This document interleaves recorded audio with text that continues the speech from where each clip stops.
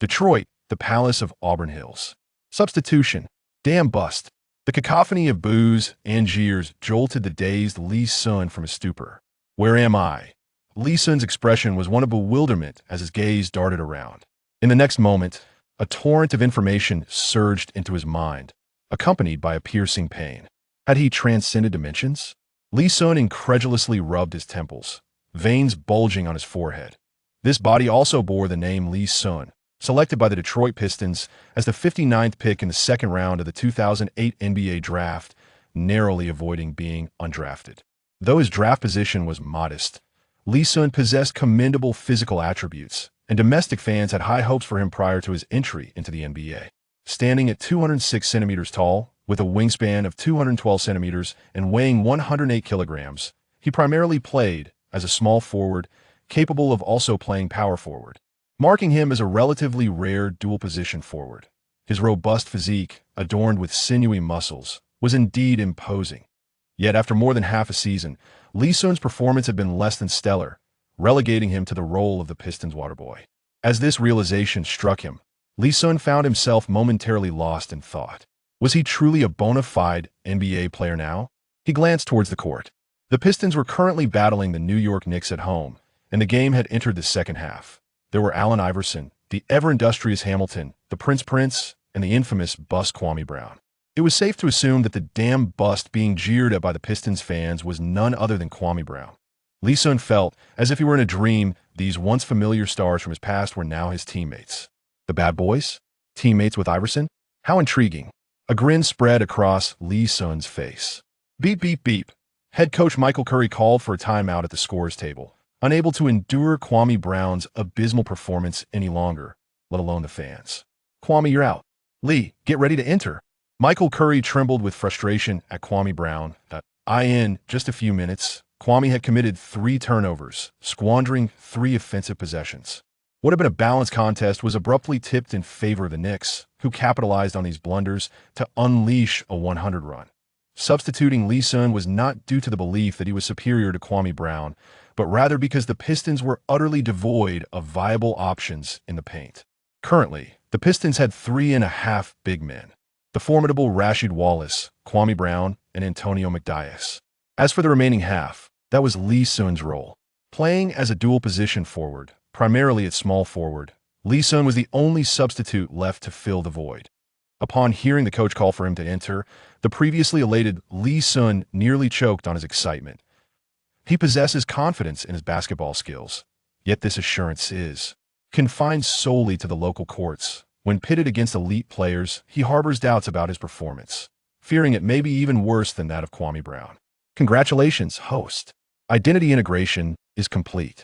Successfully bound to the basketball lottery system. You are awarded one initial lottery opportunity. Task assigned. Completing this task will grant you an additional lottery chance. Task objective. Assist the Detroit Pistons in securing victory in tonight's home game. 1 lottery opportunity remains. Would you like to proceed with the draw now? The mechanical, synthesized voice resonated in Li Xun's mind, illuminating his eyes with excitement. Not only had he traversed into another realm, but he also possessed the benefits of a system. Draw without hesitation. Li Xun prepared to take the court, fervently hoping that this lottery system would bestow upon him a fortuitous surprise. The lottery wheel is now spinning. Please hold on. The system's prompt echoed, and a colossal circular wheel materialized in Li Xun's mind. At its center was a golden pointer, surrounded by dozens of segments, each inscribed with different rewards. B-class skill, S-class skill, advanced potion, attribute equipment, special device. The segments were densely populated with a variety of prizes. It appeared that the more coveted the reward, the narrower the segment, and, consequently, the lower the odds of winning.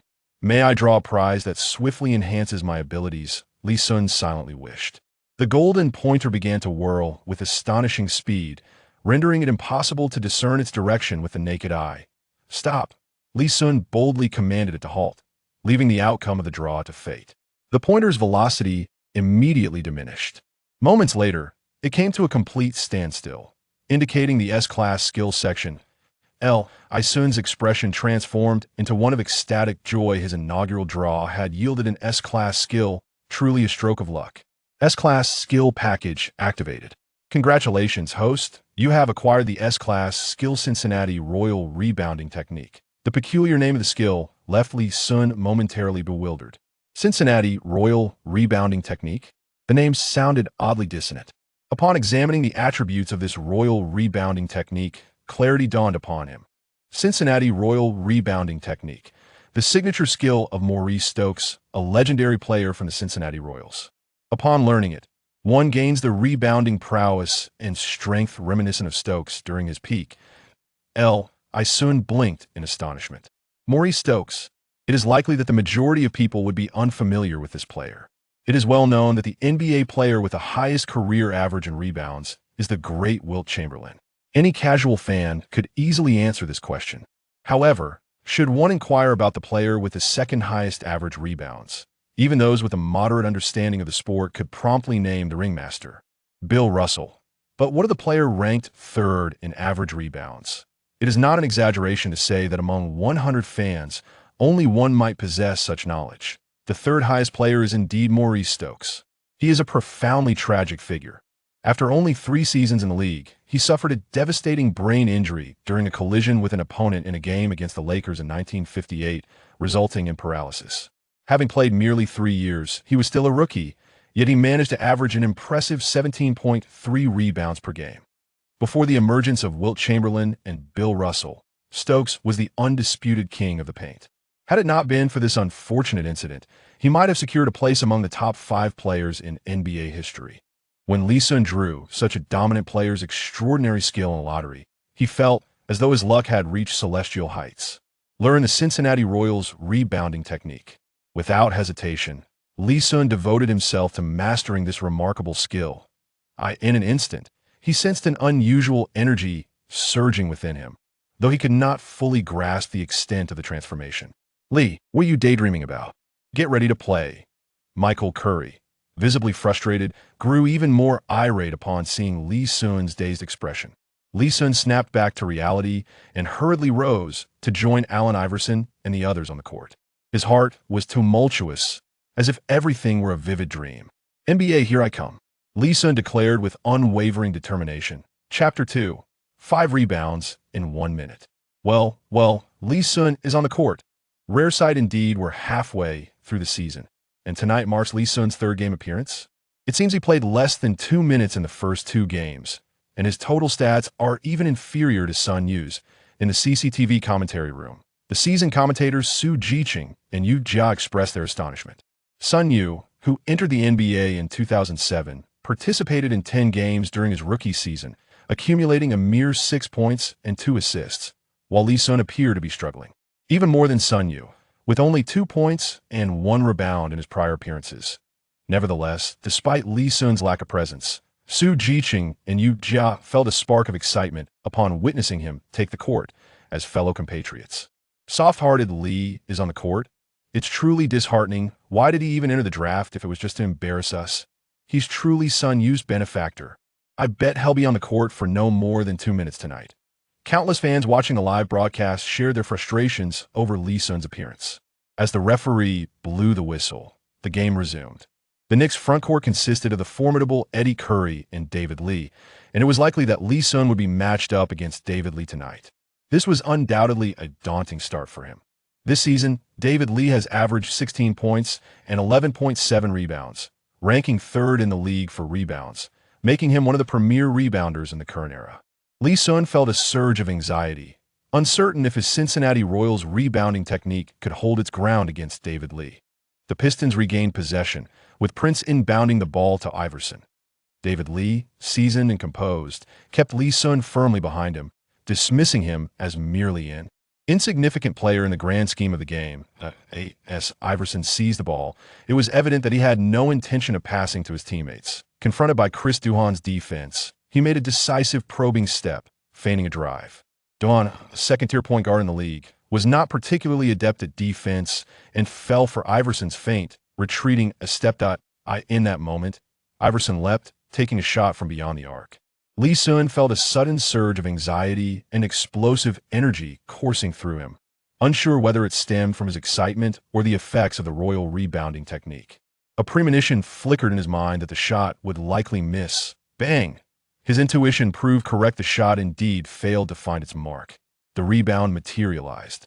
With muscles taut and bulging, Li Xun effortlessly dislodged David Li and soared with an astonishing leap, claiming the offensive rebound high above the rim. David Li was momentarily taken aback, the overwhelming force from Li Xun causing him to feel as though he were contending with the formidable Dwight Howard. After securing the rebound, Li Xun felt a stirring within him, as if an ancient, ferocious beast had awakened. The raw, dominating energy allowed him to seize the rebound with ease over David Li's head. Could this be the power of an ancient rebounding monster? Li Xun murmured to himself. Regaining his composure, he surveyed the situation on the court, refraining from taking another shot. This was no casual playground. It was the esteemed NBA, and his rudimentary offensive skills were hardly sufficient. Spotting McDyess nearby, Li Xun executed a direct pass. The second overall pick of 1995, McDyess, once an all-star caliber player, averaged a solid 20 points and 10 rebounds per game with a style reminiscent of Nowitzki, favoring mid-range shots with at least 65 of his attempts from that area.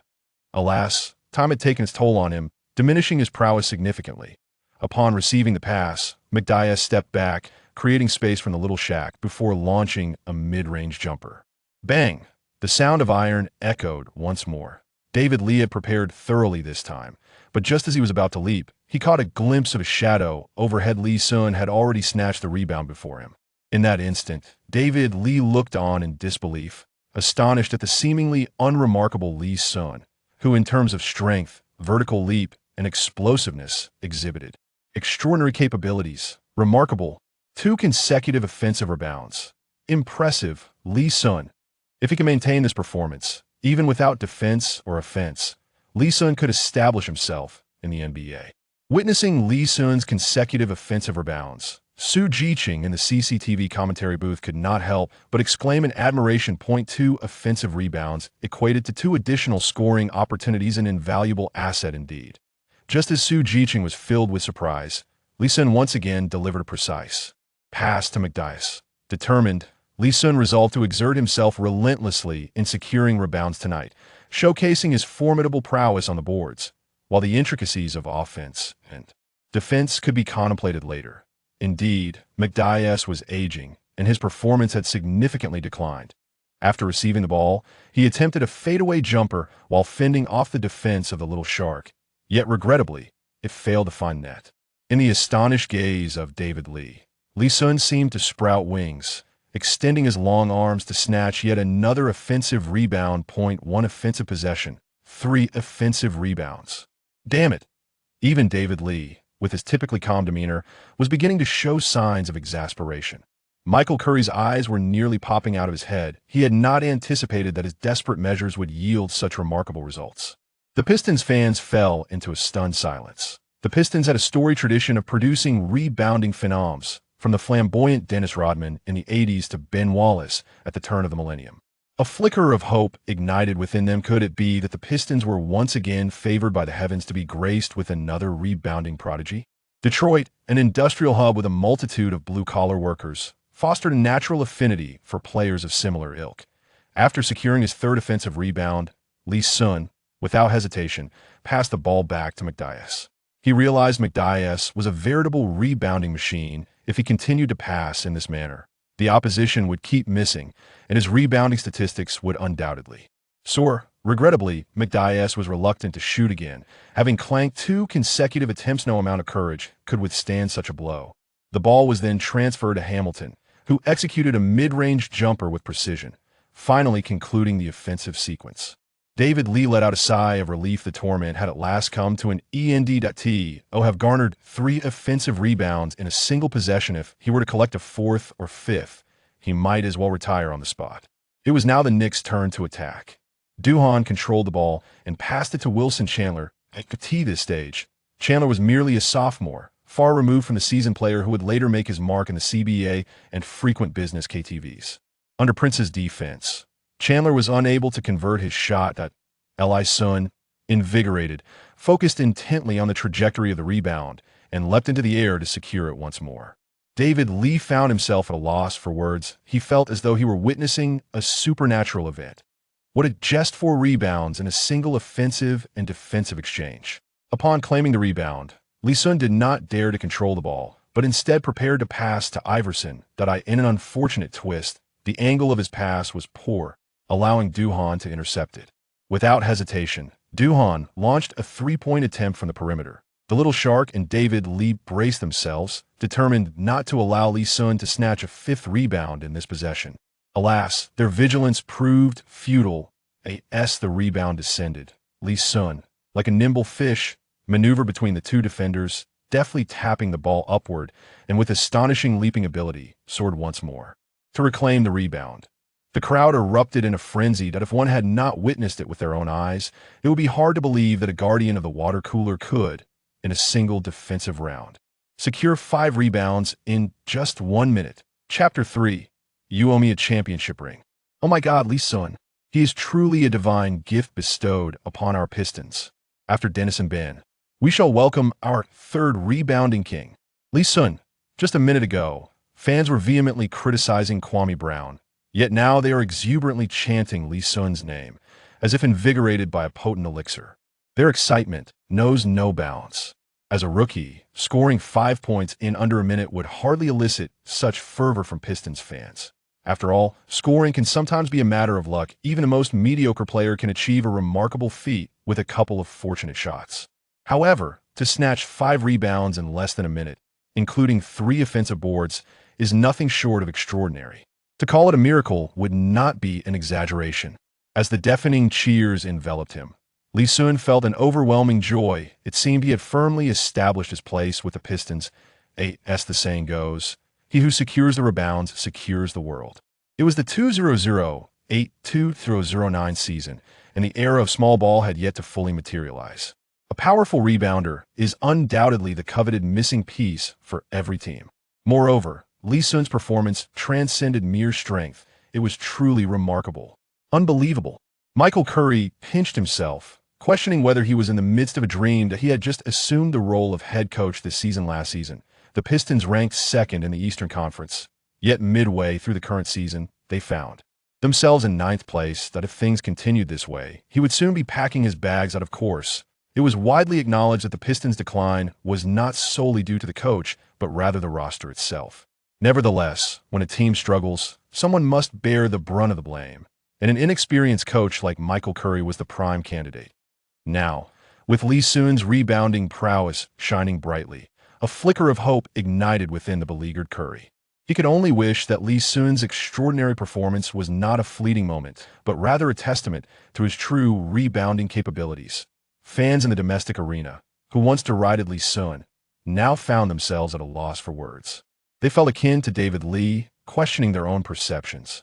Could this astonishing rebounding phenomenon, who secured 5 boards in a single play, truly be the same soft player they had previously mocked?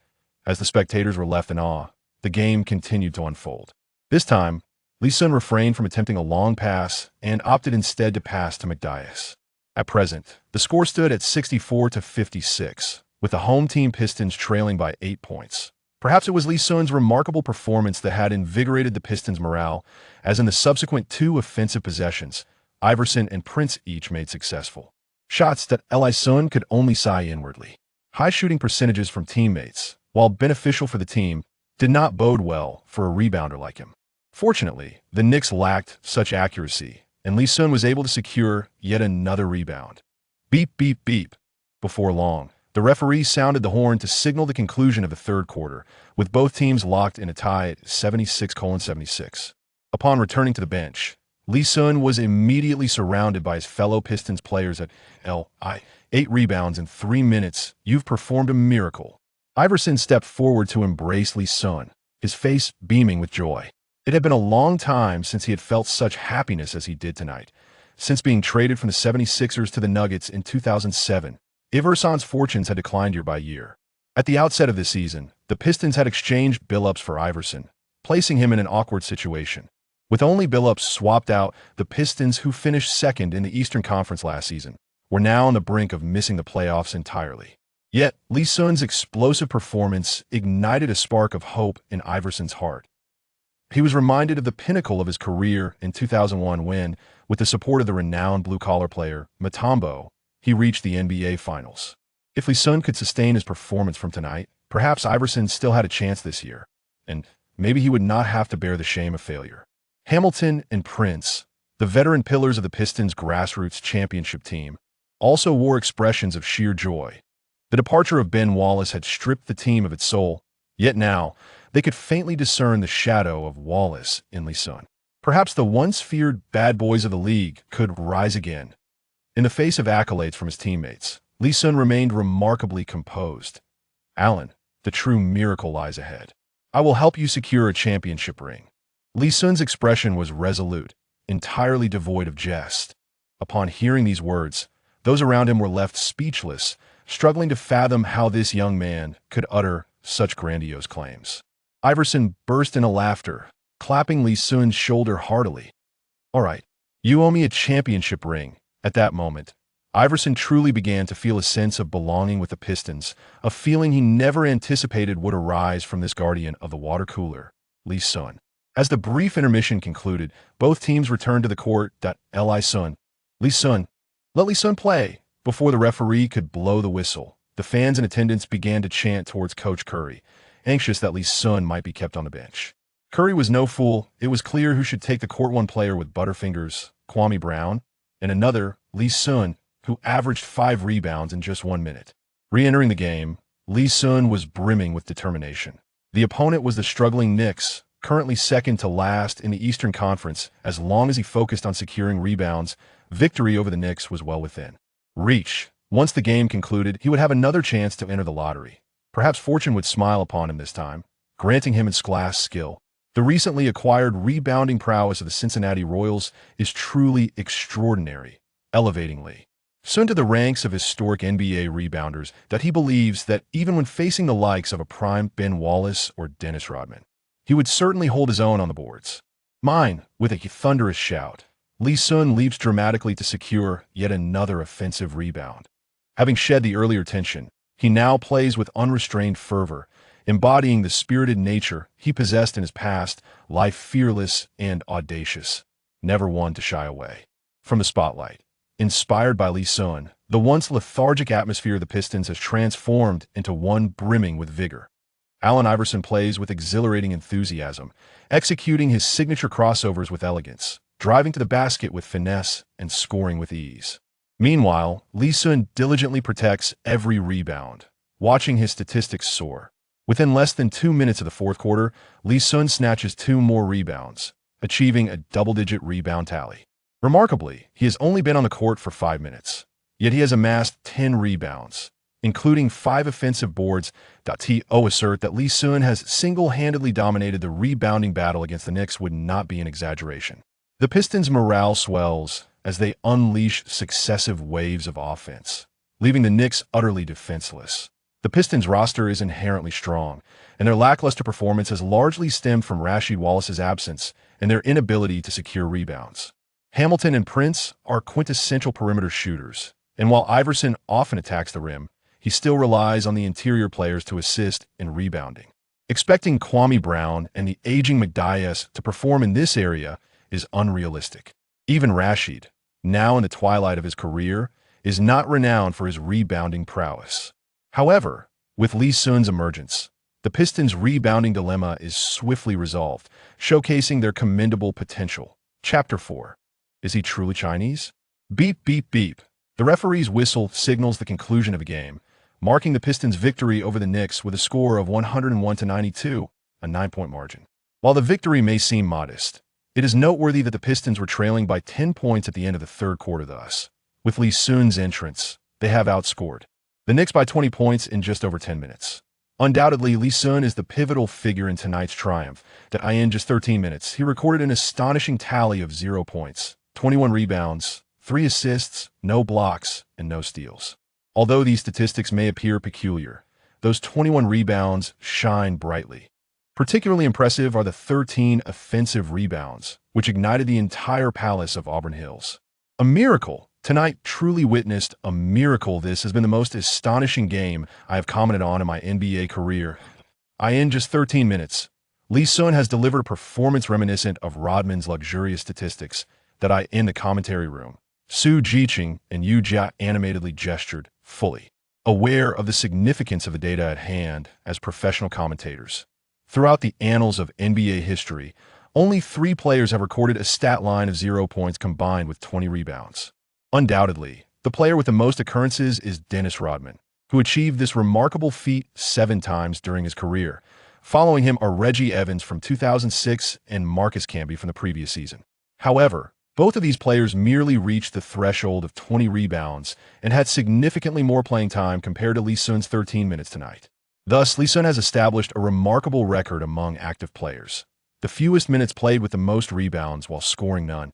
Although this record might seem somewhat unconventional, for a rookie who has only appeared in 3 games, it is indeed an impressive accomplishment. As Li Xun exited the court, he received a system notification indicating that he had completed the task of defeating the Knicks, granting him a chance to enter a lottery.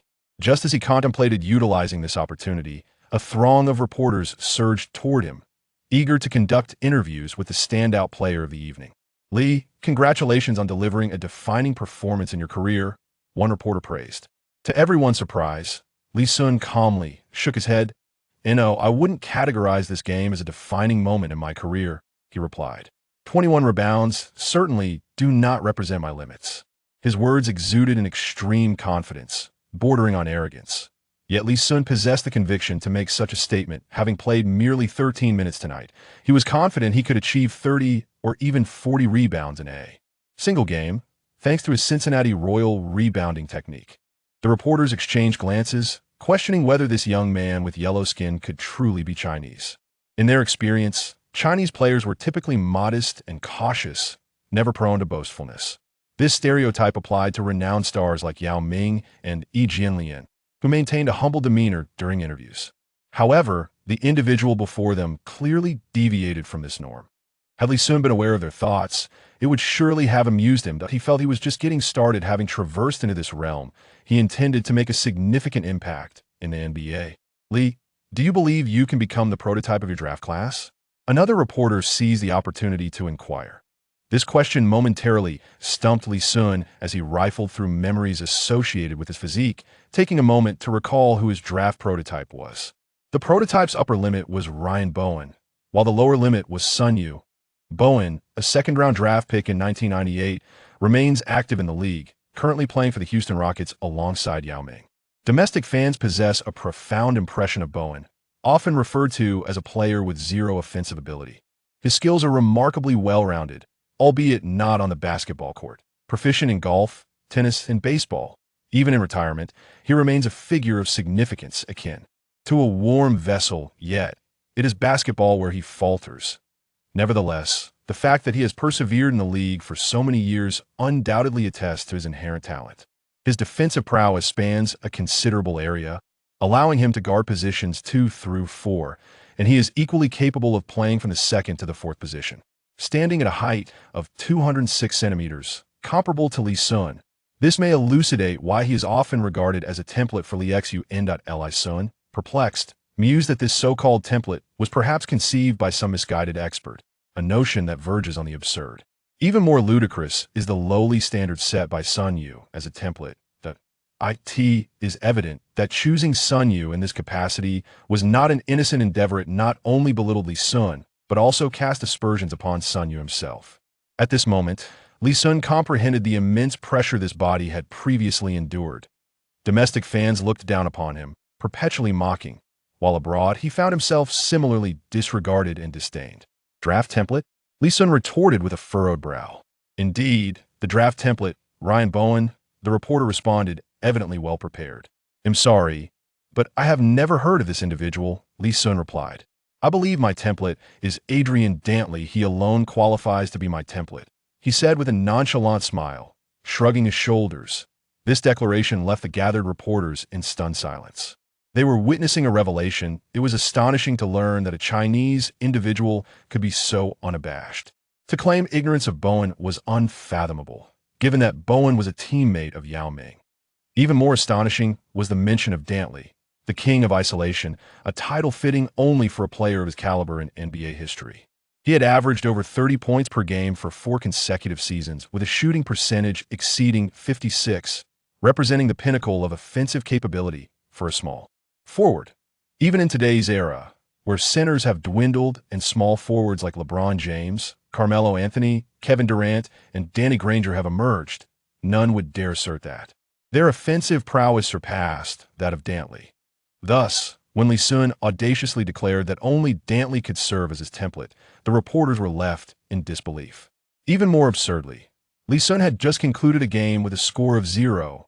A rookie, yet boldly likening himself to Dantley, reporters began to question whether Li Xun was in a state of delirium. Such confidence! I am unsure what Li Xun experienced to alter his demeanor so dramatically, but this confidence is undoubtedly a positive trait. How can a professional athlete lack confidence? Perhaps Yi Jinlian should take a leaf out of Li Xun's book. Su Jiqing and Yu Jia exclaimed, having witnessed Li Xun's post-game remarks, cheering him on enthusiastically. Chapter 5. The guaranteed three-point elixir. As the reporters remained in a state of bewilderment, Li Xun accompanied his teammates from the Pistons back to the locker room. The moment he stepped inside, he eagerly initiated the lottery.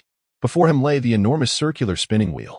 With fervent anticipation, he mentally invoked his newly acquired lottery opportunity.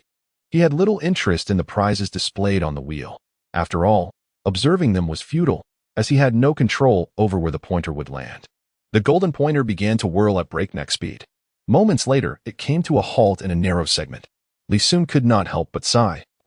The previous S-grade skill segment had been barely the width of his fingers, suggesting that this time's reward might be of lesser value. Upon closer inspection, words shimmered within the segment. High-level potion guaranteed three-point elixir. Every three-point shot, made every 12 minutes, will assuredly hit the mark. With an effect lasting for the duration of a single game, applicable only during the regular season. Upon reading the contents of the reward, Li Xun was utterly taken aback. What a monumental glitch. This potion guaranteed that any three-point shot taken every 12 minutes would be successful. With a game lasting 48 minutes, it meant that if executed correctly, Li Xun could, even with his eyes closed, sink 4 three-pointers. Furthermore, it remained uncertain whether this timing included pauses. It is crucial to note that the actual duration of a game often extends well beyond 48 minutes, including official timeouts, which could total 18. The game could easily stretch an additional 20 to 30 minutes. Thus, he could potentially attempt 2 more three-pointers. If all went well, he could score 6 three-pointers. And with a stroke of luck, even add some free throws, granting him the opportunity to achieve a remarkable 20 points. With this thought, Li Xun felt an exhilarating surge of excitement. His rebounding skills were already beyond reproach. If he could further showcase his offensive prowess, he would undoubtedly be cherished by the Pistons. Despite this enthusiasm, a flicker of concern lingered in his heart. Although his rebounding capabilities could surpass any player on the Pistons roster, he was not without his shortcomings. Foremost among these was his defensive ability. Tonight, the Knicks had suffered a loss, and coupled with Li Xun's surprising performance, the spotlight had shifted away from David Lee's impressive 27 points. The adage, "He who secures the rebounds, secures the world," holds true, yet it is equally valid to say that defense wins games. It is no exaggeration to state that the current defensive prowess of Kwame Brown could easily overshadow Li Xun's efforts. Moreover, without offensive capabilities, although his future days would certainly be more favorable, there would inevitably be moments when he would find himself back on the bench. Therefore, it was essential to not only excel in rebounding but also to exhibit abilities in other areas. Resolved, Li Xun decided to utilize this guaranteed three-point elixir in the upcoming game to make an even greater impression. "Hey, what are you thinking about?" Michael Curry inquired. Giving Li Xun's shoulder an appreciative pat, Li Xun quickly shook his head. "Coach, I was wondering if I could start in the next game." "Start? Of course. You can. As long as you can sustain tonight's performance, I assure you that you will be a starter every night henceforth." Michael Curry, without a moment's hesitation, made this promise. What a jest! It would be an extraordinary rebounding phenomenon, boasting 21 rebounds in just 13 minutes. He surely would not be relegated to guarding the water cooler. Having attained the position of head coach, his discerning eye is evident. He can easily discern the deficiencies in Li Xun's offensive and defensive capabilities. However, given the Pistons' current lack of reliable big men, these two shortcomings pale in comparison to Li Xun's astonishing rebounding prowess. I find myself gazing upward, beyond the moon. Li Xun's phone rang. "Hello, Li Xun. This is Yao Ming." As soon as the call connected, Yao Ming's deep and resonant voice filled the air. Li Xun was momentarily stunned, his heart swirling with tumultuous emotions. Yao Ming. It was indeed Yao Ming calling him. In his previous life, he could scarcely have imagined such a moment. Brother Yao, you played splendidly tonight. Keep up the great work. You should have put in more effort earlier. Had you done so, we might have secured a medal at the BJ Olympics. Yao Ming's tone was lighthearted, clearly in good spirits as he teased Li Xun. As the elder statesman of Chinese basketball, he could not resist encouraging Li Xun after witnessing his stellar performance. The mere mention of the Olympics made Li Xun's heart ache. Yao Ming was correct. Had he time-traveled a year or so earlier, he might have been able to assist the Chinese men's basketball team in clinching a medal. While the chances of gold seemed slim, with his rebounding abilities, a bronze was certainly within reach.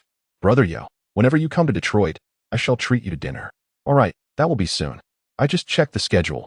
We have an away game against the Pistons in half a month. By the way, you have a game against the Nets next. Give it your all. Yao Ming's words were imbued with a mentor's affection for his protege, Michael Curry. Initially intending to take Li Xun to the post-game press conference, opted to leave with Iverson and Hamilton upon witnessing the engaging conversation between Li Xun and Yao Ming. They spoke at length before finally ending the call. The Nets? Yi Jianlian? Li Xun squinted his eyes, filled with longing. Last season, Yi Jianlian was selected by the Bucks, only to be traded to the New Jersey Nets this season. Although his playing time was limited to approximately 23 or 24 minutes, he often started as the power forward. In the upcoming matchup against the Nets, if Li Xun played as a power forward, he would find himself in direct confrontation with Yi Jianlian. After a torturous wait, 2 days finally passed. As both teams belonged to the Eastern Conference, the Pistons had already faced the Nets twice this season, but Li Xun had not participated, rendering it not quite a Chinese derby. This time, however, Li Xun had earned a spot in the starting lineup, and the derby was set to unfold. While I believe Yi Jianlian is, at best, a competent substitute, I do not think Li Xun will prove to be his match. A competent substitute? What a jest. Which team has a bench player's shooting percentage as low as 38? Yi Jianlian is still too reserved. If only he could embrace a fraction of Li Xun's exuberance, he would undoubtedly achieve remarkable success.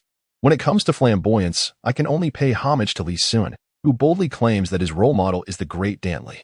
Domestic fans are filled with anticipation for this derby. The matchup between Yao Ming and Yi Jianlian holds little significance, as they do not directly compete against each other. However, tonight, both will play the power forward position, presenting a genuine head-to-head confrontation. Among the two players, who have faced considerable criticism domestically, the stronger one will soon become apparent. Prior to the game, it is likely that more people will favor Yi Jianlian.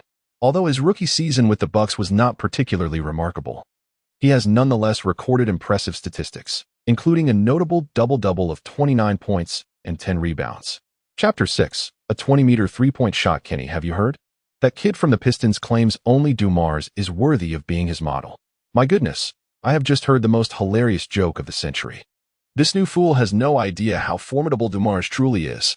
In the TNT commentary booth, commentator Charles Barkley burst into laughter, turning to his companion Kenny Smith. The words spoken by Li Xun during a recent interview have spread like wildfire throughout the basketball community, rendering him a figure of ridicule.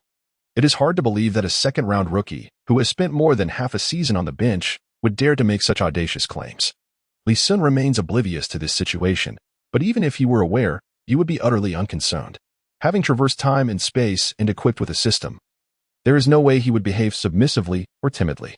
Charles, do you remember our bet regarding Yao Ming? Kenny Smith asked mischievously, a grin spreading across his face. The infamous incident involving the donkey's rear had indeed shaped Barkley's reputation as a man of his word. Of course, I remember, Barkley replied. Tonight happens to feature another Chinese player. Shall we place another wager? This time, I am certain victory will be mine. Smith, intrigued, inquired about the terms of the bet. Similar to the wager with Yao Ming, but this time it's 19 points. If this kid can score 19 points, I will kiss your backside. Barkley was brimming with confidence. He could not imagine Li Xun managing to score 19 points. Li Xun's situation is distinctly different from that of Yao Ming, as the Pistons' offensive options are plentiful. The perimeter trio of Iverson, Hamilton, and Prince would consume the majority of the Pistons' scoring opportunities. Even if a few chances slipped through, it would hardly be enough for Li Xun to accumulate a high score. Yao Ming, in contrast, was nurtured as the absolute core of the inside game. Kenny Smith found himself in a quandary. He too doubted Li Xun's ability to achieve such a score. Nevertheless, for the sake of entertainment, he resolutely agreed to the wager. As the game was about to commence, Li Xun nodded in acknowledgement to Yi Jianlian, who wore a troubled expression, forcing a smile despite his evident distress. Li Xun could not help but sigh inwardly. It seemed that Yi's experience with the nets was far from pleasant. The referee's whistle pierced the air, signaling the entrance of the starting lineups. For the Pistons, Kwame Brown, Li Xun, Prince, Hamilton, and Iverson. For the Nets, Lopez, Yi Jianlian, Bobby Simmons, Vince Carter, and Devin Harris. Perhaps considering the age of Mike Davis, the Pistons opted to start Kwame Brown. During the jump ball, Kwame showcased the physical attributes that earned him the first overall pick. With a slight bend of his knees, he effortlessly secured the jump ball, granting the Pistons the first possession. Logically, Li Xun should have raised to position himself on the court, preparing for an offensive play. However, he had other plans in mind. As Kwame leaped to retrieve the ball, it soared towards Li Xun.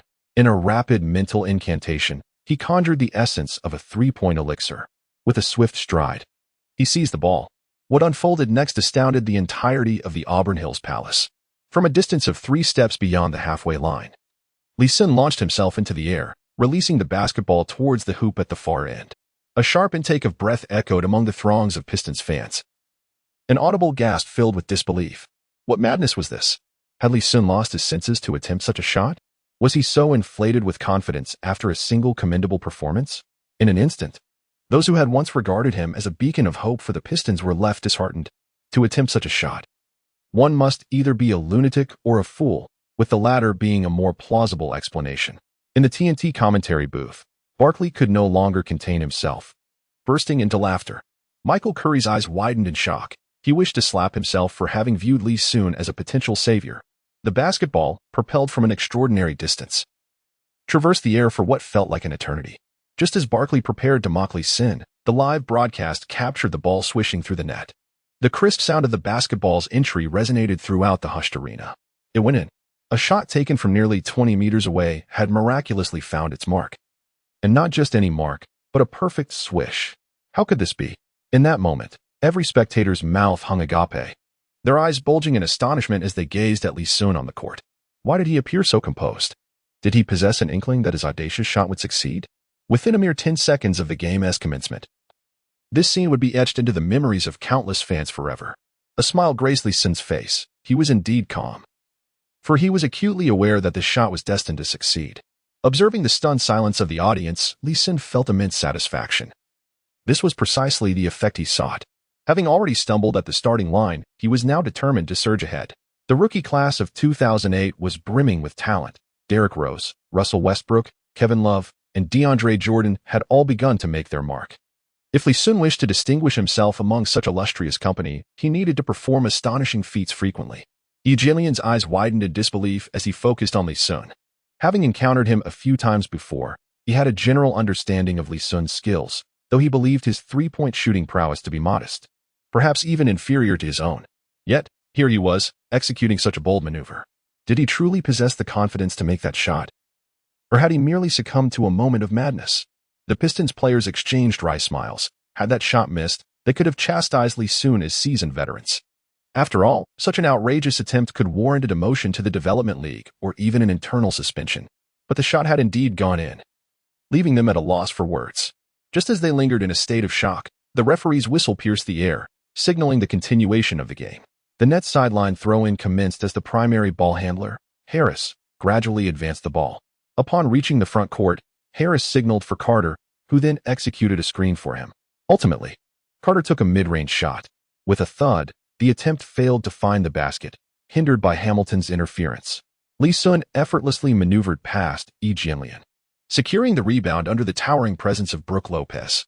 Observing Li Xun soaring through the air, Yi Jianlian experienced a tumult of emotions. Although the match had just begun, he could distinctly perceive the transformation in Li Xun. First and foremost was the undeniable aura of confidence radiating from him. To encapsulate this confidence, Yi Jianlian felt that the phrase looking down upon the world was most fitting, as if all other players were mere trinkets in Li Xun's eyes. Furthermore, there was a palpable surge in strength. As fellow Chinese athletes, they were acutely aware of each other's capabilities. The enhancement of Li Xun's prowess was something Yi Jianlian could sense profoundly. Damn it, Had he not eaten enough? Why couldn't he contain him? Just as Yi Jianlian became lost in thought, Lopez directed a furious shout at him. Perhaps he believed that had Yi Jianlian managed to obstruct Li Xun, he himself could have seized the rebound. Yi Jianlian's face flushed with embarrassment as he cast an awkward glance at Li Xun. To be reprimanded in front of acquaintances, especially by a rookie like Lopez, was undoubtedly the most humiliating experience. However, Yi Jianlian was not one to engage in bravado. He could only force a pained smile and pretend not to hear. Li Xun's expression darkened instantly. A surge of unbridled anger welled within him as he cast a cold glance at Lopez. Chinese fans criticizing Yi Jianlian stemmed from a place of high expectations. When did a second-rate player like you gain the audacity to criticize? Chapter 7. Don't spread it, just single me out. Li Xun had resolutely decided that tonight he would provide Lue PSI with an unforgettable memory. As the Pistons gained possession, Iverson advanced with the ball. Hey, Honky. I bet you won't grab 5 rebounds tonight. Li Xun positioned himself on the court, ignoring Yi Jianlian, and leaned towards Lue, whispering a taunt.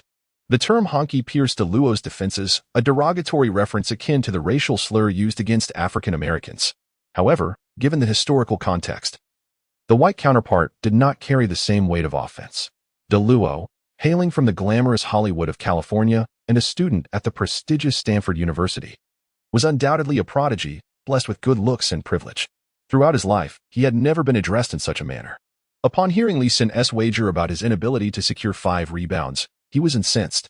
You're finished, Chinese guy. Tonight, I'll make your life a living hell. You won't score a single point. Despite his fury, Lue's trash talk lacked the venom that might be expected from someone hailing from a more disadvantaged background.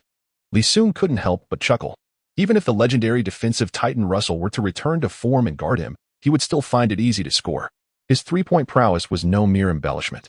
Just as the two were entangled in their verbal sparring, Pistons Prince attempted a three-pointer, which unfortunately missed, leading to a scramble for the offensive rebound. Li Xun spread his arms, blocking Lue behind him, and leaped for the ball. With a muffled thud, Lue hadn't even managed to jump when Li Xun had already secured the rebound. As he landed, Li Xun quickly passed the ball to the cutting Hamilton, who executed a mid-range shot with precision. Turning back to Lue, Li Xun shook his head with a faint smile. Infuriated, Lue's frustration grew. Rebounding was his Achilles heel. Throughout his career, he had never averaged double-digit rebounds in a season, typically managing only 6 or 7 per game. With Li Xun's formidable rebounding ability, it was clear that Lue's evening would be far from pleasant. Yi Jianlian noticed Li Xun defending him, feeling a warmth in his heart. In a foreign land, encountering a compatriot like Li Xun who stood up for him was indeed a stroke of fortune. Within less than a minute of the game, Li Xun had already recorded 3 points, 2 rebounds, and 1 assist. Compared to his bizarre statistics from the previous match, his performance tonight was evidently more normal. As the Nets embarked on their offensive possession, Li Xun chose not to engage with Lue, instead actively matching up against Yi Jianlian.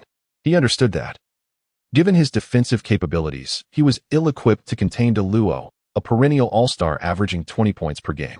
Thus, focusing on Yi Jianlian, whose offensive prowess was comparatively weaker, would not only spare Li Xun from being embarrassed, but also allow Yi Jianlian to score more freely. Harris controlled the ball and passed it to Yi Jianlian. Li Xun immediately approached. Seeing Yi Jianlian poised to make a pass, he quickly exclaimed, "Don't pass.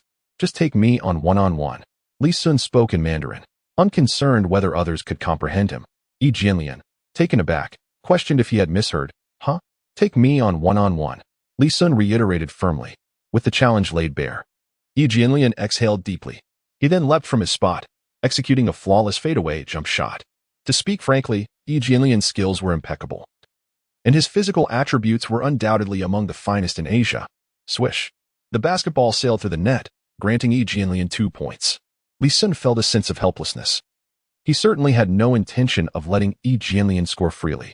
However, he found it exceedingly difficult to defend against Yi Jianlian. The disparity in height and wingspan was considerable, and even in terms of jumping ability, Li Xun could not match Yi Jianlian's leaping prowess when not contesting for rebounds. Consequently, he could do nothing but watch as Yi Jianlian scored with his mid-range shot. In the ensuing offensive possession for the Pistons, Iverson charged towards the basket and successfully scored. As the Nets took possession, Yi Jianlian had just received the ball. Initially, he considered passing it away, having already taken a shot. The Nets were quite similar to the Pistons, boasting ample options for outside shooting, with Carter and Harris being two of the league's elite perimeter players. Yet, Li Xun clung to him like a persistent specter, incessantly urging, "Take me on one-on-one." Even a clay figurine would have some fire left, let alone Li Xun, who considered himself a junior to Yi Jianlian. Consequently, Yi Jianlian decided to shoot upon receiving the ball, dismissing any further thoughts. Swish! Another long-range jumper found its mark. Whether it was due to Li Xun's inadequate defense or Yi Jianlian's exceptional touch, he had already tallied 4 points at the start. The Pistons led 7-4. Had it not been for Yi Jianlian's contributions, the Nets' opening performance would have been quite dismal. Turning back, Kwame Brown missed a bank shot. Li Xun once again snatched a rebound over Big Low, amending his stats to 3 points, 3 rebounds, and 1 assist. He then passed the ball back to Kwame, who hesitated to shoot and instead passed to Prince. Prince rose and struck, sinking a three-pointer. Beep, beep, beep. Nets head coach Lawrence Frank could no longer tolerate the situation and immediately called for a timeout. In the blink of an eye, Li Xun had claimed 2 offensive rebounds. Although the Pistons' shooting percentage was not particularly high, they had managed to secure a 6-point lead thanks to the additional shooting opportunities. "Brooke, focus. We need you to protect the boards. You are the finest inside player among the 2008 rookies, and I believe you can contain that guy." Frank began to encourage Big Low. Frank's own resume could be deemed legendary. In his youth, he had been a vendor at a 5-star basketball training camp. And through that exposure, he gradually found his path in basketball. Through sheer persistence, he had risen to become an NBA head coach. This is akin to a security guard at Tsinghua University eventually transforming into a distinguished professor, a truly miraculous metamorphosis. DeLuo, who had previously been as wilted as a frostbitten eggplant, suddenly regained his confidence after a dose of motivational encouragement. The coach's assertion rang true. He was indeed the finest center of the 2008 class and would never concede defeat to that young contender. On the Pistons bench, Michael Curry found himself engulfed in inner turmoil. Logically speaking, had Li Xun made that audacious three-pointer at the outset, the coach would have undoubtedly reprimanded him, even if the shot had gone in, given its sheer absurdity. However, Li Xun's performance over the past 2 minutes had been commendable. Michael Curry was also apprehensive that chastising Li Xun might sow discontent within him. It is crucial to note that Li Xun was drafted at the bottom of the second round, having signed a 1-year, $440,000 two-way contract with the Pistons.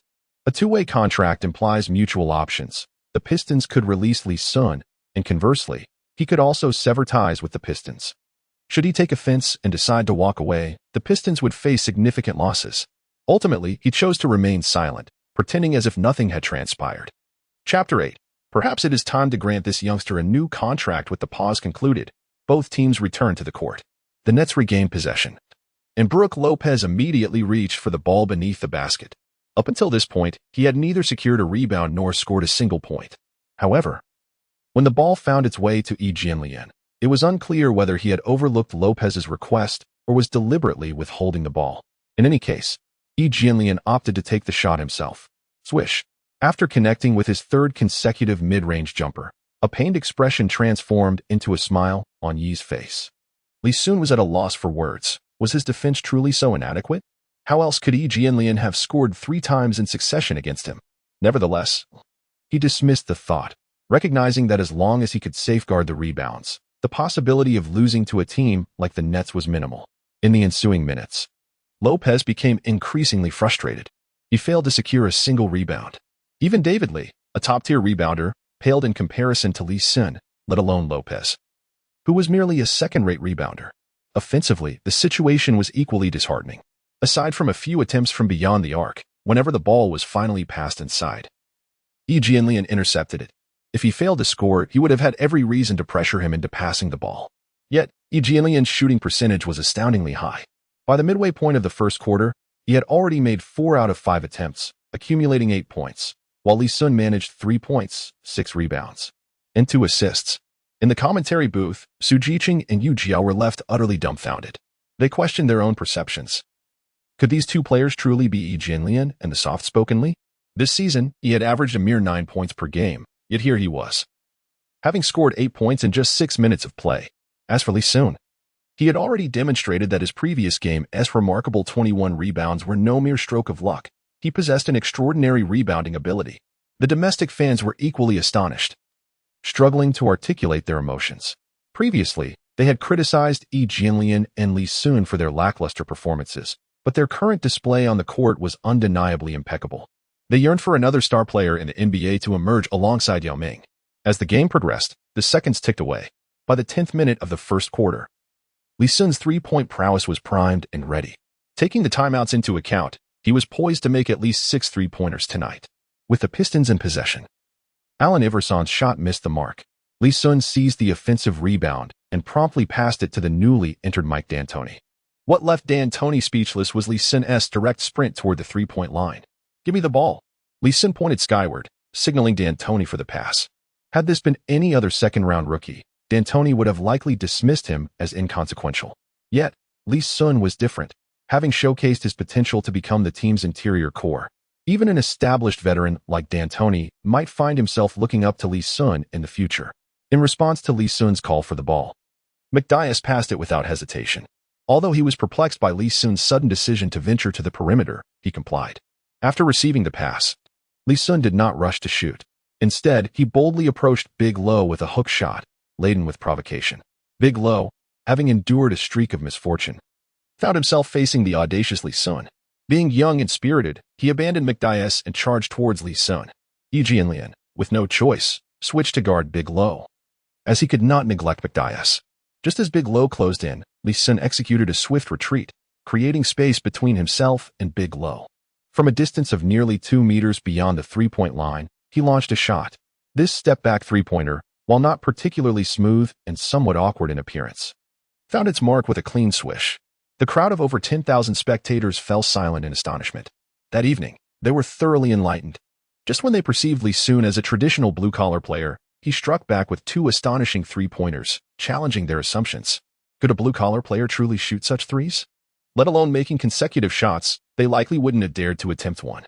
Since entering the league in '96, Big Ben had only attempted 5 three-pointers over 12 or 13 years. After the shot, Li Xun flashed a dismissive smile at Big Lo, his silence amplifying the disdain that drove Big Lo to the brink of madness. The veterans of the Pistons looked on, bemused. Compared to the newcomer Li Xun, they seemed less like Pistons players. The original bad boys of the Pistons, featuring the likes of the bad boy King Laimbeer, the chief villain Rick Mahorn, and Rodman, commanded a formidable presence merely by their stature on the court. Now, Li Xun had just begun to emerge, yet his fiery spirit echoed that of the original squad. Li Xun, Li Xun. The crowd chanted his name, having not witnessed a player so reminiscent of the Pistons in years. At that moment, Michael Curry called a timeout and substituted Li Xun out of the game. Today, he had his eyes opened, realizing that a player of such caliber had been sitting on his bench all along. If the first three-pointer was merely a stroke of luck, the second one sufficiently validated Li Xun's shooting prowess. Michael Curry began to contemplate whether to devise specific three-point offensive strategies for Li Xun. After all, such precision in shooting seemed too valuable to squander. However, upon further reflection, he recognized that the Pistons were far more deficient in rebounding than in three-point shooting. For now, it would be more prudent to allow Li Xun to focus on securing rebounds. In the blink of an eye, as the second quarter approached its midpoint, Li Xun once again executed his signature move, sinking a step-back three-pointer from beyond the arc. The Pistons were already enjoying a substantial advantage, and with this additional flourish, they extended their lead to a remarkable 17 points before the first half concluded.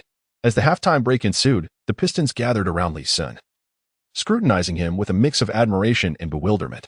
They found themselves increasingly unable to comprehend his prowess. Over the course of 18 minutes on the court, he had amassed 9 points, 17 rebounds, and 5 assists, including a flawless 3-for-3 from beyond the arc, with 8 of those rebounds being offensive. Is this truly the performance of a player on a two-way contract? "Michael, I believe we may need to offer this young man a new contract," remarked Hamilton, half-jokingly to Coach Curry. "I certainly do not wish to awaken tomorrow to news of this prodigy being poached by another team." Upon hearing this, Michael Curry shot a resentful glance at Hamilton, mentally chastising him for his loose tongue. Was he not inadvertently reminding Li Xun to demand a lucrative contract from the team? Nonetheless, Hamilton's assertion held merit, as Li Xun indeed possessed the right to terminate his contract after tonight's game. Given his performances in these past 2 outings, it was clear that no matter which team he joined, his annual salary would not fall below the mid-level exception. To put it into perspective, last season, Kwame Brown commanded an impressive annual salary of $9 million. Judging by their recent performances, There appeared to be a gap of 2 or 3 Kwame Browns between him and Li Xun. Thus, Hamilton was correct. They might genuinely need to contemplate a new contract for Li Xun. Chapter 9. Li Xun, strike him.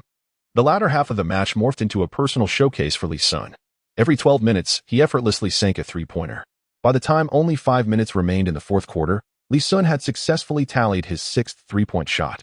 With an impressive record of 18 points, 30 rebounds, and 8 assists, his performance was nothing short of extraordinary. In the TNT commentary booth, Barkley's expression turned a shade of green, for he was merely 1 point shy of the 19 points he had wagered with Smith. What a jest! This young man had consecutively landed 6 three-pointers? How could the Pistons management be so foolish as to keep such a talented rookie on the bench? Barkley refrained from mentioning the earlier bet and began to lament the decisions of the Pistons management. Upon hearing Barkley's remarks, Kenny Smith nodded in agreement. It was implausible for a player to experience such a meteoric rise in skill within a mere 2 or 3 days. This implied that they believed Li Xun possessed such talent all along. The Pistons management allowing a player of this caliber to merely guard the water cooler was utterly incomprehensible. Charles, you are just 1 point away. It seems you are destined to lose again this time, he quipped, though Barkley knew he was likely to be defeated. On the court, the point difference had already widened to a staggering 25 points. Li Xun glanced at the clock. Soon, the game would inevitably descend into garbage time. Once that occurred, he would certainly be unable to remain on the court. This rare opportunity to score 20 points, fueled by his impeccable three-point shooting, would be a regrettable waste. Who knows when he would have the chance to reach that score again before drawing offensive skills. With these thoughts in mind, Li Xun charged beyond the three-point line once more, this time intending to test his luck against Big Lo. Receiving a pass from his teammate, Li Xun awaited Big Lo's defensive approach.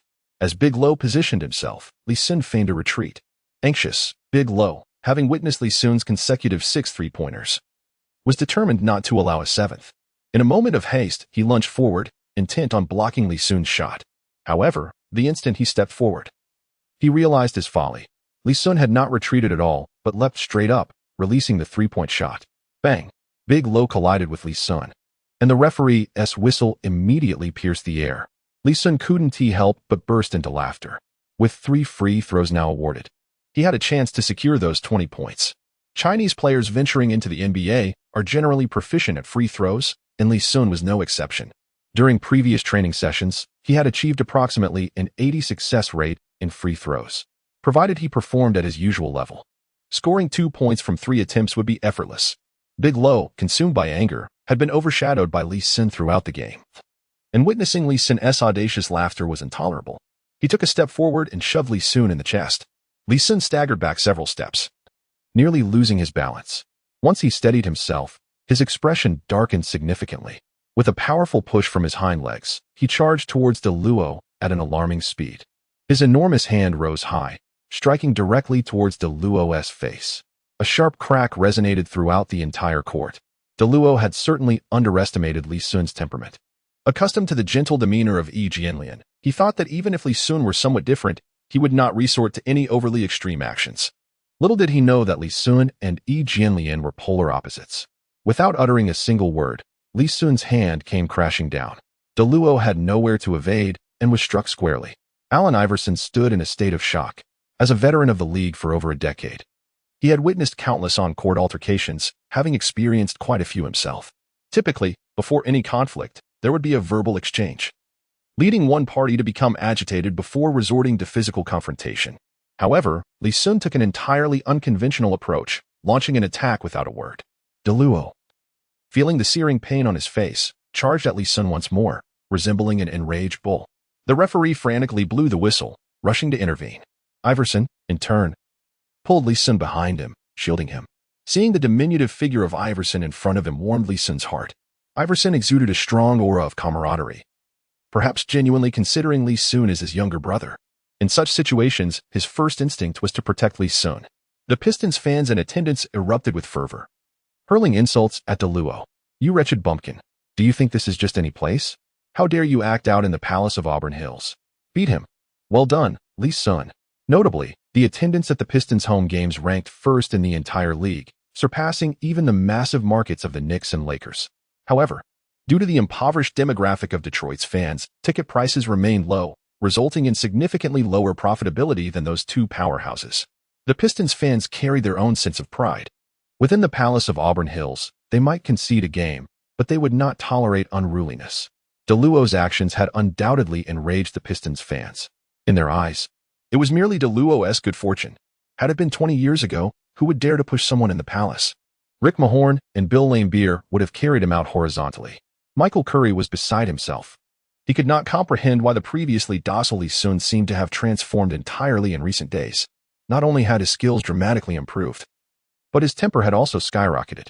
At this critical juncture, as the Pistons aimed for a playoff berth, Li Xun's slap would undoubtedly lead to a suspension, jeopardizing his career. The referee's cheeks bulged as he blew his whistle with fervor. Due to DeLuo's relentless behavior, even the net star, Carter, felt compelled to stand up for his teammate. If things escalated, the scene could easily evolve into another incident reminiscent of the Palace of Auburn Hills. Lian was utterly bewildered. He was utterly intimidated by Li Xun. In his recollections, Li Xun possessed a tranquil demeanor, even exuding a hint of shyness. How had he transformed into someone so unruly? Simultaneously, a flicker of guilt stirred within him. From the onset of the match, Li Xun had sought to assert himself, deliberately taunting DeLuo. Had it not been for Li Xun's provocation, DeLuo would not have been ridiculed and consequently would not have lost his composure, thereby averting the current predicament. Beep. The referee's whistle pierced the air once more, this time directed at Li Xun, signaling his expulsion from the game. Thus, Li Xun's second match, which he had traversed into, came to an abrupt conclusion. He remained largely indifferent. After all, his statistics for the evening were sufficient to justify his participation. Although it was somewhat regrettable that he had failed to score 20 points, ample opportunities lay ahead. As long as he could acquire an offensive skill, achieving 20 points in a match would not be a formidable challenge. Amidst the fervent cheers of the crowd, Li Xun walked back to the locker room with his head held high. Chapter 10. The olive branch of the misguided rocket. Upon returning to the locker room, Li Xun paid little mind to the events that had just unfolded on the court. The most significant consequence would likely be a 2-game suspension. For those high-salaried players, such a penalty would entail considerable financial loss. However, for a player like Li Xun, who was on a $440,000 two-way contract, a single-game suspension would only cost him $5,000, and 2 games would total merely $10,000. The potential loss of $18,000 was far from a concern for him. He was well aware that he would soon secure a substantial contract, starting at a minimum of $10 million. Fortunately, he had signed a 2-way contract with the Pistons. Had it been a guaranteed contract, especially one lasting over 2 years, the financial repercussions would have been dire. Lost in thought, a familiar ringtone resonated from his locker. Upon retrieving his phone, he noticed it was a call from Yao Ming. "Hello, Yao Gu," Li Xun greeted, assuming Yao had just witnessed the live broadcast of the game. "You reckless boy, playing basketball in a foreign land. Some matters are better left unchallenged. Isn't there an old saying? Leave some room for others, so you may meet again in the future. And another saying goes, strike not the face. But you have thoroughly offended him. If he finds an opportunity for revenge, you will regret it." Yao Ming launched into a string of admonishments as soon as the call connected. His intentions were not malicious. He simply wished to steer Li Xun away from a misguided path. Li Xun could only chuckle, for his views on such matters diverged entirely from those of Yao Ming and Lian. Expecting Li Xun to adopt a ninja-like restraint was utterly unrealistic. At times, Li Xun pondered whether Yao Ming's career might have reached greater heights had he approached the game with a more aggressive demeanor. While Yao clung to the adage of leaving room for others, he overlooked another. The kind-hearted are often taken advantage of. Rest assured, Yao Gu, I can take care of myself. If I have offended someone, so be it, as long as I am strong enough. Will an elephant truly concern itself with the vengeance of an ant? Li Xun replied with unwavering confidence. On the other end of the line, Yao Ming could only respond with a mix of amusement and exasperation. Had Li Xun not been speaking in Mandarin, he might have questioned whether Li Xun was truly his compatriot. Seeing that Li Xun remained unfazed by the situation, Yao Ming decided to cease his attempts at persuasion. "By the way, Li Xun, our team's general manager just called. He asked me to reach out to you to inquire if you have any interest in joining the Rockets. Keep this under wraps. It could be considered illegal recruitment," Yao Ming cautioned in a hushed tone. Li Xun was taken aback. Was it possible that a team was already eyeing him? It made sense, considering that in his first game, he had played 13 minutes and secured 21 rebounds. In the second game, he had logged 32 minutes, scoring 18 points, with 30 rebounds and 8 assists, a near triple-double, even without considering his remarkable three-point shooting. His rebounding prowess alone was enough to make him a coveted asset for various teams. The most crucial factor, however, was that Li Xun was exceedingly affordable. Most championship-contending teams in the league were constrained by salary cap issues, making it improbable for them to accommodate a contract worth $10 million or more. If it were possible to secure Li Xun with a mid-level contract, it would undoubtedly be the final piece in the championship puzzle. The Rockets are currently contemplating this strategy, hoping to leverage Yao Ming's influence over Chinese players to entice Li Xun to Houston. However, Li Xun finds himself in a dilemma. He is certainly not inclined to join the Rockets. Only a fool would desire to play for such a frugal team, even without inquiring about the contract's value. Li Xun is acutely aware that it would be far from generous.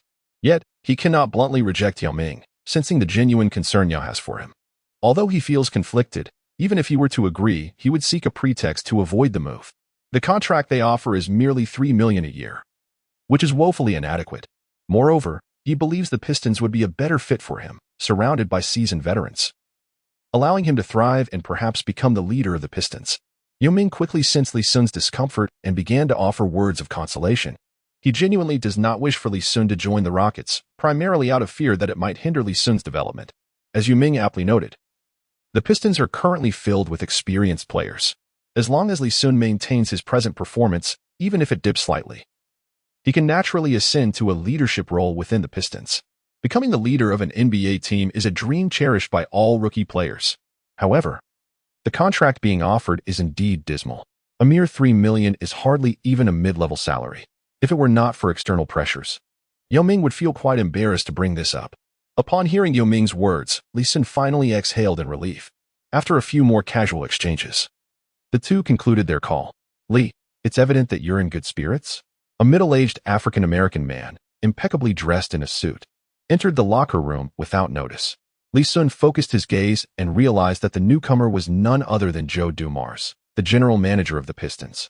As a member of the original Bad Boys, Dumars stood out as a remarkable anomaly.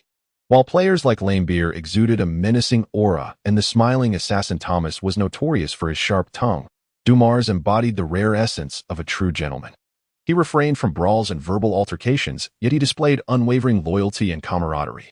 During the feud between Jordan and Thomas, which escalated to the point where Jordan threatened to withdraw from the Dream Team if Thomas was included, Dumars, already selected, selflessly relinquished his spot to support his longtime teammate.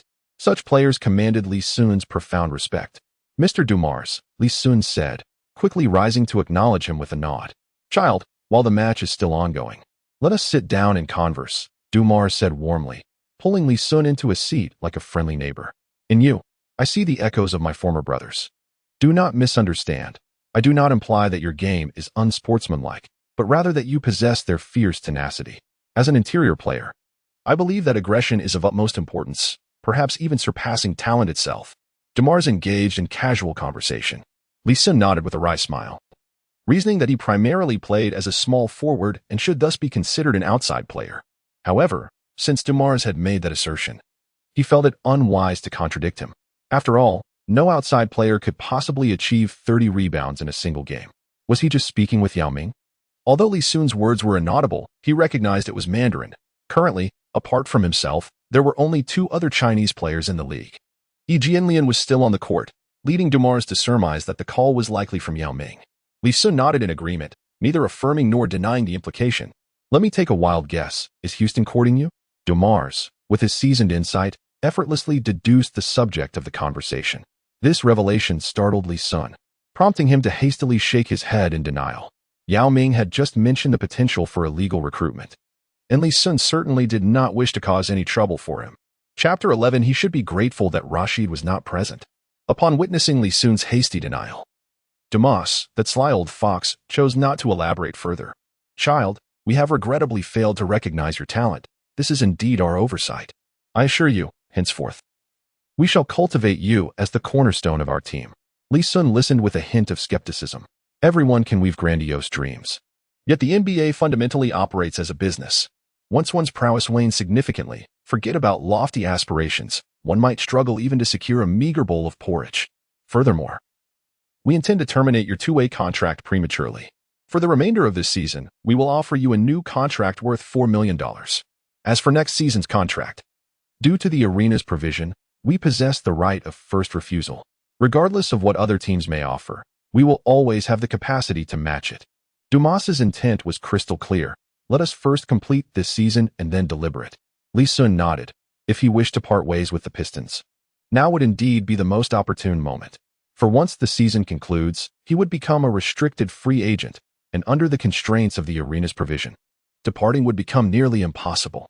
However, Li Xun harbored no intentions of leaving the Pistons. This team suited him well, rather than risking a move to another team. It was wiser to remain. Besides, the financial rewards would hardly differ from those of other teams. Regarding the $4 million contract offered by the Pistons, it was indeed somewhat modest. Li Xun understood the challenges Dumas faced. This year, the Pistons' total payroll had already surpassed $70 million, while the salary cap stood at merely $58 million. Finding an additional $4 million in cap space must have been a considerable headache for Dumas. Very well, no problem. Li Xun was not one to dither. He readily accepted Dumas's proposal. A weight lifted from Dumas's heart, allowing him to exhale with relief. Since assuming the role of general manager of the Pistons in 2000, the results of his tenure had been evident. Unfortunately, this year, the team's performance paled in comparison to previous seasons. Although Michael Curry would ultimately bear the brunt, Dumas, a Pistons legend, felt the sting of disappointment. Now, Li Xun was the savior of the entire Pistons franchise. Retaining him would ensure, if nothing else, their playoff aspirations remained intact this year. Buzz. A thunderous roar erupted from outside the locker room as the game concluded. At that moment, a series of system notifications echoed in Li Xun's mind. Congratulations, host. For completing a C-level achievement, you recorded 30 points and 15 rebounds in a single game, earning one C-level lottery chance. Congratulations, host, for completing a B-level achievement. You secured 30 rebounds in a single game, earning one B-level lottery chance. Would you like to draw now? Li Xun could not help but take a sharp breath. Remarkably, he had obtained 2 lottery chances from a single game. He had initially believed that such opportunities arose solely from tasks assigned by the system. To his astonishment, achieving impressive statistics also granted him the same chance. What surprised him further was the revelation that the lottery chances were categorized by level. The Cincinnati Royal rebound skill I acquired previously could be deemed an S-tier reward. The 2 lottery chances I received this time are unlikely to yield such extraordinary abilities. Just as Li Xun was preparing to participate in the lottery, the Pistons players rushed back to the locker room following the conclusion of the game. Li, quickly tidy up. You'll accompany me to the post-match press conference shortly, Coach Curry exclaimed with palpable excitement, having just celebrated a resounding victory, with the home team triumphing over the Nets by a staggering 30 points. Without a doubt, Li Xun was a key contributor to this match. His remarkable 6 three-pointers were merely the icing on the cake, while his 30 rebounds were akin to a timely blessing. Given the Pistons' current capabilities, without Li Xun's rebounding prowess, it was uncertain who would emerge victorious in a contest against the Nets. The rosters of the two teams bore striking similarities, with Rasheed Wallace included. The Pistons might have had a slight edge. However, with Rasheed injured, the Nets could now hold a slight advantage. Li Xun had no choice but to abandon the idea of the lottery, take a shower, change his clothes, and follow his coach to the press conference. Upon arriving at the venue, Li Xun boldly seated himself next to Allen Iverson. Li, a reporter will inquire about the on-court altercation shortly. Maintain a courteous demeanor and offer an apology to the opponent, Coach Michael Curry advised him before the press conference commenced. Li Xun furrowed his brow and replied, Coach, I cannot comply. He initiated the confrontation. Why should I apologize? The question left Curry momentarily at a loss for words, while Iverson and Hamilton exchanged amused glances, reminiscent of their own youthful defiance. Hamilton, in his role among the Grassroots Five, bore a resemblance to Joe Dumars of the original Bad Boys. As for Iverson, he was undeniably a fierce rebel in his younger days. Mr. Li Xun, congratulations on delivering an outstanding performance. Could you enlighten us on the events that transpired on the court and what prompted you to take action against Brooke? A journalist stood up to pose a question. Li Xun was taken aback when the inquiry was directed squarely at him from the outset. Just as he reached for the microphone to respond, Iverson snatched it away. The situation on the court was unmistakable. The young Nets player, fraught with frustration from the loss, initiated a confrontation with Li Xun, who merely retaliated in defense. He ought to consider himself fortunate not to have encountered my younger self. With a smirk of bravado, Iverson remarked nonchalantly. Hamilton waited for Iverson to finish before taking the microphone and asserting that young man should be grateful that Rashid is not present. Otherwise, he would find it far less easy to leave today. When did it become acceptable for players from other teams to push around our Pistons? Hamilton serves as the captain of this team, naturally feeling compelled to stand up for his teammates. The reporters present could not help but smile wryly. Hamilton's words held undeniable truth, and it was fortunate that Rashid was absent. Otherwise, the situation could have spiraled out of control. The wrath of Rashid, known for his explosive temper, could lead to unimaginable consequences if provoked. What many are unaware of is that Rashid is the only player in the NBA who dares to confront referees in the parking lot after games. This individual is bold enough to challenge even the officials, let alone a rookie like Lauri Markkanen. Following the departures of Ben Wallace and Chauncey Billups from the grit and grind era, although the captaincy fell to Rip Hamilton, the true spiritual emblem of the Pistons remains Rashid. His profound sense of belonging to the Pistons is unparalleled. Should he witness a newcomer being pushed around or bullied, it would be entirely understandable for him to react with intensity. Michael Curry, sensing the tension, breaks into a cold sweat, relieved that he does not wish to witness a repetition of the infamous Palace Brawl. Meanwhile, Li Xun's mind is consumed with thoughts of the lottery, showing little interest in cozying up to the reporters. With 2 chances in the lottery, one B-level and one C-level, Li Xun does not ask for much. He would be perfectly content to obtain even a C-level offensive skill. Chapter 12. C-level skill. JaVale McGee's block. During the press conference, Li Xun scarcely uttered a word. His veteran teammates, Iverson and Hamilton, perhaps believing that Li Xun's youth might lead to inadvertent faux pas, took it upon themselves to address the more challenging inquiries posed by the journalists. Once the conference concluded, he bid farewell to his comrades and strolled homeward. Typically, if a core player lacks local property, the team will assist in securing rental accommodations. However, as a second-round two-way rookie, Li Xun certainly did not enjoy such privileges. Currently, he resided in a modest 20-square-meter apartment, leading a rather frugal existence. Upon arriving home, Li Xun reclined on his bed. It's time for the draw. As soon as the words left his lips, a colossal prize wheel materialized before him. The C-level lottery commenced. Li Xun fixed his gaze upon the wheel, which displayed C-level skill, C-level potion, C-level attribute equipment. Perhaps due to their low tier, the C-level draw comprised merely these 3 types of prizes. The golden pointer began to whirl. Stop, commanded Li Xun, and the pointer gradually decelerated, eventually halting at the C-level skill segment. A 1/3 chance had favored him, and he exhaled in relief. He surmised that potions were likely single-use items, providing fleeting pleasure. As for attribute equipment, he speculated that C-level offerings were unlikely to be of great value. Clearly, acquiring a skill would be the more advantageous option. At present, he could aptly be described as nearly devoid of merit. As long as the skill drawn was not related to rebounding, it would undoubtedly prove useful. Congratulations, host. You have drawn the C-level skill, JaVale McGee's block. JaVale McGee's block. Upon learning, you will gain the blocking prowess of peak JaVale McGee, while simultaneously there exists a certain probability of your basketball IQ being reduced to McGee's level. Li Xun nearly choked in disbelief.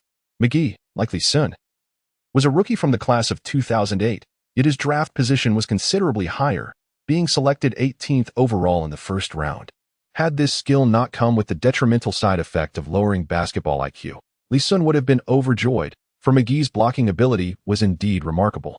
Among nearly 500 rookies who entered the league in the 21st century over the past 8 years, only 3 have managed to achieve a triple-double in points, rebounds, and blocks in a single game.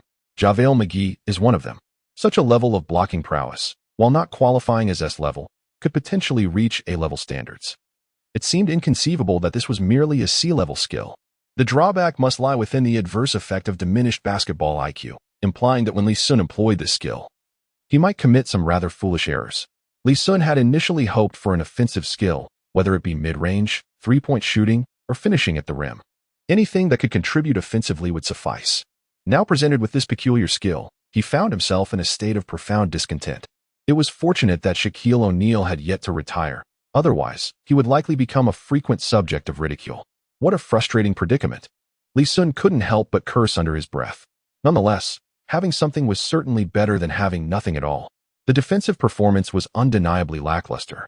as Yi Jianlian managed to score an impressive 28 points against me tonight. If faced with those elite power forwards, I fear I would be utterly overwhelmed. At least I have acquired some defensive skills now. As for any potential side effects, I shall address them when they truly manifest.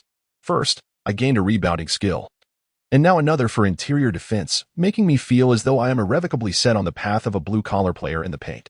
Fortunately, I have a B-grade lottery ticket. Should I draw a B-grade offensive skill, it would surely be more desirable than a C-grade one. Moments later, the grand spinning wheel reappeared. This time, every prize on the wheel was B-grade, with the addition of a special device compared to the previous C-grade options. As the pointer whirled, disappointment once again surfaced on my face. Instead of a skill, I had drawn a special device, an attribute viewer, perhaps due to my low level. This viewer seemed to be a half-finished product, capable only of displaying my own attributes. This significantly diminished its value. As a professional player, I am well aware of my capabilities. There is little need for such scrutiny. Nonetheless, since I have obtained the device, I am curious to ascertain the true nature of my physical attributes. Name: Li Xun. Height: 206 centimeters. Wingspan: 212 centimeters. Weight: 108 kilograms. Strength: 67. Speed: 65. Vertical leap: 61. Mid-range shooting: 71. Three-point shooting: 66. Driving: 51. Free throws: 80. Low post offense: 43. Playmaking: 61. Rebounding: 55. Interior defense: 36. Perimeter defense: 59. Stealing: 55. Blocking: 57. Basketball IQ: 95. Skills acquired: Cincinnati Royal Rebounding Technique. McGee Block. Cincinnati Royal Rebounding Technique. When vying for rebounds, rebounding attributes are boosted to 95, while strength, speed, and vertical leap are enhanced to 92. Drawing upon the rebounding expertise of Maurice Stokes. McGee Block. When executing a block, blocking attributes are elevated to 92, vertical leap to 92.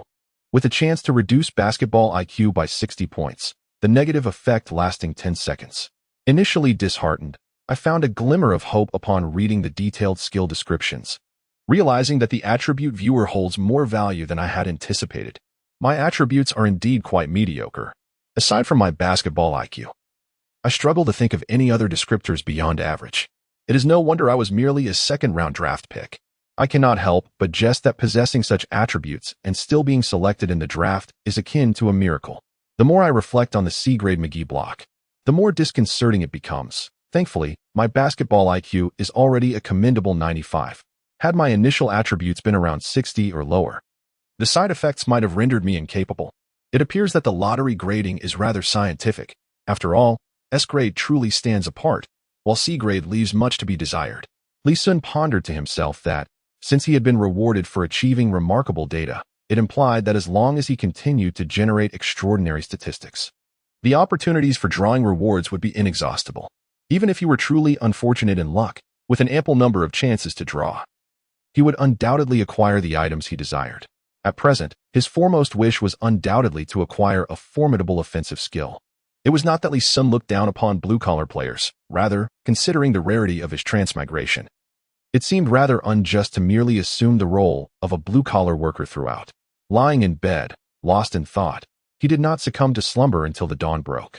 The Pistons were about to embark on an 8-day road trip, during which they would face 4 away games.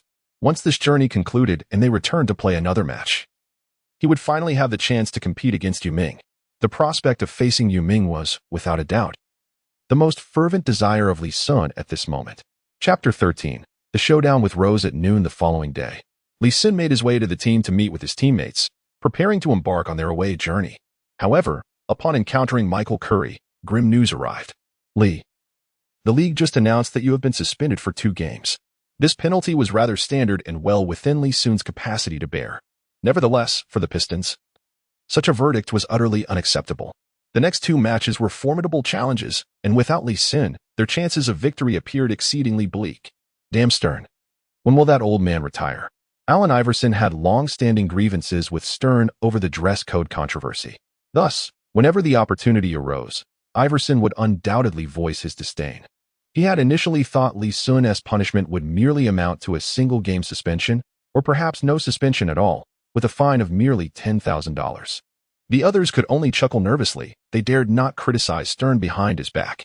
If word of such remarks reached his ears, his notoriously vengeful nature would surely seek retribution. 2 games it is. So should I travel with you all now, or remain in Detroit? Li Xun was genuinely looking forward to the upcoming matches. One was against the Phoenix Suns, while the other pitted them against the San Antonio Spurs. Currently, Shaquille O'Neal was playing for the Suns, and as a blue-collar center reluctant to embrace that role, Li Xun felt compelled to measure himself against O'Neal. Presently, O'Neal's availability was dwindling, making this encounter all the more significant. Beyond O'Neal, Li Xun was also eager to witness the talents of the Windy City's Nash. As for the Spurs, he longed to engage with the trio known as GDP, particularly the ever-steadfast Duncan. Unfortunately, these aspirations were now mere fantasies. As anticipated by all, the Pistons' prowess diminished drastically in Li Xun's absence. In the initial 2 matches where he played, the Pistons had averaged a 12-rebound advantage over their opponents, the Knicks and the Nets. However, in the subsequent 2 games without him, they were thoroughly outmatched on the boards by the Suns and Spurs. The Pistons' seasoned veterans already struggled with shooting accuracy. Compounded by their inability to secure rebounds, their defeat was hardly surprising. Particularly against the Spurs, Duncan amassed an impressive 26 points, 21 rebounds, 5 assists, and 6 blocks, effectively rendering Kwame Brown and McDyess powerless.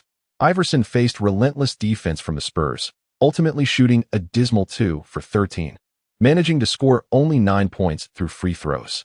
The Iverson of today was a far cry from the airborne marvel he once was. In the end, the Pistons suffered a crushing 26-point defeat at the Spurs' home court, managing a mere 65 points throughout the game. Li Xun watched the live broadcast of the match in his hotel room, his heart heavy with concern. Fortunately for the Pistons, they found themselves in the Eastern Conference. Were they to compete in the West, it was likely they would rank among the bottom 3 teams. The disparity between the East and West had become starkly evident. Although the top 3 teams in each conference had comparable records, the gap between the subsequent teams was nothing short of outrageous. The Suns, ranked 9th in the Western Conference, would find themselves positioned 5th in the Eastern Conference, trailing the 4th-ranked Hawks by merely a single victory. After suffering 2 consecutive defeats, both marked by a significant margin, the Pistons increasingly recognized the pivotal role of Li Xun. The team rallied, invigorated by his return, and with Rashid's impending comeback, brighter days lie ahead. What did 2 losses signify? This season, our aspirations extend beyond merely reaching the playoffs. We are determined to vie for the championship. Observing the downcast Pistons, Coach Curry began to dispense motivational platitudes. Unfortunately, his audience comprised seasoned veterans, well acquainted with the harsh realities of the league, rendering his simplistic encouragement ineffective. Even Li Xun regarded these words with skepticism. With the current roster, the notion of clinching the championship seemed nothing short of a pipe dream.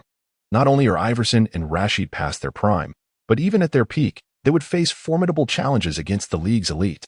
As dusk fell, the group arrived in Chicago, preparing for an away game against the Bulls.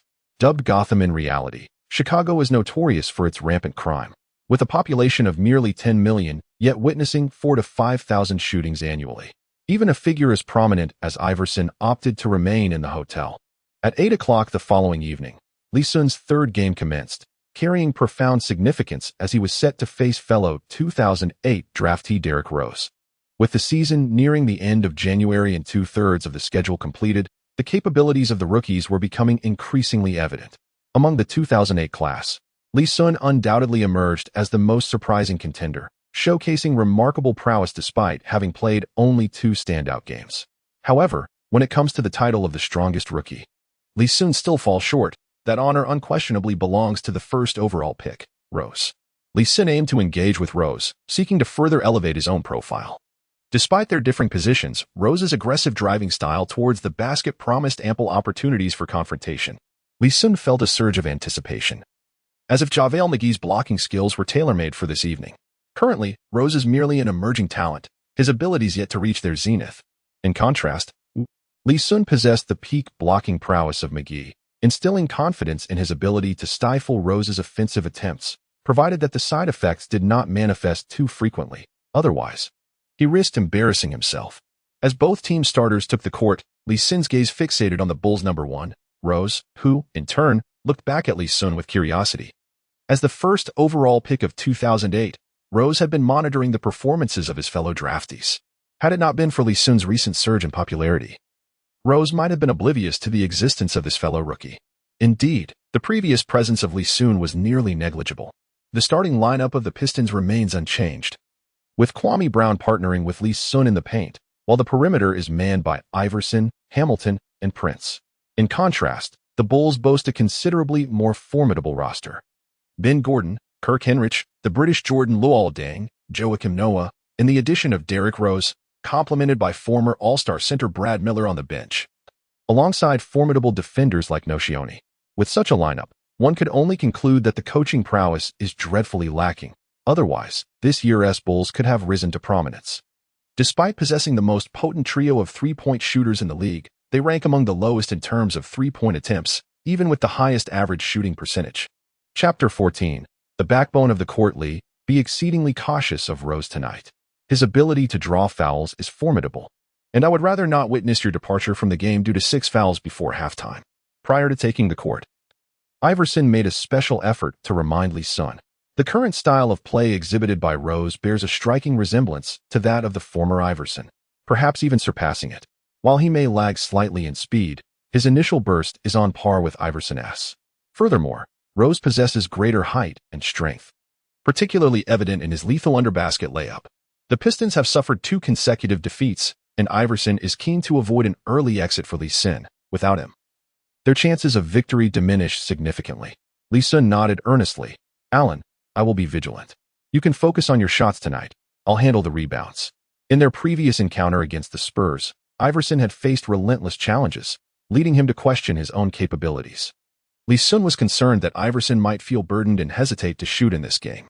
Among the entire Pistons roster, Li Xun held a particular admiration for Iverson, not only due to his unwavering loyalty but also because of Iverson's low shooting percentage. The lower the shooting percentage, the more rebounds Li Xun would secure, making it difficult for him not to appreciate Iverson. As the jump ball commenced, Kwame Brown once again secured the tip-off. To Li Xun's astonishment, his counterpart Luol-Deng, upon witnessing their team lose the jump ball, did not rush back on defense but instead approached Li Xun directly. What was this? Li Xun pondered if Deng was concerned about him launching a three-pointer at the outset. In their last encounter against the Nets, Li Xun had attempted a three-pointer immediately following the jump ball. Perhaps Deng was wary of a repeat performance and decided to closely mark Li Xun. Known as Deng Ingqiao, Luol-Deng stands at 206 centimeters, sharing many similarities with Li Xun. Both primarily play the small forward position while also being capable of stepping into the power forward role. However, no one would believe that Li Xun still primarily played small forward. Li Xun chose to disregard Deng and charged towards the basket at the front court.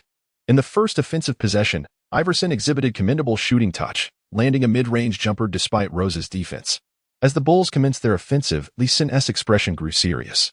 Rose had begun to handle the ball beyond the three-point line, and his demeanor suggested an aggressive drive towards the basket was imminent. Iverson stepped forward, but with age catching up to him, he was unable to keep pace with Rose. Watching helplessly as Rose surged toward the hoop, Li Xun immediately abandoned Deng and sprinted towards Rose's trajectory, eager to test the efficacy of his blocking technique, Big McGee. Although merely a sea-level skill, disregarding its unfortunate side effects, this ability proved quite powerful, enhancing Li Xun's blocking prowess to a remarkable 92 points, placing him among the elite interior defenders in the league. As Rose crossed the free throw line, he began his leap. In that moment, Li Xun also ascended in midair. Rose's body contorted at an unusual angle as he extended his arms, seemingly poised for a layup. However, Li Xun possessed an extraordinary understanding of Rose, and he was undoubtedly prepared to execute a pull-up. After leaping, Li Xun refrained from recklessly extending his hand. At the precise moment when Rose's body descended, he employed his signature pull-up layup. Seizing the opportunity, Li Xun directed his large hand towards the basketball with force. Bang! With a sharp sound, Rose's attempt was emphatically swatted out of bounds by Li Xun. Upon landing, an unmistakable smile illuminated Li Xun's face. He had actually blocked Rose. An experience akin to a dream. In retrospect, it was quite reasonable. Rose was merely a rookie, while Li Xun boasted the blocking prowess reminiscent of peak JaVale McGee. Coupled with Rose's slight underestimation of Li Xun, the block was hardly surprising. Well done. Truly impressive, Li Xun. The Pistons players erupted in applause. Having delivered a resounding rejection to the Bulls' core player right at the outset, thereby gaining a psychological edge in the match, Rose furrowed his brow as he regarded Li Xun. Sensing that something was amiss, He was the top pick of the 2008 draft class, while Li Xun was the second to last. To say they existed on different planes would be an understatement. Yet, after merely one exchange, Li Xun had emphatically served him a rejection, compelling Rose to recognize that Li Xun was far from ordinary. The ball had been knocked out of bounds, yet possession remained with the Bulls. This time, Hinrich's three-point attempt from the perimeter failed to connect, while Li Xun secured the defensive rebound, out-muscling Joakim Noah. The battle between the two teams intensified. As the game progressed, Rose grew increasingly apprehensive. Li Xun's rebounding capability was astonishingly formidable. His counterpart, Deng, had negligible rebounding prowess, as he was not an interior player. However, Noah's rebounding skills were formidable. Although only a sophomore, the Bulls had elevated him to the status of their unequivocal core in the paint. He did not disappoint, demonstrating exceptional prowess in both rebounding and defense, undoubtedly one of the finest young big men in the league. In this era of dwindling centers, Noah was undoubtedly among the top 5. Yet, before Li Xun, this top-tier big man seemed almost insubstantial. Whether it was offensive or defensive rebounds, Noah found himself unable to secure a single one as long as he was not positioned too far from the basket. Within a matter of minutes, Li Xun had already amassed 5 rebounds, while Noah remained scoreless in that department. Clap. Another sharp sound echoed as Noah attempted to overpower Kwame Brown beneath the basket, only to have Li Xun take advantage, adding another block to his tally. The first quarter continued for 10 minutes before Li Xun was substituted. In that span, Li Xun had recorded 8 rebounds, 3 blocks, and 2 assists, yet his scoring remained at 0. It was curious whether this was merely a stroke of bad luck. This marked Li Xun's 3rd game, yet he had not taken a single free throw. In the previous match against the Nets, he had finally been on the verge of earning a free throw when he was ejected. In this game, after 10 minutes, Li Xun had yet to receive a single whistle. The situation arose primarily because Li Xun exhibited a remarkable disinclination to hold onto the ball. Upon seizing a rebound, he would swiftly pass it out. The opponent scarcely had the opportunity to commit a foul. After merely a few minutes of respite on the sidelines, the dynamics of the game deteriorated significantly. At the moment Li Xun exited the court, his team held a 7-point lead, yet just 2 minutes into the second quarter, the Bulls astonishingly equalized the score. In a moment of exasperation, Michael Curry had no choice but to reinstate Li Xun onto the court. Upon his return, it was as if the veteran Pistons players had found their anchor. In Li Xun's absence, they often felt a lack of confidence in their shooting. Now that he was back, even if their shots failed to find the mark, they could rely on Li Xun to secure the rebounds. As the first half concluded, the Pistons led by 3 points with a score of 49-46, and Li Xun had already amassed impressive statistics: 15 rebounds, 4 blocks, and 5 assists. Chapter 15. I aspire to achieve double-digit blocks, the god of rebounds. I must extend my apologies to Li Xun. I am the true softie here. I proclaim Li Xun to be the premier rebounder in the league who agrees and who disagrees. Witnessing Li Xun's remarkable feat of securing 15 rebounds in the first half has left Chinese fans exhilarated, as if they have been invigorated by a surge of adrenaline. A single game can be attributed to luck. 2 games may be deemed a coincidence. Yet, now in the 3rd game, Li Xun remains exceptionally formidable, which undoubtedly attests to his unparalleled rebounding prowess. With 15 rebounds already amassed by halftime, it seems likely that Li Xun will achieve at least 25 rebounds by the end of the night. Upon returning to the locker room, Li Xun is certainly not content with this alone. He has now grasped the nuances of the system. To earn opportunities for rewards, he must strive to generate substantial statistics. This evening, he has already recorded 15 rebounds, 4 blocks, and 5 assists. With a stroke of luck, he may even secure a triple-double. Furthermore, it would be a historic triple-double comprising rebounds, blocks, and assists. Should he accomplish this feat, the rewards from the system would be exceedingly generous. The challenge lies in how to accumulate the remaining 6 blocks. Having already secured double-digit rebounds, achieving double-digit assists is neither excessively difficult nor entirely easy. If the receiver shoots immediately after receiving the pass, without any dribbling or fakes, Li Xun will earn an assist. Hamilton's signature skill is his off-ball movement. He catches and shoots in one fluid motion. Prince is similarly adept in this regard, excelling at off-ball play. Thus, as long as Li Xun intentionally passes to these 2 in the second half, acquiring 5 assists should not prove too arduous. After a moment of contemplation, Li Xun took a seat beside Iverson. Allen, is there a way to provoke Rose? Li Xun has clearly set his sights on Rose. Iverson looked at Li Xun, puzzled by his intent. I wish to achieve double-digit blocks. We need Rose to penetrate the paint more. Li Xun, being straightforward, did not conceal his thoughts. Iverson was taken aback. What kind of creature is this young man? This is only his few games in, and he is already fixated on attaining double-digit blocks. Many elite big men might never achieve this in their entire careers. Yao Ming has been in the league for several years. Yet his single-game block record stands at just 8. Indeed, I have not misjudged you. Leave this to me. Provoking a Rookie of the Year is undoubtedly the simplest task. Iverson readily accepted the challenge. As the second half commenced, Iverson immediately directed trash talk at Rose. In my rookie season, I averaged 23. 5 points and 5 assists. What about you? I cannot fathom why they would compare you to me. Is it merely because you are also a point guard? Rookie, do not pass the ball. Come at me one-on-one. The young man, brimming with pride, especially someone as gifted as Rose, was bound to respond. Upon hearing Iverson's words, a surge of anger ignited within him. Although he encountered similar trash talk nearly every night, the significance altered entirely when it came from Iverson. He despised comparisons to Iverson. Rose was Rose, unequivocally not a mere imitation of the latter. Without uttering an extraneous word, Rose extended his hands, signaling his teammates for the ball. Once in possession, he executed a lightning-quick hesitation dribble, leveraging his speed and strength to push past Iverson, charging towards the basket. Currently, Rose possessed scant three-point shooting ability during his rookie season. His average three-point shooting percentage fell short of 25. His shooting prowess could only be deemed average, with his true strength lying in aggressive drives to the hoop. Reminiscent of a young LeBron James entering the league, Li Xun, stationed under the basket, prepared himself as he keenly observed every movement of Rose. The moment Rose initiated his jump, Li Xun sprang into action, employing a well-practiced technique to counter the layup.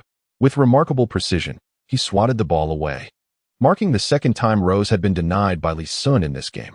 The combination of Iverson's taunts and Li Xun's 2 blocks thoroughly incited Rose's fury. Elite athletes often possess an obsessive nature. The more one stumbles, the more determined they become to rise again.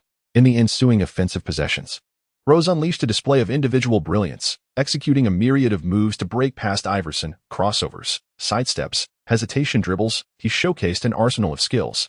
Upon reaching the basket, he relentlessly challenged Li Xun with various layup attempts. Li Xun found himself beleaguered, suffering under the relentless onslaught. The repercussions of JaVale McGee's blocks weighed heavily upon him. First, he leapt late in defense against Rose, inadvertently granting the Bulls an interference score.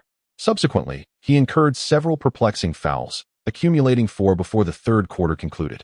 However, Li Xun's efforts were not without reward. He had secured 3 blocks in this third quarter, inching closer to a double-digit tally. My goodness. Have these two rookies ignited a fierce rivalry? This undoubtedly represents the most intense rookie competition of the 2008 draft class. Among this year's newcomers, Rose and Li Xun are my foremost picks. In the TNT commentary booth, Barkley extolled their prowess with effusive praise. Previously, he had wagered with Kenny Smith, who lost as Li Xun managed only 18 points, resulting in Barkley's victory. Kenny Smith endured a painful defeat, presenting Barkley with several bottles of exquisite red wine. Now, Barkley had transformed into a fervent admirer of Li Xun, his accolades tonight having rendered Smith's ears calloused. Charles, has your audacity reached new heights? Just days ago, your assessment of Li Xun was far less flattering. Smith rolled his eyes dramatically. Let bygones be bygones. I am now Li Xun's most ardent supporter. In him, I see a reflection of my younger self. I now find myself contemplating the prospect of applying for the position of trainer with the Pistons. Eager to impart my offensive techniques to Li Xun, Barkley remarked with a blend of jest and sincerity. Kenny Smith was left speechless, increasingly convinced that his partner possessed an unparalleled audacity. Just days ago, he had openly dismissed Li Xun, and now he was an ardent admirer. The thickness of this man's skin could undoubtedly rival the flabbiness of his rear. The fourth quarter of the game had commenced. Rose was becoming increasingly infuriated. In the exchanges of offense and defense with Li Xun, he had, in truth, not suffered any disadvantage. An unfortunate own goal, complemented by 4 successful free throws, along with a score from open play, had marked his performance. However, a series of blocked shots had left him feeling humiliated. The more he played, the angrier he became, and the more he sought to reclaim his pride at Li Xun's expense. He had even forgotten the trash talk that Iverson had just uttered, his sole focus now being to outshine Li Xun. Bang! Another resounding thud echoed.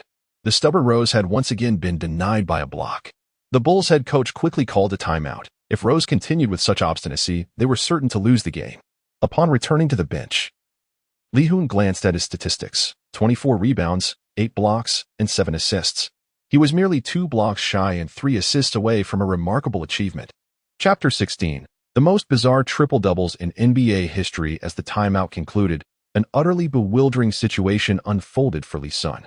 To his astonishment, Rose found himself relegated to the bench. Li Xun couldn't help but cast a glance towards Bulls head coach, Dinegro. It was no wonder he had been dismissed after merely 2 years with the team. Beyond his abysmal coaching skills, his arrogance was particularly irksome. How could he possibly bench Rose, the Bulls' future hope? While Rose's South's absence from the court was unfortunate, Li Xun was more concerned about his own dwindling opportunity to secure those elusive 2 blocks. With just 5 minutes remaining in the game, he resolved to prioritize achieving a double-digit assist count, even if he failed to attain double-digit blocks. A stat line of 30 rebounds and 10 assists would likely garner some recognition. During the Bulls' offensive possession, it was not just Rose who was fuming. Noah was equally furious. Having played for 30 minutes, he had managed a meager 4 rebounds, far below even Li Xun's initial tally. Deng took to the perimeter, prompting Li Xun to follow and defend him. Yet, Deng opted to shoot, and the rebound was seized by Noah beneath the basket. Observing this, Li Xun swiftly dashed back towards the paint, sensing that his remaining blocks might be salvaged from Noah. This marked Noah's first offensive rebound of the evening. Ignoring the defense of Kwame Brown, he shoved him aside and poised himself for a thunderous dunk. At that moment, a shadow surged forth from behind. Smack! Noah's shot was swatted against the backboard by Li Xun, marking the 9th block achieved. Coincidentally, the basketball rebounded from the backboard and landed directly in Noah's embrace. The pressure now rested entirely on Noah's shoulders. To shoot or not to shoot, Li Xun was right beside him. If he attempted to force a shot under the basket, he was likely to be blocked again. However, failing to make a move might come off as overly timid. Ultimately, Noah, with his walnut-sized brain, resolved to take the shot. Li Xun had prepared for a pass from Noah, but seeing Noah's stance, he was astonished that he intended to go for the shot after all. Having witnessed bound feet, one has yet to encounter a mind as constricted as Noah's. Li Xun, who once doubted that the average IQ of NBA players is a mere 83, has now been thoroughly convinced. Snap! In this instance, Noah was decisively subdued by Li Xun, along with the ball. Had it been Noah in his prime, Li Xun would have found it far more challenging to execute a successful block. However, the current Noah is merely a rookie. Li Xun could hardly have anticipated that a golden opportunity would present itself so effortlessly, leading to his 10th block. Allen Iverson winced at the sight. When Li Xun proclaimed his intention to achieve double-digit blocks that evening, although he took the shot to provoke Rose, he did not genuinely believe Li Xun could accomplish such a feat. The difficulty of achieving double-digit blocks is undoubtedly greater than scoring 40 points in a single game. It requires not only formidable blocking prowess but also a measure of fortune. Clearly, tonight, Li Xun was fortunate enough to possess both attributes in abundance. Without Noah's encouraging words, the likelihood of Li Xun achieving double-digit blocks tonight seemed rather slim, especially with the match nearing its conclusion. My heavens, he has indeed achieved double-digit blocks. Am I being unreasonable to call him godly? In the commentary room of CCTV, Yu Jia and Su Jiqing were in fits of laughter. They had once again witnessed Li Xun perform a miraculous feat, although Li Xun's defensive performance tonight could hardly be described as stellar. Blocks and defense can almost be considered separate entities. High block statistics do not necessarily equate to robust defense. Nevertheless, Li Xun's 10 blocks stand as undeniable evidence, at least ensuring that no one can claim his defense is non-existent. At merely 20 years of age, Li Xun has shown no issues with rebounding and defense. The next step is to develop his offensive skills. Li Xun is poised for takeoff. Su Jiqing was so amused that he couldn't help but slap his thigh. After 3 recent games, each has brought him a new surprise, and his anticipation for Li Xun's future only grows. On the court, Li Xun remained steadfast in his objectives. With his block count fortuitously hitting double digits, he was equally determined to not neglect his assist statistics. Shoot! During the Pistons' offensive possession, Hamilton missed his shot. After securing the rebound, Li Xun immediately passed the ball back to Hamilton, vocally urging him to shoot. The seasoned Hamilton was well aware of Li Xun's intentions, clearly aiming for a triple-double. As such, Hamilton graciously obliged. Receiving Li Xun's pass, he refrained from dribbling or faking, simply taking the shot. A slightly lower shooting percentage was of little concern, given the Pistons' considerable lead. Swish, swish. Swish. With just over a minute remaining in the game, thanks to Hamilton's off-ball movement, Li Xun finally secured the 3 assists he needed. 29 rebounds, 10 blocks, and 10 assists. An unprecedented super triple-double. Unmatched in history, it is unlikely to be replicated in the future. Even for Li Xun, achieving such statistics again may prove impossible. After all, he will inevitably develop offensive skills. It is unrealistic to expect him to go scoreless in every game. The Pistons bench players waved their towels in jubilation, cheering loudly for their teammate. Michael Curry was grinning widely. Who says fortune doesn't fall from the sky? Are the Pistons not being showered with this fortune from Li Xun? In the final minute, Li Xun secured 2 more rebounds and an assist. 31 rebounds, 10 blocks, and 11 assists. This was Li Xun's astounding stat line for the night. The Bulls' home crowd fell silent. Some fans rubbed their eyes in disbelief, questioning whether this yellow-skinned young man was actually a disguised Rodman. What a joke. Is it conceivable that a rookie could post such numbers? If one disregards the blocks, 0 points and 31 rebounds would undoubtedly resemble Rodman's signature stats. Yet, even Rodman himself might not have been capable of such a breathtaking performance. Without scoring, Rodman once astonishingly grabbed 28 rebounds. This Chinese lad on the court is undoubtedly a madman, a rebounding lunatic. Even more remarkable is that he achieved a triple-double with blocks. In the annals of NBA history, his triple-double of rebounds, blocks, and assists is truly unparalleled. To declare this the most eccentric triple-double in NBA history would not be an exaggeration. Scoring, without a doubt, is the most straightforward statistic to reach double digits. Yet, this evening, the audacious Chinese prodigy managed to score absolutely nothing. Many fans felt a sense of dissatisfaction had this young man contributed even a modicum on the offensive end. They could have witnessed the birth of a quadruple-double miracle. Excluding the ancient anomalies like Chamberlain, there have only been 4 recorded quadruple-doubles in NBA history. Each instance of a quadruple-double is a monumental feat worthy of being etched into the history books. The most recent quadruple-double dates back to 1994, when the Admiral, David Robinson, led the Spurs against the Pistons. It has been 15 years since then. 15 years is a full cycle, and the Admiral achieved a quadruple-double against the Pistons, while tonight, a rookie from the Pistons came perilously close to resurrecting that extraordinary achievement. Chapter 17. A level skill, isolation master. After the match concluded, both players took to the court to shake hands in a gesture of sportsmanship. Rose walked directly towards Li Xun. Li, congratulations on an outstanding performance, he remarked. Tonight, Li Xun's display had fully earned Rose's admiration. You were impressive too, Derek. Rose had scored 26 points, along with 8 assists and 3 steals. Although his performance did not quite match Li Xun's explosive display, it was certainly commendable. Rose waved his hand dismissively, not even close. I look forward to our next encounter. There was a palpable sense of mutual respect between the two. As contemporaries in the rookie class, they would likely be rivals for a considerable time ahead. Furthermore, Rose had his own aspirations. The tides of fate are unpredictable. One can never be certain whether he might one day join forces with Li Xun. Given Li Xun's performance tonight, he epitomized the ultimate dream partner for all guards. Rose, an ambitious player, recognized that cultivating a good relationship with Li Xun could lead to future collaboration. Well, I eagerly anticipate our next match. Li Xun stepped forward and embraced Rose, secretly vowing to surprise him in their next clash. Surrounded by his Pistons teammates, Li Xun returned to the locker room. Upon entering, he heard the system notification sound, which sent a wave of anxiety through him. His statistics from tonight were undoubtedly impressive, but he was uncertain of the system's evaluation. After all, achieving 31 rebounds, 10 blocks, and 11 assists amounted to merely a triple-double, albeit a rather peculiar one. If the system regarded it as an ordinary triple-double, the evaluation might not be particularly high. A triple-double with 30 points, in fact, was not rare. Its occurrence was even more frequent than that of a single game with 30 rebounds. For a 30-rebound game, the system had only awarded a B-level lottery chance. Congratulations, host. You have completed an A-level achievement and earned 1 A-level lottery opportunity. Would you like to draw now? Li Xun's heart soared with joy. This unusual triple-double had not been in vain. The system had granted him an A-level evaluation, just shy of S-level. Offensive skill. May the heavens bless me, please grant me an offensive skill. Li Xun clasped his hands together, fervently praying. He was desperate for an offensive skill of any type, as long as it could assist him in scoring. Had he possessed even a C-level offensive skill tonight, he could have undoubtedly achieved a quadruple-double. Logically speaking, Li Xun was not entirely incapable of scoring. However, his efficiency was lamentably low, rendering any efforts futile. If he had shot freely tonight, scoring 10 points would have been a certainty, but it would have guaranteed a loss for the Pistons.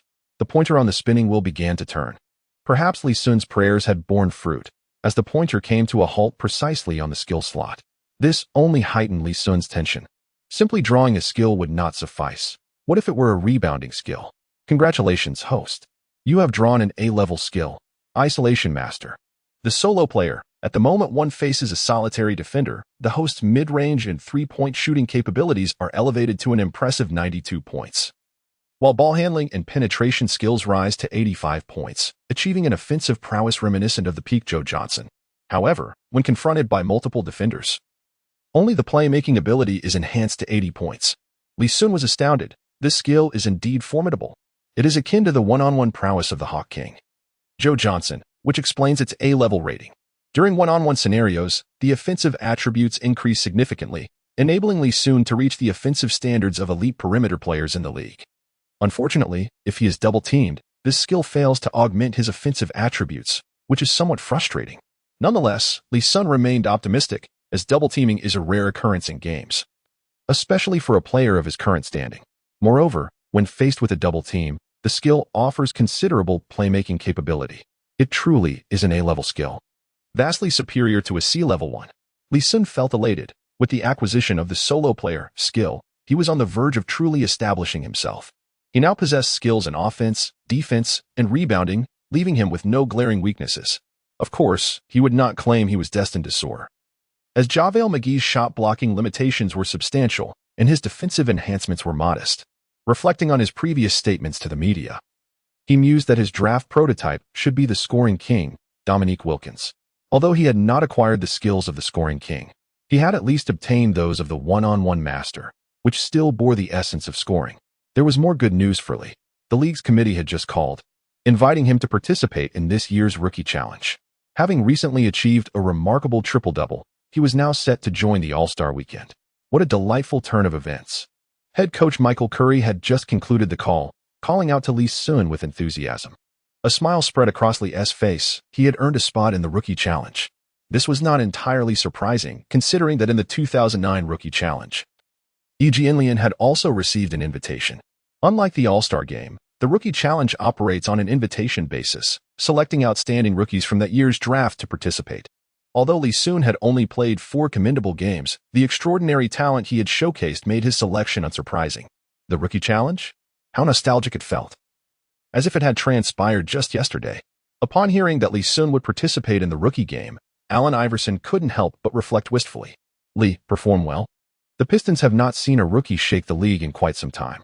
Strive to seize the MVP of the Rookie Challenge, encouraged veteran Hamilton and others. Li Xun shook his head with a wry smile, claiming the MVP of the Rookie Challenge was no simple feat. The current format pits first-year players against second-year players, and for the past 6 years, the second-year players have dominated the event. To attain the coveted MVP title, one must ensure victory in their freshman year, which is already a formidable challenge. Even more daunting is the presence of the formidable Durant, a transcendent player among the current sophomores, making triumph exceedingly difficult. Coincidentally, the Pistons' next away game is against the Thunder, led by Durant. Li Xun is now equipped with a robust skill set and a strong team. Seizing this opportunity, he wishes to gauge Durant's true caliber. Coach, I might attempt to engage more in the offense during the upcoming game. Is there any issue with that? Li Xun suddenly directed his gaze towards Michael Curry, inquiring earnestly. Curry swiftly shook his head, assuring him that there were no concerns. The Thunder are not a particularly formidable team. We possess a near certain chance of victory. If you wish to attack, then do so. I look forward to the surprise you might bring. He recognized boundless potential in Li Xun, with his demonstrated prowess in rebounding and seemingly commendable shot-blocking ability. Should he also reveal offensive talent, it would undoubtedly be a boon for the Pistons. Chapter 18. The Grim Reaper. Durant, with Li Xun achieving one of the most extraordinary triple-doubles in NBA history, his renown surged within China. Logically, when Li Xun previously recorded 13 points and 21 rebounds, the domestic media should have lauded him to the skies. However, due to the excessive hype surrounding Jianlian last season, these media outlets found themselves embarrassed. Lacking absolute confidence, they refrained from excessive praise. Now, however, their confidence is unwavering. After 3 consecutive games of astounding rebounding performance, what reservations could they possibly have? Let the accolades flow. The god of rebounds from China rises. Pistons management lacks vision. The Rockets are in talks with Li Xun. A Chinese Twin Towers partnership awaits an average of 25 rebounds. The supreme rebound king of the universe, a Chinese prodigy surpassing Chamberlain and Russell Li Xun. What are the limits of his potential? Li Xun becomes the leading figure of the Pistons' third generation, aiming for the championship. Upon learning of the domestic reactions from Yao Ming, Li Xun's face flushed with embarrassment. It was simply too shameful. How could he even be compared to Chamberlain and Russell at this stage? These ancient titans were in a league of their own, and he felt unworthy to be mentioned alongside them. As for being the rebound king of the universe, Li Xun had participated in too few games this year to even compete for such a title. Nevertheless, he felt a sense of joy at receiving recognition from the domestic media. While he was indifferent to how American media perceived him, he truly valued the evaluations of domestic fans. At least for now, the assessments from both media and fans in China were quite favorable. On the evening of February 1st, at 8 o'clock, the Pistons faced off against the Oklahoma City Thunder. The Thunder had recently relocated from Seattle and changed their name from the Supersonics. Not only was the team new, but its core players were also fresh faces. The 3 mainstays included 2007 draftees Durant and Jeff Green, along with the 2008 rookie Westbrook. As the game commenced, both teams' starting players took their positions. Thunder's starting power forward, Jeff Green, who was a college junior to Iverson, immediately approached Iverson and embraced him. To players emerging from Georgetown University, Iverson was regarded as a true deity. "Hey, Lee, long time no see," Westbrook exclaimed, appearing as if he had encountered an old friend after many years. Li Xun was momentarily taken aback. Did this body have any acquaintance with Westbrook? After sifting through his memories, he finally recalled that they had exchanged a few words during a rookie combine. "Russell, it's been a while," Li Xun replied. He neither particularly liked nor disliked Westbrook. The referee blew the whistle, and the players took their positions. Kwame Brown once again won the jump ball, setting aside other considerations. There was no denying the impressive physical attributes of this much-maligned first overall pick. In the first offensive possession, Li Xun played it safe, positioning himself near the basket, awaiting his teammate's shot. Prince missed his attempt, and Kwame Brown, closest to the rebound, easily secured it. In truth, Li Xun also had the opportunity to seize the rebound. However, it seemed unnecessary. When a teammate could effortlessly secure the rebound, it would appear rather unseemly if he were to intervene. After capturing the rebound, Kwame Brown pivoted and forcefully attacked the basket, earning 2 points. At last, Li Xun comprehended why Coach Curry had so readily consented to his involvement in the offense. It was evident that the Thunder's interior defense was pathetically weak. In the previous 3 matches, there had at least been one respectable big man on his team. For instance, David Lee of the Knicks, DeAndre Jordan of the Nets, and Joakim Noah of the Bulls. Yet, the Thunder lacked even a semblance of a competent big man. It seemed that even Kwame Brown could wreak havoc in the Thunder's paint. When it was the Thunder's turn to attack, Westbrook distributed the ball to Durant from beyond the 3-point line. Li Xun fixated on Durant, acutely aware that Durant could very well be one of the most formidable opponents of his career. Facing Prince's one-on-one defense, Durant maintained a leisurely pace. Slowly pacing beyond the 3-point arc, time ticked away, and as the Thunder's offensive possession dwindled to 5 or 6 seconds, Durant suddenly leaped and launched a pull-up 3-pointer. Swish. The basketball sailed through the net without touching the rim. Prince shook his head in resignation. There was simply no way to defend against that shot. Although he was not short, standing at 206 centimeters like Li Xun, Prince usually enjoyed a height advantage over most small forwards. However, tonight he found himself up against an even fiercer opponent. Durant's officially reported height was also 206 centimeters, but Prince could hardly believe it, as he appeared significantly shorter in Durant's presence. Typically, he would exploit mismatches against others, but tonight he found himself on the receiving end of one. What a monster! This fellow must be at least 7 feet tall. He should be playing center. Prince couldn't help but vent his frustration to Li Xun beside him. Li Xun, too, was astonished. Having previously watched Durant play on television, he had never truly sensed his imposing presence. Now, competing on the same court, this utterly unreasonable style of play was undoubtedly a nightmare for opposing players. On the offensive end, Durant was deserving of his moniker, the Grim Reaper. Li Xun collected himself, as it was now time for the Pistons' offensive possession, and his moment to shine had arrived. Durant was indeed formidable, exceedingly so. Yet, Li Xun now possessed the offensive prowess to rival that of Joe Johnson, even if he was not quite on Durant's level. he should not fall too far behind. Allen Iverson brought the ball to the front court. Noticing that Li Xun had not established a position in the paint, he could easily discern Li Xun's intentions.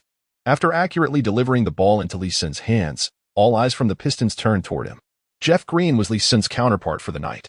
This individual also stood at 206 centimeters, nominally a power forward, yet effectively a versatile forward.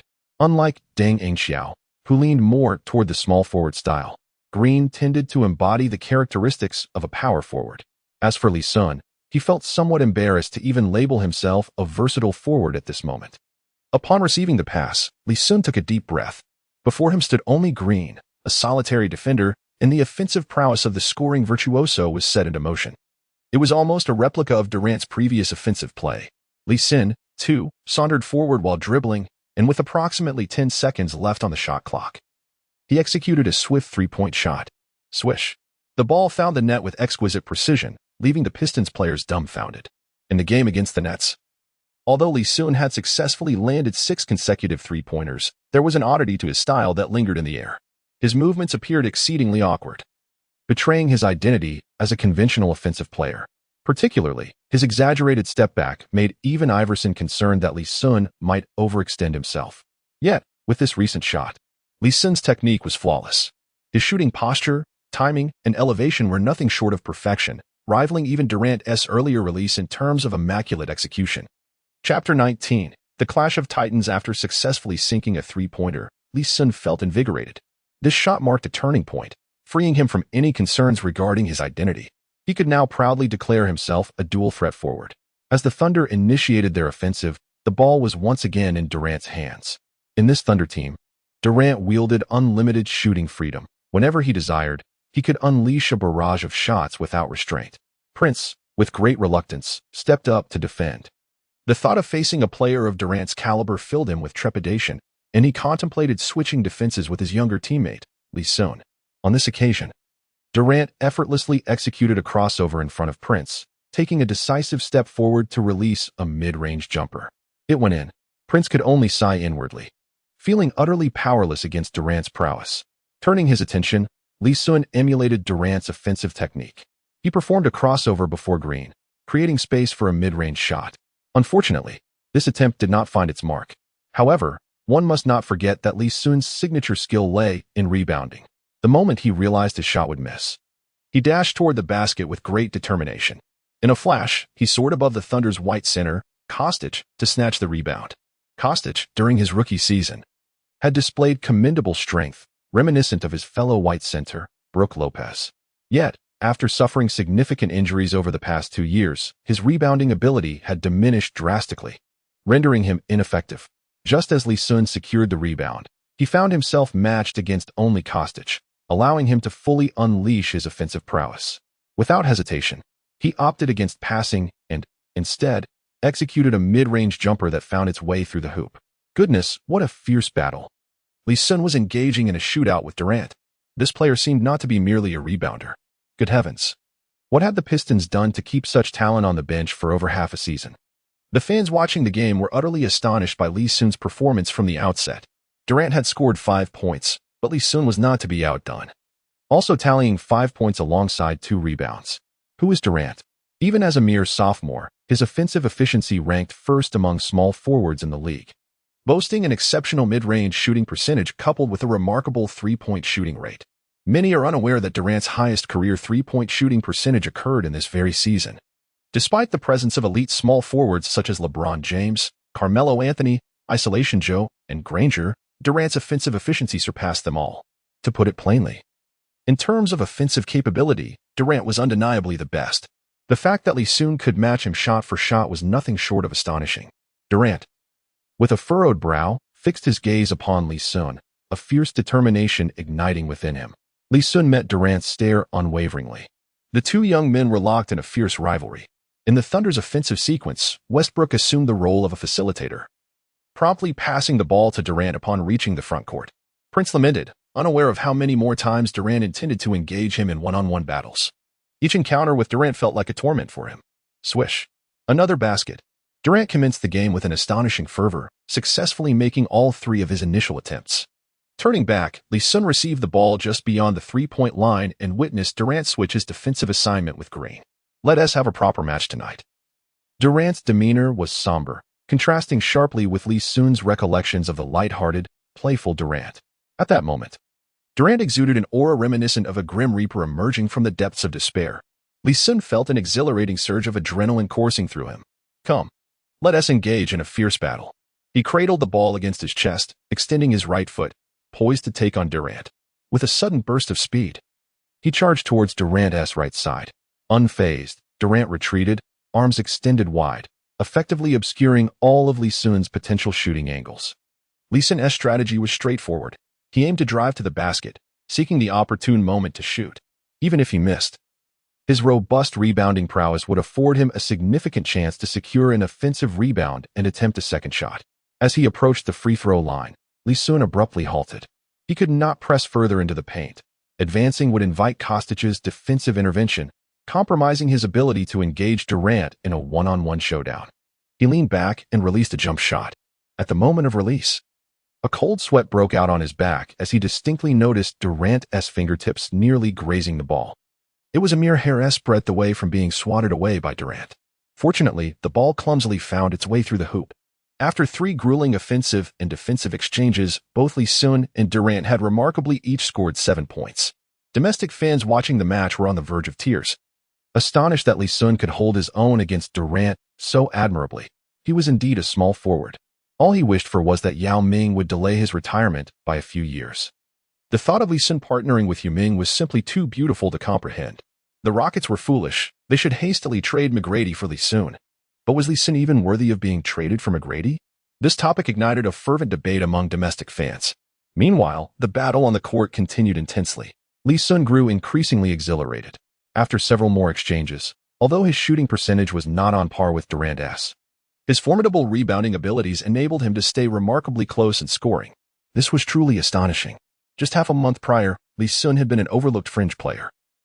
And now, in a mere fortnight, he was contending fiercely with a top-tier player like Durant.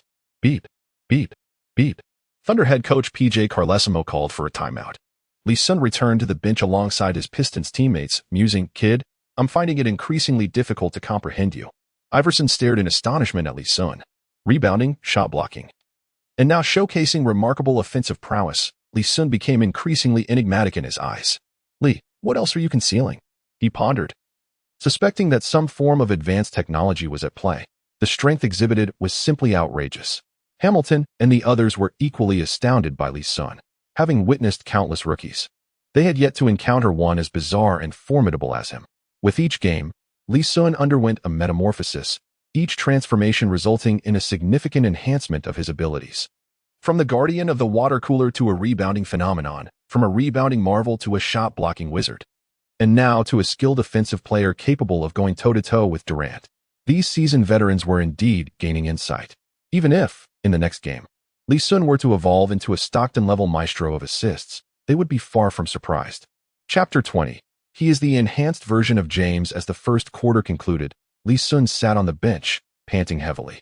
Having previously played a peripheral role in the offense, his stamina had not been severely taxed.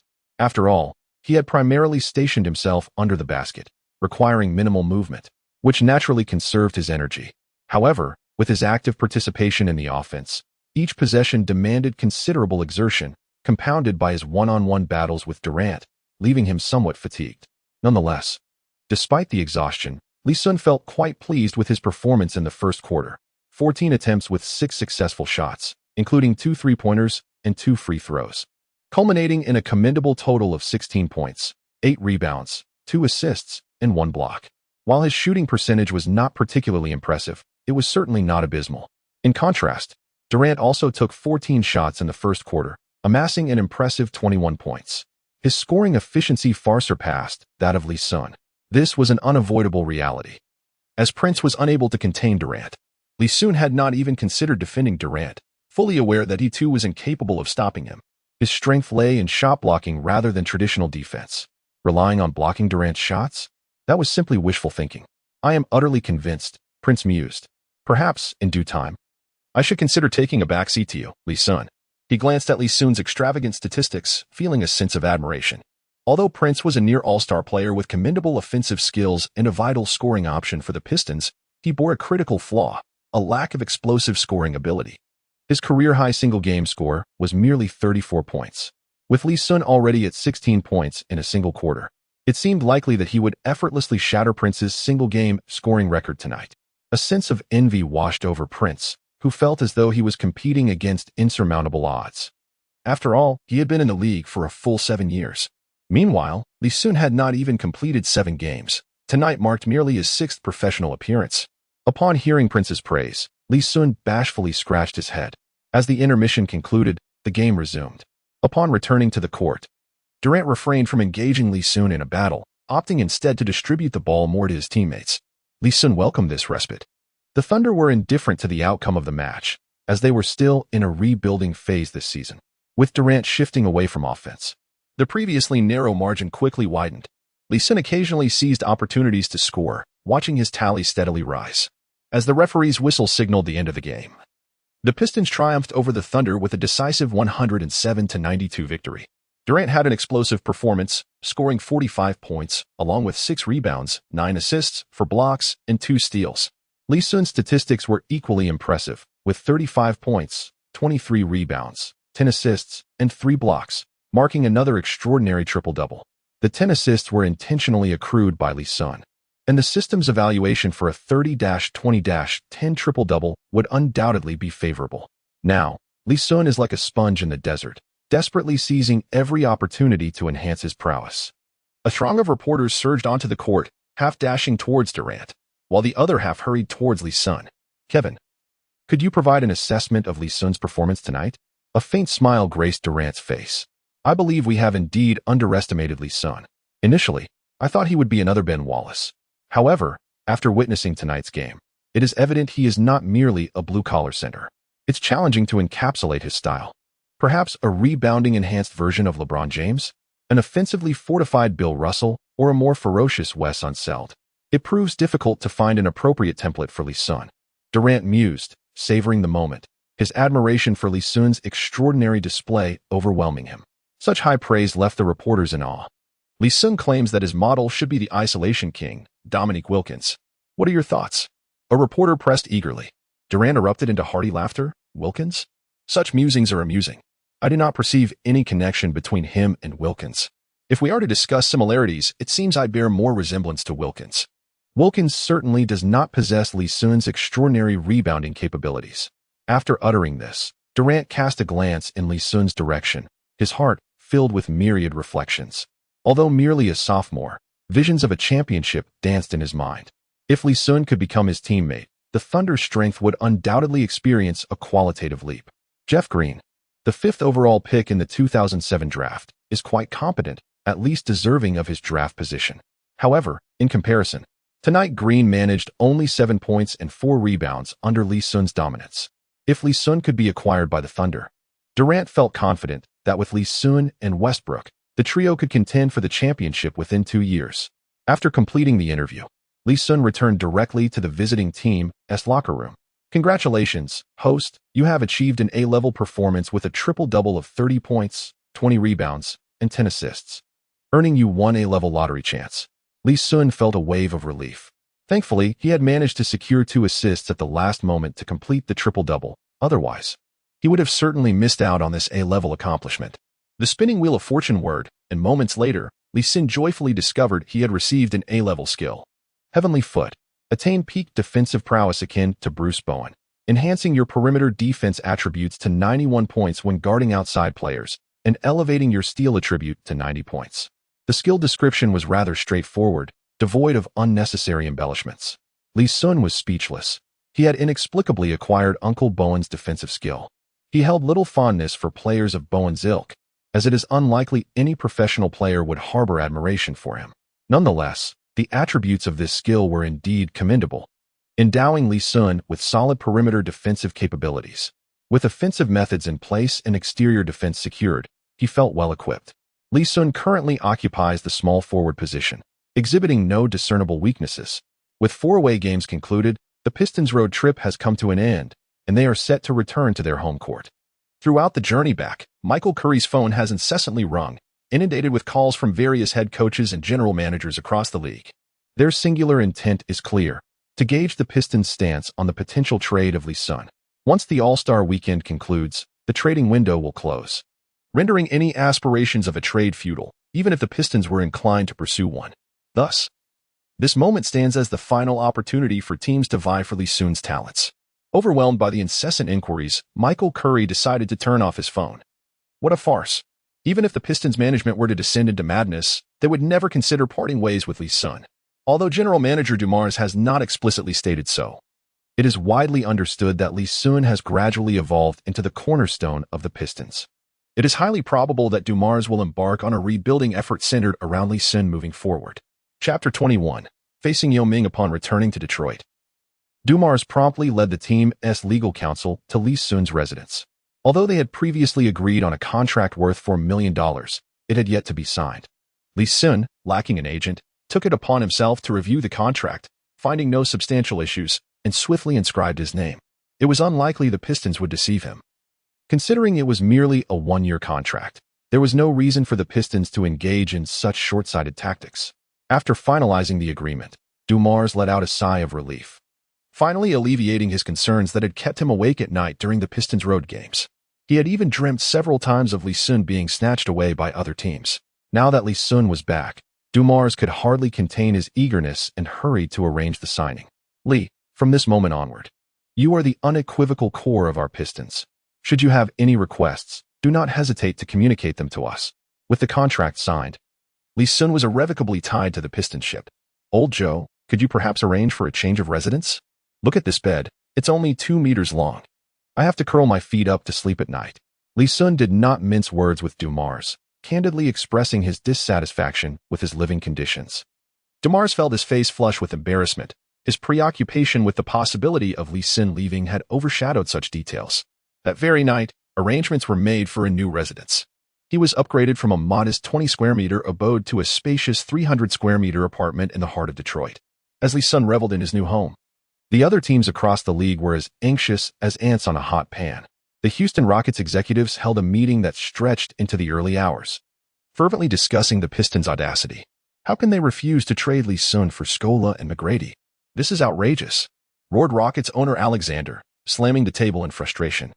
The other executives wore expressions of righteous indignation, yet inwardly lamented their miserly boss. Who is Li Xun? A tremendous rebounding phenomenon, even after only 4 official games.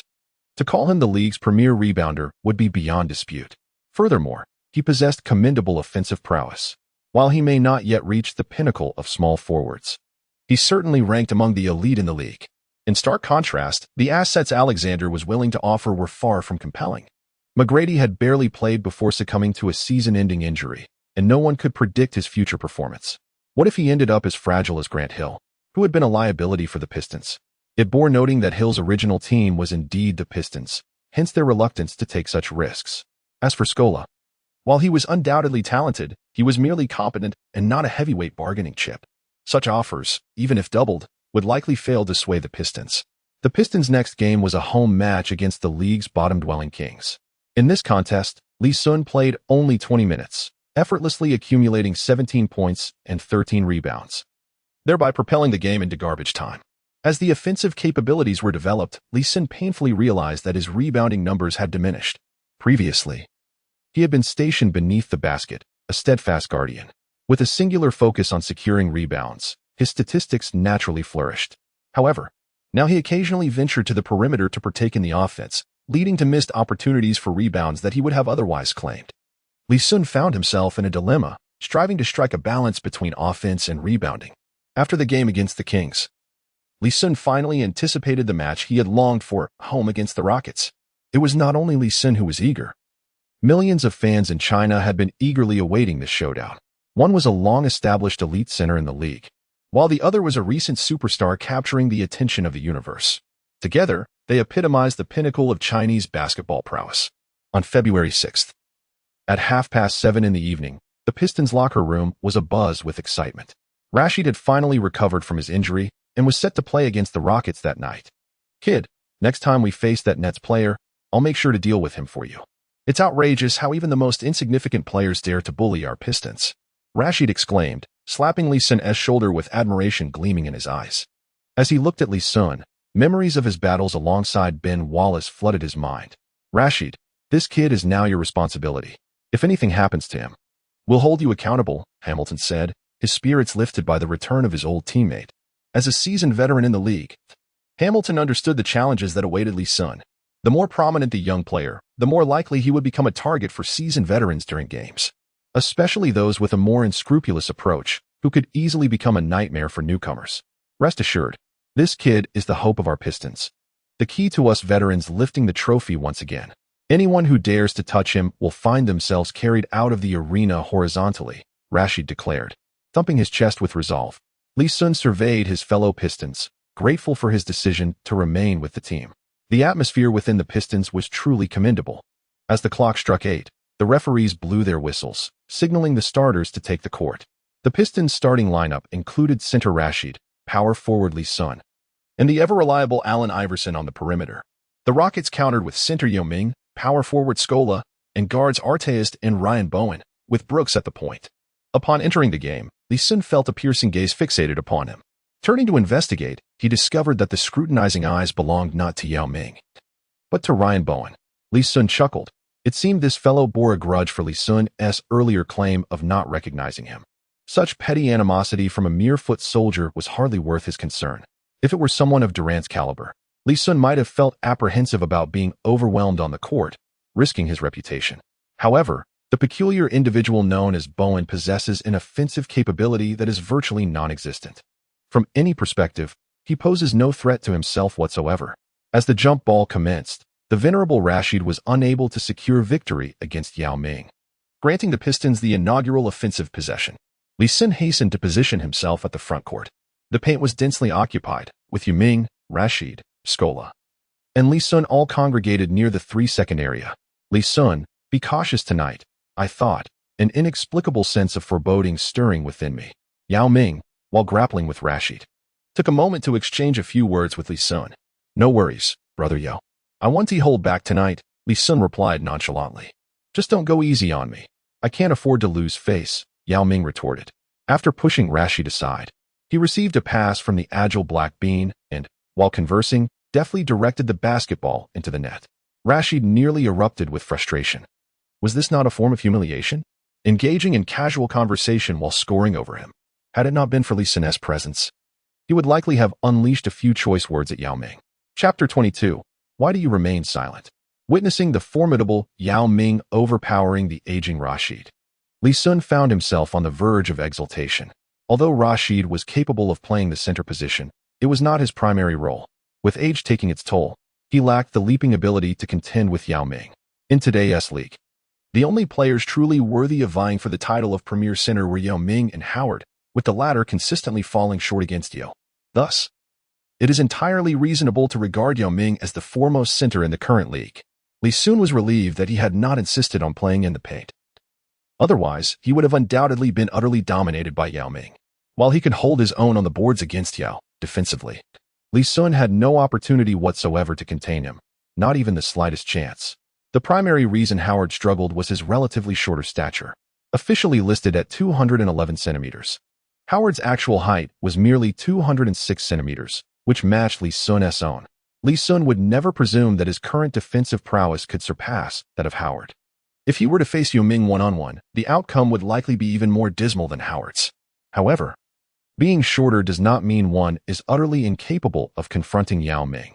The Jazz had effectively employed a strategy to counter him by utilizing both Boozer and Kirilenko in tandem. The robust Boozer would engage Yao directly, while Kirilenko employed his agility to provide help and contest shots. Even though Boozer stood at the same height as Howard, with Kirilenko as his partner, he could effectively counter Yao Ming. In contrast, Howard lacked a partner of Kirilenko's caliber. His teammate in Orlando was the soft-spoken Rashard Lewis. Thus, it was hardly surprising that Howard was overwhelmed. As the Pistons seized their offensive opportunity, Li Xun extended his hand, signaling for the ball. Relishing the chance to compete alongside Yao Ming, he was eager to showcase his abilities. Allen Iverson, unburdened by the ball, swiftly passed it to Li Xun upon noticing his call. With Scola defending him, Li Xun sprang into action. His prodigious dribbling skills allowed him to assertively navigate around Scola and drive toward the basket. Just before the free throw line, he executed a sudden stop, launching a fadeaway jumper that swished through the net. Turning around, Yao Ming continued to dominate Rashid, scoring once more. Unwilling to be outdone, Li Xun called for the ball and answered Yao Ming's points with one of his own. The two appeared to be locked in a competitive exchange. Swish. Yao Ming scored again. Li Xun responded in kind, executing another fadeaway jumper to secure an additional 2 points. The Chinese fans watching the game were elated. In the opening moments, both Yao Ming and Li Xun had taken 3 shots, all of which found their mark. To the astonishment of the spectators, both players successfully made their 4th attempts. Not only the fans, but even Li Xun himself could hardly believe it. His shooting touch was undeniably scorching tonight. While he had scored well against Durant previously, his shooting percentage had not been particularly impressive. However, this evening, Li Xun sensed an opportunity to shatter his personal single-game scoring record. The match had only just commenced when Rockets head coach Rick Adelman called for a timeout. Both teams had exchanged 4 consecutive baskets, resulting in a temporary stalemate.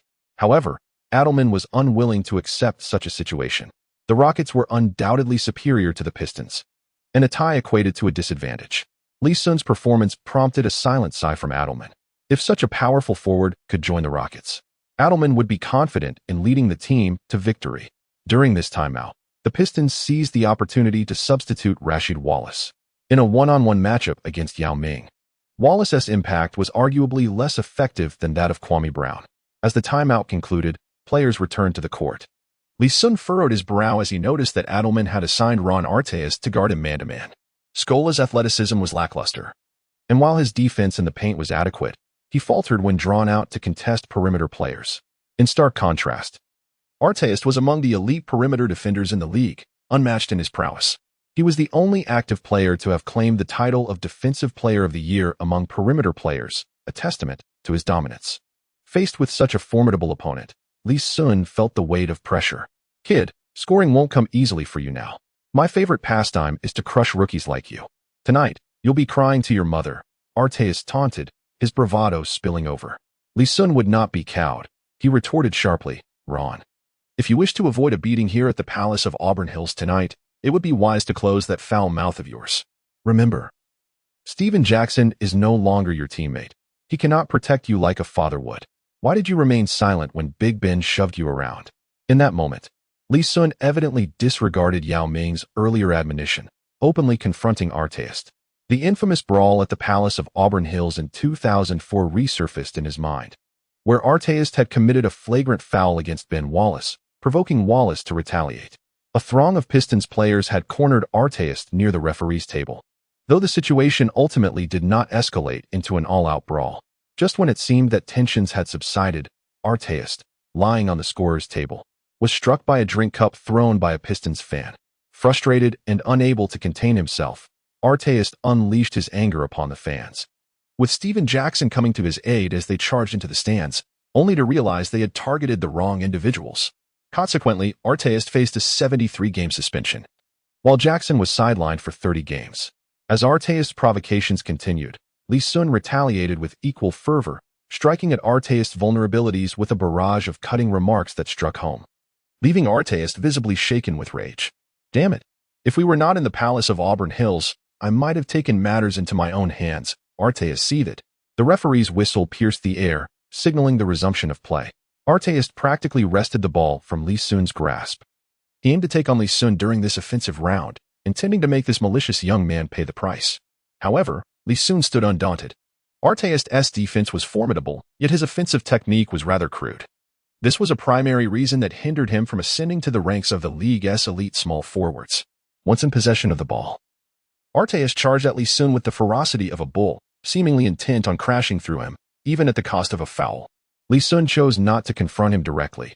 Instead, he swiftly retreated, patiently awaiting Artest's move. In an instant, Artest barreled toward the free throw line. Noticing Li Xun's reluctance to stand his ground, he felt a surge of confidence. Seizing the moment, with Li Xun at a safe distance, he leapt to take a shot. Just then, Li Xun halted his retreat, pushed off with his back leg, and extended his arm to block. With a resounding smack, the effect of the Big McGee block was triggered. Artest's clumsy mid-range shot was swatted away by Li Xun, sending the ball soaring toward the mid-court line. The seasoned Iverson, quick to react, snatched the ball before the diminutive Black Bean could. He then swiftly controlled the ball, darting towards the front court to score with a layup. Chapter 23, 12 Consecutive Goals, Li Xun. Li Xun. As Li Xun bestowed a resounding block upon Arteist, the entire Auburn Hills arena erupted in a cacophony of cheers. Amidst the thunderous applause, Arteist felt the resurgence of painful memories. Damn that kid, do not revel in your triumph. I will still make you cry for your mother. Arteist glared fiercely at Li Xun, who merely shrugged and retorted, Cry for whose mother? Yours? Hamilton, who was standing nearby, could not contain his laughter upon hearing this remark, bursting into a hearty chuckle. What a candid expression! Li Xun was not new to the Pistons, having been with the team for over 6 months. Initially, he struck others as a reticent individual, rarely engaging in conversation and often going days without uttering a word. However, in recent times, he appeared to have undergone a transformation. His once taciturn demeanor had given way to a sharp tongue, nearly provoking Arteist to the brink of exasperation. To thrive in this ruthless league, one must either possess formidable mental fortitude, able to disregard any trash talk from opponents, or possess the gift of eloquence, capable of delivering swift retorts regardless of the adversary's comments. The most concerning are the rookies who lack both mental resilience and verbal dexterity, as they are likely to crumble under pressure. At present, there is little cause for concern regarding Li Xun in this regard. While it remains uncertain how robust his mental resilience is, his verbal prowess is undoubtedly formidable, having already ruffled the feathers of the seasoned Arteist with just a few words. As the Pistons initiated their offensive play, Arteist adhered to Li Xun like an octopus. After a moment of contemplation, Li Xun resolved to take on Arteist one-on-one. Surrendering was not an option in such a moment. Following a pass from Iverson, the seasoned player swiftly set a screen for Li Xun. Seizing the opportunity, Li Xun utilized Iverson's screen to launch a mid-range jumper. The adage an inch gained is an inch strengthened aptly applies to shooting. Li Xun's height provided him an advantage over Arteist, and with the assistance of his teammate's screen creating a more favorable shooting space. He felt no apprehension about Arteist's ability to block his shot. Swish. As the game resumed, Li Xun demonstrated remarkable prowess, having successfully made 5 shots in a row, accumulating a total of 10 points. The notoriously fiery Arteist, unable to contain his temper, seized the opportunity during the Rockets' offensive possession to reclaim the ball. Intent on taking on Li Xun single-handedly, armed with exceptional defensive skills and a height advantage, Li Xun faced Arteist's brute force with confidence. In a blink, 2 offensive and defensive exchanges transpired. Arteist attempted 2 mid-range shots, both of which failed to find the net. 1 rebound was claimed by Yao Ming, who executed a second-chance opportunity over Kwame Brown. The other rebound was skillfully secured by Li Xun. On the contrary, Li Xun continued to shine, successfully converting all his shots during 2 offensive possessions, marking an impressive 7 consecutive successful attempts to start the game. Li Xun gazed in disbelief at his own hands. Could this truly be his shooting accuracy? This evening, to describe the sensation as merely fiery would be an understatement. It is undoubtedly a display of overwhelming prowess. Yao Ming could only smile wryly. Initially, the Rockets were in a favorable position, possessing an undeniable dominance beneath the basket, which rendered the possibility of defeat in this match rather slim. However, the situation transformed dramatically due to Arteist's interference. With Arteist missing 3 consecutive shots, Li Xun capitalized on the opportunity, scoring consecutively and propelling the Pistons to a 6-point lead. Had Arteist managed to contain Li Xun, the outcome might have been different. Alas, Li Xun's shooting was akin to having a guided missile system. Every attempt found its mark 7 in a row. Li Xun was on the verge of a miraculous performance. Such offensive prowess would surely have secured him a spot in the All-Star game had he played more matches this season. The All-Star selection is not solely contingent upon the number of games played. Theoretically, one could be chosen even without participating in a single game. What a fortunate prospect that would be for Li Xun this year. As the fans witnessed Li Xun's remarkable streak, elation swept through the crowd. Not just the Chinese supporters, but also those longing for the Pistons to reclaim their former glory, were invigorated as if invigorated by an unseen force. Being named a rookie All-Star is an extraordinary honor. Many current superstars never achieved such recognition in their debut seasons.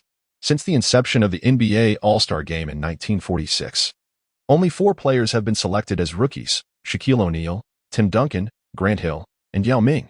Yao's situation was somewhat unique. While the first 3 were undeniably prodigious talents who made their mark upon entering the league, given that the roster for this year's All-Star Game had already been finalized, Li Xun's chances of selection appeared exceedingly slim. Yet, in the realm of sports, nothing is absolute. Should any player be unable to participate, the league's commissioner, Stern, has the authority to appoint a replacement. However, whether that replacement would be Li Xun remained uncertain. Rockets head coach Adelman could no longer tolerate Arteist's reckless antics and promptly called a timeout. When the game resumed, Arteist was benched, allowing Li Xun to flourish and unleash a barrage of points. His luck tonight was akin to a floodgate unleashed, unstoppable, seizing this golden opportunity to amass points.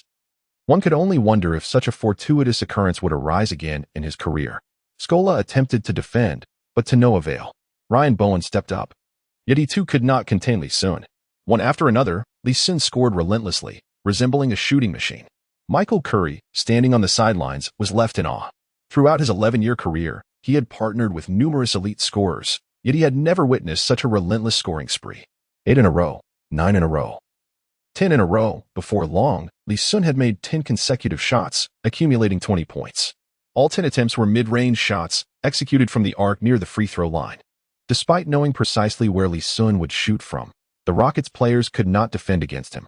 The American commentators could hardly contain their excitement. Barkley gaped in astonishment, embracing Kenny Smith and exclaiming fervently, "A miracle! Li Xun creates wonders every night. My God, he is an outside shooter, and yet he has achieved 10 consecutive baskets. I reiterate my unwavering admiration for Li Xun. This sentiment shall remain unchanged for eternity.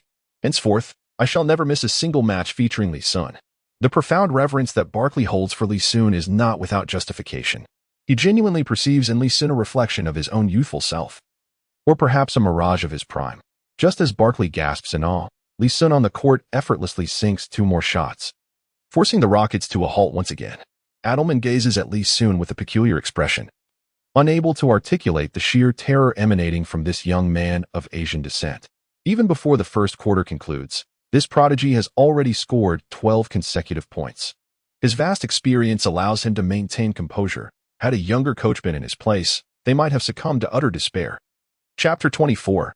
Scoring record in a single quarter. As the first quarter came to a close, Li Xun achieved an astounding feat, converting all 12 of his attempts and amassing a remarkable 24 points.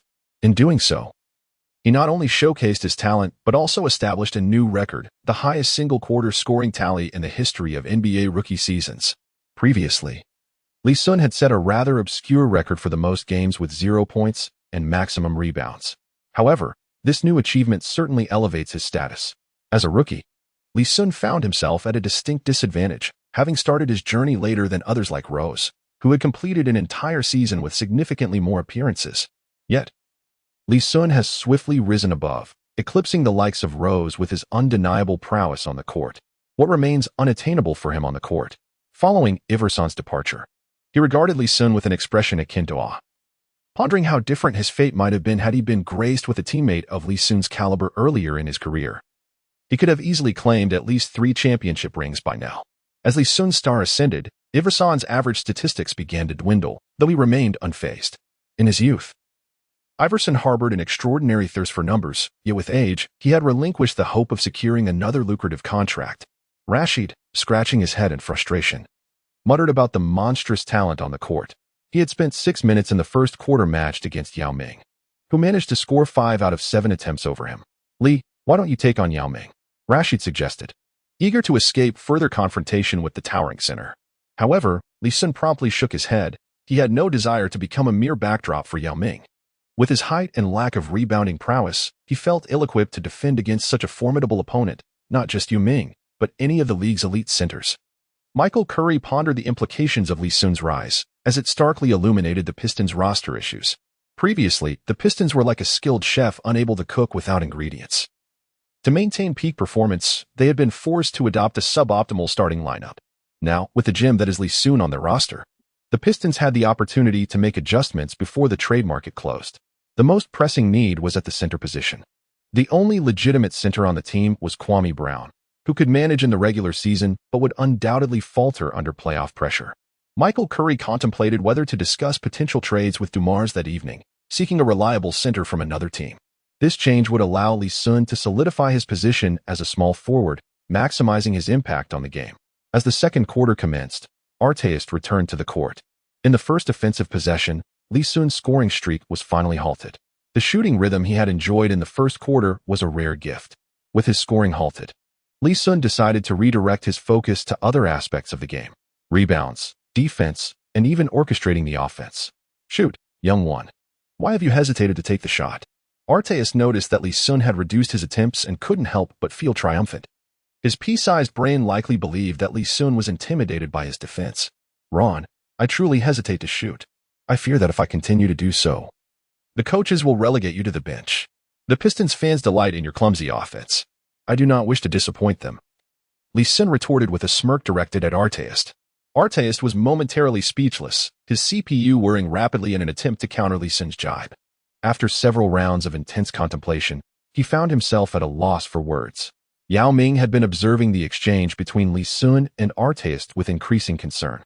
He was genuinely worried about Li Xun. Arteis was his teammate, and Yao understood his temperament well. This individual was a true loose cannon, often unable to control his temper. Yao feared that Li Xun's provocations might incite Arteis to lose his composure. As the seconds ticked away in the game, Yao's apprehensions did not materialize, allowing him to breathe a sigh of relief. The game concluded, with the Pistons triumphing on their home court by a score of 101-95. Li Xun! Li Xun! The fervent fans chanted his name.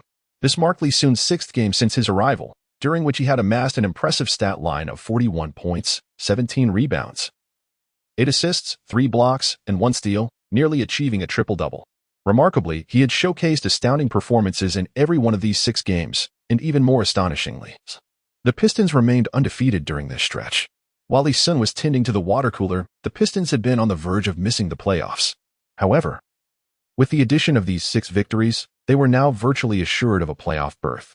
With a third of the season still remaining, the Pistons could certainly aim to elevate their standings in pursuit of a better playoff position. Chinese fans were ecstatic. Li Xun had delivered a spectacular near triple-double, while Yao Ming, despite the loss, shone brightly with 33 points, 12 rebounds, 5 assists, and 5 blocks, leaving Kwame Brown and Rashid utterly powerless to respond. Had it not been for Li Xun's extraordinary performance, Yao would undoubtedly have led the Rockets to victory. This was the true derby in their eyes. In comparison, Li Xun's previous game against Yi Jianlian seemed trivial. "Allen, thank you." After leaving the court, Li Xun directly embraced Iverson, expressing his gratitude. This statement left Iverson bewildered. "Li, have you lost your mind?" "No, I haven't lost my mind. Thank you for your contributions," Li Xun replied earnestly. He could distinctly sense that Iverson was making an effort to adapt his playing style to better accommodate him. Throughout Iverson's illustrious career, he had played the point guard position, yet he was fundamentally a shooting guard. Otherwise, he would not be ranked among the top 4 shooting guards in the league. Throughout his career, he has always been an embodiment of relentless offense. Whenever he possesses the ball, one can invariably witness his fearless assaults towards the basket. However, in recent games, ever since Li Xun began to engage more deeply in the team's offensive framework, Iverson appears to have undergone a transformation. His insatiable thirst for scoring seems to have diminished, as he increasingly embraces the role of a traditional point guard, focusing more on facilitating the game. This shift is clearly reflected in his assist statistics. Tonight, Iverson recorded a commendable 11 points and 13 assists. As of this season, his average stands at 17 points and 5 assists. Sacrifice? Clearly, it is a harvest. "Kid, I no longer possess the capability to vie for the scoring title. At this juncture of my career, do you think I might have a shot at contending for the assist title?" Iverson's tone carried a jest, yet his expression hinted at sincerity. Li Xun nodded vigorously. "It must be possible. This season may not hold much promise, but next season, I assure you I will help you become the assist king." Upon hearing this, Iverson erupted into laughter. "All right, youngster, you now owe me not just one championship, but an assist title as well." Chapter 25. Selected for the All-Star team as the Pistons returned to the locker room, a familiar system prompt resonated, congratulating the host for achieving a remarkable 4,015 data points and earning an A-grade accomplishment. Li Xun immediately seized the opportunity to draw a reward. Moments later, his expression transformed with a kaleidoscope of emotions. All-Star Domination, a one-time potion that elevates all attributes to 95 points, exclusively usable during All-Star Weekend, lasting for 24 hours. Li Xun found it challenging to articulate the magnitude of this reward. It was nothing short of a glitch in the system. The prospect of enhancing all attributes to 95 points was astonishing. The only downside was that this extraordinary item could only be utilized during All-Star Weekend.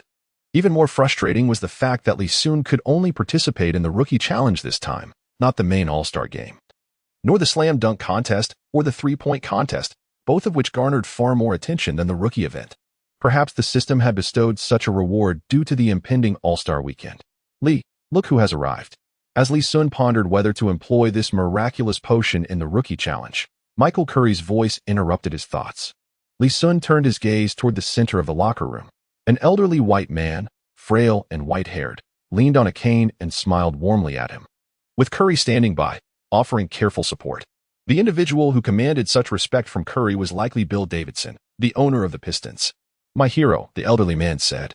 "To have secured you in the draft is the greatest fortune for our Pistons since the inception of the team." Old Davidson, whose teeth were nearly gone, spoke with a slurred tongue. Li Xun genuinely feared that the old man might be overcome with excitement and succumb to a fatal episode. This was not a curse upon him. Li Xun distinctly recalled that under normal circumstances, the Pistons owner, Old Davidson, would pass away around this time of year. "Mr. Davidson, it is a pleasure to meet you," Li Xun said, hastening forward to extend a courteous greeting. Old Davidson was indeed a figure of great respect last season. He had the rare honor of being inducted into the Hall of Fame as an owner, an event exceedingly rare in the annals of NBA history. Now at the venerable age of 87, he had come to the locker room in the dead of night. Li Xun was no Navi youth. He understood the importance of decorum. "Li, you are incredibly fortunate," the owner personally conveyed the good news. "You have been selected for the All-Star team.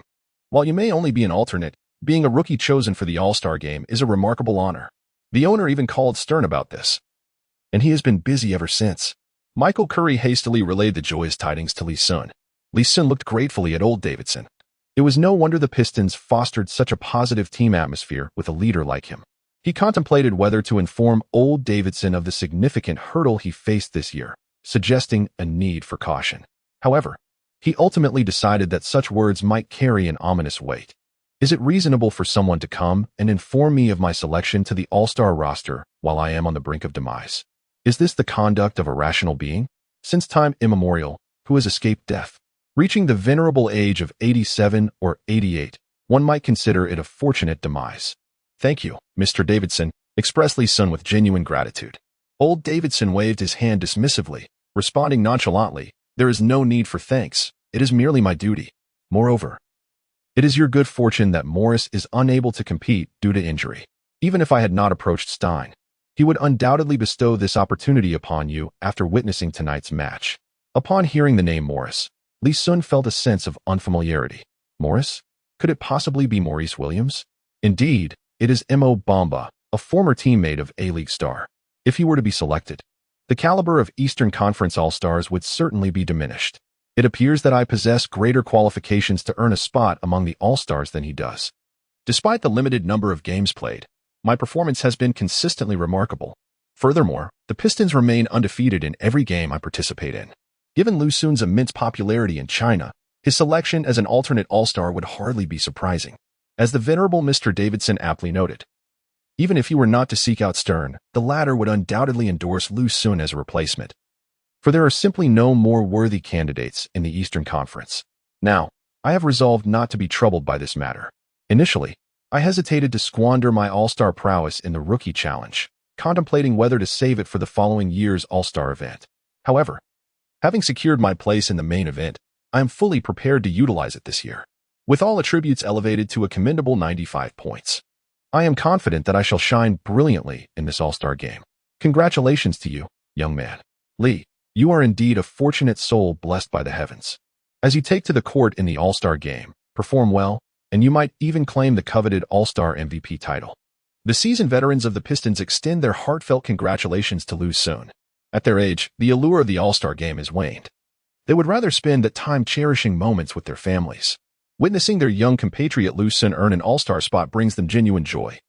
As they all have traversed the journey from rookie to seasoned player, fully aware of the significance of an All-Star selection for a newcomer. I shall certainly give my best performance and strive to bring home the MVP, Lu Xun declared with unwavering confidence. The team exchanged amused glances. For such youthful exuberance is a rarity among the seasoned players. An All-Star MVP? It is not so easy to attain such an accolade. For a newcomer like Li Xun to secure the MVP title is a far greater challenge than achieving a quadruple double. Ding ding ding. Li Xun's phone rang. It was a call from Yao Ming, who wished to meet with him. Li Xun bid farewell to the others and promptly made his way to join Yao Ming. They found an open CAF in downtown Detroit and sat down across from one another. Their conversation flowed for over an hour. The two engaged in a lively discussion, traversing from the regular season to the playoffs and then delving into the Olympics and international competitions. Upon hearing that Li Xun had secured an all-star berth, Yao Ming felt a genuine joy emanating from within. Li Xun, you have truly established your presence now. However, it is crucial to exercise some restraint in your conduct. You startled me quite a bit today. That artist fellow genuinely exhibits signs of mental instability. When contending with such individuals, it is wise to endure as much as possible. After all, if injury befalls you, it is ultimately you who bears the consequences. Yao Ming imparted his earnest advice to Li Xun. Li Xun, feeling somewhat awkward, managed a wry smile, having anticipated such words from Yao Ming prior to their meeting. Brother Yao, I am here to play basketball and earn my dollars, not to endure unnecessary stress. Why should I be subjected to their whims rather than them to mine? His words elicited a shake of the head and a sigh from Yao Ming, who realized that he was truly unable to dissuade the obstinate young man before him. Chapter 26. Bogut's antics with merely 5 days remaining until the All-Star weekend. The NBA convened an official press conference to announce that Li Xun would replace Morris Williams in the All-Star roster. Upon the release of this news, Detroit fans were left in a state of melancholy reflection. 15 years have passed since 1994, when Grant Hill joined the Pistons as the 3rd overall pick, immediately earning the moniker of Jordan's successor. In his rookie season, Hill undeniably lived up to this title, showcasing extraordinary talent across all facets of the game: offense, rebounding, assists, and defense, where flaws were scarcely evident. Regrettably, during his 6 years with the Pistons, Hill failed to usher in any significant glory for the franchise. After his move to the Magic, he played merely 4 games before succumbing to a series of injuries, earning the unfortunate label of a fragile player. Now, 15 years later, Li Xun has emerged, stepping into Hill's legacy and once again securing a spot in the All-Star game as a rookie. The Pistons fans have placed their hopes on Li Xun, expectations soaring far beyond those held for Hill. In comparison, Li Xun's current prowess seems to surpass that of his predecessor. His rebounding ability is undeniably superior. While Hill recorded an impressive average of 9.8 rebounds per game during the early years of his career, Li Xun currently boasts a staggering average of 20, leading the entire league. On the offensive front, it is still too early to draw conclusions due to the limited number of games Li Xun has played, but he is anticipated to at least match Hill's performance. Notably, Hill lacked three-point shooting capabilities in his early career, an area where Li Xun excels. Defensively, Hill may still hold an edge, yet the evaluation of defensive prowess lacks stringent standards, resulting in divergent opinions among Pistons fans regarding who is the stronger defender. In terms of playmaking, Hill unquestionably reigns supreme. Each player's strengths differ, but both stand as the most luminous figures among their rookie cohort. The heightened expectations from Pistons fans towards Li Xun stem largely from his aggressive demeanor. Hill, in contrast, embodied a personality that lacked the fierce tenacity characteristic of the Pistons. Throughout his 6 years with the team, he often projected the image of a congenial individual. While this is not inherently negative, it is evident that a leader devoid of aggression may hinder a team's competitive spirit, precluding them from embodying a tenacious squad. Li Xun's assertiveness has been evident in previous games, as he has never shown hesitation against any opponent. He fulfills the Pistons fans' aspirations for a competent team leader. Later that evening, following the game between the Bucks and the New York Knicks, members of the Bucks were interviewed by local media. One player remarked today, "I witnessed the most comical joke of the season. No, it might be the most ludicrous joke in NBA history. A rookie who has played only 8 games, with 2 of those yielding a mere 2 points and 1 rebound, has made it to the All-Star game?" Bucks starting center, Bogut, directed his comments toward the camera, expressing his disbelief. From a Chinese perspective, it is challenging to comprehend Bogut's behavior. It seems rather irrational, does it not? The selection of another for the All-Star game does not affect you in any way. Why then do you feel compelled to intervene? However, in the eyes of the uninformed Australian, Bogut, Li Xun's selection seems to encroach upon his own aspirations. He believes he is more deserving of an All-Star spot. As the first overall pick in 2005, Bogut was heralded as Australia's Duncan prior to entering the league, a moniker of his own making. Yet, in the blink of an eye, his rookie contract is nearing its conclusion. Rather than being compared to Duncan, he is perilously close to being categorized with the likes of Kwame Brown, notorious for being a draft bust.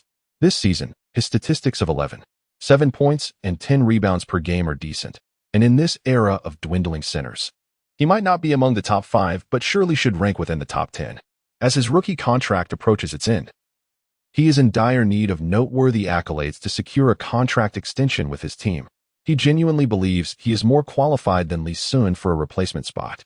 "I believe I am more deserving of an all-star selection than Li Xun," he proclaimed, hoping that Mr. Stern would take his words into consideration. Bogut continued to brazenly address reporters, despite their evident reluctance to discuss the all-star topic, which he had initiated. Such audacity could undoubtedly be considered a characteristic trait of Australians. The next morning, the internet erupted. Bogut's interview sparked a considerable uproar within China. Who is Bogut? Why have I never heard of him? This individual seems to seek attention incessantly, desperate to ensure his shamelessness is acknowledged. Among the two Australians, one is a descendant of a convict. What can you expect from him? Surely, Stern would not actually revoke Li Xun's all-star status, would he? It is impossible. You are overestimating Bogut's significance. Does Stern truly regard him? Not only Chinese fans but also those from Detroit were incensed. Li Xun learned of the situation almost immediately. Of all the players in the league, Bogut is undoubtedly among the top 3 that Li Xun despises. This individual not only plays with a lack of integrity, but also bears an unfortunate resemblance to an Indian.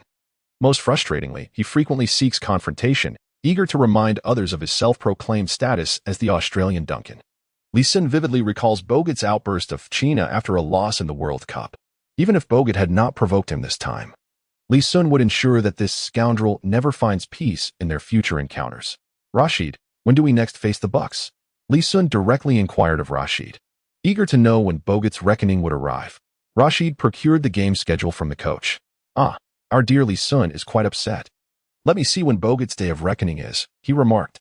"February 19th, our first game after the All-Star weekend," Rashid replied, showcasing his humor when not in a foul mood. Li Xun nodded silently, convinced that a week later, he would make Bogut deeply regret his existence. "Do not let him irritate you, Li. It is not worth your time. Such individuals thrive on drawing attention in this manner. Engaging in a war of words with him would merely fulfill his desires.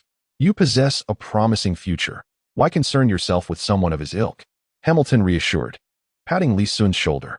Li Xun acknowledged this. Indeed, he had no intention of exchanging barbs with Bogut, for that would be a sheer waste of breath. As a player, his true objective was to dominate Bogut on the court. With the influence of the all-star performance-enhancing elixir, Li Xun was confident his statistics would be commendable.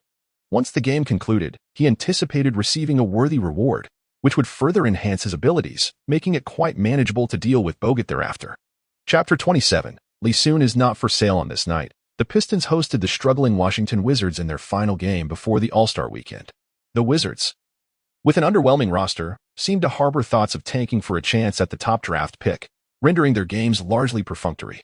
The adage that there are no weak teams in the NBA does not hold true at all times. Li Xun played for 27 minutes, accumulating 17 points, 15 rebounds, 7 assists, and 2 blocks. His performance appeared somewhat lackluster, as his mind was preoccupied with the impending All-Star game. The thought of competing alongside the league's elite filled him with excitement. Conversely, he was also irked by Bogut, counting down the days until February 19th. At the post-game press conference, a reporter inquired about Bogut, but Li Xun remained tight-lipped. The journalists were profoundly disappointed. They had hoped to stir up a sensational story. The prospect of 2 NBA players engaging in a public spat, particularly with Li Xun's recent rise to prominence, would surely have captivated their readership. Unfortunately, Li Xun offered no commentary, appearing oblivious to the situation involving Bogut. Could it be that Li Xun was intimidated? There was no need for fear. Standing up to Bogut had our support. Was Li Xun merely picking on softer targets like Laurie? The lack of response from him left many fans despondent. Little did they know that beneath the surface, Li Xun was brewing with frustration, ready to unleash it upon Bogut. On the evening of February 14th, Li Xun boarded a flight to Phoenix alongside Allen Iverson, as this year's All-Star festivities were set to take place at the home of the Suns. Upon securing his place in the All-Star game, he became ineligible for the Rookie Challenge, leaving him to eagerly await the main event on the night of the 17th. Iverson was named the Eastern Conference's starting guard. By conventional standards, given his performance this season, he no longer qualified as a top-tier star in the league. However, the All-Star game is ultimately an entertainment spectacle. Iverson's popularity within the league is unquestionable, and coupled with the substantial fan base of the Pistons, His selection as a starter was hardly surprising.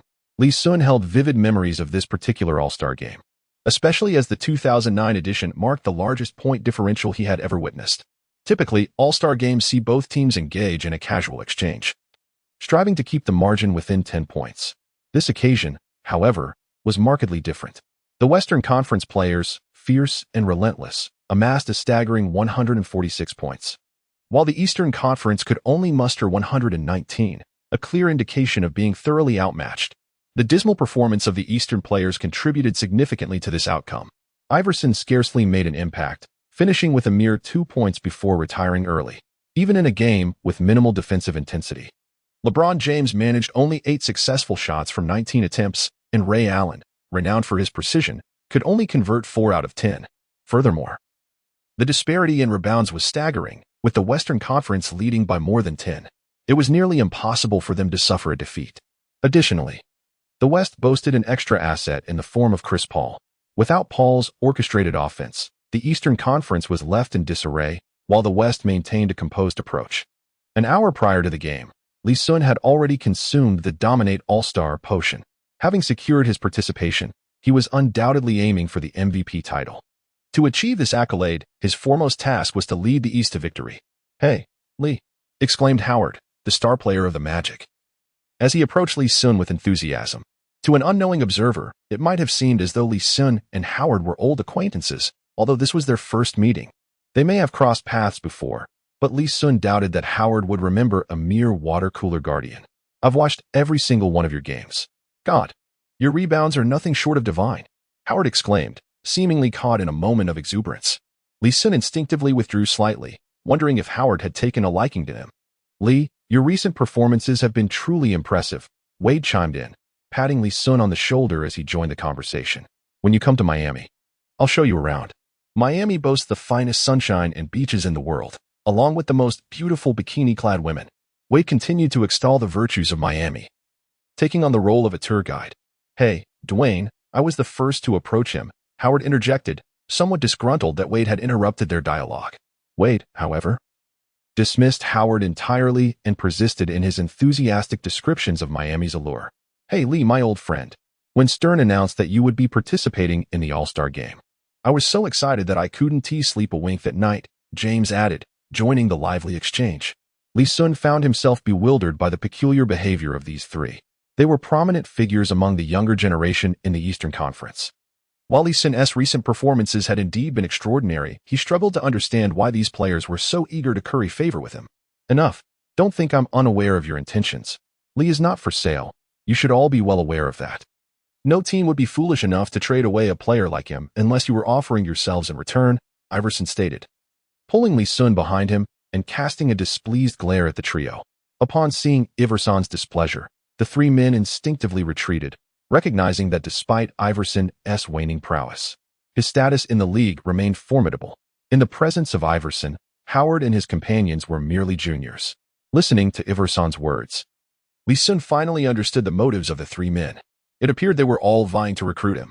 Despite having signed a contract with the Pistons, the allure of their proposition was not lost on him. As long as Li Xun wishes to depart from the Pistons, there will inevitably be ways to facilitate his exit. Even if the prospects are slim, sufficient to entice teams aspiring for championship glory. Take the Magic, for instance. Prior to Li Xun's emergence, Howard led the league in rebounding. However, it is rather awkward that the Magic's overall rebounding prowess is not particularly strong, with their average rebounding figures merely placing them in the upper middle tier of the league. Imagine, if the team were to acquire a player like Li Xun, the potential terror that this Magic squad could unleash would be staggering. Their rebounding would undoubtedly dominate the entire league. Regarding Wade, he experienced the euphoria of victory just a few years ago. However, in recent seasons, with O'Neal's decline and departure, the Heat have lost their competitive edge. Even though Wade is averaging 30 points this season, he is acutely aware that the Heat's chances of clinching the championship this year are minimal. Yet, if he were to have a player like Li Xun by his side, everything would change. Wade would regain the confidence to recreate the miraculous championship run of 2006. Chapter 28. The dazzling All-Star James rushed over, eager to join the fray.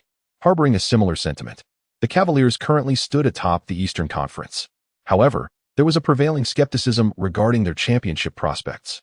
The disparity between the Western and Eastern conferences was stark, with the Western teams exhibiting unparalleled strength. At present, the Cavaliers boasted an abundance of interior players, including the all-star centers Zydrunas Ilgauskas, the versatile Anderson Varejao, the aging former #1 pick Joe Smith, and Ben Wallace. Such a collection of big men would have certainly incited envy in the Pistons, if not for the emergence of Li Xun. Yet, despite their numbers, none could truly make a significant impact on the court. Joe Smith, the 1995 first overall pick, had devolved into little more than a fringe player. Wallace, too, had seen better days. His offensive capabilities were waning, and his rebounding and defensive skills had noticeably declined. Ilgauskas possessed undeniable talent, yet his fragility often sidelined him. Varejao could do a bit of everything, but excelled at nothing in particular. If only they could entice Li Xun to don the Cavaliers' colors and play the power forward position, the narrative would be drastically altered. With his scoring ability and rebounding prowess, Li Xun would elevate the Cavaliers' performance to an entirely new echelon. If Li Xun were aware that these individuals sought him for the interior role, he would likely scoff inwardly, thinking, "I am, after all, a small forward." "Hey, Mike." Iverson shouted upon spotting the Eastern Conference coach, Mike Brown. The jovial Brown waved and approached with a beaming smile. As the second youngest head coach in NBA history, Brown's emotional intelligence was unquestionable. While many coaches were known for their fiery tempers and had made enemies across the league, Brown had cultivated friendships far and wide. "Hey, Allen, long time no see," Brown exclaimed, offering Iverson a warm embrace. In truth, Brown was not much older than Iverson. Li Xun, the rebounding marvel and the most delightful rookie of the past 5 years. Allen is quite fortunate to have such an outstanding teammate right upon joining the Pistons, Brown remarked, shifting his attention to Li Xun and lavishing him with praise. Li Xun was taken aback. The emotional acumen of this jovial figure was indeed remarkable. Rather than declaring Li Xun as the strongest rookie, he simply referred to him as the most surprising, which delighted Li Xun while sparing the feelings of other rookies from the past 5 years. "Mike, for tonight's game, please allocate my playing time to Li Xun," Iverson stated, foregoing pleasantries with Brown and getting straight to the point. Li Xun was stunned. Was it permissible to approach All-Star game playing time in such a manner? Typically, players granted starting roles would receive significantly more playing time compared to substitutes, generally ranging from 25 to 30 minutes. The duration for substitutes was unpredictable. Some might only play a few minutes, while others could see over 20 minutes on the court. Certain players, disinterested in showcasing their skills or deeming the game trivial, would often inform coaches in advance of their desire for limited playtime. Allen Iverson serves as the starting guard for the Eastern Conference, and should he choose to play, he is guaranteed a minimum of 25 minutes on the court. This situation presents a quandary for Mike Brown, who recognizes the potential for scoring but is apprehensive about displeasing other substitute players. However, upon reflection, he realizes that the discontent of others does not concern him personally. They cannot possibly vent their frustrations upon him. "Very well, Allen. You will take to the court for a few minutes at the start, and then you can take a seat."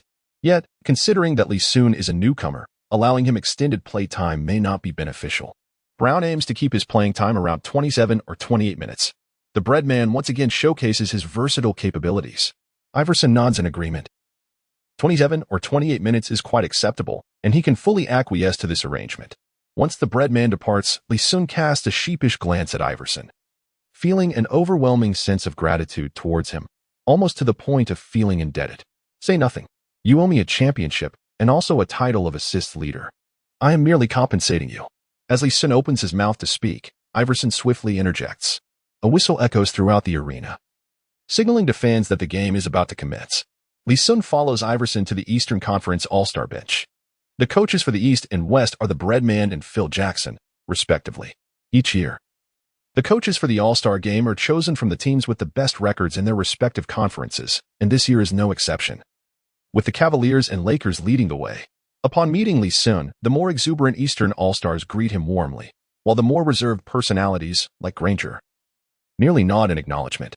The Eastern All-Star roster includes notable players such as James, Wade, Howard, Garnett, Iverson, Pierce, Rashard Lewis, Ray Allen, Devin Harris, Granger, and Isolation Joe. The number of small forwards is indeed remarkable. With Li Xun included, the East boasts 5 All-Star small forwards. In such a setting, no coach would be audacious enough to impose tactical plans upon the players. It is entirely a matter of free play, allowing them to express themselves as they see fit. As the referee's whistle sounds, the starting All-Stars take to the court, with the Eastern Quintet shining brightly, while the Western team, equally formidable, counters with Yuming, Duncan, Stoudemire, Kobe, and Paul. Seated on the sidelines, Li Xun watches the game with keen interest. In his previous life as a fan, he could hardly have imagined that he would one day occupy a front-row seat at the All-Star game. In addition to the elite players on the court, there are glamorous Western and European actresses present at the sidelines. The All-Star game is undoubtedly one of the most high-profile events, making the appearance of such dazzling celebrities unsurprising. Unfortunately, Li Xun does not recognize many of these stars and struggles to recall their names. In the first offensive play, the West gains possession, with Kobe successfully scoring against Wade for 2 points. Turning back, Wade attempts to retaliate, but fails to convert. The match had just progressed for 2 minutes, with the Western team holding a temporary lead of 5 points. At that moment, Garnett called for a timeout. As an interior player, he often felt a lack of presence in such games. Moreover, with age weighing upon him, Garnett chose to withdraw from the fray altogether. Mike Brown nodded towards Li Xun, signaling him to prepare for entry. Li Xun made an effort to restrain his facial expressions, striving to appear calm, though inside, he was bursting with joy. The All-Star game was about to commence, and he was set to take the court. With an overall attribute rating soaring to 95, every single skill he possessed was unparalleled in the league. Even if he couldn't claim the top spot, he was undoubtedly among the elite. Firmly situated within the top 3 of the league, Li Xun was utterly convinced that in this game, the spotlight would undoubtedly shine upon him. Chapter 29. The collective mourning for Xiaoxi. Feeling an overwhelming surge of power coursing through his body, Li Xun strode confidently onto the court. It was the Eastern Conference's offensive possession. As Iverson crossed half-court with the ball, he swiftly passed it to Li Xun. The formidable Stoudemire approached to defend. Given that the All-Star lineup was selected based on center, forward, and guard positions, the Western Conference lacked a small forward in their starting roster, leaving Xiaoxi to match up against Li Xun. It was hardly feasible to have Duncan venture out to defend against the perimeter. Li Xun leisurely dribbled outside the three-point line. Just as Xiaoxi began to grow impatient, Li Xun executed a swift crossover dribble, propelling himself towards Xiaoxi's left. Quick on his feet, Xiaoxi pivoted to intercept. In a fleeting moment, Li Xun halted with astonishing speed and deftly maneuvered past Xiaoxi on his right. The All-Star game adhered to an unspoken rule of one-on-one confrontations, and upon witnessing Li Xun bypass Xiaoxi, no one from the Western Conference stepped in to provide assistance. Thus, Li Xun charged forward unimpeded, barreling towards the basket. Underneath the rim, Yuming and Duncan watched in astonishment as Li Xun approached. They felt as though a raging bull, rather than a mere human, was charging towards them. Such velocity was inconceivable for a player of his position. With a thunderous crash, Li Xun seized the ball with both arms and forcefully slammed it into the hoop. The backboard reverberated under the sheer power of his dunk. Yuming was taken aback. He had faced Li Xun before. The previous encounters had not revealed such raw brutality. In his confrontation with Xiaoxi moments earlier, Li Xun's movements appeared deceptively simple. Yet his physical prowess was nothing short of astonishing. Initially, he executed a sudden stop to fake out Xiaoxi. This alone was an achievement unattainable by any other interior player in the league. Xiaoxi, relying on his physical attributes, was among the elite in speed and reaction time for power forwards. After the feint, Li Xun demonstrated remarkable strength, forcing his way past Xiaoxi. This display left Yuming in shock. At present, Xiaoxi was at the pinnacle of his career, although his strength might not rival that of the top traditional centers. It was hardly expected that Li Xun could so easily overpower him. Then came the speed of the breakthrough. Yuming found himself questioning his own perception. The man before him was not Li Xun, but rather an exaggerated version of a yellow-skinned Iverson. Is this guy truly one of you Chinese? He mused. If I am not hallucinating, did he just dunk with his head at the rim? Duncan, equally startled, turned to Yuming in disbelief.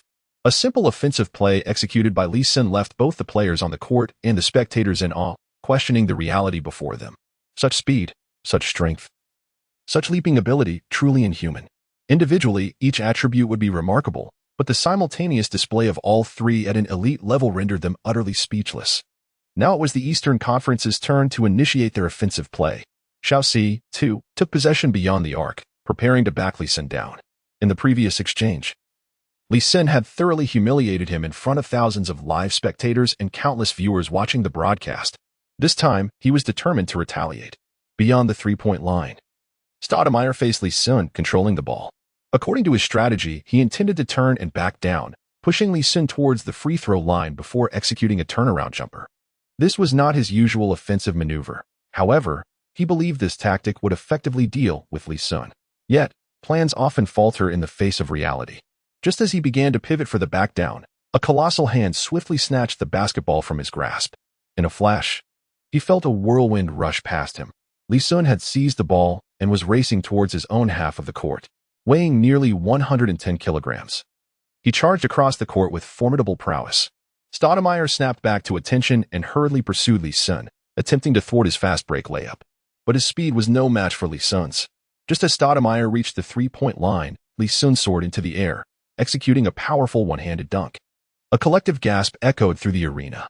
Within 30 seconds, Li Xun had already amassed 4 points and 1 steal, effortlessly erasing the 5-point lead. Observing Li Xun's previous performances, many fans had likened him to a fundamentally sound player akin to Duncan, practical rather than aesthetically pleasing.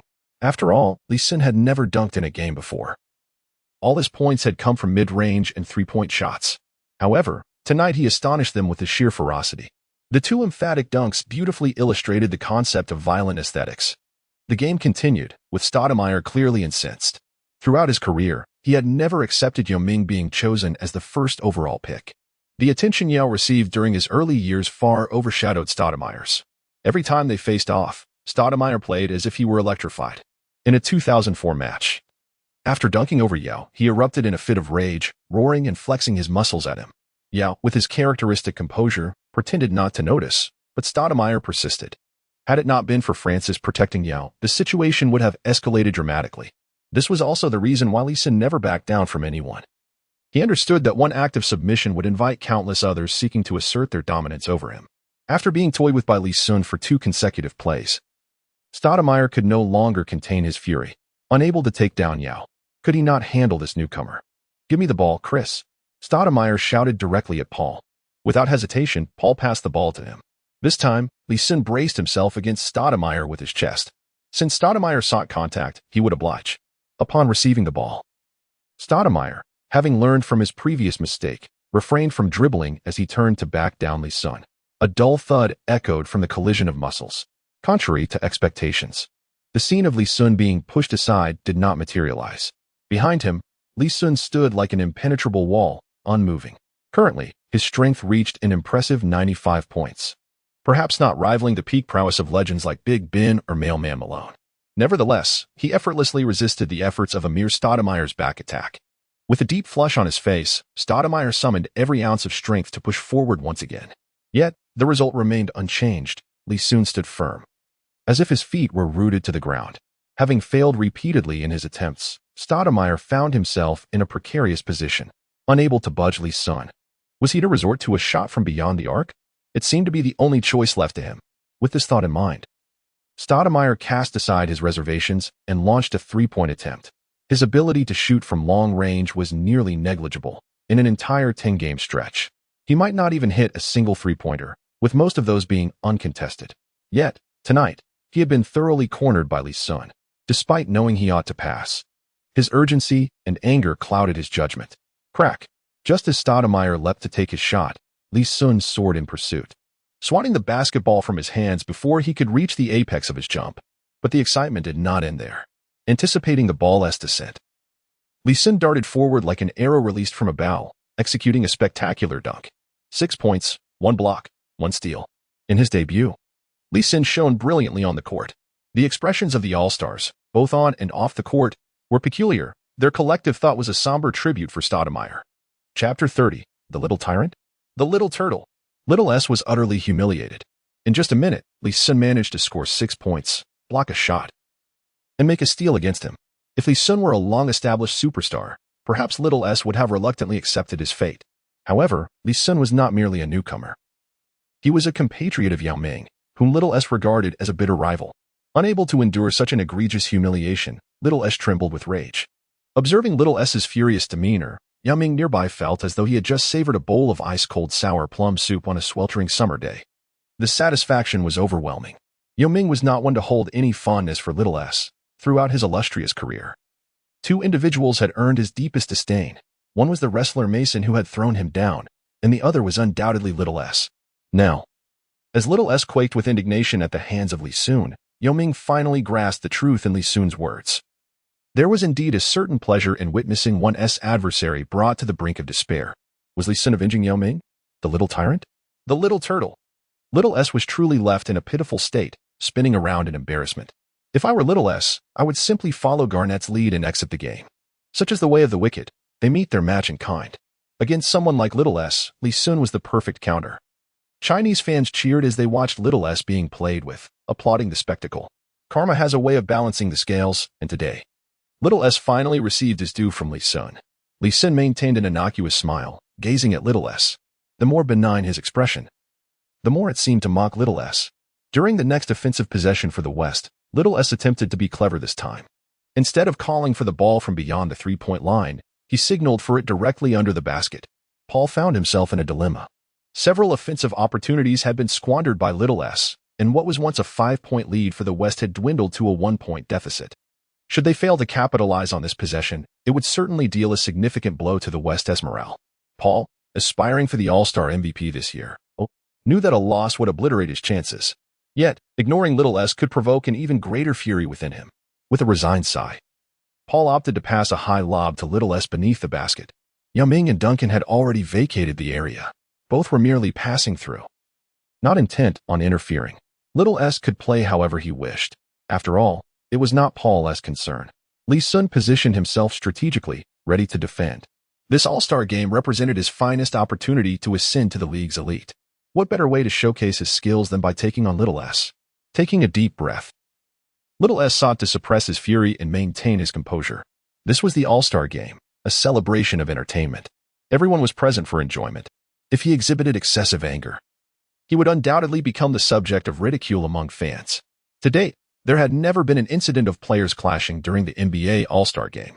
After all, he is no longer a naive newcomer to the league. In terms of anger management, Stoudemire has matured significantly. Taking a deep breath, he executed a feint under the basket. Li Xun, lacking sufficient experience, fell for the trick and was caught off guard. Stoudemire's expression brightened. Finally, an opportunity to retaliate had presented itself. He aimed to seize this moment to deliver a thunderous dunk over Li Xun, channeling all the humiliation he had endured moments before. As Li Xun had yet to touch the ground, Stoudemire leaped into action. What followed was a breathtaking spectacle. As Li Xun's feet touched the ground, it was as if they were equipped with springs. In an instant, he soared back into the air. Though his ascent was not extraordinarily high, it was sufficient to make his presence felt. With an impressive strength rating of 95, Li Xun unleashed a fierce block, his hand crashing against the basketball held by Stoudemire. The impact was monumental, echoing throughout the court. By a stroke of misfortune, the ball ricocheted off Stoudemire's chest and then bounced to Li Xun's waist. After Stoudemire landed, it fortuitously returned to his hands. At this point, Stoudemire had completely lost his composure. Ignoring all reason, he leaped again, intent on attempting another dunk. Li Xun, refusing to stand idly by, sprang up once more. With a resounding slap, another block ensued. This time, the basketball rolled near the intrigued Yao Ming and Duncan. Yao Ming took a couple of steps back, unwilling to engage in the fray. He found great amusement in the spectacle, thinking that should the ball return to Stoudemire, Li Xun might deliver yet another spectacular rejection. Duncan, however, took a more pragmatic approach. He retrieved the ball and cradled it in his arms. Unable to bear witnessing Stoudemire's further humiliation, Stoudemire, now devoid of rationality, was no longer playing with any semblance of sense. Duncan was convinced that if the ball returned to Stoudemire, another block was inevitable. It would be wiser for him to take control of the situation, thus providing Stoudemire with a much-needed respite. "Give it to me," Stoudemire shouted at Duncan with reddened eyes. Driven by fury, he had lost all sense of reason. Seeing Stoudemire in such a frenzy, Duncan regretted having picked up the ball. If this man was intent on self-destruction, he might as well indulge him. Casually, he tossed the ball towards Stoudemire. Seizing the opportunity, Li Xun darted forward, his hand swooping down like a net, intercepting the careless pass. He then swiftly passed the ball to Iverson and raced towards the front court. Iverson, understanding the cue, followed closely behind Li Xun. Upon reaching the front court, Iverson, noticing Li Xun positioned under the basket, lofted the ball towards him. Underneath the rim, Li Xun, overpowering Paul, executed a thunderous dunk, adding another 2 points to the scoreboard. The arena fell silent, awestruck. Where did this monster come from? In the blink of an eye, this behemoth had amassed 8 points, 3 blocks, and 2 steals. By sheer force of will, he led the Eastern All-Stars to overcome a 5-point deficit, even though the intensity of the All-Star game was not particularly high. Such statistics were nothing short of terrifying. Tonight's All-Star game is hosted in Phoenix, where the illustrious player Stoudemire currently represents the Suns.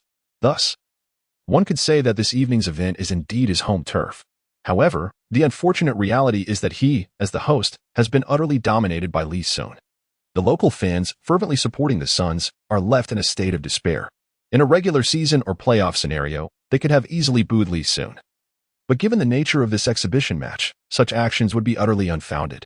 Suddenly, with a fervent urgency, Kobe Bryant called for a timeout towards the scorer's table.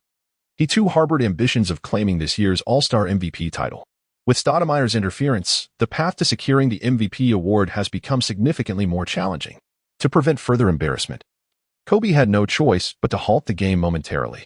Meanwhile, Duncan and Yao Ming let out a sigh of relief, grateful that the ordeal had come to an end, allowing them to find a reason to take a respite from the court. Chapter 31. No pass? Take it yourself. The Zen master wore a troubled expression. With only half of the first quarter gone, he certainly could not substitute Stoudemire out. It is worth noting that Stoudemire is a starting all-star in the Western Conference. And moreover, he is the host. To remove him from the game would be quite unreasonable. The Zen master is a person who cherishes his reputation. He is unwilling to allow any blemish, however minor, to tarnish his image. Kobe discerned the Zen master's predicament. Amare, take a breather, he suggested. You play the power forward position, and that kid is a small forward. You two shouldn't even be matched up against each other. Kobe was providing Stoudemire with an escape route. If Li Xun were to learn that Kobe acknowledged his small forward identity, he would likely weep with joy, as finally someone in the league recognized him as a small forward. Paul and others chimed in as well.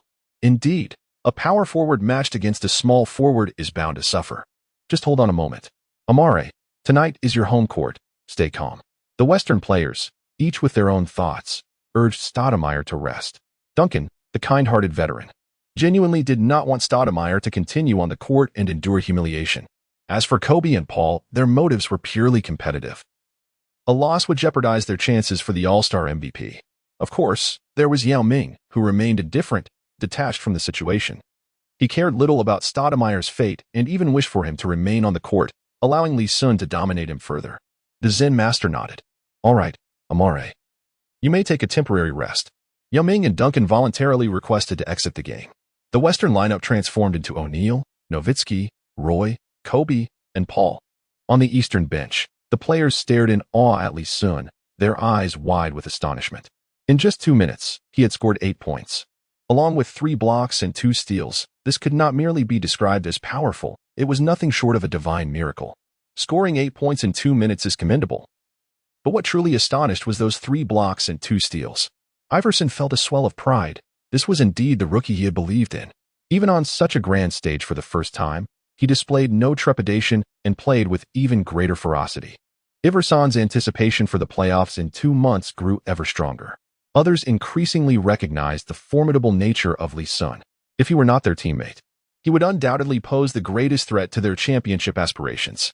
This realization struck particularly hard for Howard, James, and Wade, all of whom were fixated on the championship this year. If, during the playoffs, Li Xun were to maintain such terrifying performances, how could they possibly secure victories? Contemplating this made their scalps tingle with unease.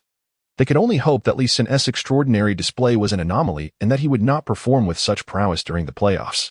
Indeed, Li Xun was currently exceeding expectations. Without the aid of an all-star enhancement, he could not achieve such results. Li, keep striving. Let us secure this victory. I will rest now and pass my playing time to you. Iverson took the initiative to request a substitution, explicitly stating his intention to share his playing time with Li Xun. This was Iverson's way of safeguarding Li Xun. Should Li Xun accumulate excessive minutes on the court, other substitutes would undoubtedly harbor grievances. While others might remain silent, it was certain that Pierce would voice his discontent. Should Pierce express dissatisfaction, Garnett would inevitably lend his support. Ever since the Celtics' triumphant season last year, Pierce has exhibited an air of superiority, often considering himself the premier small forward in the league. There is some merit to this claim, for among all elite small forwards, only he has secured both an NBA championship and the Finals MVP. Given Iverson's understanding of Pierce, it was clear that if Li Xun's playing time exceeded reasonable limits, Pierce would certainly complain. If Li Xun were a starter, it would be a different matter altogether. However, as all were substitutes, there seemed little justification for Li Xun to dominate the minutes. With Iverson making his stance clear, he indicated that any objections from others should be directed at him. Redman nodded, signaling that it was time for Allen to rest. Devin, prepare to enter the game. Devin Harris replaced Iverson, and the match continued. Upon returning to the court, Li Xun was taken aback. The Eastern Conference forwards were he and LeBron, while the Western forwards were Nowitzki and Kobe. Due to the absence of a true small forward, Kobe had to assume that position. LeBron made a proactive move to defend Kobe, leaving Li Xun and Nowitzki locked in a silent stare. During the Western offensive, Kobe executed a stunning fadeaway shot over LeBron, scoring 2 points. When it was the Eastern Conference's turn, point guard Devin Harris opted to pass to LeBron instead of Li Xun, causing Li Xun to furrow his brow slightly. Harris, the Nets' primary ball handler and a teammate of Brook Lopez, was now a reminder of the consequences of Li Xun's earlier altercation with Lopez. He bore no ill will toward Harris, where their roles reversed. He too would likely withhold the ball from a teammate who had struck him. Such behavior is entirely human. It was clear that as long as Harris was on the court as the primary playmaker, Li Xun would struggle to receive the ball. Thus, Li Xun charged toward the basket and stationed himself firmly beneath it. So what if he didn't receive the ball? This year's All-Star game had seen dismal shooting percentages from Eastern players. With so many offensive rebounds available, if he could secure just one, he would earn a chance to shoot. What was there to fear regarding passes? As Li Xun positioned himself under the basket, Nowitzki ambled over at a leisurely pace. For a veteran of his caliber, participating in the All-Star event was merely a formality. Expecting him to compete with the vigor of younger players was utterly unrealistic. LeBron launched a three-point attempt. In the paint, four muscular figures jostled for position. To be precise, 3 big men were involved, as Nowitzki remained uninvolved. Li Xun, Howard, and O'Neal were all vying for the rebound. Bang! LeBron's three-point shot clanged off the rim, and the rebound was up for grabs. O'Neal had the best positioning, closest to where the ball would land, while Howard sought to push O'Neal aside in a bid to claim the rebound. Indeed, O'Neal's imposing physique was not without merit. Howard was utterly incapable of countering it. Just as O'Neal was poised to grasp the rebound, Li Xun emerged from a diagonal position in midair. With dexterous hands, he effortlessly seized the rebound before O'Neal could react. In the instant of landing, his calf muscles surged, propelling him into another leap. Boom! Another thunderous dunk, adding 2 more points to his tally. Li Xun had successfully elevated his score to 10 points. His statistics now read 10 points, 1 rebound, 3 blocks, and 2 steals. More astonishingly, these 10 points had been achieved with a perfect shooting record of 5 for 5, all through dunks. Even the seasoned O'Neal could not help but watch Li Xun with keen interest. Throughout his illustrious career, he had witnessed countless fleeting talents. Initially, he suspected Li Xun would be yet another fleeting star, dazzling for a few games only to be targeted by the veterans and quickly brought back to reality. However, after merely one exchange, he recognized that Li Xun was indeed exceptional. Chapter 32, Li Xun. The true sorcerer of the Celestial Empire. As the offensive possession shifted to the Western Conference, O'Neal, feeling ignited by Li Xun's dazzling performance, could hardly contain his eagerness. Receiving a high pass from Paul, he pivoted with force, overpowering Howard to execute a resounding dunk. Li Xun suddenly recalled that O'Neal during this All-Star game was an absolute force of nature. Fans were acutely aware that throughout his illustrious career, O'Neal held a particular disdain for Howard, deeming him overrated and soft. This sentiment stemmed from the events of this All-Star game. In a typical scenario, O'Neal played merely 10 minutes, yet he faced Howard in isolation 11 times, successfully scoring on 8 occasions while also drawing 2 fouls from Howard, resulting in 4 free throw opportunities. Accumulating 17 points in just 10 minutes was remarkable, although his free throw shooting left much to be desired, as he converted only 1 out of 4 attempts. Had his free throw performance been more proficient, he could have easily tallied 20 points against Howard in that brief span. Such a staggering scoring efficiency, particularly from a player nearing the twilight of his career, elucidated O'Neal's contempt for Howard. O'Neal was undeniably a pivotal contributor to the Western Conference's dominance over the East in this year's All-Star game. In the subsequent offensive possessions, O'Neal relentlessly targeted Howard, scoring effortlessly. Meanwhile, Li Xun occasionally seized offensive rebounds, launching his own second-chance opportunities, for he had long ceased to expect any passes from Devin Harris. As the first quarter reached the 7-minute mark, both head coaches opted for substitutions, and Li Xun was called to the bench. Sitting beside him on the sidelines was Howard. "Li, how about when you return to the court, you take on the challenge of guarding Shaq?" Howard's countenance was pale, having just endured a harsh ordeal at the hands of O'Neal. Had he foreseen the torment that O'Neal would inflict, he would have resolutely abstained from attending the All-Star game.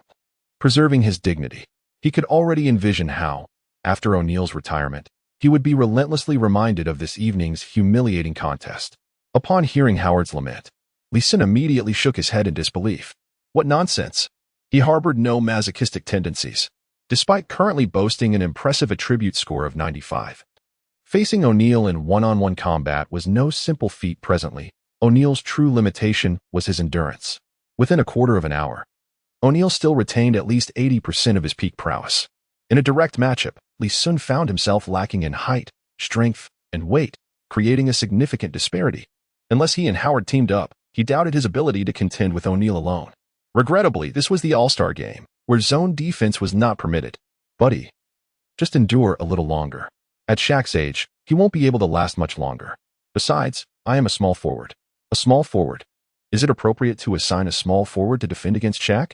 Li Xun repeatedly reminded Howard of the fact that he was a small forward. Howard could only sigh in resignation. Now that O'Neal was also resting on the sidelines, it was likely that when he took to the court, this fellow would join him as well. Li Xun remained on the bench until 3 minutes into the second quarter, when Bread Brother once again summoned him to the court. Aside from Li Xun, the court also featured Ray Allen, Lewis, Granger, and the infamous one-on-one Joe. Li Xun exclaimed in astonishment. 5 perimeter players comprised a lineup that was utterly bizarre. This peculiar situation arose from the inherently flawed nature of the Eastern Conference All-Star roster. The only true centers were Howard and Garnett, while the point guards were limited to Iverson and Harris. The rest were all perimeter players. Faced with the inability of others to assume the role of point guard, Li Xun took it upon himself to embrace this responsibility. Whether his true intention was to monopolize the playmaking duties remains ambiguous. As the backcourt received the inbounds pass, Li Xun gradually advanced the ball into the frontcourt. Paul immediately stepped up to apply pressure. Despite possessing a ball-handling attribute soaring to 95, Li Xun felt no inclination to underestimate Paul. He dribbled to the side, steadily pushing against Paul until he reached the three-point line. Utilizing his height and strength, he forcefully maneuvered past Paul, taking a stride forward to release a mid-range jumper. Swish! The two-pointer found its mark. At this juncture, Li Xun had made 7 of 8 attempts, amassing a total of 14 points. Paul shrugged helplessly, signaling his inability to counter Li Xun's offensive prowess. As a mere point guard, how could he defend against the robust interior presence of Li Xun? This scenario gave rise to a peculiar paradox. Backcourt players viewed Li Xun as a center, while traditional centers regarded him as a backcourt player. Thus, Li Xun found himself caught in a limbo. After 3 consecutive offensive possessions against Paul, with 2 successful attempts, Li Xun began to orchestrate the offense. It was inappropriate for him to monopolize the shooting opportunities, as this was an all-star game, not solely his personal contest. With the first half far from over, if the game continued at this pace, victory for the East would secure Li Xun the All-Star MVP award without a doubt. When Li Xun commenced playmaking, spectators were left in awe. When had he developed such remarkable organizational skills? Why had he never showcased this talent before? The precision of his passes, in both power and angle, was nothing short of exquisite. The timing of his deliveries seemed nearly on par with Paul's. It appeared we had misjudged the situation. It was not Sun Yu who was the Chinese magician, but rather Li Xun.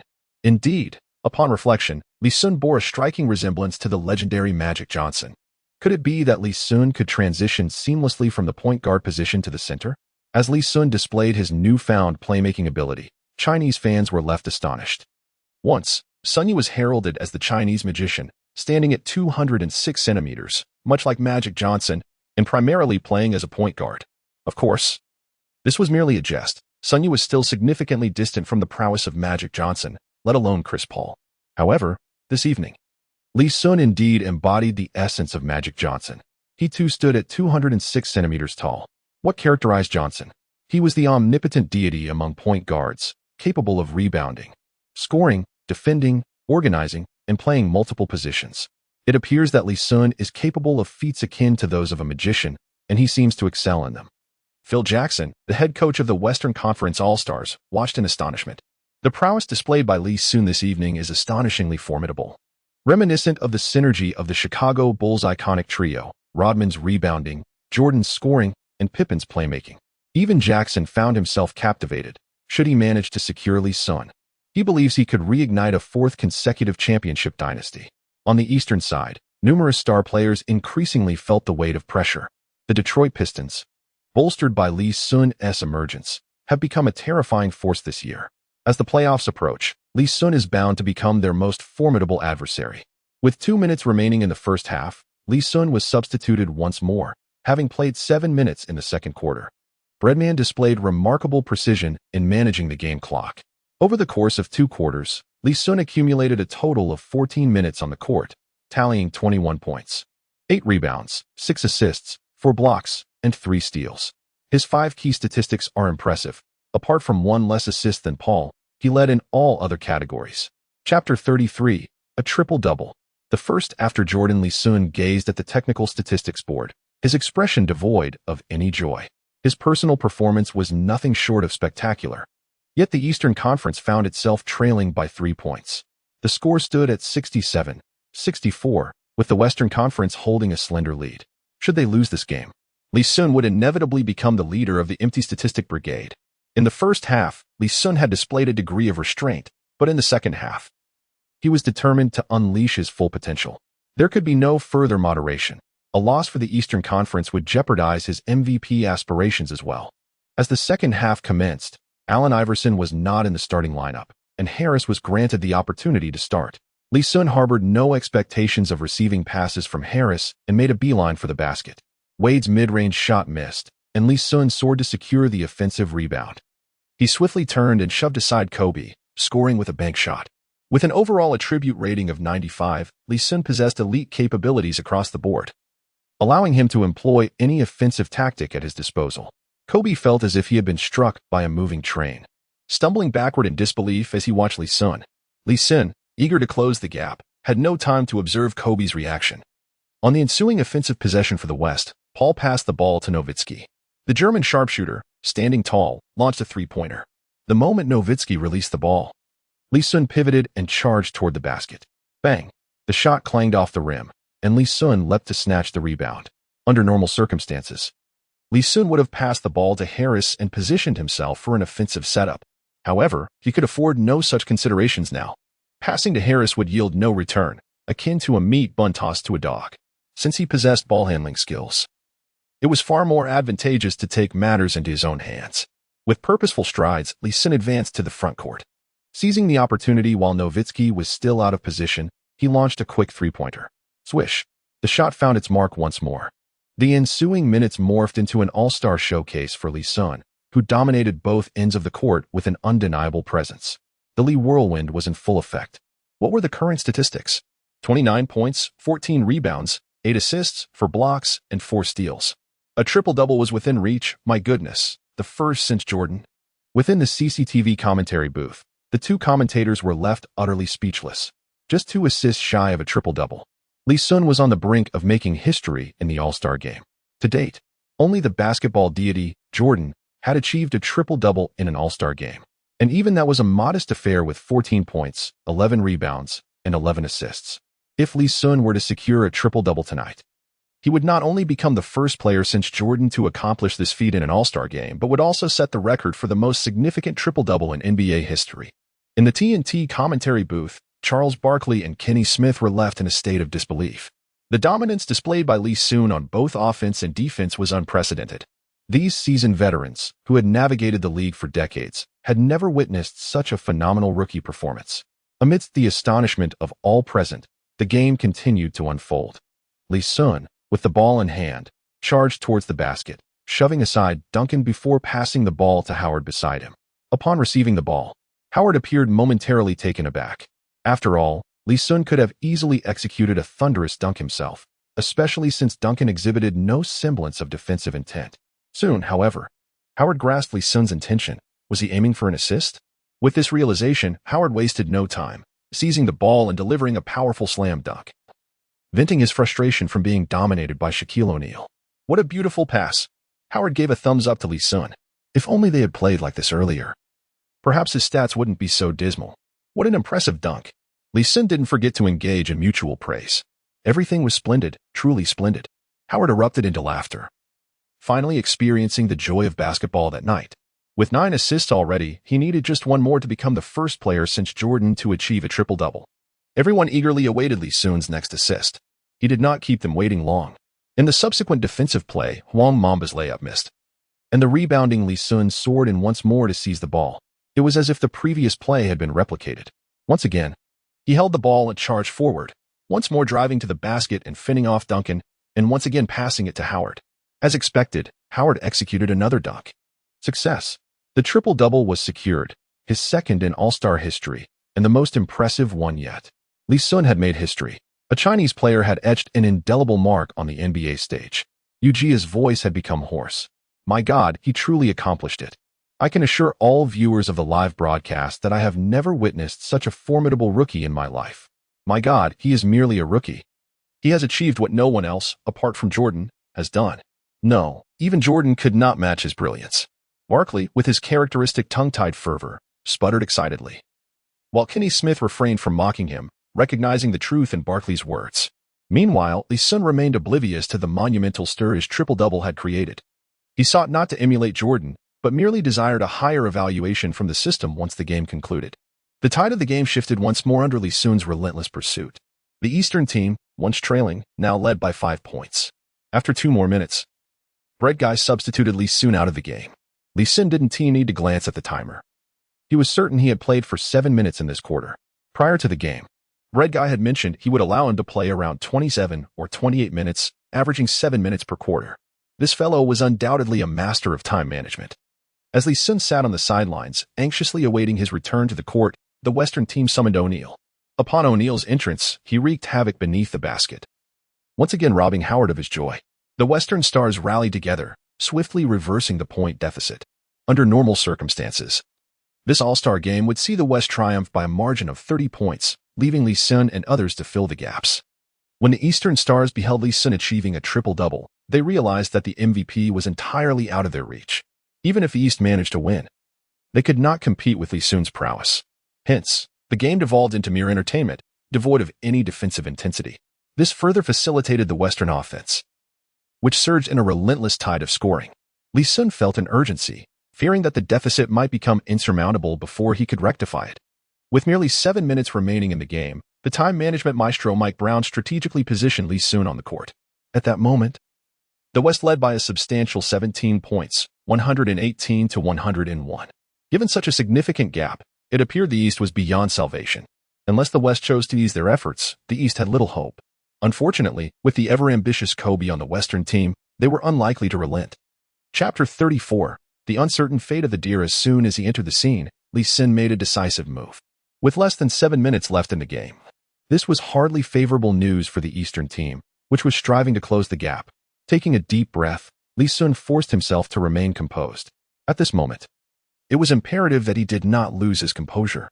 If he faltered, the All-Star MVP would slip completely from his grasp. O'Neal had played 13 minutes tonight and had now left the court, unlikely to return. This was a boon for Li Xun. Had O'Neal possessed any remaining stamina, he would have been an overwhelming force in one-on-one situations. Fortunately, Yao Ming from the West had little interest in the All-Star game. Otherwise, he could have easily dominated the Eastern team's interior defense. O'Neal had outmatched Howard, and Yao Ming had done the same. Observing Howard, one might think he was utterly ineffectual, as though anyone could overpower him. However, Howard was not as inadequate as he seemed. After all, he was often regarded as the sole player in the league capable of being exchanged for James. Moreover, Howard possessed an unexpected advantage. He could contend with Duncan. It was indeed perplexing. Duncan had been able to trade blows with O'Neal in the playoffs and had favorable career statistics against Yao Ming. Yet, he seemed unable to gain the upper hand over Howard. In their encounters, Howard had managed to hold a slight edge. With a resounding thud, James missed another jump shot, allowing Li Xun to secure the rebound over Roy. At this juncture, Li Xun's sole objective was to stabilize the situation and gradually narrow the point deficit. As time passed, Li Xun's efforts bore fruit, and the gap did begin to close. However, the reduction was far from satisfactory. With only 2 minutes remaining, the deficit still stood at 9 points. Li Xun's offensive efficiency was commendable, yet the Western team was equally formidable. Erasing a 17-point gap was no simple feat. Continuing to prolong this situation was not an option. It was time to take the risk of attempting a three-pointer. Li Xun resolved to wield this double-edged sword. The three-point shot was the most effective means of scoring quickly. To recover the 9-point deficit in just 2 minutes, Li Xun had no choice but to attempt a three-pointer. After Kobe's layup was thwarted by Howard, Li Xun seized the opportunity for a rebound. Without hesitating, he initiated a fast break. Seizing the moment before his defender could set up, Li Xun decisively launched a three-pointer from the front court. Swish. It was nearly an open shot. And with a remarkable three-point attribute of 95, Li Xun made the basket with ease. The 9-point deficit had dwindled to 6. The hope of victory had significantly increased. Turning back, Paul sank another basket, pushing the deficit back to 8 points. In the critical moments, Brother Bread played the role of a good Samaritan. Sensing Li Xun's fervent desire to survive, he substituted in Iverson. Iverson, known for his unselfish play, immediately passed the ball to Li Xun after crossing half court. He understood well that tonight, Li Xun was undoubtedly the main character. If the Eastern team lost, Li Xun would be the tragic hero. The Eastern Conference emerged victorious, with Li Xun as the undeniable champion. As he received the pass, Kobe quickly approached to defend him one-on-one. Kobe's defensive prowess is beyond question, and tonight, he was exerting himself to the fullest. Unfortunately for him, he was up against Li Xun, a significantly enhanced version of himself. Right before Kobe's eyes, Li Xun executed a smooth jump shot from beyond the arc swish. Another three-pointer sank, narrowing the gap to a mere 5 points. Kobe promptly retaliated, driving to the basket for a quick 2 points, maintaining the deadlock. However, Li Xun's subsequent three-point attempt fell short. Left with no other options, he resolved to take the shot regardless of the outcome. As the clock wound down, the game was left with just over 40 seconds remaining. Breadman quickly called a timeout. "Well done, young man. You've performed admirably, Li Xun. We still have a chance, so do not lose heart." Inspired by Li Xun's fervent desire to win, several players from the Eastern team rallied around him, offering encouragement. Even Pierce approached, patting Li Xun on the back. With a staggering stat line of 39 points, 25 rebounds, 10 assists, 5 blocks, and 4 steals, even the seasoned Pierce couldn't help but feel a deep respect. Had it not been for Li Xun's Herculean efforts, the Eastern team would likely have capitulated, suffering a humiliating defeat. "Guys, I understand this is an exhibition match, but having come this far, we must give it our all. Not for anything else, but for the sake of Li Xun's astounding performance. If we lose, the embarrassment will not rest on Li Xun but on us." Breadman solemnly addressed his teammates. They nodded in agreement, recognizing the truth in his words. With such a remarkable performance, Li Xun's stats were surely worthy of being etched in NBA history. Future fans would look at these numbers and wonder how he did not secure the MVP title. Concluding that it was solely due to the inadequacy of his teammates, "Li, in these final moments, unleash your full potential. We still have one brief timeout left, so feel free to utilize it," Breadman thought, regretting having been so stringent with Li Xun's playing time. Had he allowed him an additional 3 to 5 minutes, the situation might have been different. Meanwhile, on the Western side, All-Star Roy had already logged 31 minutes of playtime. With Roy's presence, Li Xun's performance could easily match that duration without drawing any criticism. Now, it was too late for second thoughts. They could only hope that Li Xun would rise to the occasion in these last 40 seconds. Upon returning to the court, Iverson stood at the sideline to inbound the ball. Receiving the pass, Li Xun focused intently, once again launching a three-pointer over Kobe's defense. This time, fortune favored Li Xun, the ball sailing through the net with a perfect arc. This offensive sequence took less than 5 seconds, leaving just 40 seconds in the game. With Li Xun's profound understanding of Kobe, it was evident that in the ensuing offensive possession, Kobe would undoubtedly take the initiative. Without hesitation, Li Xun approached to engage in one-on-one defense against Kobe. If he could successfully contain this offensive play, their chances of victory would markedly increase. As Paul advanced with the ball, Li Xun kept a vigilant eye on every movement of Paul out of the corner of his vision. Just as Paul prepared to pass, Li Xun surged towards the basketball with the swiftness of a hunting cheetah.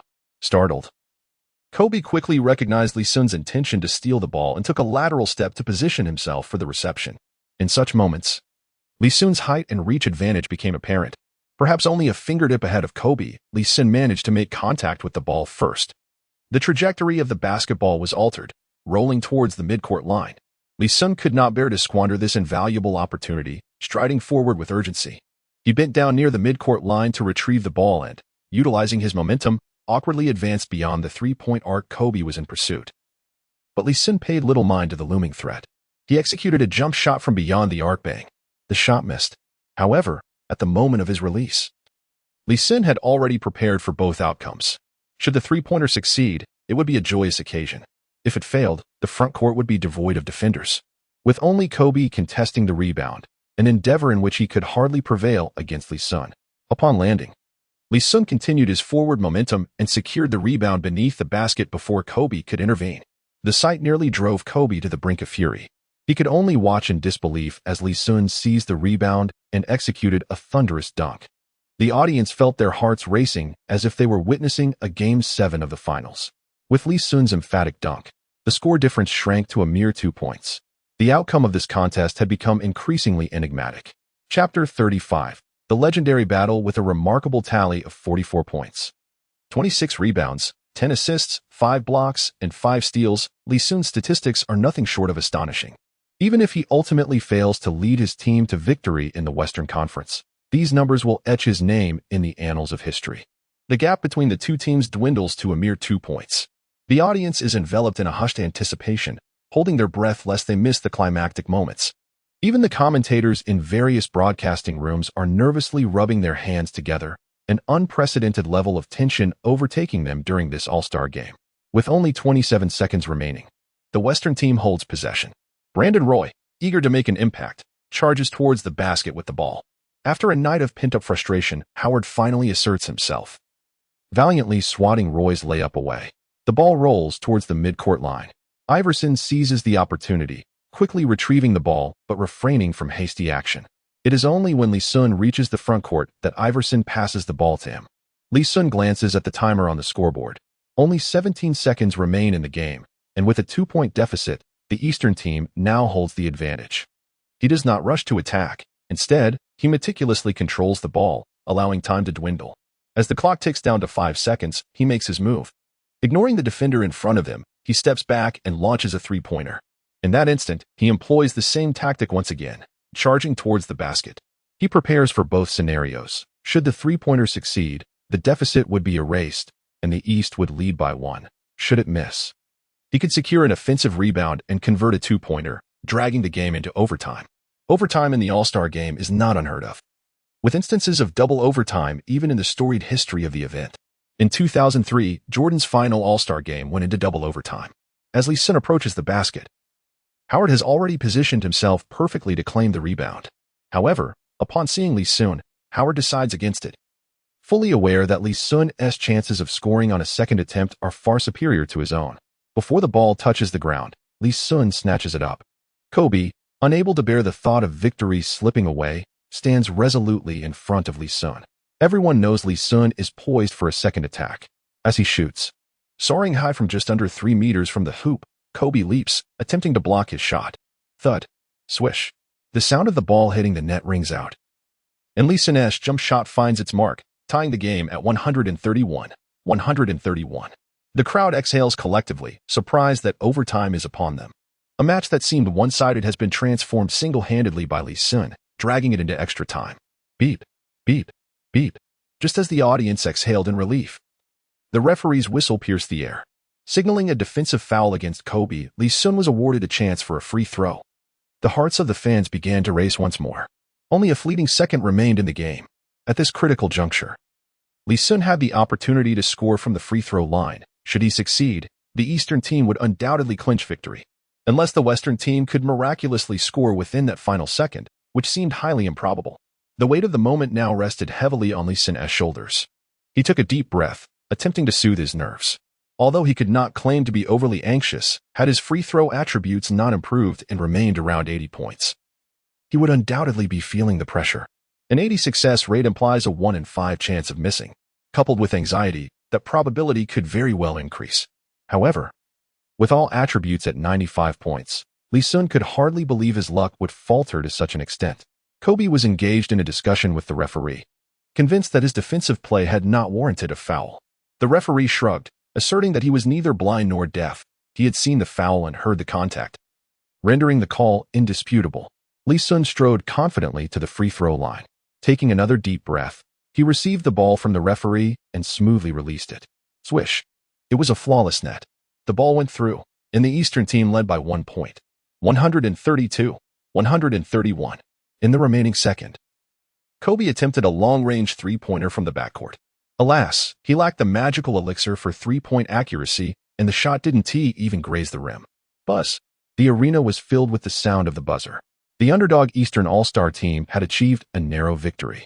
Seated at the sidelines, starlets and socialites covered their mouths in disbelief, gazing at Li Xun with astonished expressions.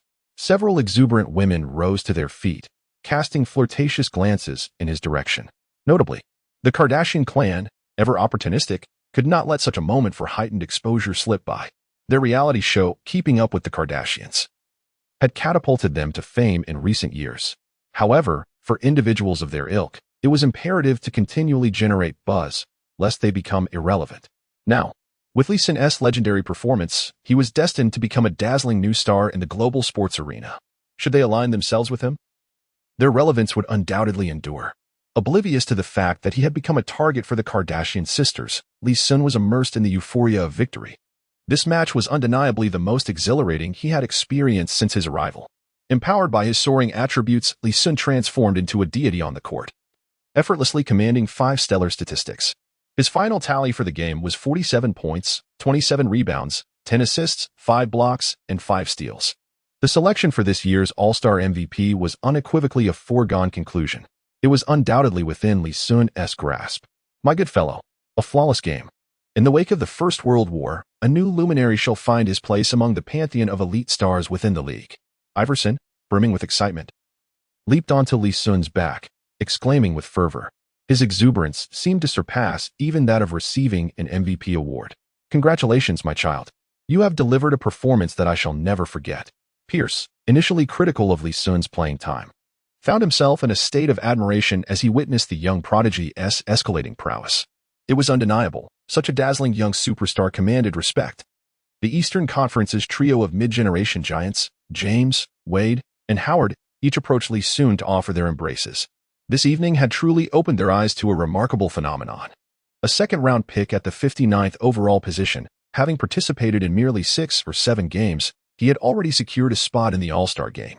Yet, this was not the crux of the matter. The essence lay in the fact that this second-round talent had become the focal point amidst a constellation of stars in this illustrious matchup. This is what it means to achieve immortal status in a single moment. Tonight, Li Xun epitomized the very essence of such a transformation. Chapter 36, A Night of 20 Records Broken in the TNT Commentary Booth. Barkley and Kenny Smith were preparing to extol the remarkable achievements of Li Xun from the evening's game. A staff member approached from backstage, presenting Barkley with a thick stack of papers. Upon glancing at the documents and casually flipping through a few pages, Barkley's expression shifted to one of bewilderment. Director, are you jesting with me? These are all the records Li Xun shattered tonight? Such an extensive collection? Barkley, caught between genuine astonishment and the theatrics of the show, rose from his seat, slamming his hands on the table. Kenny Smith, intrigued, took a look at the stack and soon wore a wry smile. Unbelievable. The substantial pile was still warm to the touch, imbued with the scent of fresh ink, indicating it had just been printed. Each sheet detailed the records broken by Li Xun that night, including the previous record holders and the corresponding dates. As professional commentators, they were well versed in the game, yet knowing every record intimately was a tall order, necessitating assistance from the director for information curation. This evening, however, it felt less like organized data and more akin to receiving an entire tome. Ahem. Dear viewers, despite my suspicion that our director is playing a trick on me, I must read you this astounding information for the sake of my meager salary. It is simply too sensational. Barkley meticulously arranged the papers before beginning to read from the first.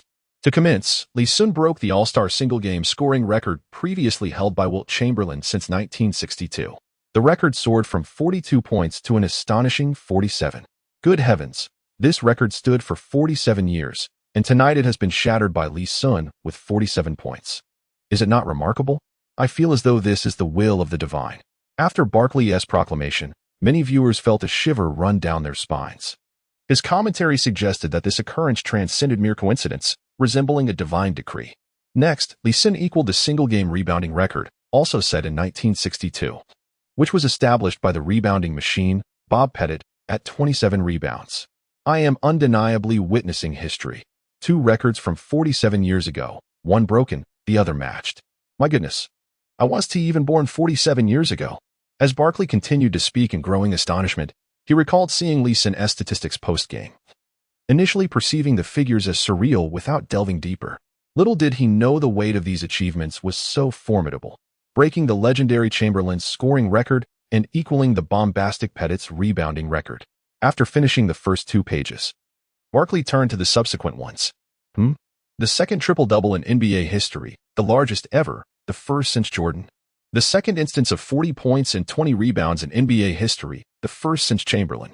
He broke the record set by Mutombo in 2001 for the fewest minutes played while still achieving 20 rebounds. I recall that Mutombo achieved 22 rebounds in just 28 minutes. And tonight, Li Xun played precisely 28 minutes. His block statistics are tied for second place in All-Star history alongside Olajuwon and Ewing, trailing only Kareem Abdul-Jabbar's 6.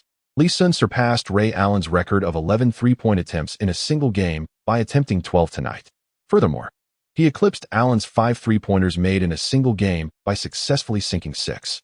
The records for single-game attempts, field goals made, attempts per quarter, field goals made per quarter, three-point attempts per quarter, three-point makes per quarter, and points per quarter have all been noted. In the era of Petit, rebounds were not differentiated into offensive and defensive categories, allowing Li Xun to shatter the records for both single-game offensive and defensive rebounds. His steals rank just behind Rick Barry, Kobe, and Wade, placing him 4th in history. Barkley was nearly speechless, struggling to keep pace with the multitude of records he was enumerating. Meanwhile, Kenny Smith diligently took notes beside him. My goodness. I am grateful to Li Xun for revealing the astonishing variety of records in the NBA. I just documented a total of 18 records broken, matched, or entered the top 3 in history. And this is not the end. We must also consider Li Xun's status as a rookie and a second-round pick. He is the first player selected to the NBA All-Star roster from the second round in his rookie season. Moreover, he is the inaugural second-round pick to be named All-Star MVP. Including these 2 records, Li Xun has astonishingly achieved a total of 20 records tonight. To accomplish 20 records in a single game is something no one could have imagined before the event, not even Li Xun himself. This is a true moment of legendary ascendance. As Iverson stated, from this day forth, Li Xun must be included among the elite stars of the league. His career is officially set to soar. While Barkley recited Li Xun's records, a temporary podium was being constructed within the arena. In previous years, the selection of the All-Star MVP may have been subject to debate, but this year, Li Xun's MVP status is indisputable. If such a performance does not secure him the MVP title, then the significance of the All-Star game itself would be called into question. Stern has already stepped onto the court, appearing remarkably youthful and in good spirits.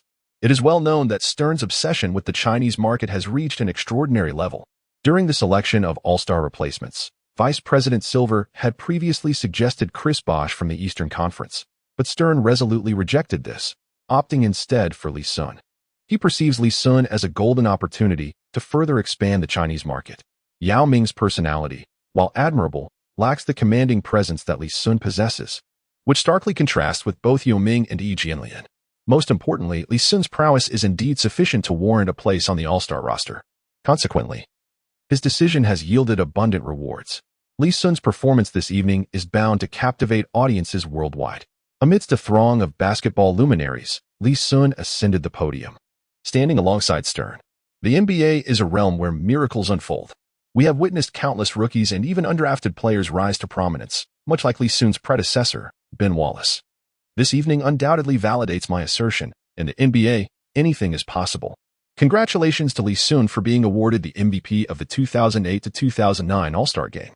After a moment of heartfelt emotion, Stern, beaming with joy, presented the trophy to Li Xun. With a slight tremor in his hands, Li Xun cautiously accepted the trophy, his heart in tumult, a myriad of emotions swirling within. In the span of just 1 month, he has successfully secured his first significant accolade, marking a flawless commencement to his professional career. Chapter 37. The Kardashian sisters. At the moment when Li Xun raised his cup, Yao Ming, who had not left the venue, felt his eyes welling up. After years of anticipation, someone had finally taken up his mantle. Simultaneously, millions of fans in China erupted in fervor. Li Xun had claimed the first prestigious honor for a Chinese player in the NBA. Although Yao Ming had also garnered some accolades, they were trivial in comparison. Akin to a weasel marrying a bride. Aside from the All-Star recognition, he had only received 2 monthly awards and a few selections for the second and third All-NBA teams, along with a spot on the All-Rookie first team. The merit of being part of the second or third All-NBA teams is not negligible, particularly the second team, which arguably holds value not far from that of the All-Star MVP. However, it still does not equate to the MVP, which signifies the player who performs best on the court. In Chinese culture, the notion of hitting the jackpot is significant, and tonight, Li Xun had indeed struck it. Astonishingly, he had shattered Wilt Chamberlain's record. Yes, the record from 1962, which left me in awe. 1962? Why does that year resonate so profoundly? Wasn't that the year of the battle for the capital of India? Chinese fans excitedly debated, unwittingly drawing the ire of others. In the eyes of all fans, Chamberlain is regarded as the king of records. He not only set numerous records but did so at heights unattainable by ordinary mortals, scoring 100 points in a single game, averaging 54 points per game over a season, and averaging 2 rebounds per game in a season. Who would have thought that Li Xun could surpass Chamberlain's records tonight? Of course, Chamberlain's all-star scoring record is arguably the easiest of his records to break. A mere 42 points in a single game. Even without Li Xun, many players in the future would likely surpass this mark. Li Xun has been deceiving. He claimed that his role model was Dominique Wilkins, which is sheer nonsense. His true inspiration should be Bob Pettit, the Red Stick Bomber. This evening, Li Xun matched Pettit's long-dormant record, bringing this legendary figure back into the fans' consciousness. The moniker Red Stick Bomber refers to Bob Pettit, with bomber denoting the bombardiers of early bombers. The term Red Stick does not refer to a high-ranking enforcer from Hong Kong gangster films, but rather to the small city of Baton Rouge in the United States, which is also known as Red Stick. However, the Chinese meaning of Red Stick is entirely fitting when applied to Pettit. He can be regarded as one of the most aggressive and assertive white players in NBA history, standing at the same height as Li Xun, 206 centimeters. Pettit achieved the incredible feat of averaging 28 points and 20 rebounds in a single season, which bears some resemblance to Li Xun's current performance. If Li Xun continues to maintain his scoring and rebounding prowess, he too may aspire to such statistics this season. Therefore, fans assert that Li Xun's model should indeed be the Red Stick Bomber, and they find no fault in this comparison. As the awards concluded, just as Li Xun was about to leave the stage with his trophy, he was called back by Stern. "Congratulations, my child. I perceive boundless potential within you. If you strive diligently, you shall undoubtedly astonish me even further." Stern grasped Li Xun's hand warmly, resembling a kindly neighbor. The other players, witnessing Stern's demeanor, appeared utterly astonished, as if they had encountered a specter. This cunning and tyrannical figure of the league was exhibiting such a gentle smile towards Li Xun? Indeed. This was the image Stern projected in the minds of many players. "Thank you, Mr. Stern. I will work hard." Li Xun managed a faint smile in response. As soon as Stern departed, a throng of reporters surged forward, encircling Li Xun in layers. He selected a few inquiries to address briefly before finally managing to extricate himself. Just as he was about to return to the locker room to share his joy with Iverson, an unexpected interruption occurred. The Kardashian sisters, Khloe, Kim, and Kourtney, blocked his path. Upon facing these three women, Li Xun instantly comprehended the allure that had captivated America. For those enamored with mature women, Khloe would undoubtedly be their preference. For those inclined towards voluptuousness, Kim would certainly appeal. And for those who appreciate intellect, Kourtney would satisfy those criteria. In any case, one could always find a suitable match among them. "Hey, Lee, would you like to invite us for a drink tonight?" Kim Kardashian pouted her luscious lips and leaned toward Li Xun. He instinctively stepped back several paces. Even the most formidable players on the court could not compel him to such an extent. Back in 2007, the infamous video featuring Kim had swept across the internet, and Li Xun had no desire to entangle himself with her, nor to become related to Kanye West. Khloe was engaged to Lamar Odom and was soon to be wed. Hence her somewhat reserved demeanor. Li Xun had no intention of placing a green hat upon Odom. He certainly did not wish to become the object of Odom's ire. As for Kourtney, her appearance did not align with Li Xun's aesthetic preferences. The only Kardashian that Li Xun might find acceptable was Kendall Jenner. Yet she was merely 14 at present. "Perhaps another day, ladies. I am rather fatigued today." Li Xun politely declined their advances. "All right, here is my number. I eagerly await your call and our date." Kim, ever exuberant, thrust a crumpled note into his hand. Li Xun accepted it without a glance and hastily made his way to the locker room. The thought of Kim Kardashian lingered in his mind, filled with memories he wished to avoid. As he hurried away, the Kardashian sisters erupted into laughter at his apparent flight. Upon reaching the locker room door, Li Xun promptly discarded the note containing the number into a nearby trash bin. Were it not for his extraordinary circumstances, it would be a challenge for a young man of 20 to resist such temptations. As Qian Zhongshu once remarked, a young man of 18 or 19 years, devoid of a romantic partner, often harbors within him a plethora of imagined women, rivaling the 36 palaces of an emperor. The depths of his hidden desires may at times resemble that of a public restroom. It is likely that Li Xun, that very evening, would reach out to Kim Kardashian, leading to events best left undescribed. The following day, his escapades would be captured by eager paparazzi, gracing the front pages of tabloids.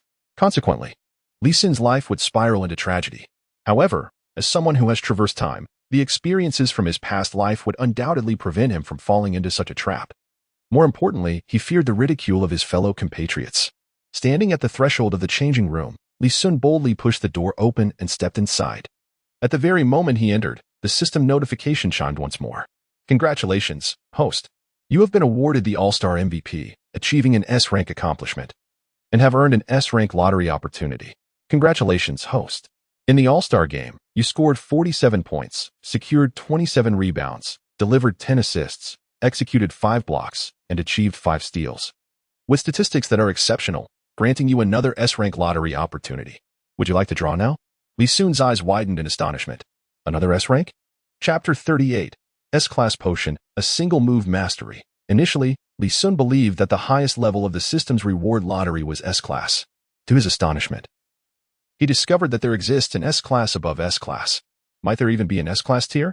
The first lottery he drew yielded the Cincinnati Royal Rebound technique, which has become the cornerstone of Li Xun's prowess. An S-Class skill is already immensely powerful. He could hardly fathom the potential of this S-Class tier. Could it possibly elevate him to unparalleled heights? Or perhaps grant him a permanent attribute score of 95 across the board? With eagerness, Li Xun commenced the lottery. Setting aside the allure of the S-Class, even the prospect of this S-Class alone was enough to entice him. Should he draw an S-Class skill? Provided it is not a rebounding skill, it would undoubtedly enhance his capabilities further. He began by drawing the S-Class reward. The golden pointer commenced its rotation, and Li Xun maintained a relatively calm demeanor. His confidence stemmed from his current strength and burgeoning reputation, even if his abilities were to plateau from this point onward. Securing a maximum salary with the Pistons would be well within his reach. Naturally, acquiring something extraordinary would be a cause for celebration. Yet failing to do so was not worthy of lamentation. Congratulations, host. You have drawn an S-Class attribute equipment, the lucky shorts of the basketball god. When worn, it enhances mid-range shooting attributes by an additional 5 points on top of existing skills. Moments later, a pair of basketball shorts emblazoned with the insignia of North Carolina University materialized before Li Xun. He couldn't help but chuckle. These shorts were likely reminiscent of Jordan's college uniform.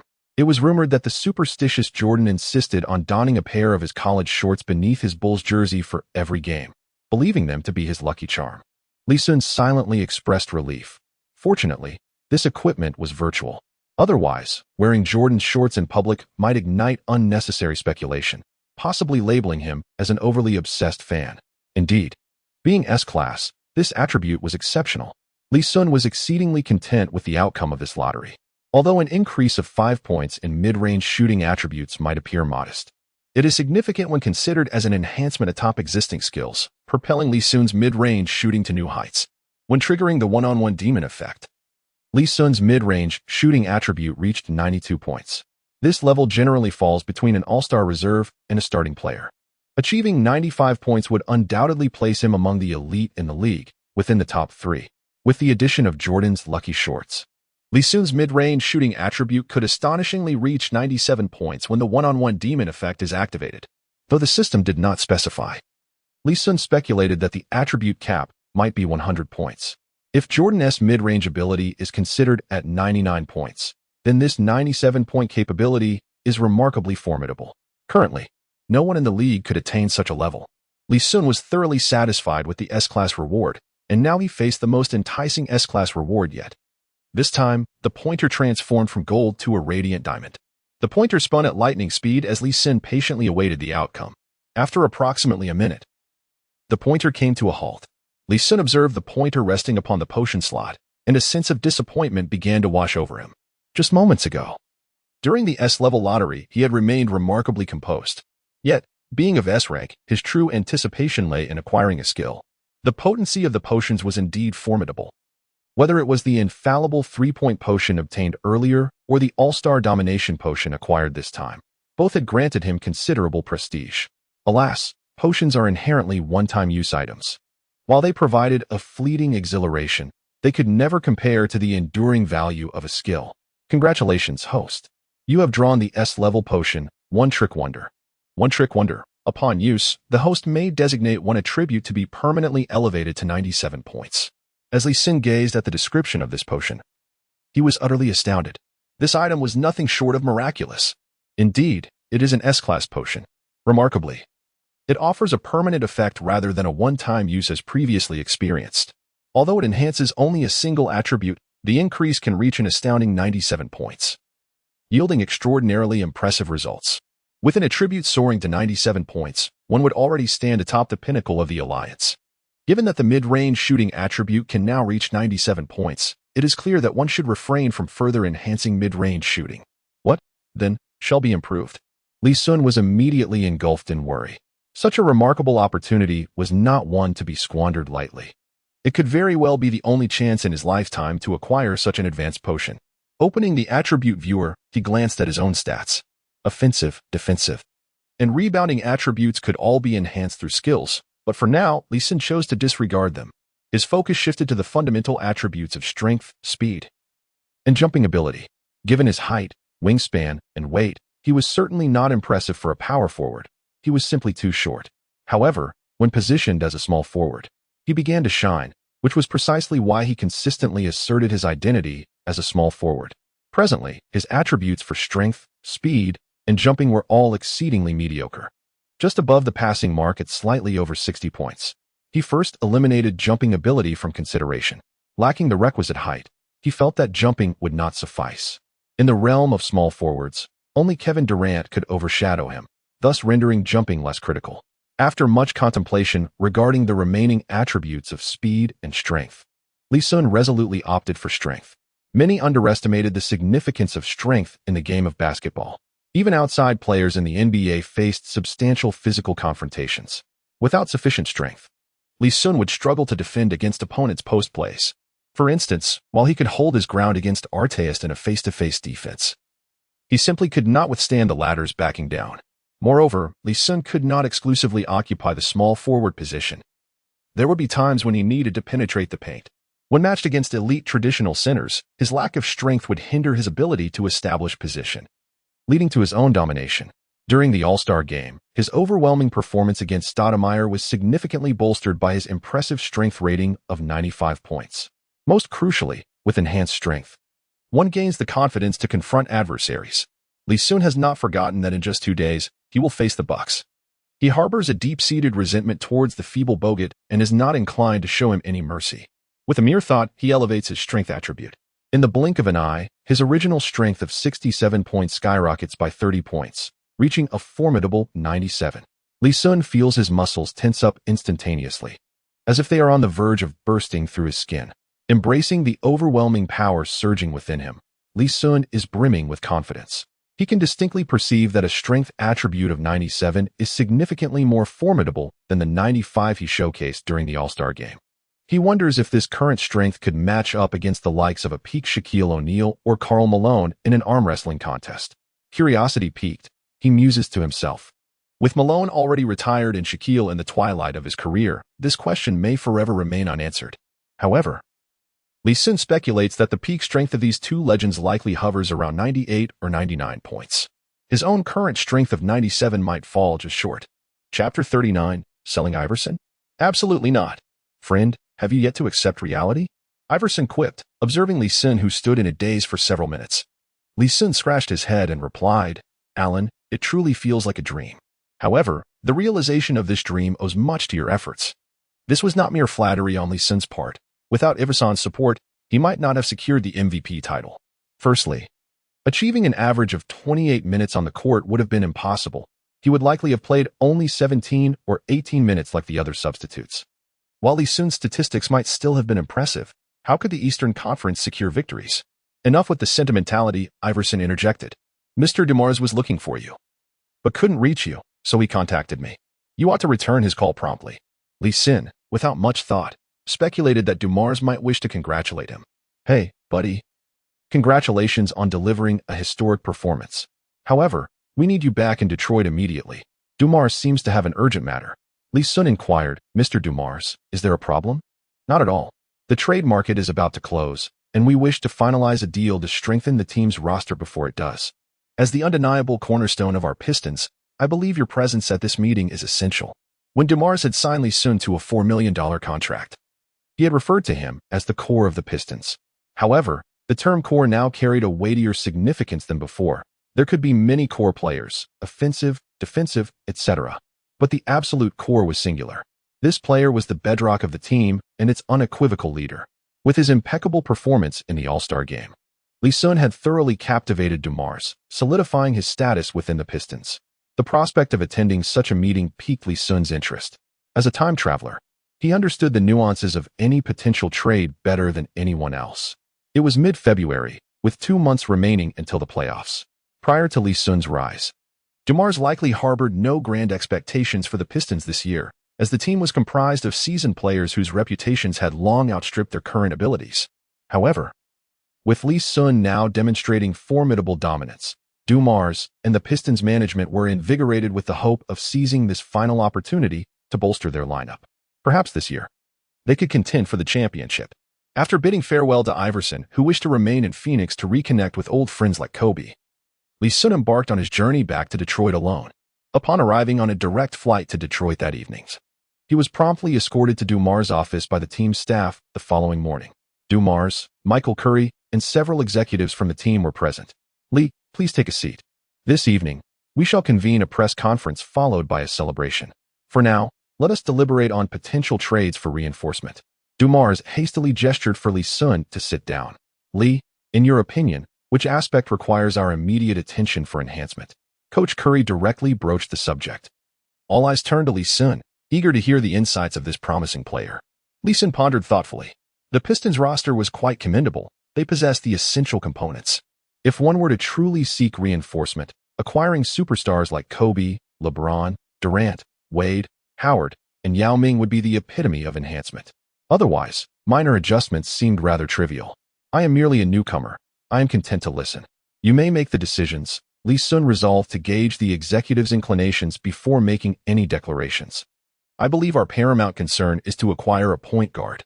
Allen's defense poses a significant challenge, and I fear that during the playoffs, opponents will exploit that weakness, stated the team's vice president, Kazek. Li Xun's brow furrowed. Who was this individual suggesting a trade for Iverson? Though Li Xun recognized the validity of the statement, he could not suppress his discontent. At such a juncture, he could not feign ignorance. If Iverson were traded away, he would have no recourse to seek redress. No. We require a seasoned veteran like Allen. I am accustomed to partnering with him. I would find it unsettling to adjust to another player. Li Xun firmly rejected the notion of trading Iverson. Kazek offered an awkward smile. Li Xun's rationale was indeed rather flimsy. Seasoned veterans? The Pistons were hardly lacking in that department. Was Iverson's experience truly superior to that of Hamilton, a champion? Clearly, Li Xun was intent on preventing the trade of Iverson. Kazek opted to abandon the topic. This meeting, in essence, was to assist Li Xun in securing allies. If Li Xun did not acquiesce, their discussions would be futile. Michael Curry nodded. Having spent considerable time with the players, he undoubtedly understood that Li Xun regarded Iverson as a mentor. I believe we should focus our sights on bolstering the interior, particularly the center position. Li Xun can comfortably assume the small forward role. We could trade Prince along with some assets to acquire a capable interior player in their prime. After articulating his thoughts, Curry glanced at Li Xun and, seeing no opposition, felt a sense of relief. Although Li Xun did not overtly express dissent, he held reservations about this trade proposal. Prince was undoubtedly an undervalued player. While he could indeed maintain a position as a small forward, selling Prince would leave the team's bench devoid of depth. Currently, when playing as a small forward, Prince can also adeptly fill in as a shooting guard, alleviating some pressure off Hamilton. When transitioning to the interior, Prince seamlessly returns to his small forward position. Once Prince is traded, finding such a versatile player in the league will be quite a challenge. At least in Li Xun's eyes. Prince is akin to a budget version of Durant. DeMars nodded in agreement as Michael Curry's thoughts aligned with his own. Michael, what are your targets? Michael Curry cleared his throat, stating that the first viable target is Emeka Okafor of the Bobcats. The second target is Zach Randolph. Okafor is averaging 13 points and 10 rebounds this season, with a somewhat lacking offensive capability, yet he excels defensively. Randolph, who was traded from the Knicks to the Clippers earlier this season, is reportedly also on the trading block. He is averaging 20 points and 10 rebounds this season, but has numerous issues, particularly with his glaring defensive shortcomings, which is why the Clippers are considering parting ways with him. Michael Curry has evidently done his homework, presenting two reasonably suitable targets. Superlative centers like Howard or Yao Ming are beyond consideration. They can only contemplate these second-tier interior players. While Randolph's statistics could place him among the elite, it is well known that he is a notorious ball hog, seldom contributing to defense. It was only after joining the Grizzlies that he reformed his ways. His laziness and propensity for trouble have significantly diminished his trade value. If he were a genuine 2010 interior player, Prince would hardly be deemed worthy of a trade. Chapter 40. I Want Jordan. Li Xun remained silent. He held a favorable impression of Prince, a somewhat refined mid-career player who was diligent and never aloof with his teammates. Like Hamilton, he was one of the rare amiable figures within the Pistons. Naturally, Li Xun did not wish to see Prince traded. However, he was acutely aware that the NBA was a realm of business. If Iverson and Prince were both deemed untouchable, then what means were there for reinforcement? One could not expect to achieve success without a proper strategy. DeMars wore a smile, visibly pleased with Michael Curry's performance. Although he had chosen this head coach whose coaching abilities were rather average, his professional attitude was commendable, and he had conducted thorough preparations. Moreover, he was a fortuitous find. Had it not been for Michael Curry, the Pistons might have remained oblivious to Li Xun's potential. The thought of Li Xun being traded or waived only to flourish in another team was one that DeMars dared not entertain, for he would undoubtedly become the laughingstock of the entire league. I believe Okafor is a solid option. We do not lack offensive firepower. What we require is a defensive stalwart to guard the paint. One Prince may not be enough to sway the Hornets. We ought to consider what additional assets we might offer. DeMars resolutely dismissed the notion of Randolph. Statistically, Randolph appeared to be the stronger player. Yet he was a source of trouble. His tumultuous history with Rashid during their tenure with the Portland Trail Blazers had created considerable discord, leading to the team's notorious reputation as the Jailblazers. Particularly in 2004, there was a mere 17-day span when no Blazers player was incarcerated, with players frequently facing legal issues. Bringing in Randolph would likely lead to further chaos, transforming Detroit into a veritable prison team. Moreover, DeMars feared that Randolph's penchant for stat padding might cause discontent for Li Xun, potentially inciting conflict between the two. If their relationship were to flourish, DeMars would be even more concerned about Randolph leading Li Xun astray. Thus, from every conceivable angle, Randolph was simply not an option, not even if offered for free. Okafor, by contrast, was a much more suitable choice. He, too, was a diligent player, exerting significant effort on defense, and there had been no reports of him clashing with teammates. The only concern was whether the Hornets would be unwilling to part with him or demand an exorbitant price. What do you think, Lee? How do you feel about Okafor as a trading candidate? DeMars inquired, seeking Li Xun's opinion. Li Xun, deep in contemplation, recalled hearing that the Los Angeles Clippers were looking to trade Randolph, and a vague idea began to form in his mind. After a moment of intense thought, his expression transformed into one of elation. He had thought of someone else. Let us trade with the Clippers. I don't want Okafor, Li Xun exclaimed excitedly. DeMars and the others exchanged puzzled glances. Did this imply that he desired Randolph? Had Li Xun, being newly inducted into the league, only perused Randolph's statistics without being aware of his dubious past? Lee, are you certain? Randolph is not as formidable as you might think, despite his seemingly impressive statistics. DeMars couldn't help but remind. Li Xun shook his head vigorously, expressing his disdain. Not Randolph. I want Jordan. Bring Jordan over. This left DeMars and the others utterly speechless, questioning whether Li Xun had lost his mind. They were discussing how to find Li Xun some assistance, yet he was adamantly calling for Jordan. Where could they possibly procure a Jordan for him? Not that Jordan. DeAndre Jordan. Upon hearing the Clippers, Li Xun's mind vaguely conjured the image of the younger Jordan. Since the team needed to bolster their interior defense, who could be a better option than the younger Jordan? Dumas furrowed his brow, realizing he had no recollection of this player. As the team's general manager, he hardly had time to focus on unknown players. Conversely, Michael Curry had some familiarity with the younger Jordan. Are you referring to the Clippers' second-round center? The younger Jordan was a fellow draft classmate of Li Xun, both being second-round picks. However, the younger Jordan was selected significantly higher, going as the 35th pick in the second round, over 20 spots ahead of Li Xun. During the draft, the younger Jordan was invited to the green room, considered a potential lottery pick. Yet, he was not selected until the second round after the first round concluded, setting a record for the lowest pick amongst green room attendees. This record was later surpassed by Bol, the son of Mutombo, who was selected at the 44th position. Currently, within the Clippers, the younger Jordan averages about 14 minutes per game, contributing approximately 4 points and 4 rebounds, which aligns with the expectations for a second-round pick. Yes, that's him, Li Xun replied earnestly. For a moment, Michael Curry found himself in a quandary. They needed reinforcement, immediate impact, and acquiring a second-round pick seemed futile. In his view, the sole advantage of the younger Jordan was likely his affordability. The Clippers did not seem overly invested in him, suggesting a trade might not require substantial assets. Yet, affordable or not, would they bring in something useless merely for decoration? Li, are you certain? Dumas was bemused, wondering if there was some connection between Li Xun and this second-round pick named Jordan. Absolutely. His offensive game may not surpass Okafor's, but his rebounding and interior defense are certainly superior. We just need to give him some time, and he will undoubtedly surprise us. Okafor is indeed impressive. Yet when compared to the two-time rebounding champion, two-time all-defensive first-team member, and even a former All-Star in the younger Jordan, he pales in comparison. Most critically, Okafor is too expensive. One prince isn't sufficient. Additional assets would certainly be required. On the other hand, the younger Jordan is much more affordable, likely not necessitating a trade involving Prince. This is the true reinforcement they seek. But he is just a second-round pick. Okafor was the second overall pick. We need immediate impact. Vice President Kazik furrowed his brow and spoke. Li Xun immediately frowned in response, wondering why this old fellow was so meddlesome. I am also a second-round draft pick. His words resonated powerfully. It was then that everyone recalled that the Li Xun sitting before them was indeed a second-round draft choice, one who had nearly gone undrafted. After a moment of contemplation, Dumas decisively made his choice. Very well, let us pursue a trade with the Clippers. Bring DeAndre Jordan over. Dumas had confidence in Li Xun. His adept management of the Pistons demonstrated that he was not one to dither, as he promptly resolved to acquire the young Jordan.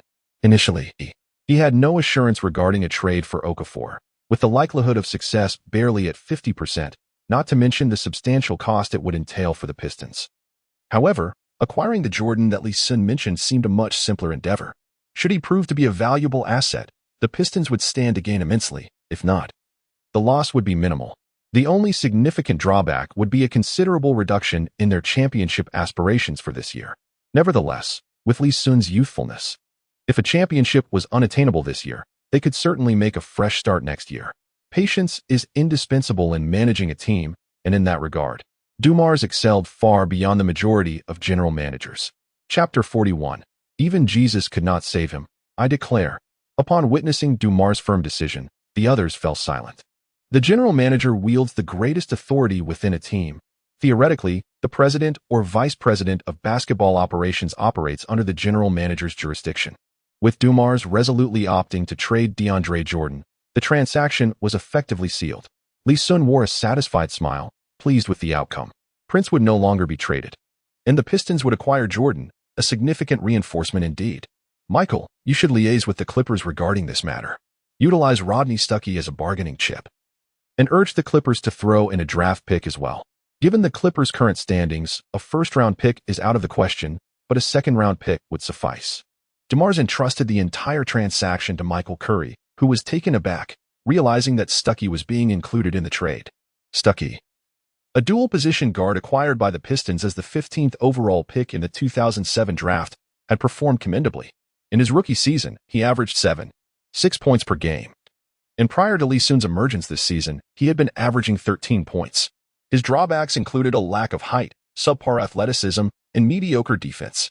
Swapping a rookie averaging 13 points and 5 assists for a second-round pick averaging 4 points and 4 rebounds was a trade the Clippers would undoubtedly accept. Li Xun's recollection of Stuckey's past life was limited to one notable incident. After signing a lucrative contract with the Pistons, he had recorded shooting percentages of 1 for 10, 0 for 7, and 0 for 6 in his first 3 games, thereby becoming the player with the lowest shooting percentage in the first 3 games of a regular season since electronic records began in the NBA. In this life, after playing a few games with Stuckey, Li Xun's impression was of his penchant for isolation plays. He was particularly fond of one-on-one situations. However, Li Xun did not perceive this as a fault. As a rookie, one must strive for personal success and improvement. Seeking to enhance one's statistics on the court cannot be deemed a transgression. Michael Curry exhibited remarkable efficiency in his work. Following the reinforcement meeting held in the morning, Li Xun received a call during lunch, informing him that the trade had been finalized. The Pistons had sent Stuckey to acquire DeAndre Jordan along with a second-round pick from the 2009 draft from the Clippers. This transaction did not create ripples within the league. Its modest scale lacked the involvement of any marquee stars. Some viewed it as a mutually beneficial arrangement, acknowledging the Pistons' well-known need for a center. Even if Jordan were merely a second-round pick, with proper nurturing, he could prove valuable. However, many believed the Pistons had come out on the losing end of the deal. That evening at 8 o'clock, under DeMar's guidance, Li Xun attended a press conference. This event served dual purposes, officially announcing Stuckey's trade and hosting a meet-and-greet between the newly crowned All-Star MVP and the local Detroit media. Li Xun, congratulations on being awarded the All-Star MVP. I also extend my gratitude for bringing the All-Star MVP trophy back to the city of Detroit after a 23-year hiatus. A reporter stood up, first offering his congratulations to Li Xun. The last time a player from the Pistons received the All-Star MVP award was in 1986. When the legendary smiling assassin, Isaiah Thomas, claimed it. After receiving the All-Star MVP, is there anything you wish to say to those who have questioned your abilities? The inquiry left Li Xun momentarily bewildered. Questioned? He was unaware that anyone had doubted him. Who has questioned me? Li Xun curiously responded. Of course, it's Bogut. Haven't you seen the news? The reporter replied, pulling a newspaper from his bag and handing it to Li Xun. Li Xun was taken aback. After spending the previous night on a flight and attending a meeting early that morning, he had been catching up on sleep all day, completely oblivious to any antics from Bogut. Upon glancing at the headline, Li Xun's fury ignited. Bogut, Li Xun does not deserve the All-Star MVP. He is unworthy of even being selected for the All-Star roster. He treats the exhibition game as if it were the finals, rendering the competition utterly disgraceful. If I were on the court, Li Xun would never score 47 points. He would only manage 4. Bogut seized every opportunity to assert his presence. And even if Li Xun delivered a flawless performance, Bogut would shamelessly find a way to undermine him. DeMars, having read the newspaper, wore a displeased expression. Li Xun was now the unequivocal core of the Pistons, the face of the franchise. Bogut's slanderous remarks were a blatant disregard for the Pistons. Tomorrow night, we face the Bucks at home, right? Li Xun mused to himself. Bogut is finished. I mean it. Even if Jesus himself came, he couldn't save Bogut. Li Xun, now agitated, issued a resolute warning. If he did not adequately address Bogut's provocations, there would be countless jesters stepping forward to challenge him in the future. He resolved to make an example of Bogut. With his strength now elevated to 97 points, he felt confident in dominating Bogut beneath the basket. I believe Bogut should concentrate on enhancing his skills rather than engaging in publicity stunts like a celebrity. The current atmosphere in the league is dismal. Players like Bogut, in our era, would have returned to Australia to retire before completing their rookie season. DeMars, typically composed, had rarely spoken so sternly. Li Xun had initially felt elated. Having won the All-Star MVP and gained a formidable teammate in the form of Little Jordan, a double blessing. Yet now, he was so repulsed by Bogut that he had lost his desire to speak. A fire simmered within him, waiting for the opportunity to settle the score with Bogut the following evening. After hastily concluding the press conference, Li Xun followed DeMars out of the venue.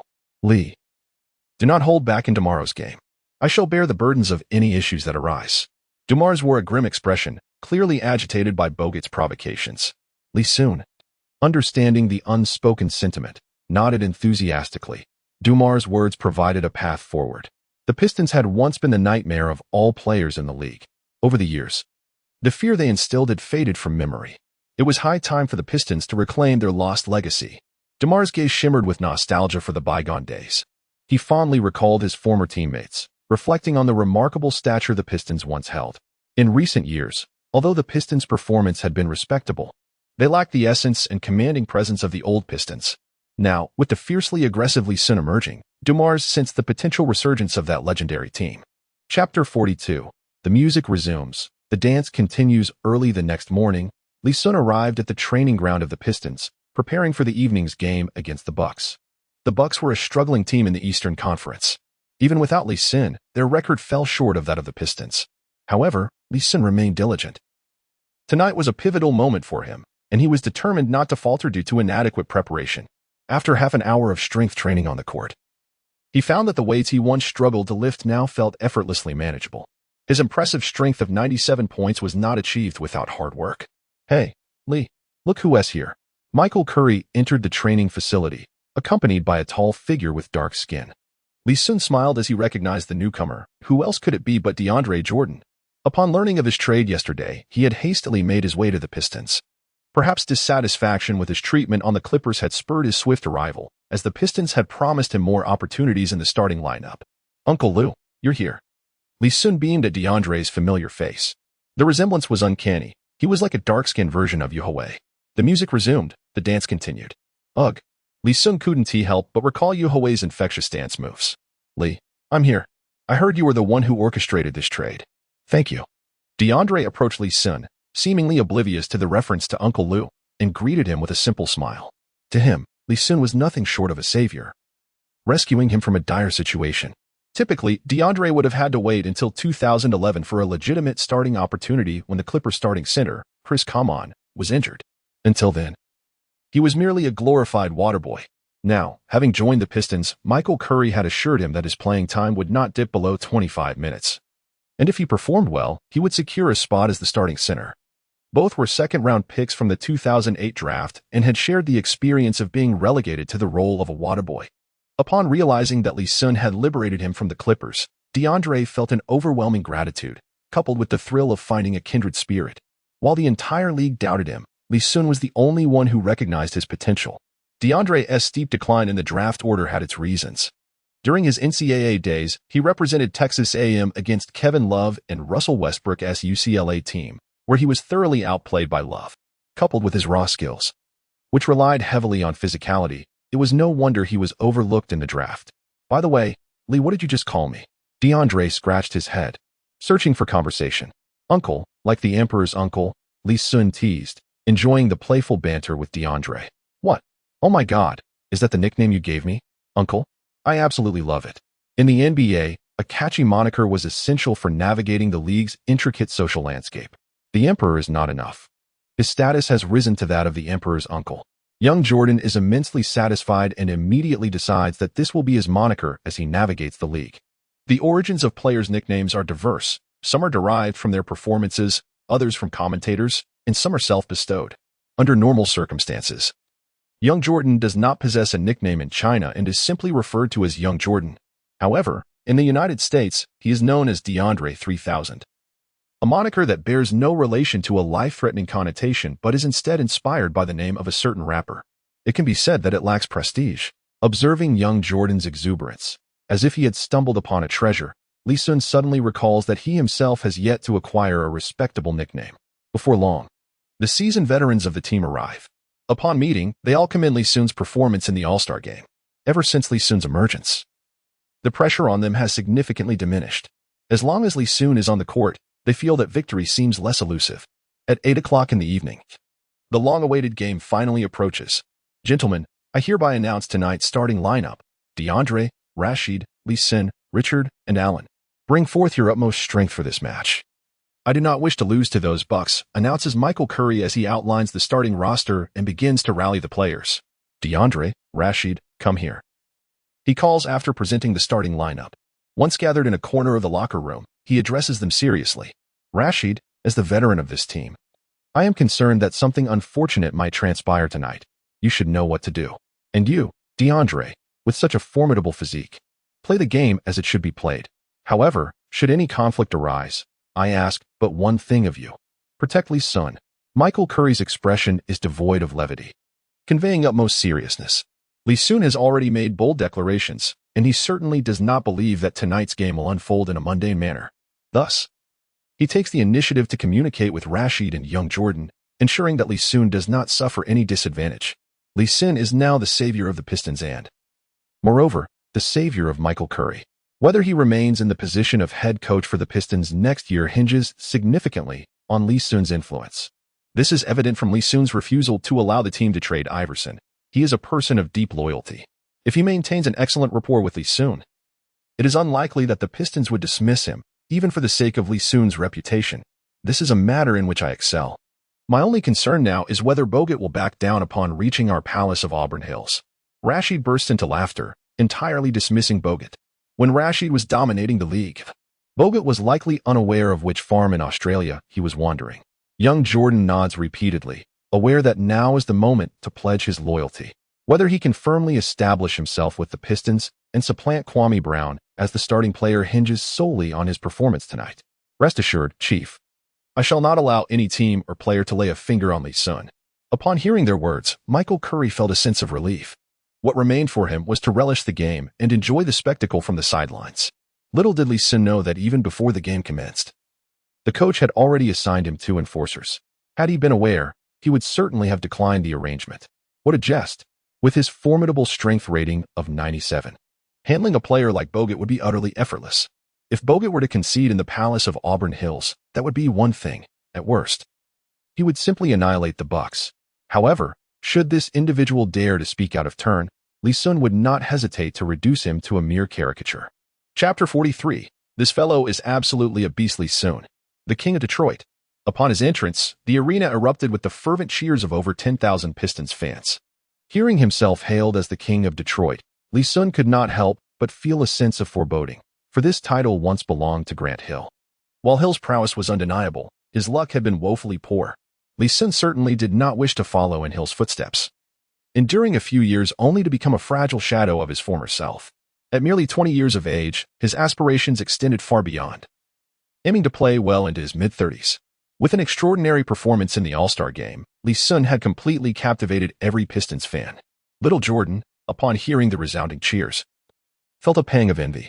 Though he and Li Xun were both second-round picks, his draft position was significantly higher. Yet, as is often the case, comparisons are disheartening. While he remained an unknown, Li Xun had ascended to the ranks of the league's elite stars. Nevertheless, little Jordan held firm confidence in his own abilities, believing that given the opportunity by the Pistons, he would undoubtedly shine. Settling into his seat on the bench, Li Xun cast a glance towards the Bucks bench. Bogut stood out conspicuously, with his wild mane of hair and scruffy beard, resembling a savage from the primordial forest. At that moment, Bogut was also scrutinizing Li Xun, his gaze rife with provocation. How audacious of this young man to glare at Li Xun upon entering their territory. DeAndre, take care of him later. Rashid nudged little Jordan's shoulder, watching Bogut with keen interest. Arrange it. Little Jordan flexed his biceps. Despite his raw technique, he had been selected in the draft, a testament to his formidable physique. Many rookies entering the league were slender and frail, but little Jordan was robust, and his mature appearance belied his rookie status.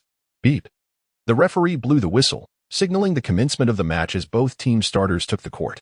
The Pistons starting lineup was the one recently orchestrated by Michael Curry, with the original starting center, Kwame Brown, replaced by Little Jordan.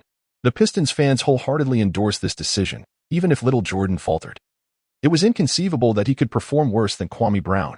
The Bucks starting lineup featured center Bogut, power forward the hairless wonder Charlie Villanueva, small forward Richard Jefferson, shooting guard the golden left hand Michael Redd, and point guard Ramon Sessions. At a glance, the Bucks starting lineup appeared commendable, with each player a recognized name. However, this team suffered from a critical flaw. Their defense was abysmal. The only player with commendable defensive skills was Bogut, even though Li Xun found Bogut to be a nuisance. He could not deny that Bogut's defense was of elite caliber. Perhaps this was the reason behind Bogut's claim that he could limit Li Xun to merely 4 points. As for the hairless warrior, Villanueva, can be succinctly described as an enhanced version of E. Jianlian. Their playing styles are strikingly analogous, both favoring floaty jump shots and exhibiting a notable deficiency in physical confrontation. Their rebounding abilities are rather mediocre, and their shooting percentages from mid-range, beyond the arc, and at the free throw line bear striking resemblance. Their heights are comparable as are their draft positions. Even their temperaments align, both are taciturn. Shavy Jianlian's head. And one would have another Villanueva. The reason the Bucks traded away Jianlian was, in fact, Villanueva. A team has no need to retain two players of such similarity. And given Villanueva's slight superiority, it was Jianlian who was ultimately exchanged. Jefferson and Reed are both elite scorers within the league, exemplifying the archetype of offensively gifted yet defensively challenged players. As for the inspirational second-round pick, Ramon Sessions, his court vision and organizational skills are commendable. And his scoring ability is reliable. However, his defensive prowess leaves much to be desired. The referee signaled for the jump ball to commence. DeAndre Jordan and Bogut positioned themselves along the center line. A player of Bogut's substantial stature would hardly pose a challenge to Jordan in this contest. Iverson seized control of the ball, heralding the onset of the offensive. Everyone was acutely aware that tonight marked Li Xun's moment to establish himself, prompting his teammates to clear the area upon reaching the front court. Iverson deftly passed the ball to Li Xun. Li Xun glanced towards the basket, observing Jordan engaged in a fierce positioning battle with Bogut. With the ball in his right hand, he waved his left hand at Jordan, signaling him to vacate the paint. Li Xun was intent on making Bogut pay for his insolence.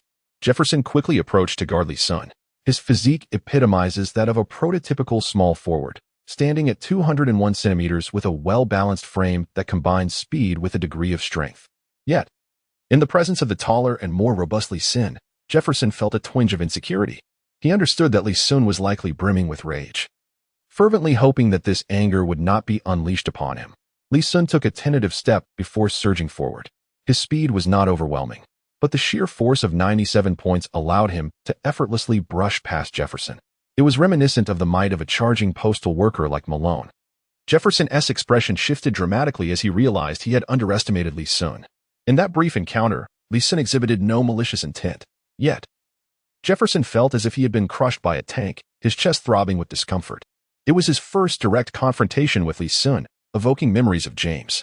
James currently employs a similar strategy, exploiting the weaknesses of less physically imposing perimeter players like Jefferson. However, compared to James, Li Xun instilled an even greater sense of dread in Jefferson. His physique was more imposing, and his strength seemed superior. Li Xun dismissed Jefferson entirely, fixating solely on Bogut as his target for the evening. Having eluded Jefferson, he charged towards the basket, where only Bogut remained, as Jordan had retreated from the restricted area. Every pair of eyes on the court was riveted on Li Xun's every move, and the multitude of spectators held their breath in anticipation. Bogut's fierce demeanor was unmistakable, his muscles taut and ready for the impending clash with Li Xun beneath the basket. As Li Xun charged into the paint, he executed an unexpected maneuver that took everyone by surprise. Instead of soaring for a thunderous dunk over Bogut, he opted for a more traditional approach to post-play. With a decisive step, he controlled the ball, backing into the designated area for a reasonable collision. His broad back collided forcefully with Bogut, producing a resounding thud. To the astonishment of the spectators, Bogut's imposing frame, seemingly larger than Li Xun's, staggered back 2 steps. Seizing the moment, Li Xun rose up for a jump shot, spinning midair to deliver a powerful dunk, securing 2 points with authority. My goodness, is this individual truly a small forward? This is utterly terrifying. A small forward backing down a heavyweight center like Bogut? They say LeBron is the strongest small forward. Yet I doubt even he could achieve such a feat. LeBron is human. Li Xun, on the other hand, seems to embody an unstoppable force. Can an ordinary person accomplish such a remarkable display? In just one offensive possession, Li Xun utterly overpowered Bogut. The stark disparity in strength rendered Bogut's finest defensive skills ineffective against Li Xun's prowess. Chapter 44. He is the illegitimate child of Malong, and Li Xun's thunderous slam dunk had just landed when Bogut, seething with rage, charged directly at him. The two did not extend their hands. Instead, they clashed head-to-head, chest-to-chest, like bulls engaged in a duel in the arena. Damn brat, you're just like Jianlian. A complete softy, Bogut roared, venting his pent-up fury. Having suffered a significant setback in the first offensive round, his anger was only natural. Li Xun was taken aback, never anticipating that Bogut would suddenly mention Jianlian. Did this fellow really believe that all Chinese players shared the same meek disposition as he? You might want to check your lineage. I suspect you may have Indian ancestry. Also, you should consult a decent dentist. Your breath is utterly foul, and your front teeth are almost like beeswax. Fearing that Bogut might not understand what beeswax meant, Li Xun added, You can think of beeswax as a type of yellow gemstone. Nearby, DeAndre Jordan, who had intended to assist Li Xun, erupted into laughter upon hearing this. He realized that Li Xun was indeed well-versed in many things. Had it not been for Li Xun's clarification, he would have remained oblivious to what beeswax entailed. A glance at Bogut's front teeth confirmed that the analogy was rather fitting. The referee hurried over to separate the two, preventing the situation from escalating further. The first offensive round was already charged with tension, and the Pistons fans could sense an exciting game unfolding that night. I will score from this position again. You can try and see if you can stop me, Li Xun taunted Bogut once more before retreating on defense. Bogut's face flushed red. He realized he was unable to retaliate against Li Xun effectively. During the Bucks' offensive possession, Jefferson received a pass from Sessions and began to pace along the perimeter, searching for an opportunity. Li Xun's defensive skills rendered his perimeter defense on par with the league's elite. While he couldn't completely shut down Jefferson, he could certainly diminish his offensive efficiency. After a moment of indecision, Jefferson found no suitable opportunity and passed the ball to Reed. Reed moved to receive the ball and, utilizing Villanueva's screen, took a mid-range shot. Bang! Reed, having recently recovered from a significant injury, certainly did not exhibit his best form, and his shot was rather reckless. The moment he released the ball, Li Xun had already pivoted and dashed towards the basket. Upon arriving, he immediately sought out Bogut, like a bulldozer, pinning him against the boundary line. As the rebound materialized, Li Xun called out to Jordan, "Rebound." Jordan, not quite grasping Li Xun's intent, nevertheless understood that an unclaimed rebound was something to seize. Bogut, momentarily bewildered, could not comprehend why Li Xun, who clearly had the opportunity to secure the rebound for himself, chose not to. It soon dawned on him that Li Xun's intention was to humiliate him outright. Li Xun's prowess in rebounding is universally acknowledged. Even when Bogut was overwhelmed by Li Xun on the boards, it could hardly be deemed a matter of disgrace. However, should Bogut, the #1 draft pick, find himself outperformed in rebounding by the second-round rookie, Jordan, it would indeed be a humiliation of the highest order. The mere thought of this filled Bogut with rage, trembling at the prospect of Li Xun's intent to utterly annihilate his reputation. Yet, Bogut was not entirely devoid of intellect. He recognized Li Xun's strategy. Tonight, Li Xun aimed to inscribe Bogut's name in the annals of disgrace. As the Bucks approached their offensive play, Jefferson demonstrated greater wisdom, positioning himself wisely and refraining from confronting Li Xun directly. Observing this, Li Xun smiled subtly and chose not to drive to the basket. Instead, he advanced the ball leisurely, akin to an elderly gentleman on a stroll. Upon crossing the free throw line, Li Xun resumed his post-up play. Bogut hurried to provide support, and together they attempted to encircle Li Xun. The offensive prowess of the one-on-one specialist seemed diminished, yet it elevated Li Xun's playmaking ability to an impressive 80 points. Noticing Jordan was left unguarded, Li Xun delivered a precise pass. Jordan, overjoyed, found himself alone beneath the basket, receiving the ball and executing a thunderous dunk. In the blink of an eye, he had accumulated 2 points and 1 rebound. Was it truly this exhilarating to be Li Xun's teammate?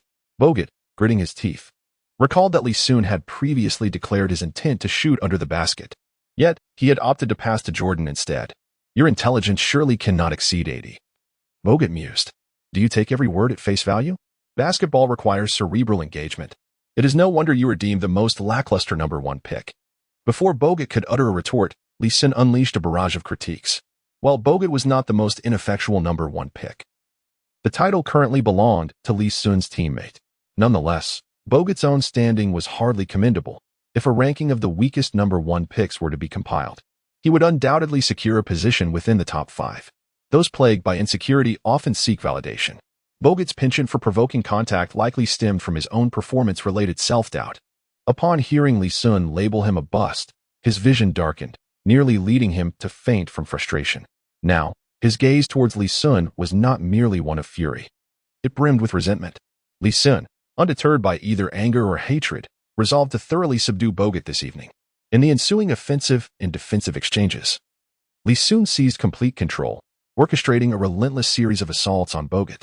As the first half of the game progressed, Li Xun's statistics, while not overtly astounding, showcased 6 points, 2 rebounds, and 1 block. In stark contrast, Jordan's performance was nothing short of astonishing. The newly acquired player from the Clippers had exploded for 8 points and 5 rebounds in just 6 minutes. My God, Kenny, have you noticed? Li Xun's style mirrors mine perfectly. Upon witnessing Li Xun's occasional post-up plays on the court, Barkley found himself unable to remain seated. Previously, Li Xun had primarily relied on shooting during offensive plays, and Barkley had awkwardly leaned into him, which felt rather forced. However, this evening, Li Xun's back-to-the-basket game truly evoked memories of a peak Barkley. Barkley's signature move was to back down opponents, creating space for a thunderous dunk. Even Kenny Smith, who often criticized Barkley, could not help but acknowledge it. Tonight, Li Xun indeed exuded the essence of a prime Barkley. Indeed, Charles, though I hesitate to admit it. Tonight's Li Xun undeniably reflects your influence. Upon hearing Smith's admission, Barkley beamed with joy. I knew it.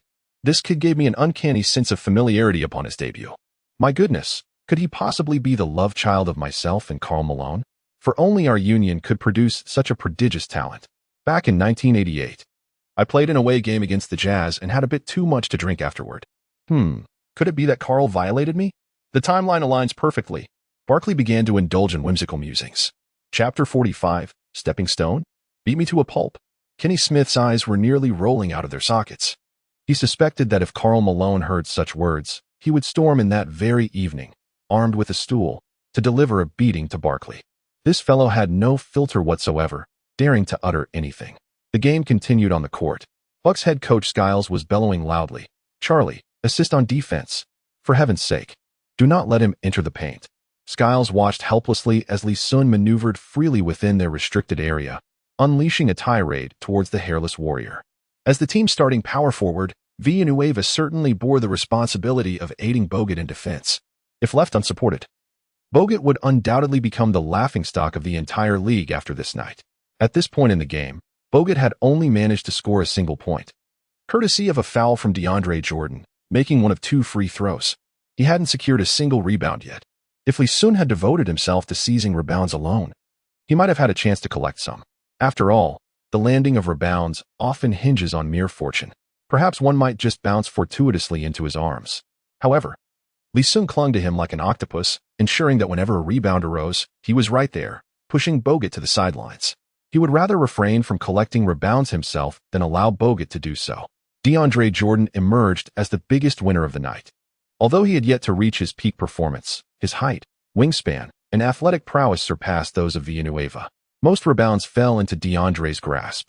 If this pace continued, Bogut might not secure a single rebound throughout the evening. As the Bucks transitioned to offense, Bogut engaged in an unexpected maneuver. He actually ventured out of bounds. Li Xun persistently employed a front defense against him, leaving him with no opportunity to receive the ball. Consequently, Bogut found himself unable to take a shot as the game progressed. Witnessing his barren statistics, Bogut grew increasingly anxious. Without a second thought, he dashed out to receive the ball. Li Xun wore a broad smile. While it was easy to step out, re-entering the game proved to be a different matter entirely. Bogut aimed to back down Li Xun, but the latter stood like an impenetrable wall behind him. After several attempts, Bogut found it impossible to force Li Xun back even an inch. As the 5-second back-to-the-basket violation loomed, Bogut resolved to take a turnaround jumper. Li Xun scarcely glanced at the shot. Although Bogut possessed a modicum of mid-range shooting ability, it was not particularly strong, with his shooting percentage unlikely to exceed 40%. Thud. The sound of iron ringing out echoed as DeAndre Jordan seized yet another rebound beneath the basket. Tonight, he was thoroughly enjoying the game. Under Li Xun's watchful eye, he exuded an aura reminiscent of the great Dwight Howard on the court. As time ticked away, Bogut's anxiety mounted. His statistics remained grim. Li Xun, in contrast, effortlessly racked up 10 points, 8 rebounds, 6 assists, 1 block, and 1 steal, while Bogut had managed a mere 1 point and 1 assist. In the blink of an eye, the game had entered the second half. Observing Bogut's pitiful performance, Li Xun felt his earlier frustrations dissipating. In this match, on one hand, he aimed to discipline Bogut's caustic tongue. On the other hand, he sought to present DeAndre Jordan with a welcoming gesture. Throughout the season and a half with the Clippers, it is likely that Jordan's confidence has been significantly eroded. Li Xun intended to leverage Jordan's debut with the Pistons tonight to bolster his self-assurance. It is foreseeable that DeAndre Jordan will become his most capable ally in the coming years. Thus, enhancing Jordan's skills early on would undoubtedly be advantageous. Confidence is of paramount importance for an NBA player.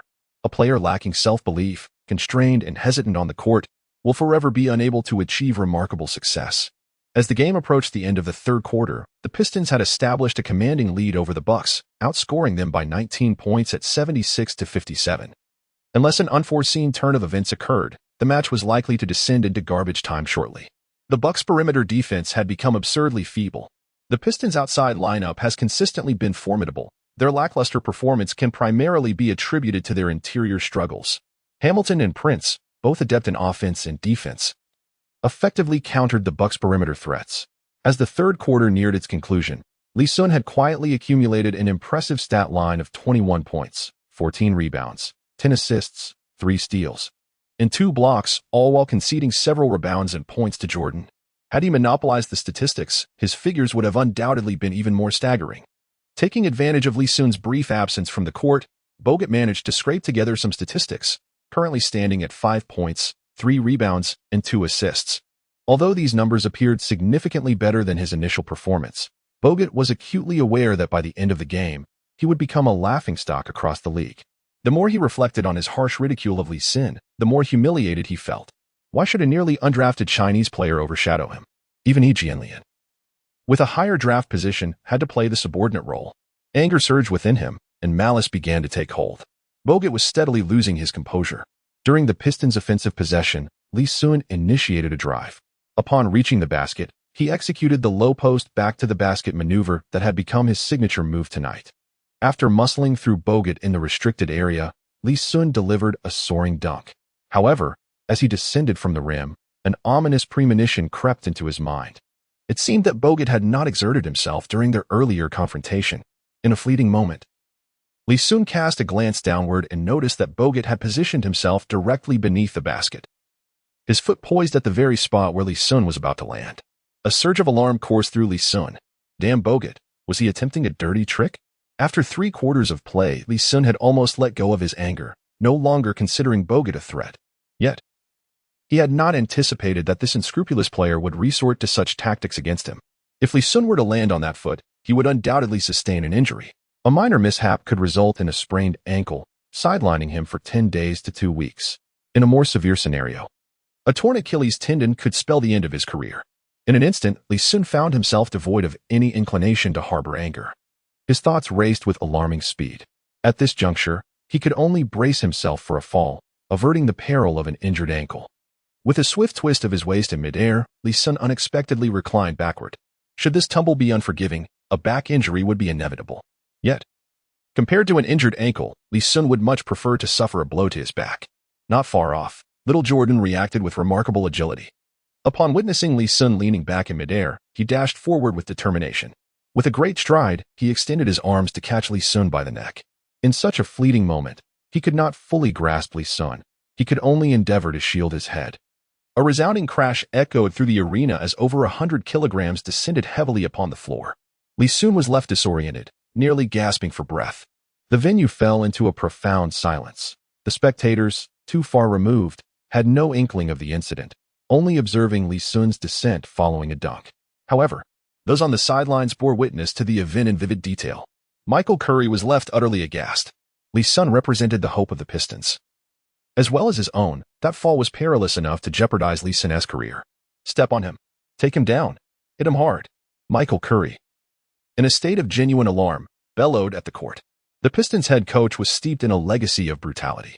From the legendary Jordan rules of Chuck Daly, the godfather of the bad boys, to his infamous declaration of wanting to see blood, the tradition of violence was palpable. Chuck had even engaged in confrontations with opposing coaches. Fast forward to the late 1990s, and Pistons coach Doug Collins, during his tenure with the Bulls, had rushed onto the court to protect Jordan, brawling with the Pistons enforcer, Rick Mahorn. Thus, it was hardly surprising that the Pistons head coach inherited this violent lineage, rendering Michael Curry's frantic behavior comprehensible. Chapter 46, next time. By a coffin first, little Jordan was utterly terrified. After all, he was merely a newcomer, and he hurriedly rushed to check on Li Xun's condition. Although they had only spent a single day together, Li Xun had taken great care of him, and he certainly did not wish for any misfortune to befall him. Rashid was on the sidelines, while the other 3 players on the court, apart from little Jordan, were Iverson, Hamilton, and Prince. Iverson was furious and charged straight at Bogut. Such a blatantly dangerous move aimed at a defenseless opponent was intolerable, even for a regular teammate. let alone for someone with whom he had a close relationship like Li Xun. In his youth, Iverson had been known for his explosive temper, and despite his age, he had not lost that fiery spirit. Allen, calm down. Reed quickly stepped in to restrain Iverson. Let go, Michael. Iverson shot a murderous glare at Reed, his eyes brimming with fury. At that moment, Li Xun, who had just been thrown to the ground, staggered to his feet. In stark contrast to Iverson's enraged expression, Li Xun's demeanor was eerily calm. Little Jordan even wondered if Li Xun had been stunned by the fall. Despite the imminent threat to his well-being, he showed no signs of anger whatsoever. Everyone, quiet down. This is my matter. I will handle it. Li Xun's voice was hoarse yet as cold as ice, reminiscent of a demon emerging from the depths of hell. Bogut, oblivious to the peril he faced, looked at Li Xun with a mocking expression. He could not believe that Li Xun posed any real threat to him, considering his greater height and weight. You want to fight? I'm ready. Li Xun made his move. His speed was not particularly fast, yet the intensity of his presence was alarming. With a leap, he closed the distance to Bogut, seizing the latter's long hair with his muscular right arm. With a powerful yank, he pulled Bogut into his embrace. Then, his left arm flexed, locking around Bogut's throat. A shocking transformation stunned everyone present. They had assumed Li Xun would not resort to extreme measures, especially given his earlier lack of visible anger. Who could have anticipated his decisive action?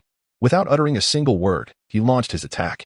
Bogut, trapped by the chokehold, struggled like a wild boar caught in a hunter's snare. There was no escaping the terrifying strength of Li Xun's 97 points. He held Bogut's throat firmly. His right arm rose high, and he struck Bogut's cheek with tremendous force. Smack. The sharp sound echoed throughout the arena. That LL teach you to speak out of turn. Smack. That LL teach you to trip. Smack. That LL teach you to feign injury. Smack. Smack.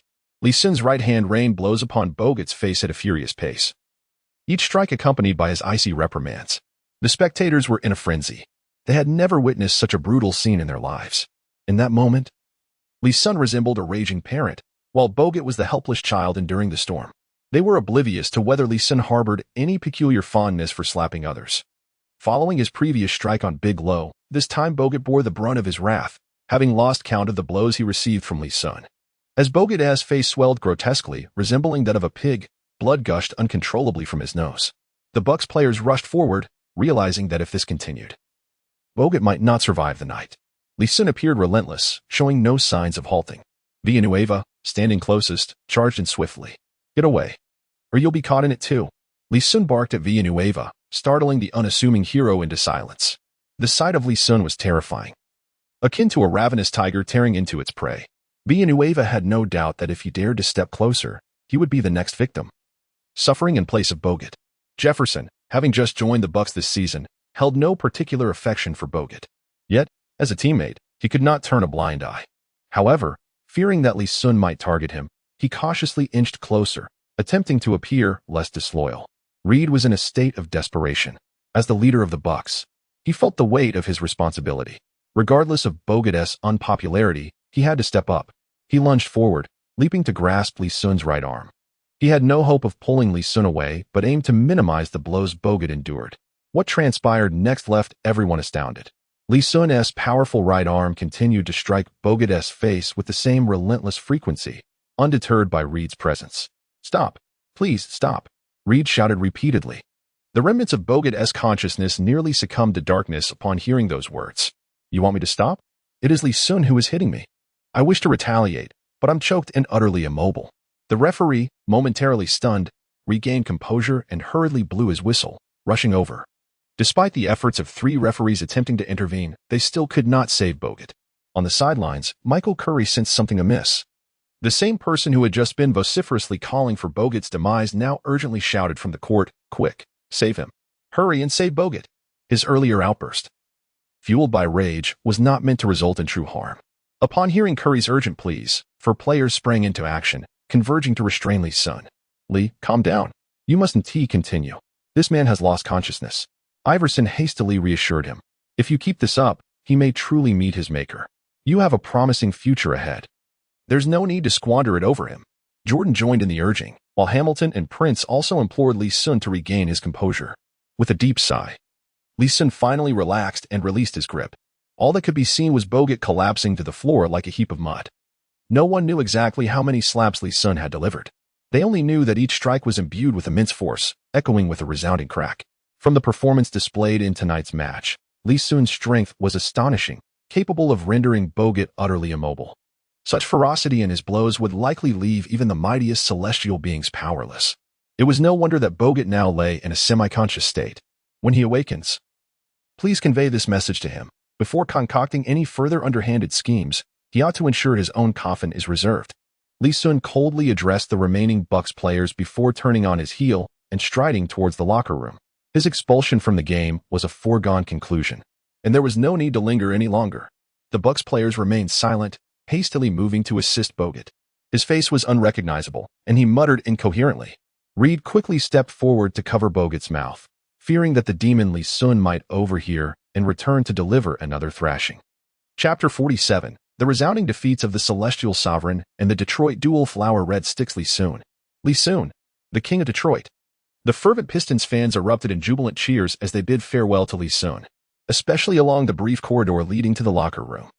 Had it not been for the security personnel holding them back, countless fans would have leaped down in excitement. Their enthusiasm was palpable. After decades of mediocrity, the Pistons finally exhibited a glimpse of their former glory tonight. To dare to act recklessly on the Pistons' home turf? One must be prepared to be carried off on a stretcher. Just look at Bogut, who is currently immobilized on the court. He serves as a prime example. What astonished the fans even more was Li Xun's formidable prowess. Could this truly be just a rookie? Even the former Pistons enforcer, Rick Mahorn, seemed less ferocious than Li Xun. Some players can traverse the court from the point guard position to the center, like Magic Johnson. Others can face 5 opponents single-handedly, such as Rick Mahorn. However, Mahorn is known for taking on 5 players at once.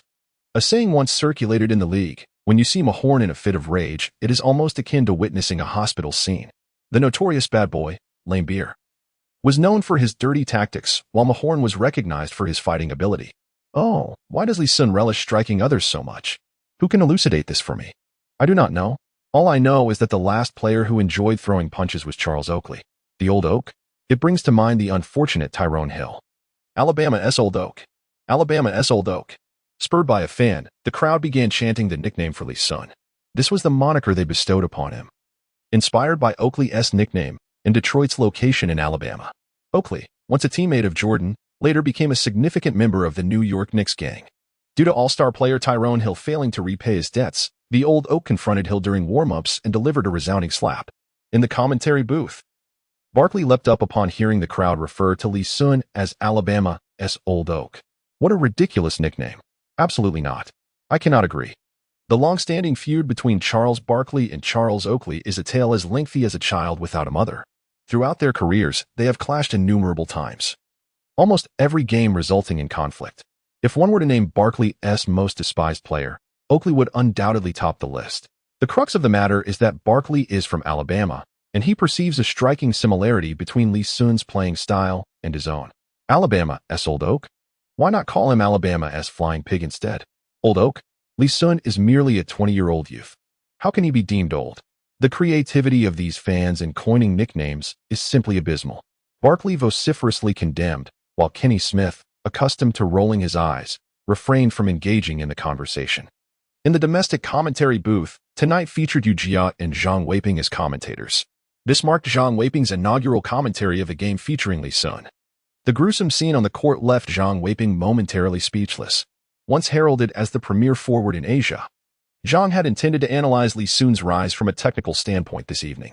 Yet, in his inaugural commentary on a Li Xun match, he encountered such a situation.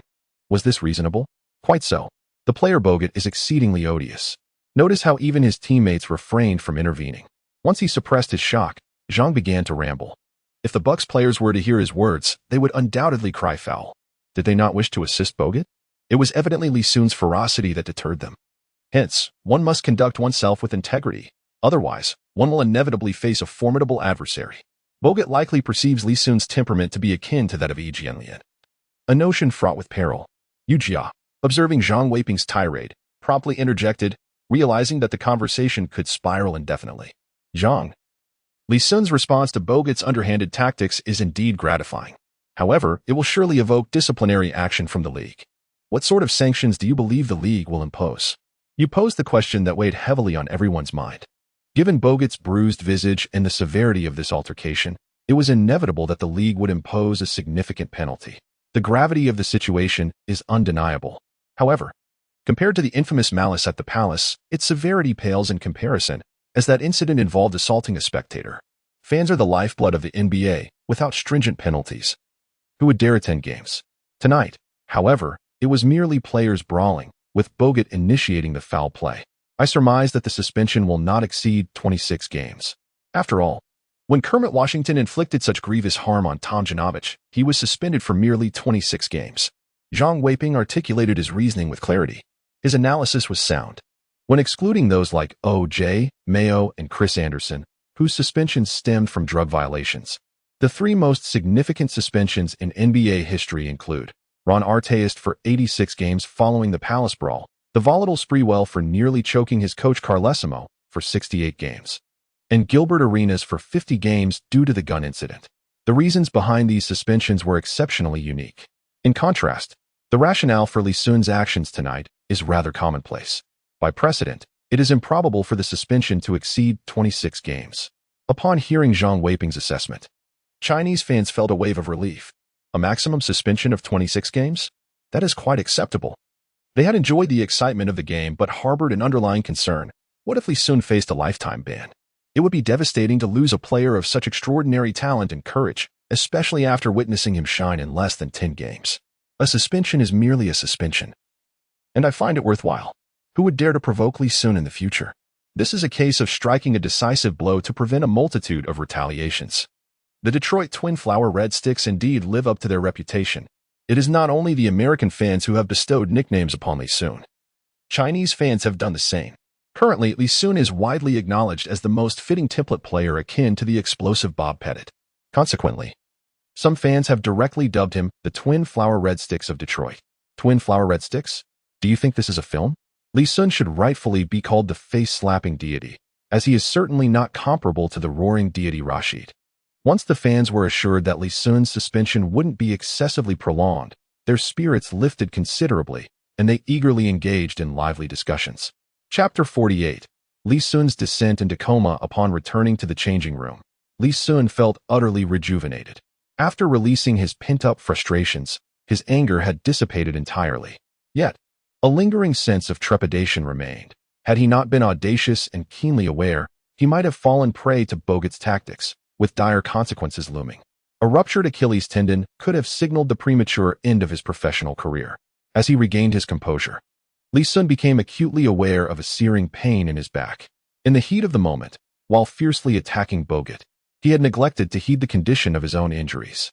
Fortunately, the situation did not appear to be grave. With his resilient physique, he would likely only suffer from some swelling and bruising, which should subside after a few days of rest.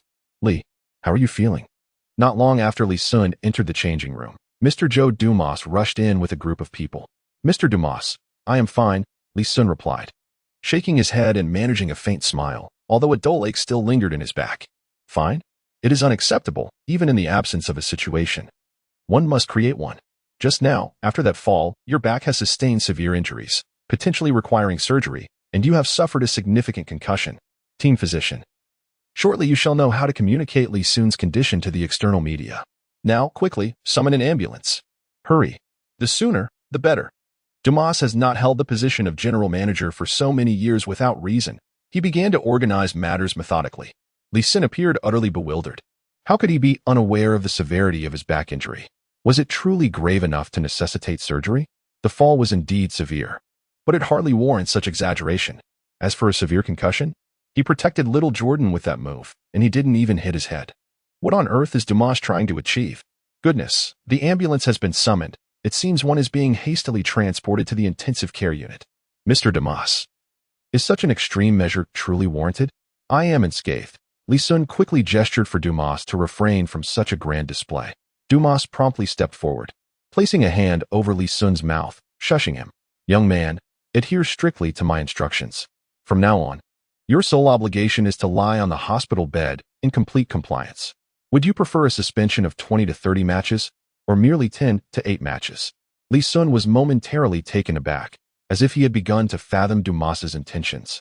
Even a fool would know which option to choose. Naturally, The aim would be to minimize the suspension as much as possible. Within less than a minute, the team's medical staff placed Li Xun onto a stretcher. For individuals, their faces etched with urgency, swiftly carried him out of the locker room. At that moment, several reporters awaited outside, eager to seize the opportunity to interview Li Xun. However, they were promptly intercepted at the entrance. What followed was a sight of Li Xun being carried out, bound and restrained. His condition was exceedingly grave. Immediate transportation to the hospital for urgent treatment was imperative. If interviews were desired, this was certainly not the appropriate moment. Not a second could be squandered. As the team doctor warned that any delay could result in Li Xun descending into a vegetative state. A few reporters were taken aback. What had transpired? How could it be that someone was on the verge of becoming a vegetable? Recalling the moment when Li Xun fell, could it be that he had injured his sciatic nerve? Although they were not permitted to conduct interviews, there was no prohibition against following the medical team. Several reporters trailed behind, watching as Li Xun was transported by ambulance to the hospital. Meanwhile, Dumas had dispatched someone to convey the heart-wrenching news of Li Xun's critical condition to the commentator of the home team at the game. "Dear fans," he announced, "I have just received devastating news. Our rising star, Li Xun, has been diagnosed with a severe concussion and serious spinal injuries. He is currently being rushed to Pomani Hospital, where he will enter the ICU for emergency treatment. Let us pray for Li Xun's safety." The veteran commentator, Fred, delivered the news with a heavy heart to all the spectators present at the venue and to those watching the live broadcast. The arena erupted in shock. Countless fans turned red with anger, leaping to their feet, pointing fingers at Bogut in furious condemnation. Li Xun was not just a rising star for the Pistons. He was their hope, their savior. Now, their savior had been incapacitated by Bogut. Pomani Hospital was well known to the people of Detroit. It was a place reserved for those clinging to life. The mere mention of severe spinal injuries and a serious concussion sent chills down the spines of the fans, each word striking a nerve. They were consumed with a desire to tear Bogut apart. Chinese fans, who had been enthusiastically discussing Li Xun's new nickname, fell silent upon hearing Zhang Weiping translate the commentator's words. Such grave injuries? Did it truly warrant an ambulance? In an instant, they were filled with fury. Li Xun was not merely a player for the Pistons. He embodied the hopes of all Chinese fans. After eagerly anticipating the arrival of such a formidable perimeter star, how could it be that in the blink of an eye, he was rendered incapacitated by Bogut? Initially sympathetic to Bogut, who now looked like a ghost, some fans had felt Li Xun's actions were too harsh. Yet now, they wished they could slap themselves for their earlier thoughts. Too harsh? Why had Li Xun just finished Bogut off? In that moment, everyone's heart was entwined with concern for Li Xun. The ambulance wailed as it sped toward the hospital, and one might have thought the patient inside was gravely injured. In a mere 10 minutes, they arrived at the hospital. A group of burly men worked together to lift Li Xun onto a stretcher, transporting him to the ICU. Upon entering the ward, Dumas led a middle-aged man in a white coat into the room. "Li, this is Mr. Pomani, the director of the hospital. He is a devoted Pistons fan and also my dear friend," Dumas said, patting Pomani on the shoulder and casting a mysterious smile at Li Xun. Li Xun is acutely aware of Dumas's ulterior motives. It is merely a ploy to elicit sympathy and strive for a reduction in the suspension duration imposed by the league. Given Li Xun's character, he would undoubtedly disdain such tactics. However, Dumas has his own considerations. With merely 2 months remaining until the playoffs, at most 30 games are left to be played.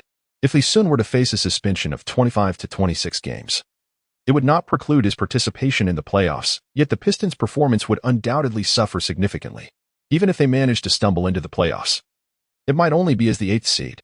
In pursuit of a more advantageous playoff position, Dumas is certainly inclined to advocate for a shorter suspension for Li Xun. Even a mere reduction of 5 games could elevate the Pistons' standings. Detroit is the Pistons' territory, and the hospital director is an ally. What injuries are not subject to their discretion? As Li Xun lies in his hospital bed, he increasingly perceives the cunning of these old foxes. Fortunately, Dumas is on his side. Otherwise, he might find himself sold out, only to assist in counting the profits. Chapter 49. Dumas' performance timely. I'm entrusting everything to you. Without my permission, no one is to enter this room, especially the media. If the NBA officials arrive, be sure to inform me immediately. The game over there should have concluded, and I must return to tidy up the mess," Dumas declared with authority, patting Dean Pomani on the shoulder. Li Xun admired Dumas silently. It was no surprise that he managed the Pistons so efficiently. "Rest assured, this is my forte. I will take excellent care of the gift that God has bestowed upon us in Li, Pomanti replied, removing his white coat to reveal an indigo Pistons jersey emblazoned with the number 8, Li Xun's number. After Dumars departed, Pomanti conducted a brief examination of Li Xun. Although Li insisted he was fine, Pomanti remained unconvinced. Following his assessment, it turned out there was nothing serious, just some bruising on his back from the fall. It's merely a superficial injury. A day or two of rest will suffice. By the way, Li, remember this. When a person suffers a concussion, they may enter a state of confusion and exhibit involuntary behaviors. For instance, your frenzied assault on Bogut. That's a classic symptom. Do not laugh. This is science. You must respect science, Pomanti stated gravely. Li Xun began to mourn for Bogut. It seemed his actions had been in vain. Had Bogut not played dirty, he would not have sustained a concussion. Without the concussion, he would not have attacked Bogut on the court. Thus, was it fair to say Bogut had inflicted harm upon himself? Dean Pomanti, to be honest, you would excel as a lawyer, Li Xun chuckled, envisioning Bogut's unfortunate predicament, beaten to a pulp and still shouldering the blame. Lawyer? Apologies, that happens to be my side profession. I'm going to grab some snacks and enjoy the upcoming press conference. You know, despite Dumars' suave demeanor, he is quite the schemer. I long for those glorious times, Pomanti mused, his eyes gleaming with nostalgia. The game concluded with the Pistons triumphing over the Milwaukee Bucks with an astonishing score of 117-81. A staggering 36-point margin. The Bucks players were utterly terrified. As tens of thousands of fans chanted to keep them forever in Detroit, none could maintain their composure. Bucks head coach Skiles wore a troubled expression. He was no novice. He held the record for the most assists in a single NBA game, with 30. He had witnessed countless high-pressure situations, yet tonight's atmosphere at the Pistons' home court was intimidating. In other teams, such fervor might simply be empty bravado, but the Pistons were different. It is perhaps the case that the majority of Pistons fans are blue-collar workers leading monotonous lives, which exacerbates their propensity for violence compared to supporters of other teams. Coupled with their considerable numbers, this could spell trouble. The Bucks bus might indeed struggle to depart from the plaza in front of the arena tonight. With this thought, Skiles could hardly suppress his desire to confront Bogut once more. Losing a game is one thing, but resorting to foul play is entirely another. Now, matters have escalated to the point where bombs are being thrown in public restrooms, inciting public outrage. He is well acquainted with Dumars, and based on his understanding of Dumars, it is likely that Li Xun's injuries are not as severe as portrayed. Dumars is undoubtedly exaggerating. Little did he expect that Li Xun's condition is not merely manageable but entirely unscathed. After the game, Skiles intended to greet the Pistons' core players. However, the Pistons had no inclination for pleasantries and hastily retreated to their locker room. They were equally uncertain about Li Xun's true condition. Once back in the locker room, upon seeing Dumars' expression, they quickly grasped the situation. It appeared that Li Xun was fine, for Dumars bore a cheerful demeanor, showing no signs of urgency. If the situation were as dire as the commentator Fred suggested, Dumars would likely have taken the initiative to confront the Bucks by now. Quickly, Allen, and you too. Young man, accompany me to the press conference, Dumars called out to Iverson and Jordan, summoning them to join him. Jordan was taken aback, not anticipating such treatment in his very first game with the Pistons. Having spent nearly a year with the Clippers, he had never attended a post-game press conference. His performance tonight was indeed remarkable, as Li Xun had assisted him in accumulating impressive statistics. Following Bogut's exit due to fouls, Jordan found himself unchallenged under the basket, allowing his numbers to soar. Remarkably, he achieved a staggering tally of 25 points, 21 rebounds, and 4 blocks. One might mistake these figures for those of the formidable Dwight Howard. As they proceeded down the corridor to the venue, Dumars, who had been radiating joy, suddenly transformed into a figure of icy resolve. Jordan could not help but marvel at the stark change. Upon entering the press room, Dumars slammed his hand on the table with fervor. The room was filled with reporters, all eager not to miss this sensational news event. How long had it been since the NBA witnessed such a shocking brawl? One could argue that since the infamous malice at the Palace in 2004, no incident of such magnitude had occurred. Once again, at the Palace of Auburn Hills, 5 years later, a fierce brawl had erupted. I have just returned from the hospital, Dumars began, his tone grave. Li Xun's condition is far from optimistic. Whether he can recover fully now lies in the hands of fate. Can you comprehend the anguish I feel? 15 years. It has been 15 years since the Pistons have seen a rookie of Li Xun's caliber. Can you fathom the despair of witnessing Li Xun lying on a hospital bed, barely clinging to life? The pain is excruciating, akin to being cut by a knife. I would willingly lie upon the sickbed for my weary bones. He is still so young, with a promising future ahead of him. At this moment, Dumas's eyes glistened with unshed tears. The scene was profoundly moving, eliciting tears even from female reporters. Suddenly, Li Xun, in the hospital room alongside Pomanti, was watching the live broadcast of the post-match press conference and inadvertently sprayed soda across the room. How could he be on the verge of death while he was merely enjoying popcorn and watching television? Dumas is indeed an extraordinary talent. With just a few words, he evoked the poignant sentiment of a white-haired person bidding farewell to a black-haired one. Do you see? This is the caliber of the league's seasoned veterans. You newcomers still have a long way to go. Take heed and learn well. Dean Pomanti likely anticipated Dumas's performance, displaying no surprise whatsoever. Chapter 50. The unluckiest person in the world. Upon hearing Dumas's words, the hearts of countless fans sank. Observing Dumas's expression, one could not help but worry for Li Xun's condition. Mr. Dumas, is Li Xun's situation truly that dire? If it were so severe, how could he still rise and confront Bogut after falling? A reporter questioned, skepticism etched across his face. This individual was undoubtedly a reporter traveling with the Bucks. Local Detroit journalists, even if aware that Li Xun's condition was not as grave as implied, would never dare to undermine Dumas at such a moment. Dumas furrowed his brow as he regarded the reporter. Are you doubting me? Li Xun has suffered a severe concussion. He is utterly unaware of his actions on the court. This is a classic symptom of a significant brain injury. Educate yourself, young man. Dumas, a stalwart in the upper echelons for many years, emanated an aura of authority without needing to raise his voice. As for your claim that he assaulted Bogut, what does slapping him a couple of times even signify? Li Xun, even in an unconscious state, did not throw a punch. Otherwise, do you truly believe Bogut could leave the palace of Auburn Hills unscathed? The reporters in attendance collectively gasped. Slapping a couple of times? It was clearly dozens of slaps. Otherwise, Bogut wouldn't have been left looking like a swollen pig's head. According to Dumas's narrative, it appeared Bogut had brought this upon himself. He had, in essence, inflicted harm upon his own being. We are not in a position to continue this press conference. I urge Pistons fans to exercise some restraint and refrain from any outrageous actions. We await the official investigation by the league and will adhere to their directives.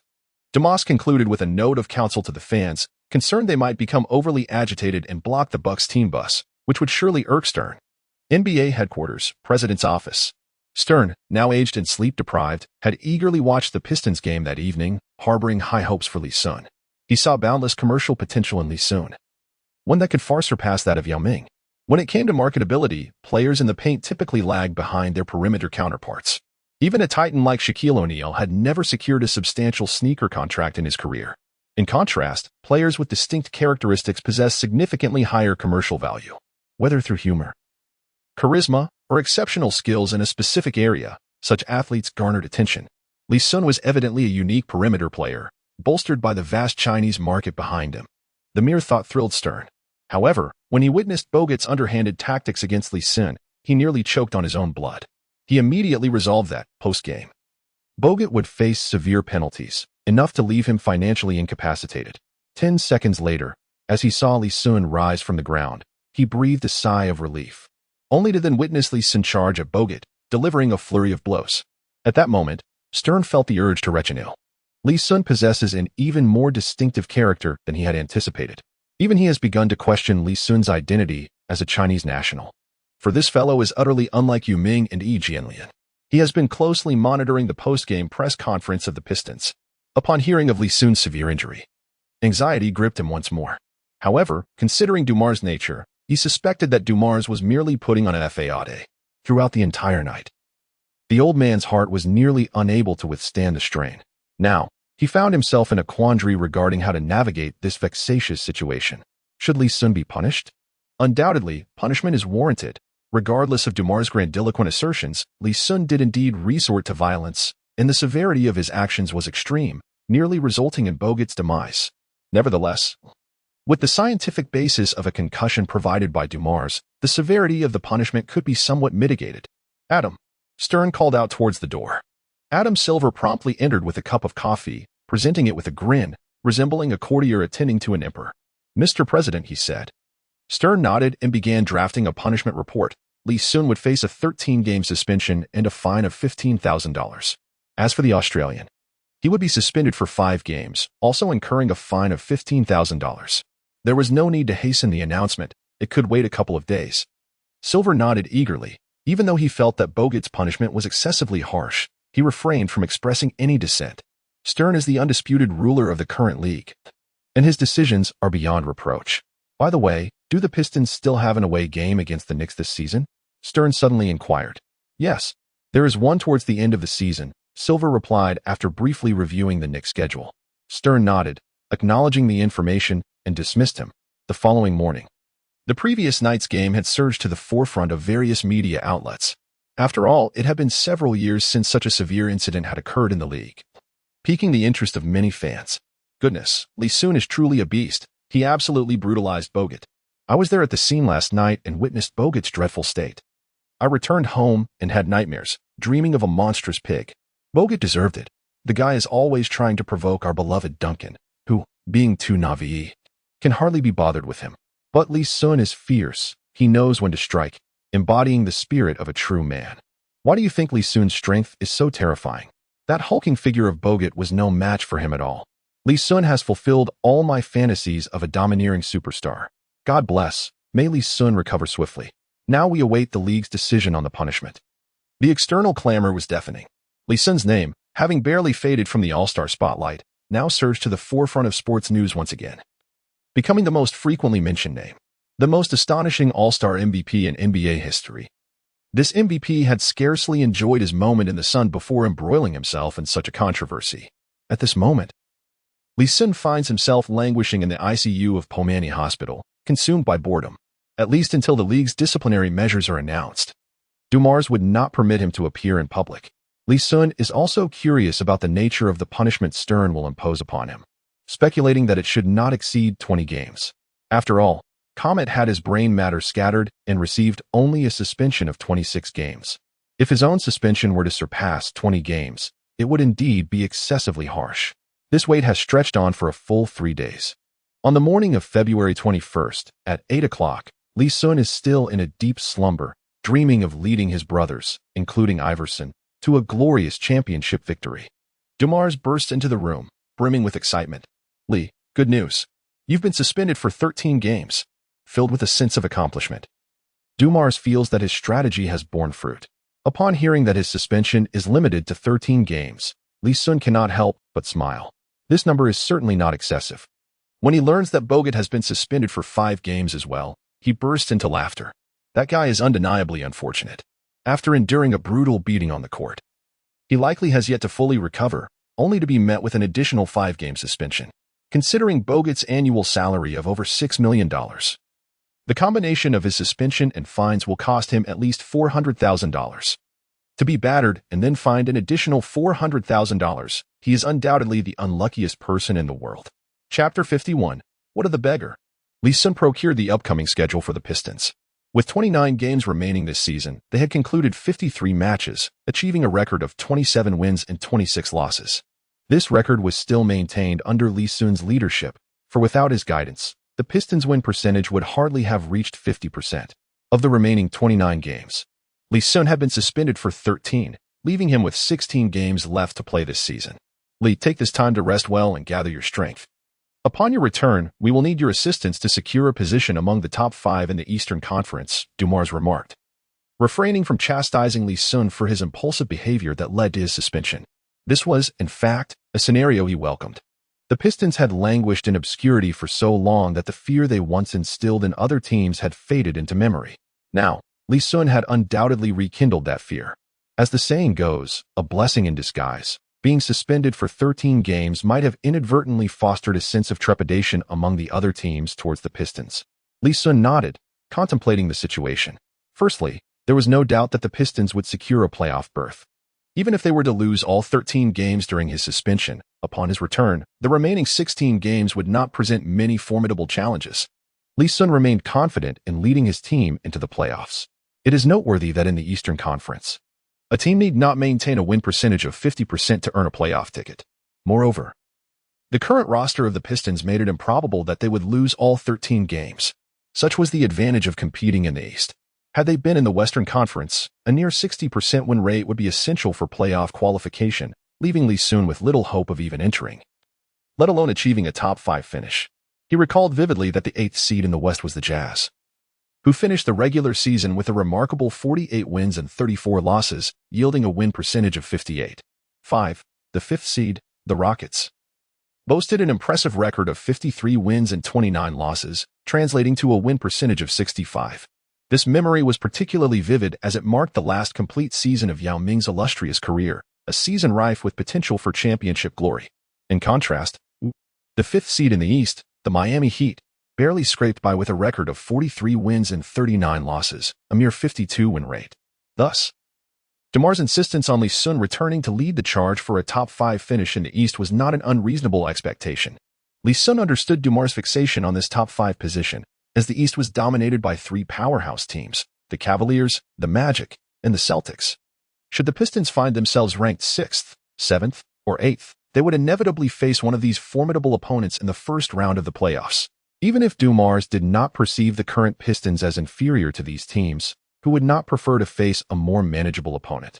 According to DeMar's plan, Li Xun would spend the next 2 weeks at the Pomandi Hospital.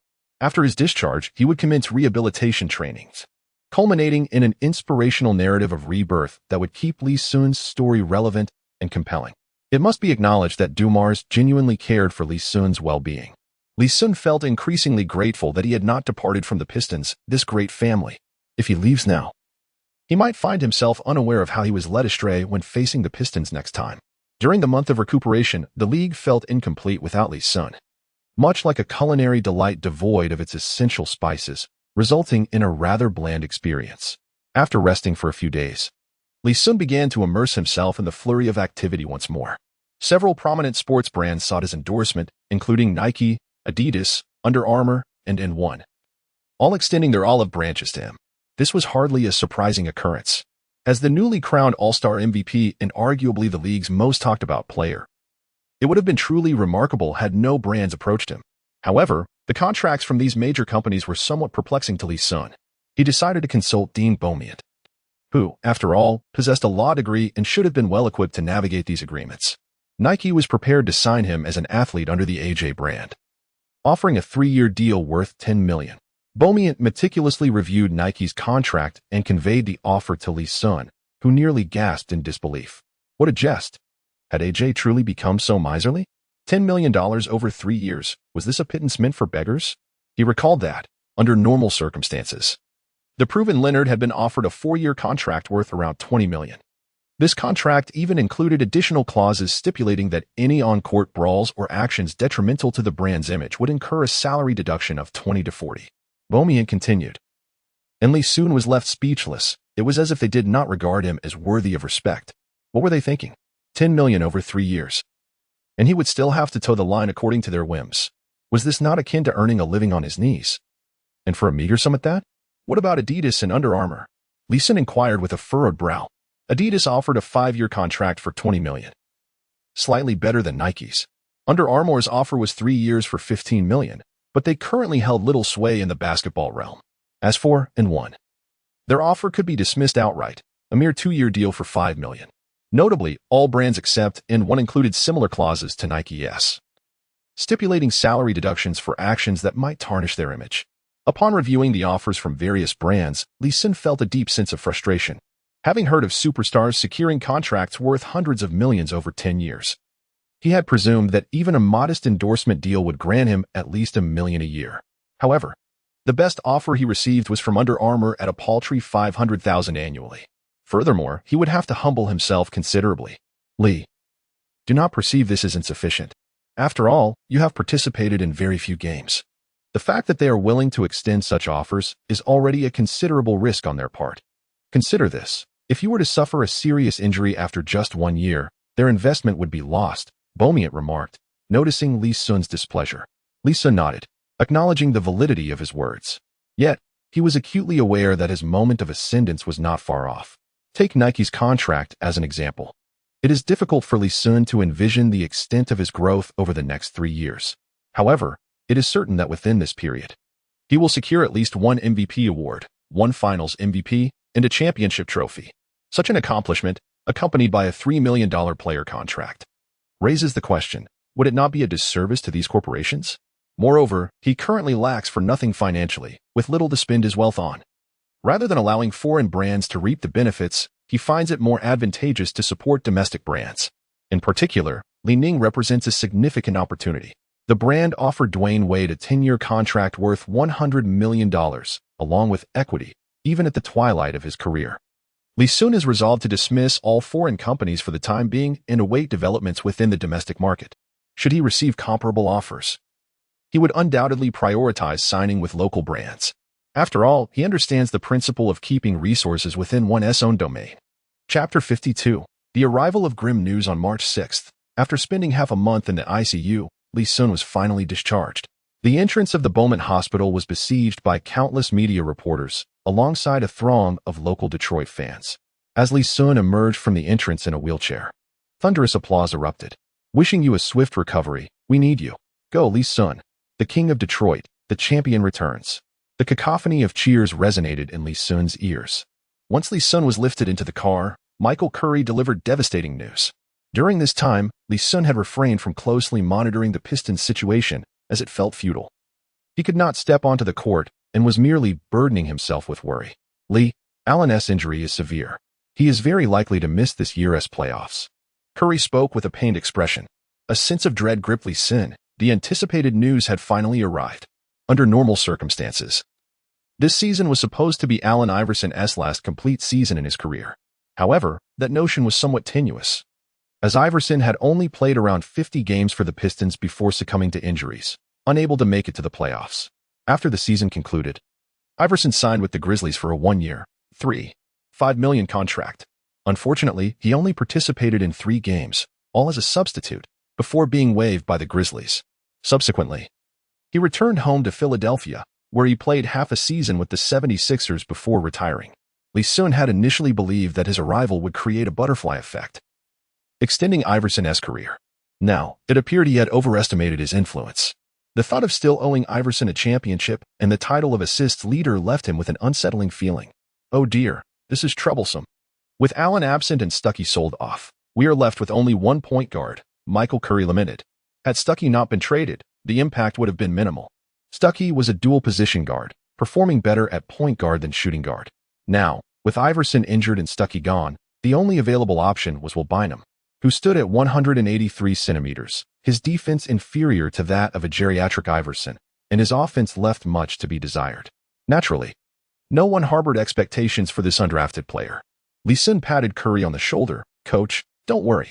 If it comes to it, I can play as a makeshift point guard. A team can still function without a designated point guard." Curry could only nod in silent agreement. They would have to take one step at a time. The only silver lining was that Li Xun's insistence on trading for DeAndre Jordan had yielded substantial surprises for the Pistons. This second-round draft pick center had showcased impressive immediate impact. In his debut with the Pistons, aided by Li Xun, he achieved a double-20 statistic. In the recent games, even without Li Xun, he managed to contribute approximately 8 points, 8 rebounds, and 1.5 blocks. Although these numbers paled in comparison to those of elite centers, it was important to recognize that he was merely a rookie and a second-round pick at that. The Pistons have undoubtedly stumbled upon a remarkable talent. With proper nurturing, this young player could become one of Li Xun's most valuable allies on the court. What is even more gratifying for the Pistons management is that Jordan's rookie contract spans 3 years, with an annual salary of merely $700,000 to $800,000. This implies that Jordan will not consume the Pistons' salary cap for an extended period, which is far more appealing than the multi-million-dollar contracts of players like Kwame Brown. Currently, Li Xun is eagerly counting down the days until his return, which is set for March 17th. In the interim, he has been living a reclusive life, publicly claiming to be undergoing rehabilitation. One day, he received a call from Yi Jianlian. During his hospital stay, both Yao Ming and Yi had reached out, and upon learning that Li Xun faced no serious issues, they were relieved. "What's the matter, Alien?" Li Xun inquired with curiosity. "Several domestic sports brands have been unable to reach you. They contacted me to see if I could facilitate a connection. Would you like me to share your number with them so you can communicate directly?" Upon hearing Yi Jianlian's words, Li Xun smacked his forehead. Just a couple of days prior, he had wondered what these domestic brands were up to and why no one had reached out to him. No sooner had he hung up than his phone began to ring incessantly. Major domestic sports brands such as Li Ning and Anta were all clamoring for his attention. Particularly, Li Ning, which had made a significant impact during the 2008 Olympics, was now eager to expand its marketing efforts in the international arena. To them, Li Xun represented an exceptional opportunity. At this juncture, signing Li Xun might entail considerable risk. Should he fail to perform, Li Ning could potentially suffer significant losses. However, the potential rewards were equally astonishing. If Li Xun could maintain his current level of performance, securing his signature would undoubtedly unlock doors to the international market for them. Thus, Li Ning made a substantial offer without ever having met Li Xun in person, presenting him with an irresistible proposal over the phone, a 5-year contract worth 210 million renminbi, roughly equivalent to $30 million. While this figure might not surpass those offered by Nike, the contract included additional incentive clauses, such as bonuses for leading his team to the playoffs and for earning prestigious accolades like the MVP award, should he guide his team to victory. The bonus alone could reach an astounding 100 million. After hanging up, Li Xun calculated that if he managed to secure all the bonuses, he could potentially earn at least $25 million a year. This would be significantly more advantageous than the contracts offered by Nike. Most importantly, Li Ning's contract did not contain any of the distasteful clauses that could affect his brand image, unlike those from Nike. With all these considerations in mind, there was nothing left to deliberate. It would be foolish not to sign. Li Xun promptly scheduled a time over the phone to formally finalize the contract in a week's time. A week later, representatives from Li Ning arrived in Detroit. The contract was signed with remarkable ease. Within half an hour, Li Xun had inscribed his name on the document. With the sneaker deal finalized, Li Xun could now devote his full attention to the upcoming games. However, the Pistons found themselves in a precarious situation. Although Li Xun verbally reassured Curry not to worry about the absence of a point guard, the reality was that a team without a point guard would undoubtedly suffer a significant decline in strength. Compounding the issue, Li Xun was currently devoid of the overpowering effects of the All-Star enhancement and was unable to play the point guard position himself. His prowess as a scoring machine could only activate an 80-point playmaking attribute when faced with defensive double teams. The Pistons management had officially announced Li Xun's return date, March 17th, for the evening game against the Orlando Magic. This matchup held particular significance for Li Xun, as the Magic were a formidable contender capable of reaching the finals this year. Competing against such a powerhouse before the playoffs would provide Li Xun with invaluable insight into the current capabilities of the Pistons. Chapter 53. This is Li Xun's team. The Magic, in Li Xun's eyes, is undoubtedly the most extraordinary team in the league today. This perception is not solely due to their triumph over the Cavaliers or their confrontation with the Lakers in the finals, but also because of their remarkably advanced basketball philosophy. At this moment, the league has yet to embrace the small ball era, and the Magic can be credited with pioneering this approach. Upon closer inspection of the Magic's roster, it can be succinctly described as a collection of proficient role players led by the exceptional Howard, supported by an array of sharpshooters, Rashard Lewis, the Turkish maestro Hedo Trko Liu, Jameer Nelson, Pietrus, Courtney Lee, J.J. Redick, and the like. Notably, Nelson has showcased an otherworldly prowess in three-point shooting this season, averaging 4.7 attempts per game with an impressive 45% success rate.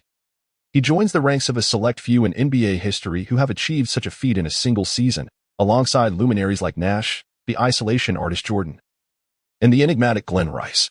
The abundance of three-point threats and their significantly higher average attempts than their opponents illustrate the Magic's formidable potential. However, Nelson's injury, which limited his playoff appearances, forced the streetball king Rafer Alston to assume the point guard role. Had Nelson remained healthy, it is difficult to ascertain whether the Lakers could have triumphed over the Magic. Alston's limitations are well known. Aside from his ball handling, he offers little else. His playoff performance, marked by a dismal 38 field goal percentage and a mere 31 from beyond the arc, severely hampered Howard's efforts. Had Nelson been fit, Howard might have had a genuine opportunity to grasp the championship, significantly elevating his historical standing. As the clock strikes 8, Li Xun's long-anticipated return to the court is about to commence. Countless fans eagerly await the game, celebrating Li Xun's recovery. However, the uncertainty looms. Can he maintain his previous form? Taking a deep breath on the bench, Li Xun relishes the moment after nearly a month away from the game. Tonight marks not only his return but also a chance to prove himself, demonstrating his capability to lead the Pistons against an Eastern powerhouse, affirming his remarkable performance. and validating the faith that Li Ning has placed in him with his contract. With a whistle from the referee, the starters take the floor.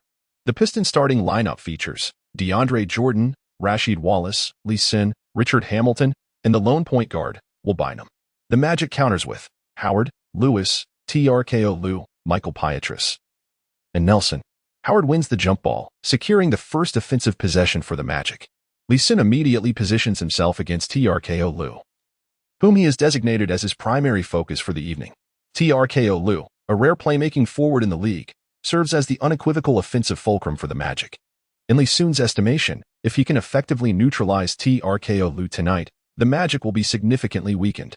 As Li Xun aligns with TRKO Lue, still finding his footing, Nelson effortlessly sinks a three-pointer over Bynum's defense. Turning around, it was the Pistons' offensive possession.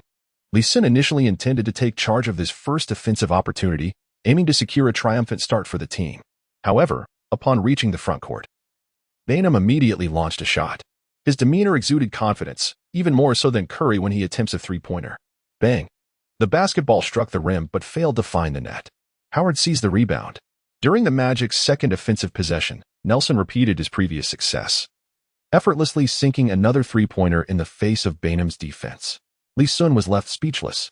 Just as the game began, before he could even warm up, they were hit with a 6-0 run. What frustrated him further was Bynum's apparent madness. During the Pistons' offensive possession, he again opted to shoot without hesitation. The result, predictably, was yet another miss. Beep, beep, beep. The referee's whistle signaled a timeout. Michael Curry's face turned a shade of green with fury as he called for this timeout. In merely a minute of play, the Pistons were forced to pause by the Magic. Damn it, fool. Who do you think you are? Do you believe this is your team? Li Xun stood beside you, and you disregarded him to make reckless shots. Twice. This is Li Xun's team. Curry was genuinely exasperated, yelling at Bynum, even resorting to profanity. It was understandable why he lashed out at Bynum. The Pistons' situation was dire. Over the course of Li Xun's 13-game suspension and Allen Iverson's absence, they had lost 8 of those games, winning only 6. The Pistons' overall record now stood at 33 wins and 34 losses, a win rate of less than 50%. With a challenging schedule ahead, even if Li Xun returned, there was no guarantee they could secure a spot in the Eastern Conference's top 5. Hence, every game demanded utmost seriousness. If Bynum had merely failed to defend against Nelson's 2 three-pointers, it might have been forgivable. What truly drove Curry to the brink was Bynum's reckless shooting. Not only Curry, but even Li Xun was filled with frustration. Tonight marked his return, and Bynum's actions were utterly absurd. Reflecting on the Lakers' own absurd Andrew Bynum, Li Xun questioned whether the Bynum in question might have some issues upstairs. To be fair, Li Xun did not believe this Bynum was superior to Sun Yu. The game was being broadcast live across the nation, and Curry's behavior was somewhat unbecoming. Li Xun quickly stepped forward to calm him, ensuring that outsiders would not witness this spectacle. Calm down, Michael. The game has only just begun. Li Xun gently patted his back and whispered, Substitution. Substitution. Li, you will play point guard. Tayshaun, prepare to enter. Curry was still fuming, loudly demanding a substitution. A mere minute into the game, and he was already making changes, clearly indicating just how irate he was. Li Xun could only manage a wry smile. What had started as a casual suggestion now required him to step up. The Magic's offensive possession ensued. Nielsen exuded confidence as he faced Li Xun's defense, swiftly maneuvering to locate his teammate's screen position. Another three-pointer. Swish. It found its mark once more. Li Xun furrowed his brow. The situation on the court evoked a sense of helplessness within him. Perhaps the preceding games had been too effortless, leading him to harbor an illusion of invincibility. In the recent one-on-one against Nielsen, he suddenly realized that he was not as formidable as he had believed. At the very least, he was unable to contain Nielsen. The lateral quickness of these diminutive point guards was astonishing. With his height, there was no way he could keep pace with them. Previously, during the All-Star game, he had dominated solely due to his overall attributes soaring to a remarkable 95. Now, with his meager speed in the 60s, he stood no chance against Nielsen. Richard, you take on this little fellow, Li Xun conceded. Rather than stubbornly asserting himself, he recognized the futility of the endeavor and wisely entrusted the task of guarding Nielsen to Hamilton. Chapter 54. Defeating Magic with Magic. Li Xun indeed presents a formidable challenge for Nelson. Yet for this diminutive figure to attempt to defend him single-handedly is nothing short of a folly. During the Pistons' offensive sequence, Perhaps recognizing Li Xun's towering stature and elevated center of gravity, which renders him susceptible to theft, Nelson boldly approached to engage him in a one-on-one matchup. In such a scenario, Li Xun's prowess as a scoring virtuoso shines through, showcasing his commendable ball-handling skills, safely transporting the ball to the front court.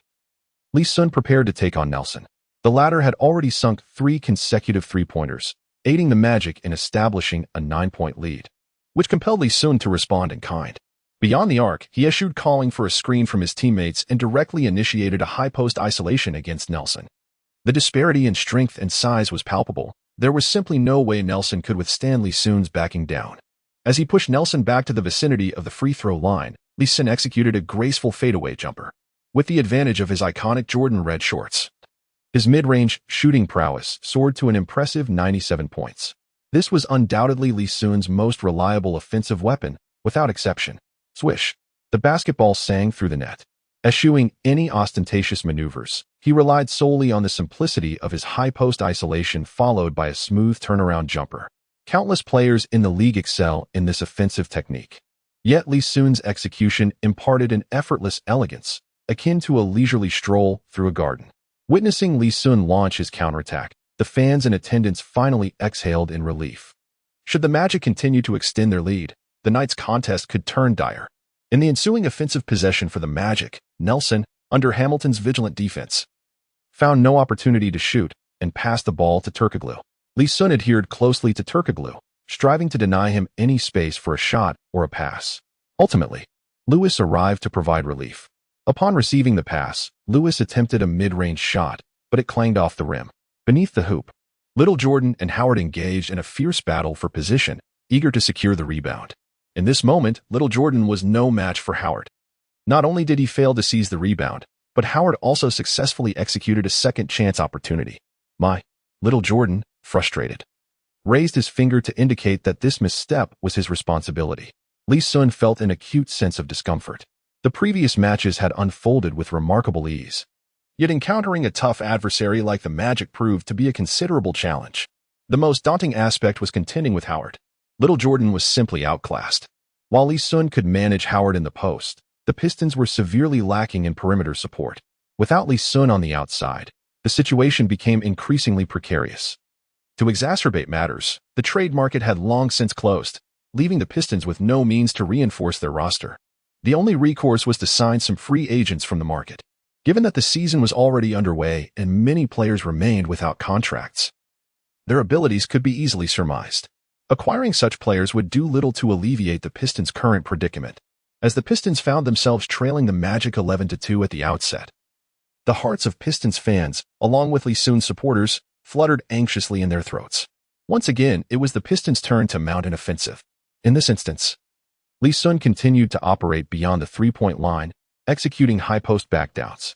The defender against Li Xun was not Nelson, but rather Pietrus. The defensive effectiveness of the two was, in truth, quite similar.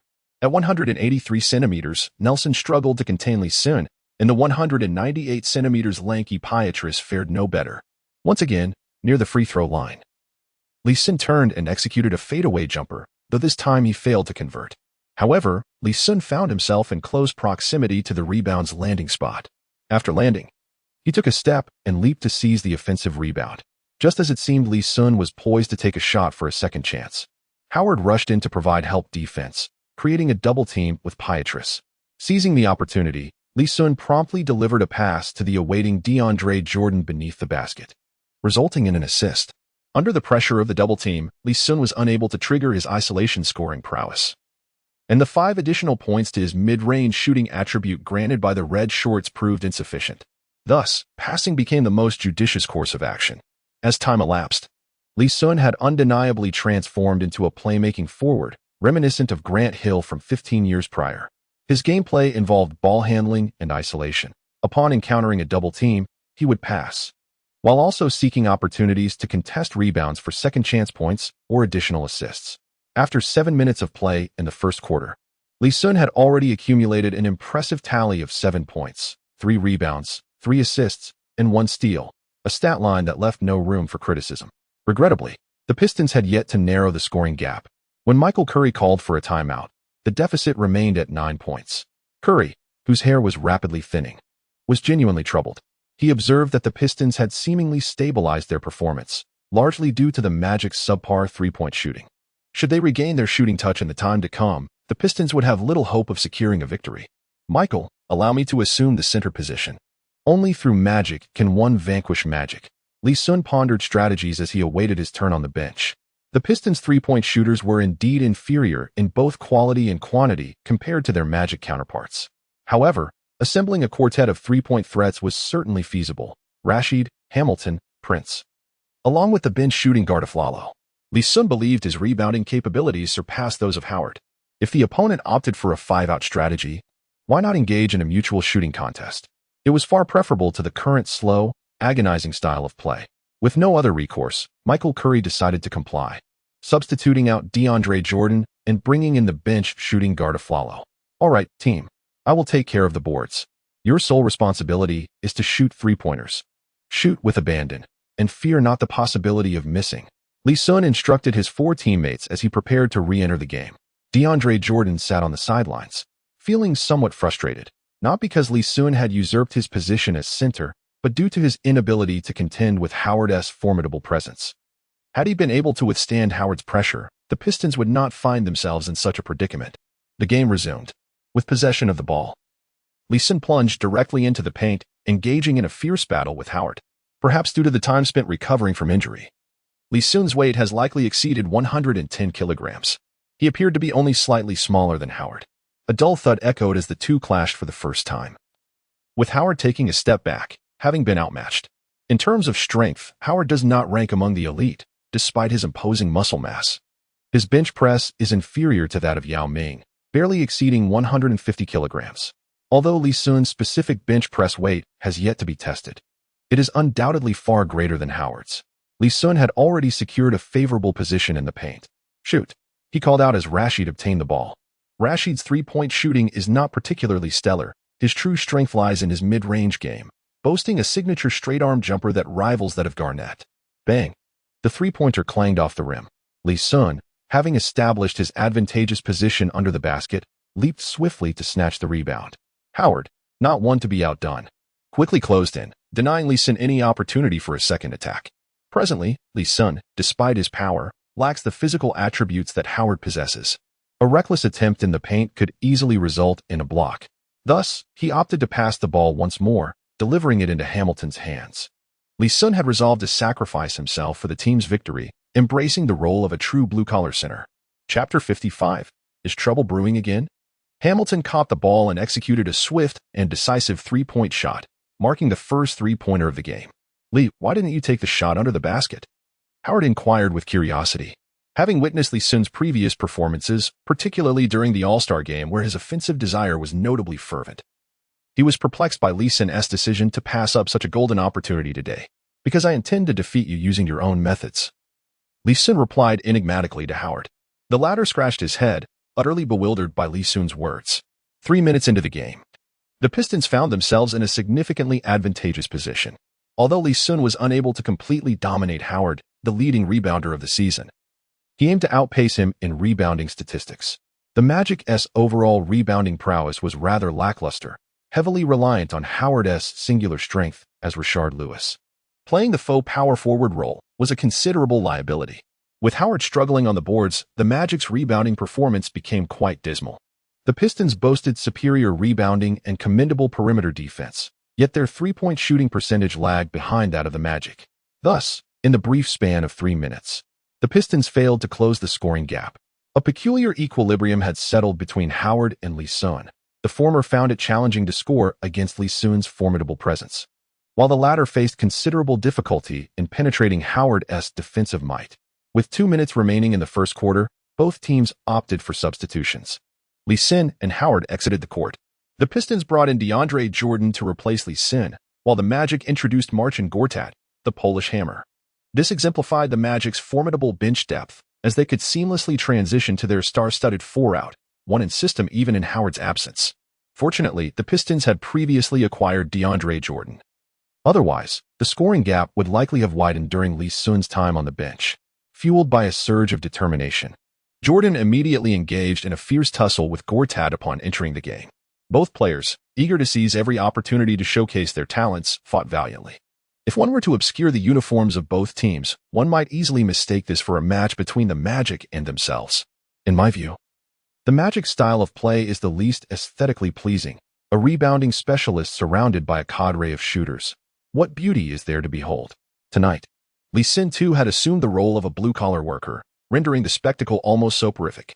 In the commentary booth, Barkley expressed his discontent. Veteran players typically harbor little affection for teams that prioritize shooting, deeming such basketball excessively mundane. Beside him, Kenny Smith chuckled mysteriously. Charles, do you genuinely believe Li Xun is playing as a blue-collar center tonight? Open your eyes and take a good look at the statistics. It appears you are indeed beginning to doze off. Upon hearing this, Barkley perked up and glanced at Li Xun's stats. What? 7 points, 6 rebounds, 6 assists, and 2 steals. Is this the data from Li Xun's 10 minutes on the court in the first quarter? Barkley was taken aback. Scoring and rebounding are easily achievable. Obtaining 6 or 7 points or rebounds in a single quarter hardly constitutes a remarkable feat. What truly astonished him were Li Xun's 6 assists. Do you still perceive Li Xun as merely a blue-collar center? Perhaps we should refer to him as the central figure within the organization? Barkley nodded enthusiastically, affirming that he indeed played as a point center. Goodness, within just one quarter. This individual transitioned through 3 positions, from point guard to small forward, and then to center. He is truly capable of excelling from the first to the 5th position. What extraordinary luck the Pistons must have encountered to acquire a gem like Li Xun. Viewers watching the live broadcast were equally struck by Barkley's assertion, recognizing the Pistons' fortuitous circumstances. Throughout NBA history, numerous players have been lauded for their ability to play across all 5 positions, such as the iconic duo of Magic Johnson and Larry Bird, as well as contemporary legends like Kevin Garnett and LeBron James. However, aside from their primary positions, their effectiveness diminishes significantly when playing elsewhere. Take LeBron, for instance. While he may hold his own against mediocre centers, facing off against someone like Howard in the paint would likely be disastrous. In stark contrast, Li Xun embodies the true essence of versatility, seamlessly transitioning across all 5 positions. As a point guard, he can overpower his matchups. On the wing, he excels in both offense and defense, showcasing commendable playmaking abilities. In the post, he is an indomitable force on the boards, even managing to outshine Howard in various aspects. Such a player is undoubtedly a rare treasure in the eyes of every team.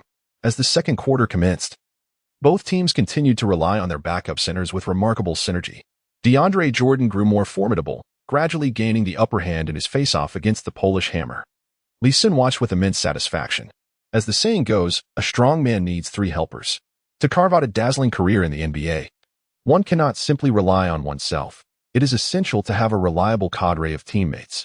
Especially with the impending emergence of teams boasting multiple superstars, Li Xun, without assistance, would inevitably find himself as the leader of a hollow statistical brigade, his personal achievements overshadowed by his team's dismal performance. With veterans like Iverson, Rashid, and Hamilton aging, Jordan's rapid development could alleviate some of the burdens. 3 minutes into the second quarter, during a timeout, Li Xun and Howard returned to the court. Howard continued to sport his carefree demeanor, seemingly oblivious to the fact that the point differential had shrunk to a mere 3 points. Even Li Xun couldn't help but admire Howard's mindset. This jovial giant rarely exhibits signs of anxiety or frustration. His joy appears boundless, as if every day is filled with the thrill of stealing happiness. Li, who do you think is stronger, me or Yao Ming? In the midst of their fierce struggle, Howard did not forget to inquire about the matter that concerned him most. Li Xun rolled his eyes in exasperation, feeling utterly helpless against Howard's persistence. Do you truly wish to hear the truth? Upon hearing those words, Howard quickly shook his head. Forget it. I shall not listen further. He is your compatriot. Hence you surely regard him as formidable. Just as the two were engaged in their idle chatter, an unexpected turn of events unfolded on the court. Nelson, utilizing his teammate's screen, drove towards the basket with the ball. Opposing him was Aflalo, who, eager to prove himself, attempted to intercept Nelson's drive. Unfortunately, their knees collided with a resounding thud. A sharp crack echoed through the arena as Nelson clutched his knee in anguish, letting out a pained wail. Li Xun felt a pang of dread in his heart. Could it truly be this unfortunate? Under normal circumstances, Nelson would typically sustain an injury during the regular season, adversely affecting the playoffs. Li Xun had previously mused that with the regular season nearing its conclusion, Nelson had yet to find himself on the injury list. Little did he know that this contemplation would herald misfortune. Aflalo, unscathed for the most part, rubbed his knee and approached Nelson with a contrite expression, aiming to convey his apologies. However, before he could reach Nelson, J.J. Redick, filled with emotion, forcefully shoved Aflalo aside. Having emerged from the prestigious UCLA, Aflalo was once hailed as a prodigy of national acclaim. Fueled by youthful exuberance, he could hardly tolerate such an affront and retaliated by pushing Redick back. In an instant, players from both sides converged upon the scene. Li Xun was on the brink of tears. Was this truly happening? Tonight marked his long-awaited return to the game. He had just completed a 13-game suspension for fighting, and now chaos was about to ensue once more? He was not unreasonable. This incident was entirely Aflalo's fault. Not only had he injured someone, but he also conspired to assault a teammate. This was utterly disgraceful. Chapter 56. Never have I seen such ruthlessness in Li Xun as he witnessed his teammate in distress. Howard promptly abandoned Li Xun and rushed toward the scene of the incident. The offensive linchpin of the Magic was Turkoglu. The defensive cornerstone was Howard, while Lewis played the role of an assassin. Nelson, on the other hand, served as the primary offensive threat from the perimeter, a fact that Howard recognized with utmost clarity. The sight of Nelson injured filled him with urgency. More critically, Howard feared for the welfare of his teammate. Lewis appeared utterly deflated. His demeanor as soft as his playing style, lacking the tenacity to score, let alone engage in a confrontation. Even a writhing Nelson on the ground surpassed him in resilience. Turkoglu and Redick, the two fair-skinned players, were evidently not the type to engage in a brawl. Upon seeing Howard sprint forward, Li Xun hastily followed in pursuit. Redick and Aflalo were embroiled in a heated exchange. Both teams exhibited restraint, managing to hold back their teammates and prevent the situation from escalating further. Though Howard was often unpredictable, in moments like these, he exhibited a commendable reliability. He pushed through the crowd, placing himself protectively between Redick and Aflalo, glaring fiercely at the latter. Aflalo, seemingly emboldened, remained undeterred, continuing his tirade. Enough. Aaron, silence yourself, came a thunderous command from the periphery, causing Aflalo to blanch in shock and promptly cease his verbal onslaught. It was then that Li Xun approached with deliberate steps. Among the Pistons, no one instilled more fear in Aflalo than Li Xun. His trepidation stemmed not solely from Li Xun's standing within the team, but also from having witnessed Li Xun's brutal assault on Bogut. The ferocity Li Xun displayed that night led Aflalo to genuinely fear for Bogut's life in the palace of Auburn Hills. Hearing Li Xun demand his silence, Aflalo immediately complied, not daring to utter another word. He understood all too well that defying Li Xun would lead to dire consequences. Being benched by the Pistons management would be the least of his worries. He feared a potential brutal beating from Li Xun upon returning to the locker room. Apologize, Li Xun instructed, gesturing toward the injured Nelson. Aflalo, who had already intended to apologize to Nelson, did not hesitate and promptly conveyed his remorse. I'm sorry, Jameer. Is that all? You intentionally harmed him. This is the only thing your Pistons excel at.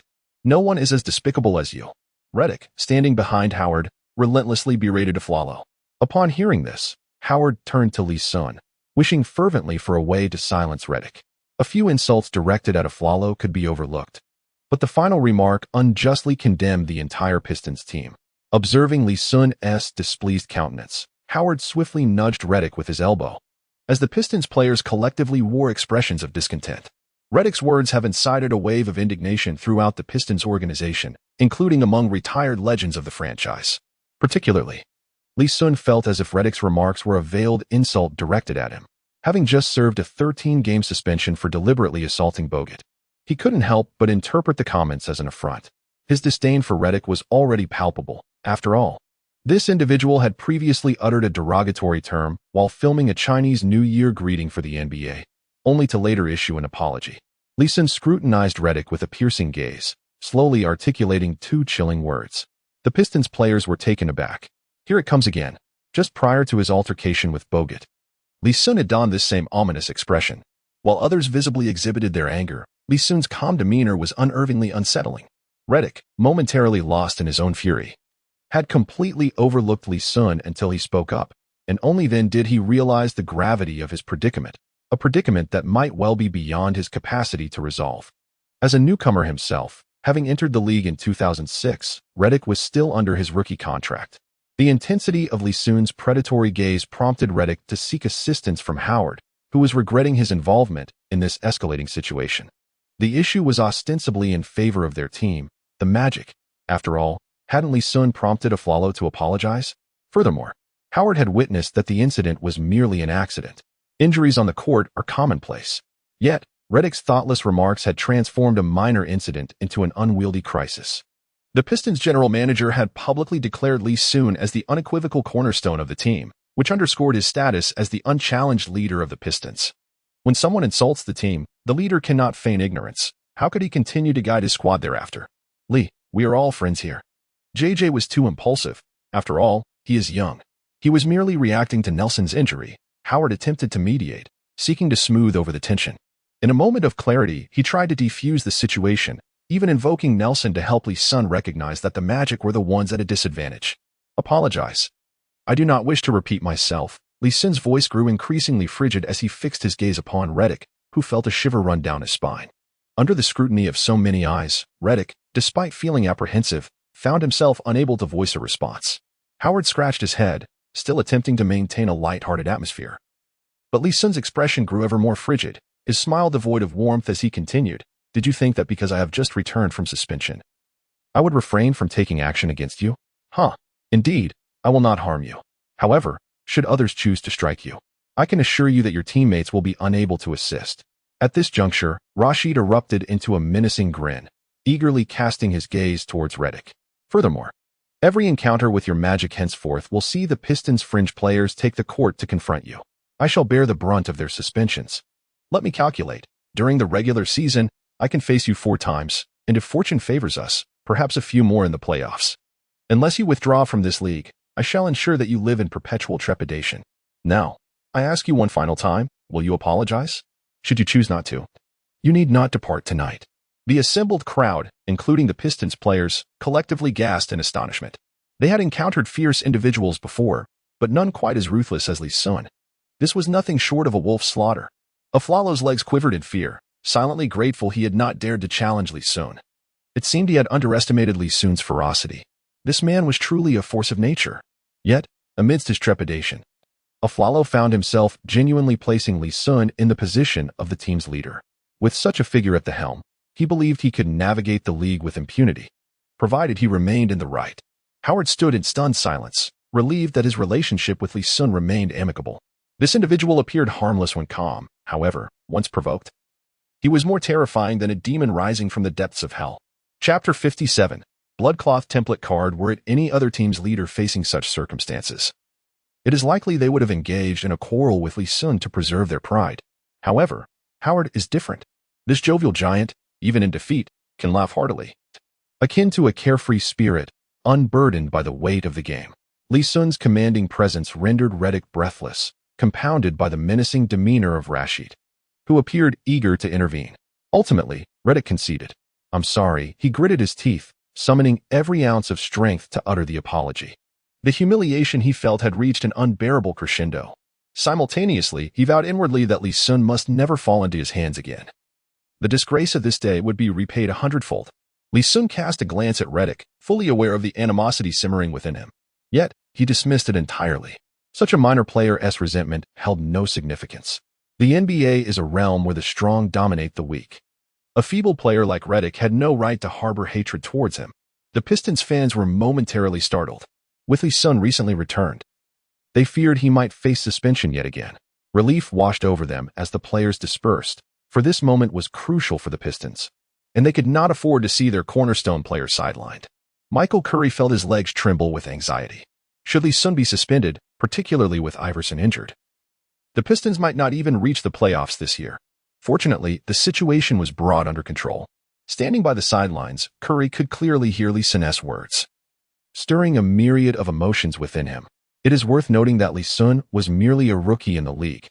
Yet the aura he had just exhibited was that of a natural leader.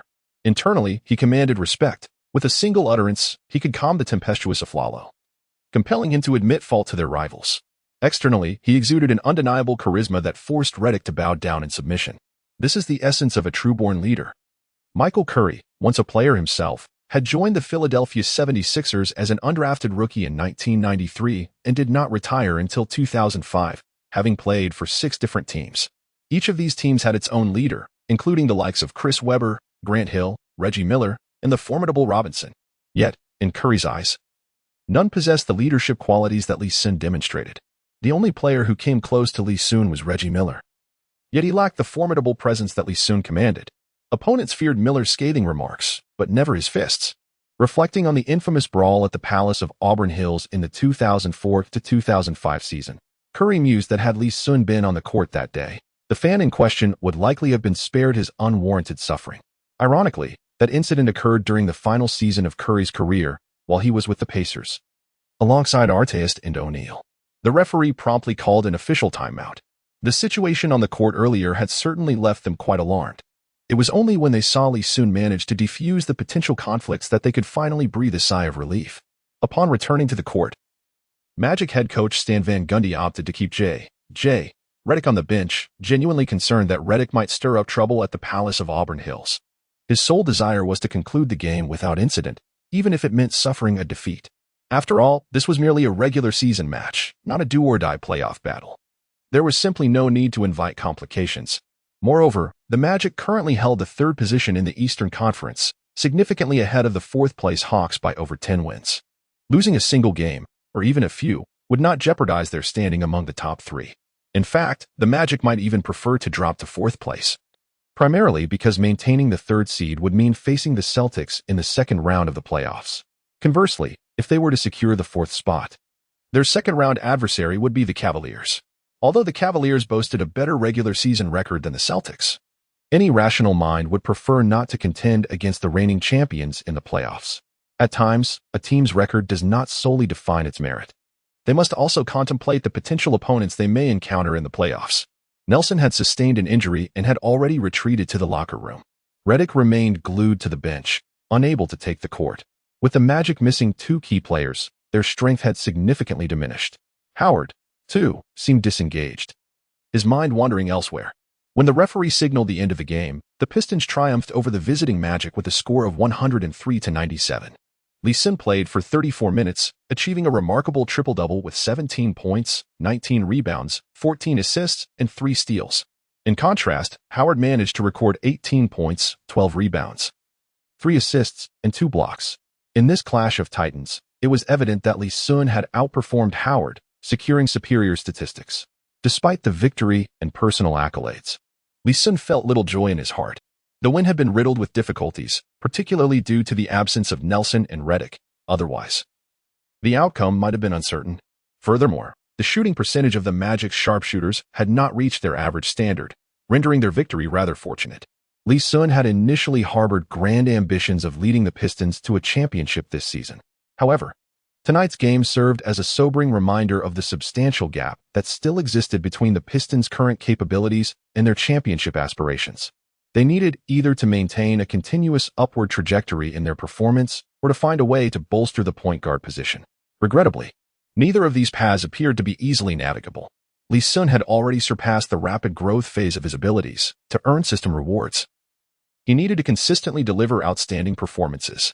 From previous system notifications, it was clear that these statistical achievements could not be claimed repeatedly. For instance, if Li Xun recorded a triple-double with stats of 30 points, 10 rebounds, and 10 assists in one game, and then replicated that same performance in the next game, the system would not issue a reward. This was particularly relevant in light of tonight's statistics. To the outside world, it undoubtedly appears to be an astonishing achievement. However, Li Xun does not believe that the system will bestow any rewards for accomplishments, or if it does, they are unlikely to be of any significant value. It is quite probable that such rewards will not enhance his combat abilities in the slightest. As for strengthening the team through trades, that is entirely out of the question. The trading market has already closed, and relying on the free agency market for reinforcements is more akin to chasing a dream than a feasible plan. With a distracted demeanor, he followed his teammates back to the locker room. Upon entering, the system notification chimed. Congratulations, host.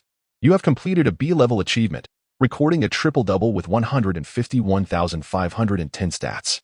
You have earned 1 B-level lottery chance. Would you like to draw now? Li Xun pondered briefly, and as expected, the data from tonight did not yield anything of value. His standards have risen, having previously acquired several S-level skills and items, rendering this mere B-level reward utterly uninteresting. Nevertheless, he decided to use the lottery opportunity, as it was better to draw than not to. Moments later, the system notification sounded again. Congratulations, host. You have obtained an Eric Bledsoe template card. Hearing that he had received a template card, Li Xun was instantly perplexed. Eric Bledsoe? The template card of Blood Bledsoe? This was merely a B-level reward? Chapter 58. Xun Yu, would you consider joining the Pistons? The Bloodcloth template card, surprisingly rated only B-level, caught Li Xun completely off guard. Although he had never been selected as an all-star throughout his career, Bloodcloth was undeniably a player capable of averaging 20 points per game. Furthermore, he had once been honored as part of the league's best defensive team. While it would be a stretch to categorize him as S-level, an A-level rating would certainly not be unjustified. As Li Xun pondered this perplexity, the system's notification sounded once more. Eric Bledsoe template card upon use. It grants the recipient 3 randomly selected peak attributes of Eric Bledsoe.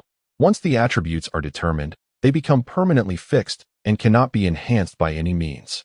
They may be applied to players other than the host. Li Xun nearly spat blood in disbelief. It was no wonder this item had such a low rating. It was evidently a deceptive contrivance. Even a C-level JaVale McGee's blocking ability could enhance one's prowess, but this B-level template card was undeniably a trap. With over 10 attributes to choose from, acquiring 3 peak attributes of Bloodcloth seemed reasonable enough. If he were fortunate enough to obtain attributes related to perimeter defense, driving, or ball handling, it could be quite acceptable. However, what if he ended up with interior defense, post offense, or rebounding attributes? The critical issue was that once the attributes were assigned, they would be irrevocably set, eliminating any future chance for improvement. What a conundrum. Li Xun couldn't help but scoff. This item held no value for him whatsoever. In fact, utilizing it might completely stifle his potential for growth. The only redeeming quality of this template card was the final line. It could be used for players other than the host. Suddenly, Li Xun's mind began to race. There was no way he would employ this deceptive item for himself. It was clearly meant for someone else. Upon reflection, this template card was a veritable tool for mischief. Should he find someone unsatisfactory, he could simply hurl the template card at them, and if fortune did not favor their luck, they would surely face dire consequences. It would be one thing for lesser players who might, with a stroke of luck, improve their abilities. But if it were used on a point guard like Chris Paul, it could lead to catastrophic results. However, the honest and straightforward Li Xun quickly dismissed such thoughts. The Pistons were in need of a competent point guard, and perhaps this template card could serve a purpose. For instance, using it on Bynum, whose attributes would undoubtedly be inferior to Bloodcloth's, could yield favorable results. If luck were on their side, acquiring Bloodcloth's 3 strongest attributes would transform the Pistons into a team with a top-tier defensive point guard. Even in the worst-case scenario, it would hardly affect Bynum. After all, he was only suited to play point guard, and any randomly assigned attributes would surely be an improvement over his current ones. No. This fellow was not worth such a reward. It would be a waste to bestow it upon such an unremarkable player. What if he were to give it to Xun Yu? Li Xun's eyes sparkled as he suddenly envisioned the perfect recipient for this template card. Bestowing it upon Xun Yu would be nothing short of ideal. Xuebu can be considered a dual-threat guard, much like Xun Yu. Moreover, Xun Yu's attributes are undoubtedly inferior to those of Xuebu, akin to how Sun's prowess pales in comparison to that of Bainam, who has spent several years competing in the NBA. Xun Yu's only advantage over Bainam may lie in his superior basketball IQ. Under normal circumstances, following a championship victory with the Lakers this year, Xun Yu would likely have been signed by the Knicks for the next season. However, without stepping onto the court even once, he was swiftly released by the Knicks. To speak candidly, Xun Yu appears to have little room for improvement at this stage. Yet, if he were to utilize the underwhelming template card as perceived by Li Xun, there might still be a glimmer of hope.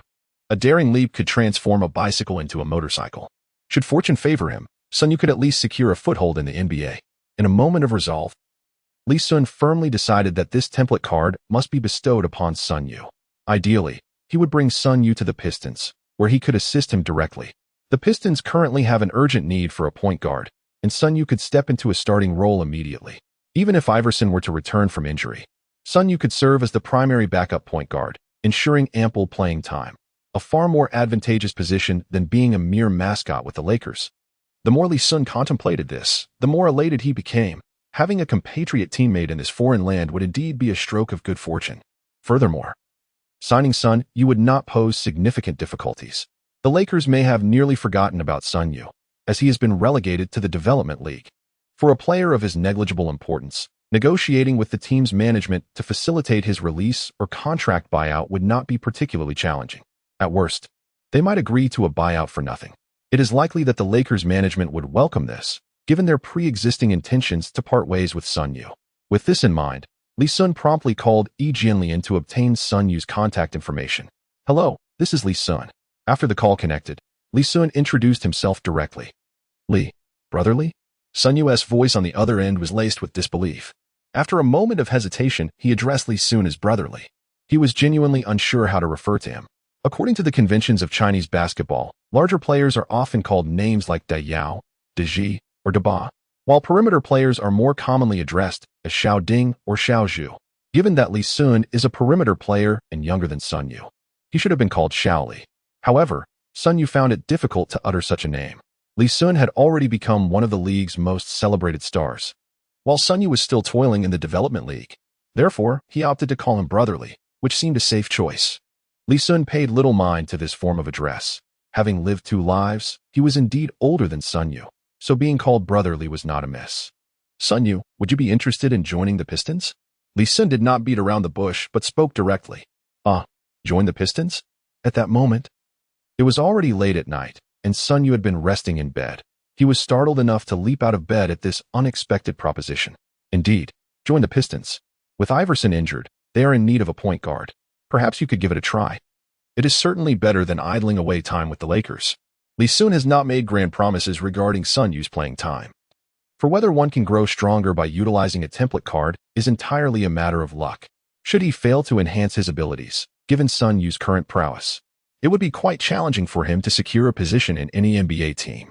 While the Pistons presently lack a point guard, it is inconceivable that they would enter the next season without one. A first-round draft pick could easily yield a point guard with greater potential and immediate impact than Sun Yu. The only thing Li Xun can do is provide Sun Yu with an opportunity. Whether he can seize it will depend entirely on his fate. "Really? Can I?" "Brotherly." "My dear brother, with your protection, what more can I say? I am willing to go." Sun Yu was elated, practically dancing with excitement. Even if Li Xun did not offer any guarantees, Sun Yu is not foolish. Who is the leader of the Pistons now? It is Li Xun. With Li Xun looking out for him, life will undoubtedly be more favorable than with the Lakers. At the very least, he wouldn't have to merely warm the bench in the G League, would he? Chapter 59, the incarnation of the bankrupt kid. Very well, in the coming days, you shall find a way to terminate your contract with the Lakers. Once that is accomplished, I will ensure that the Pistons sign you. Do not expect the contract to be of grand proportions. Li Xun was quite satisfied with Sun Yu's attitude. At least this fellow possessed a heart full of ambition. "Brotherly, I will strive to have everything settled by tomorrow. I will come to you as soon as possible." Sun Yu beamed with delight, unable to contain his joy. Who said that opportunities do not fall from the sky? Was he not, at this very moment, struck by one? "Li, I truly did not intend to do that on the court." Just as Li Xun ended the call, Aflalo hurried over with a brisk pace. The other seasoned Pistons veterans in the locker room turned their curious gazes toward Li Xun, astonished by his growth. The once lackluster second-round draft pick had swiftly evolved into a commanding presence both on and off the court, a transformation that was indeed remarkable. "Allen, do not dwell on it too much. Apologies have already been exchanged on the court. What is past is past. We, the Pistons, believe in winning people over with virtue. When we are in the right, we shall not hesitate to assert our stance." Li Xun gently patted Aflalo's shoulder, smiling warmly.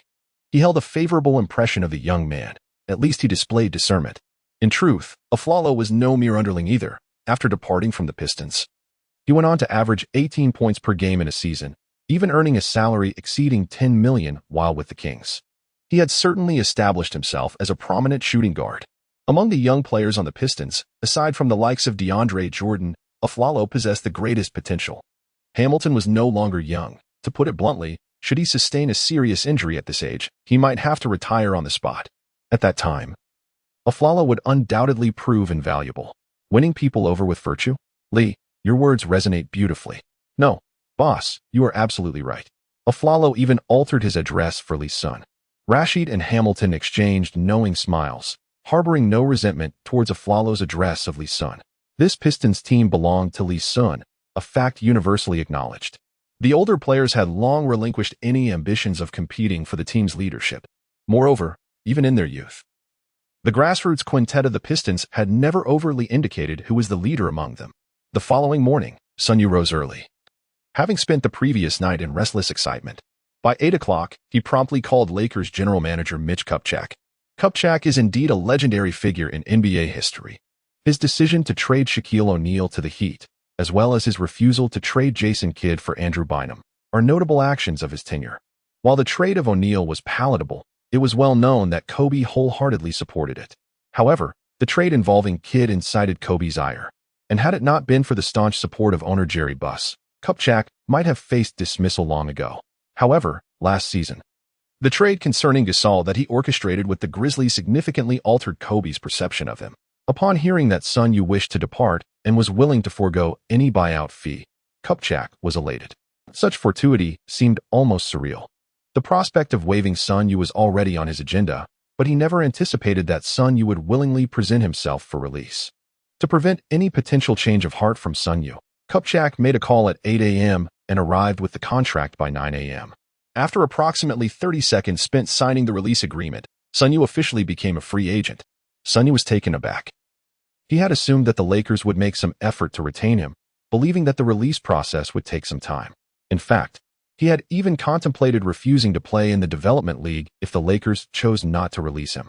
Yet, it seemed the Lakers had not regarded him with any seriousness, treating his departure as if he were a mere burden. Fortunately, after enduring numerous setbacks over the past year, this small blow only stung his heart slightly. Noticing the time, which was just past 9 in the morning, Sun Yu resolutely purchased a ticket for a flight to Detroit that very morning. By evening, Li Xun received another call from Sun Yu, who had unexpectedly arrived in Detroit. You could have at least given me a heads up. I haven't even mentioned your situation to the team as general manager yet, Li Xun lamented, both amused and exasperated. Sun Yu sheepishly scratched his head and replied, Li Gu, I'm completely in your camp now. When I was drafted, I was elated and couldn't sleep for days.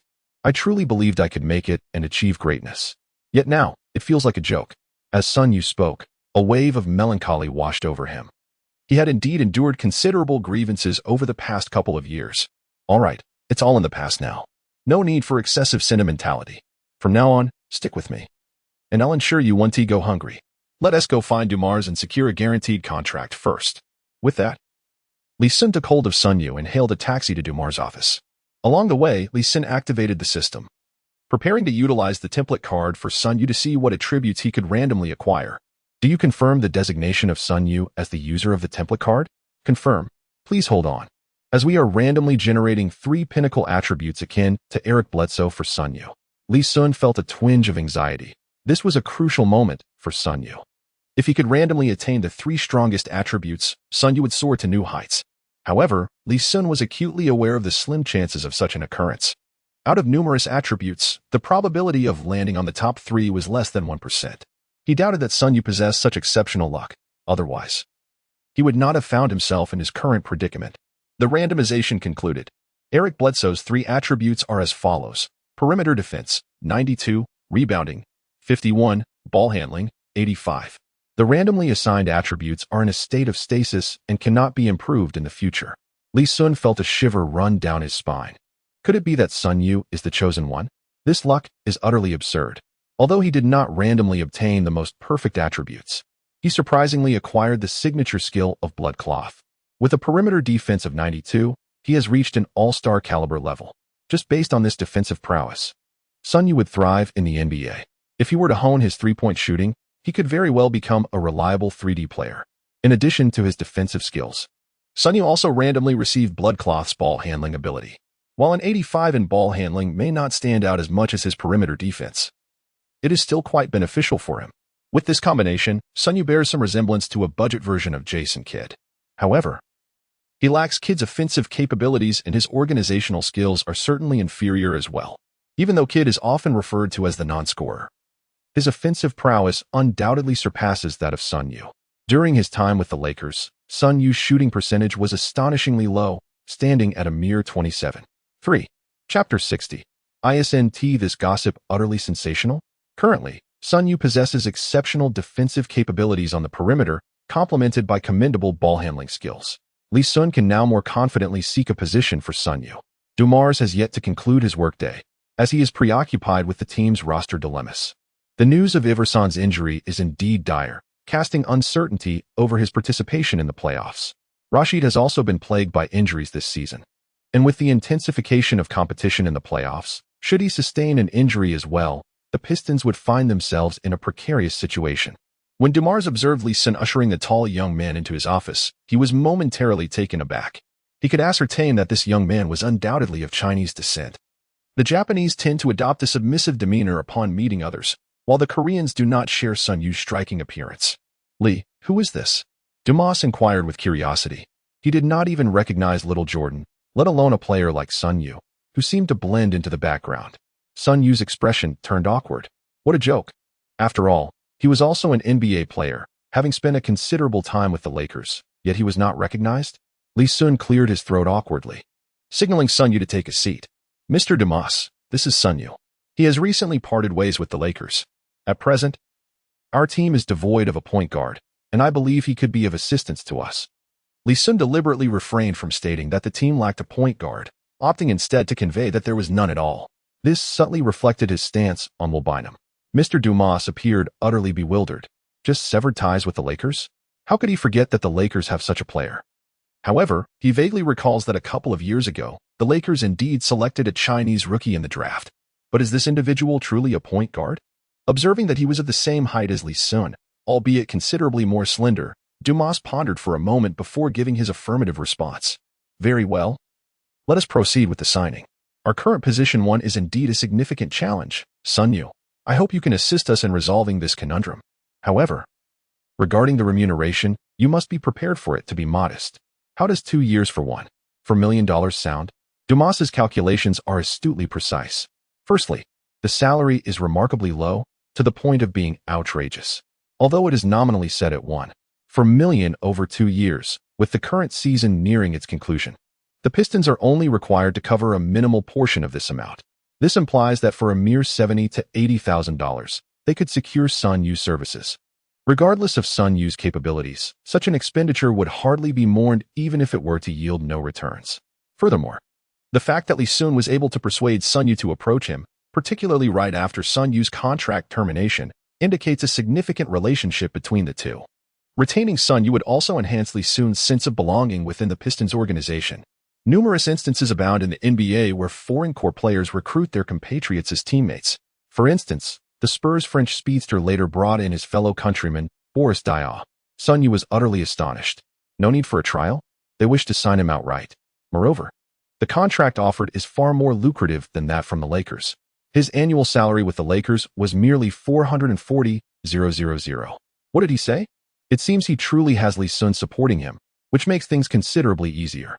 He senses that his hardships are about to transform into sweet rewards. Perhaps he can indeed rise from being a mere joke. A heavy burden lifted from Li Xun's heart, the point guard dilemma for the Pistons has finally begun to alleviate. The Pistons were set to embark on an away journey, allowing Sun Yu to join the team directly, making his debut in the upcoming game against the Philadelphia 76ers. The following morning, the Pistons boarded a flight to Philadelphia. Upon arrival, Michael Curry wore a pensive expression. This was the place where his professional career had commenced, and each visit to Philadelphia evoked a sense of coming home. At 8 o'clock in the evening, this highly anticipated Eastern Conference clash officially commenced. It was deemed a focal battle not merely due to the strength of the two teams, but because the season was nearing its conclusion, and their records were exceedingly close. Should the Pistons emerge victorious tonight, they would surpass the 76ers, claiming the 7th position in the Eastern Conference.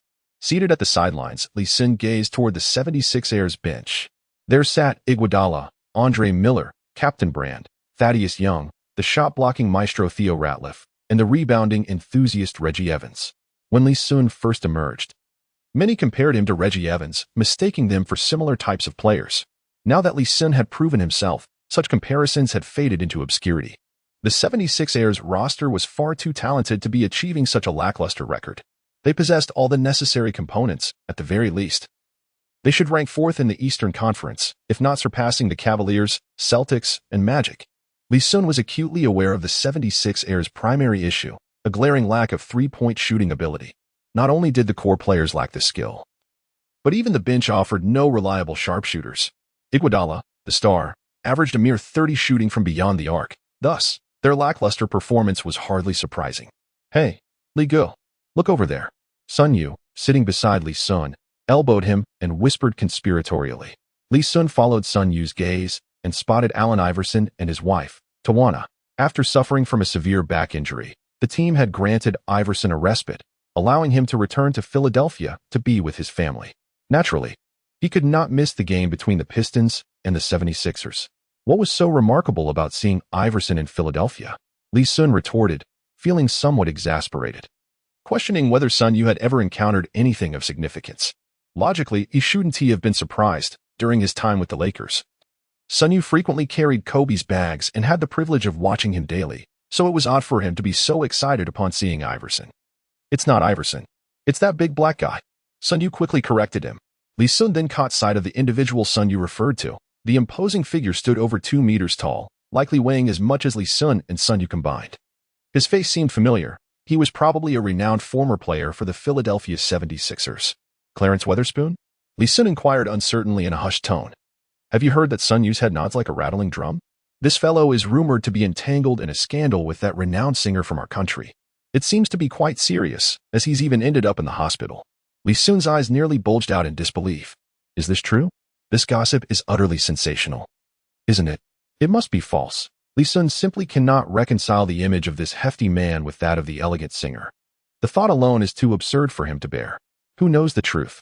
As the old saying goes, where there's smoke, there's fire.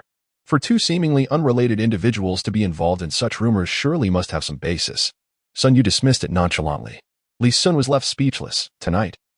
His worldview shattered completely, more so than when he learned about Howard's indiscriminate preferences. Furthermore, Weatherspoon is no mere nobody.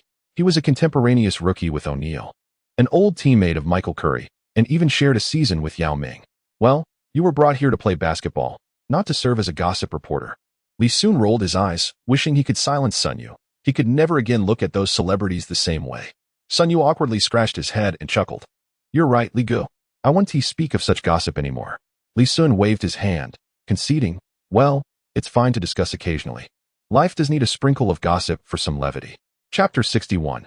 Uncertain Resilience. Brothers, have I been indulging in sage mode too often lately? Am I hallucinating? Sun Yu is actually seated beside Li Xun. Could it be a figment of my imagination? Indeed, it appears to be true. What an apparition. Sun Yu is clad in the Pistons uniform. Chinese fans, watching the live broadcast of the match, were utterly flabbergasted upon seeing Sun Yu next to Li Xun. His sudden signing with the Pistons caught everyone off guard, as there had been no official announcement from the team, nor was there any press conference arranged specifically for him. Just yesterday, he signed the contract, and today he is already playing in a game. How could the fans possibly know that Sun Yu had joined the Pistons? Even the commentators, typically composed, were left bewildered. Zhang Weiping questioned his own senses, wondering if he was hallucinating. Teacher Yu, that player beside Li Xun must be Sun Yu, right? Yu Jiao blinked in disbelief. Yes, it should be. Sun Yu, suddenly donning the Pistons blue and white away jersey, was almost unrecognizable. How did he end up with the Pistons? I recall him competing in the development league just a few days prior. The entire live stream fell into a hushed silence. After a brief moment, Zhang Weiping suddenly spoke up. I understand now. Li Xun, being a man of virtue, must have noticed Sun Yu's struggles and specially requested the Pistons to bring him on board. Remarkable. This young man, Li Xun, is truly commendable, strong, charismatic, handsome, and of impeccable character. Everyone knows of Zhang Weiping's unique fondness for Sun Yu. Aside from Yao Ming and Kobe, Sun Yu is likely his favorite player. Seeing Sun Yu under Li Xun's command filled him with excitement. With Zhang Weiping's remarks, the audience erupted in applause. The virtuous uplift the downtrodden, Li Xun, now flourishing, has not forgotten to extend a helping hand to his less fortunate brother, a rare and admirable quality. In an instant, Li Xun's image shone even brighter. The referee's whistle pierced the air, signaling the commencement of the match. The starting lineups took the court. Sun Yu was not included in the starting five. That would indeed be absurd. However, Will Bynum had been entirely sidelined by Michael Curry. Sometimes, a single poor performance can lead to a player's downfall. The lineup featured Little Jordan, Rashid, Li Xun, Hamilton, and Prince. Li Xun played the role of a point forward. The Philadelphia 76ers boasted an opulent roster: Captain Brand, Sadie Osman, Iguodala, Reed, and Andre Miller. Players with the surname Miller often possess unique skills. Reggie Miller excelled in three-pointers. Brad Miller was a skilled passing center. and Andre Miller is known for his adept playmaking. Little Jordan won the tip-off, and the Pistons commenced their offensive play. Iguodala is not one to engage in excessive banter, so there was no trash-talking with Li Xun at the outset. In the first offensive possession, Hamilton passed the ball to Li Xun. Ever since acquiring the iconic red shorts of the great coach, Li Xun has discovered the offensive strategy that best suits him in the present day, the high-post backing move. With the ball in hand beyond the three-point line, he skillfully maneuvers his way towards the free-throw line, establishing the ideal distance for his shot. With an impressive mid-range shooting attribute of 97, Li Xun boasts an exceedingly lethal shooting percentage, becoming a paragon of mid-range excellence. If the opposing team attempts to double-team him, he remains undeterred, possessing a remarkable passing ability that may even yield an assist. Most importantly, given his proximity to the basket and the nature of his shot, Li Xun occasionally seizes the opportunity to grab a rebound. This can be regarded as his most devastating offensive approach at present. As Li Xun initiates his back-to-basket play, Iguodala swiftly positions his robust physique against him. However, upon their initial contact, he realizes a harsh truth. He is utterly incapable of defending against Li Xun's backing moves. The force emanating from Li Xun's back feels like a predatory beast, overwhelming him entirely. This revelation instills a profound sense of dread within him. It is crucial to recognize that strength is his trademark, allowing him to dominate both offensively and defensively against most players on the wing. Even when facing a powerhouse like LeBron James, he could hold his ground for a while. Yet, now, against Li Xun, he finds himself immediately overpowered. Like a bulldozer, Li Xun bulldozes his way to the vicinity of the free-throw line, executing a graceful fadeaway jumper. Swish! In the very first offensive possession, he scores effortlessly, igniting a wave of exuberance and curiosity among the players on the Pistons bench.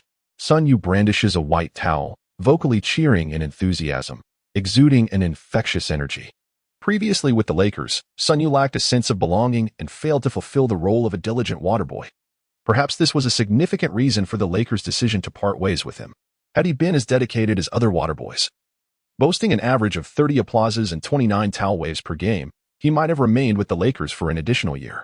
Observe Xun Rule now. After joining Li Xun, his spirit seems completely transformed. Such vibrancy was hardly visible during his time with the Lakers. One can only hope he gets the chance to play tonight, as it appears rare for two Chinese players to be on the court together simultaneously. Witnessing Xun Rule's demeanor, Zhang Weiping beams with paternal pride. During the 76ers offensive possession, Iguodala is no fool. He dares not entertain thoughts of backing down against Li Xun, relying on his teammates' screens. He attempts a mid-range shot, but it fails to find the mark, with the rebound secured by the ever-reliable DeAndre Jordan beneath the basket. Thus, the teams exchange several possessions, with the Pistons clearly dominating the flow of the game. The Pistons lineup is decidedly traditional, which may pose challenges against the innovative systems of teams like the Magic. However, against a team like the 76ers, which lacks a significant offensive threat, they seem to have the upper hand. To make matters worse, Iguodala senses that he is on the verge of being overwhelmed. He feels as though he is not merely facing another player, but something beyond human capability. Instead, it was an 800-pound wild boar, in a state of frenzy. He was rooting about, nearly on the verge of spitting blood. Hastily, he called for a timeout towards the technical bench, realizing he could not continue in such a manner, lest he sustain an injury. This was not a knife-fighting playoff. There was no need to exert himself to such extremes. Tony, I truly cannot endure any longer. That fellow is certainly not human. He ought to be taken by NASA for dissection to ascertain whether he is an extraterrestrial. Iguodala clutched his chest, his face contorted in agony. Tony Dilio, the current head coach of the 76ers, had been closely monitoring the situation on the court and could clearly see the pressure Iguodala was enduring. If even Iguodala, with his robust physique, could not withstand it, who else could? Was it the slender Lewis Williams, akin to a reed? Or the sluggish Andre Miller, reminiscent of an old ox? Let us hold on. We must at least finish the first quarter, Dilio said awkwardly. Who can withstand this? Iguodala lamented, his face twisted in distress. It was easier said than done to shoulder the burden against Li Xun for an entire quarter. Tomorrow he would undoubtedly find himself at the hospital. Just then, sitting on the bench, Sadie Osman abruptly stood up. I wonder if I can endure it, he pondered. If Li Xun and Xun Rule heard this, they would likely burst into laughter.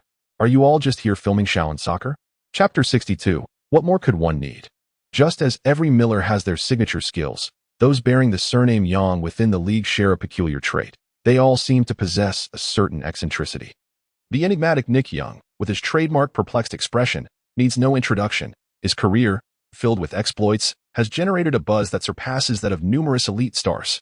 Then there's Klay Thompson, who once played for the Pistons, caught in an embarrassing moment with a lady in the team's training facility restroom, startling Coach Gentry in the process. Presently, Cedric Young may not be as notorious, but he certainly has a flair for the dramatic. While the 76ers were busy showcasing their talents akin to a Shaolin soccer performance, the Pistons opted for a roster change. Many fans might struggle to recall Michael Curry's appearance, which bears an uncanny resemblance to Kwame Brown, so much so that one might mistake them for twins. Had he been of an older age, rumors might have circulated that Kwame was his illegitimate father. Both possess a somewhat goofy demeanor. Yet beneath this facade lies a sharp intellect. Curry found himself astonished by Sun Yu's arrival, immediately suspecting it was due to Li Xun's influence. Given Sun's qualifications and performance, it seemed improbable that he would be signed by the Pistons at this juncture. While the Pistons indeed needed players, they were not in dire straits. If Sun Yu were indeed a beneficiary of Li Xun's connections, he would surely need to see some playing time. Otherwise, how would Li Xun feel about it? Sun Yu, prepare to take the court. Show us what you've got, Michael Curry encouraged, patting him on the shoulder. This simple gesture stirred discomfort among several teammates. Kwame Brown faced relentless criticism, and Bayless had recently endured a barrage of insults, now clearly relegated to the sidelines. The fact that a newcomer like Sun Yu could garner such attention from Curry was irksome to them. Sun Yu was ecstatic, his excitement causing his calves to tremble. He had nearly forgotten the last time he participated in an official NBA game, or perhaps he had never truly played in one at all, having never stepped onto the court in the first quarter. "Don't worry, coach. I will give it my all," he declared, feeling a newfound buoyancy since joining the Pistons. Had he still been with the Lakers, such words would have eluded him.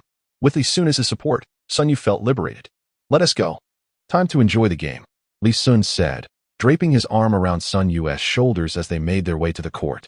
Watching this surreal scene unfold, Chinese fans felt a whirlwind of emotions. The day they had long awaited had finally arrived, a team featuring two Chinese players, both taking the court simultaneously.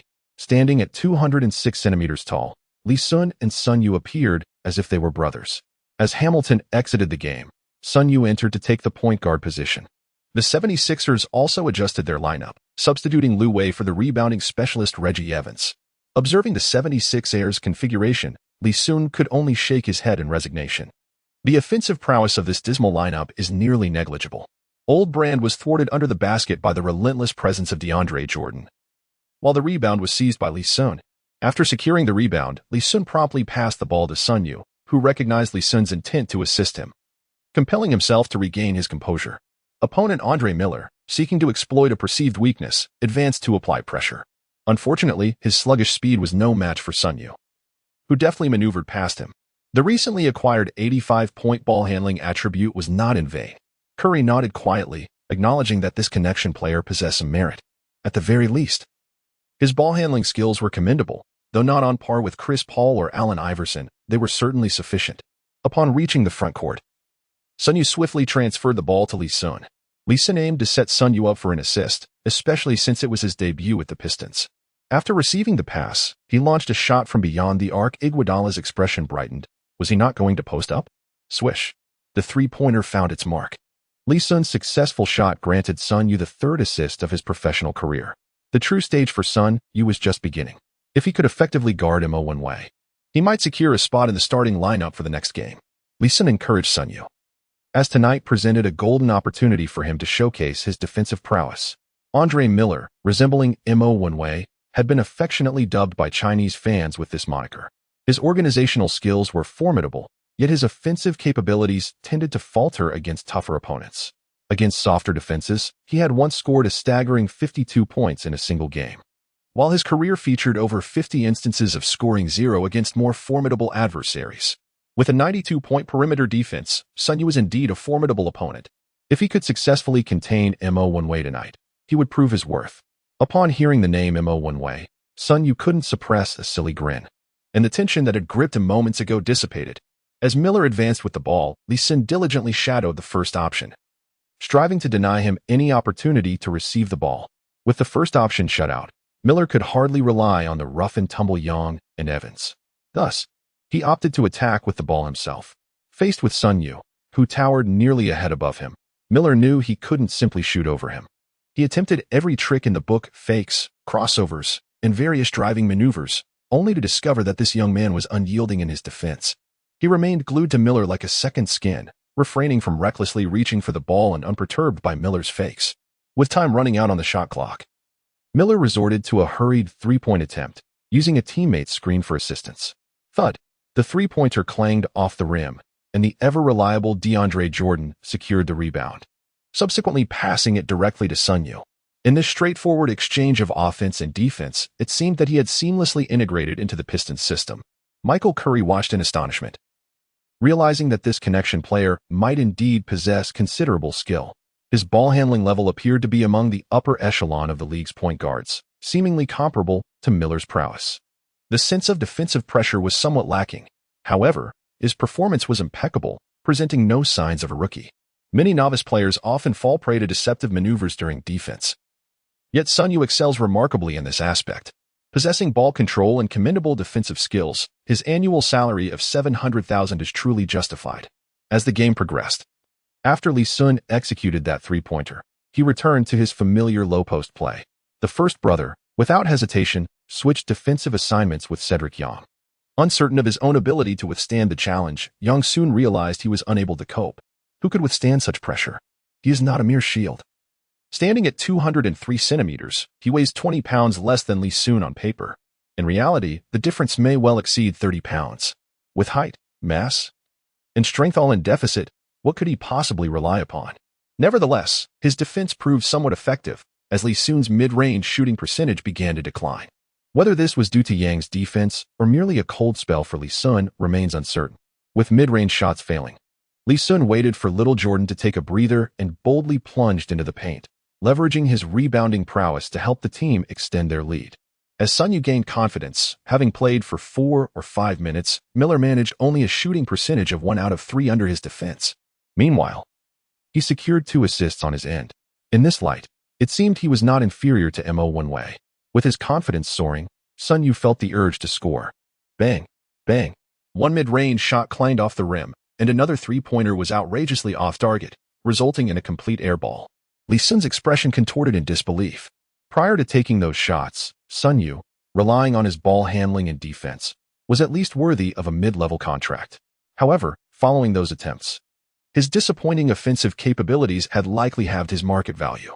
Chapter 63, The Boss's Demise. After the first quarter concluded, Xun Rule delivered a rather dismal performance, recording 0 points on 3 attempts, accompanied by 3 assists. However, disregarding his offensive contributions, he exhibited commendable play during the first quarter. Although he did not register any defensive statistics, his defensive efforts were arguably on par with those of Prince.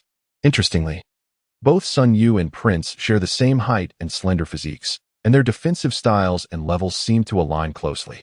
Their ball handling skills are also quite comparable, with Prince exhibiting notable prowess in this area. When Xun Rule re-entered the game in the latter half of the second quarter, he no longer dared to attempt shots, opting instead to focus entirely on defending against Mo One-Way. Gu and CD's Yang took turns guarding Li Xun, each defending for a possession. This rotational defense significantly alleviated the pressure they faced. Li Xun, who had been relying on post-up plays, found himself thoroughly exhausted by halftime. The post-up style is incredibly taxing on physical stamina, as it requires constant confrontation with the opponent. While one-on-one scenarios are manageable, the rotational defense employed by the opponent severely drained Li Xun's energy. Currently, Li Xun possesses remarkable strength, yet his stamina has not improved sufficiently to sustain continuous post-up plays throughout the game. As the second half commenced, he adjusted his offensive strategy, attempting to minimize post-up opportunities and instead utilizing screens set by teammates for his shots. In this context, Xun Rule's value became evident once again. His towering stature rendered him an ideal target for screens. In the modern small ball era, many interior players prefer to step outside to set screens for their teammates, as their height enhances the effectiveness of the screens. With Xun Rule's impressive height of 206 centimeters and superior agility compared to traditional big men, the effectiveness of his screens was exceptional. When 2 tall players on the perimeter execute screens, it becomes a nightmare for their opponents. Michael Curry grew increasingly impressed, feeling that Li Xun was indeed a divine gift to their Pistons. Not only is he remarkably strong, but he also aids the team in uncovering exceptional talent. There is no need to elaborate on Little Jordan. Since joining the Pistons, his growth has been remarkably evident. While he may not yet rival elite centers like Howard, he has effortlessly handled second and third-tier centers. Currently, with an average of 25 minutes on the court, he consistently contributes 8 points and 8 rebounds. As for the newly joined Xun Rule, he has captivated Curry with his performance. He is capable of defending, handling the ball, and setting screens, all for an incredibly reasonable salary of $700,000. The only drawback is his rather lackluster offensive output. Curry mused that if Xun Rule could develop a reliable three-point shot, it would be nothing short of perfect. Even a modest shooting percentage of 35 would significantly enhance the overall strength of the Pistons. Upon contemplating this, he resolved to dedicate the forthcoming time to enhancing Xun Rule's offensive capabilities. The referee's whistle echoed, signaling the conclusion of the match. The Pistons triumphed over the 76ers with a decisive score of 95-82, securing a 13-point victory. Li Xun continued his unbeaten streak, successfully leading the Pistons to claim the 7th position in the Eastern Conference. The 76ers displayed commendable defensive efforts this evening, preventing the Pistons from surpassing the century mark in points. However, their offensive performance was rather dismal, lacking a single top scorer. The prominent player, the brother, was effectively contained by Li Xun, managing only 13 points. Players of his caliber typically excel against slimmer opponents, utilizing their strength to dominate. Unfortunately for him, tonight he faced Li Xun, and had it not been for a stroke of luck that allowed him to sink a couple of three-pointers, he might have struggled to reach double digits. Another key offensive player for the 76ers, Mo Away, also found the evening quite uncomfortable.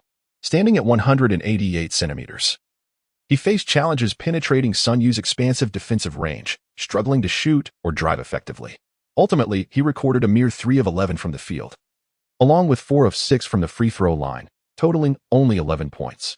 Had it not been for Lu Wei's explosive performance, netting 22 points, the 76ers might have faced an even more significant defeat.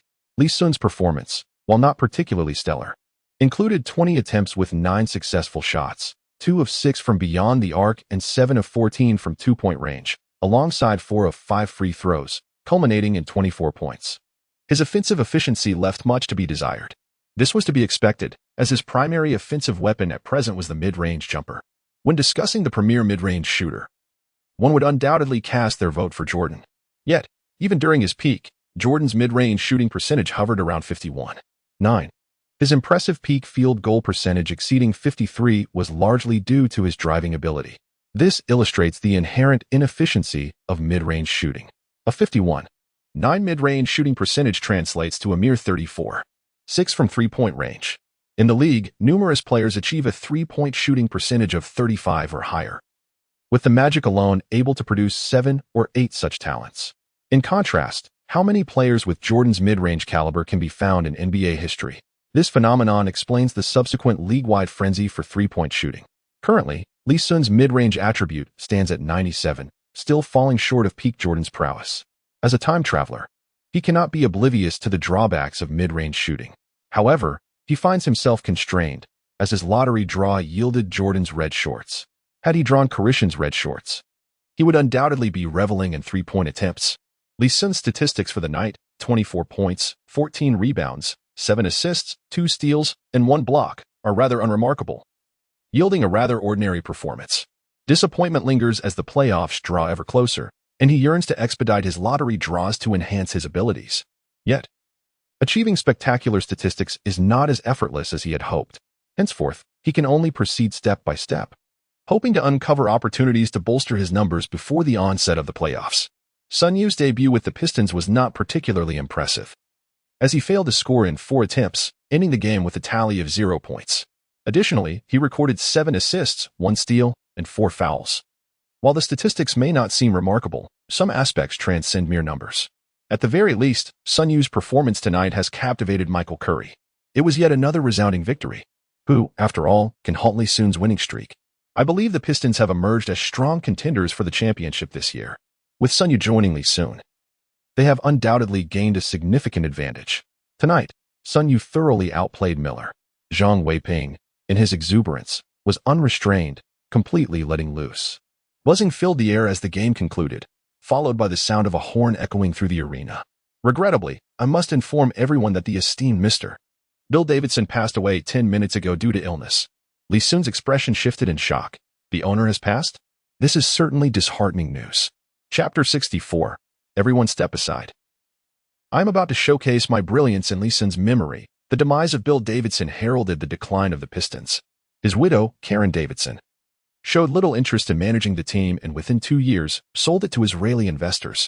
Let us observe a moment of silence for the esteemed Mr. Bill Davidson. The arena resonated with solemnity as the audience paid their respects to this revered owner, even those who were not ardent Pistons fans.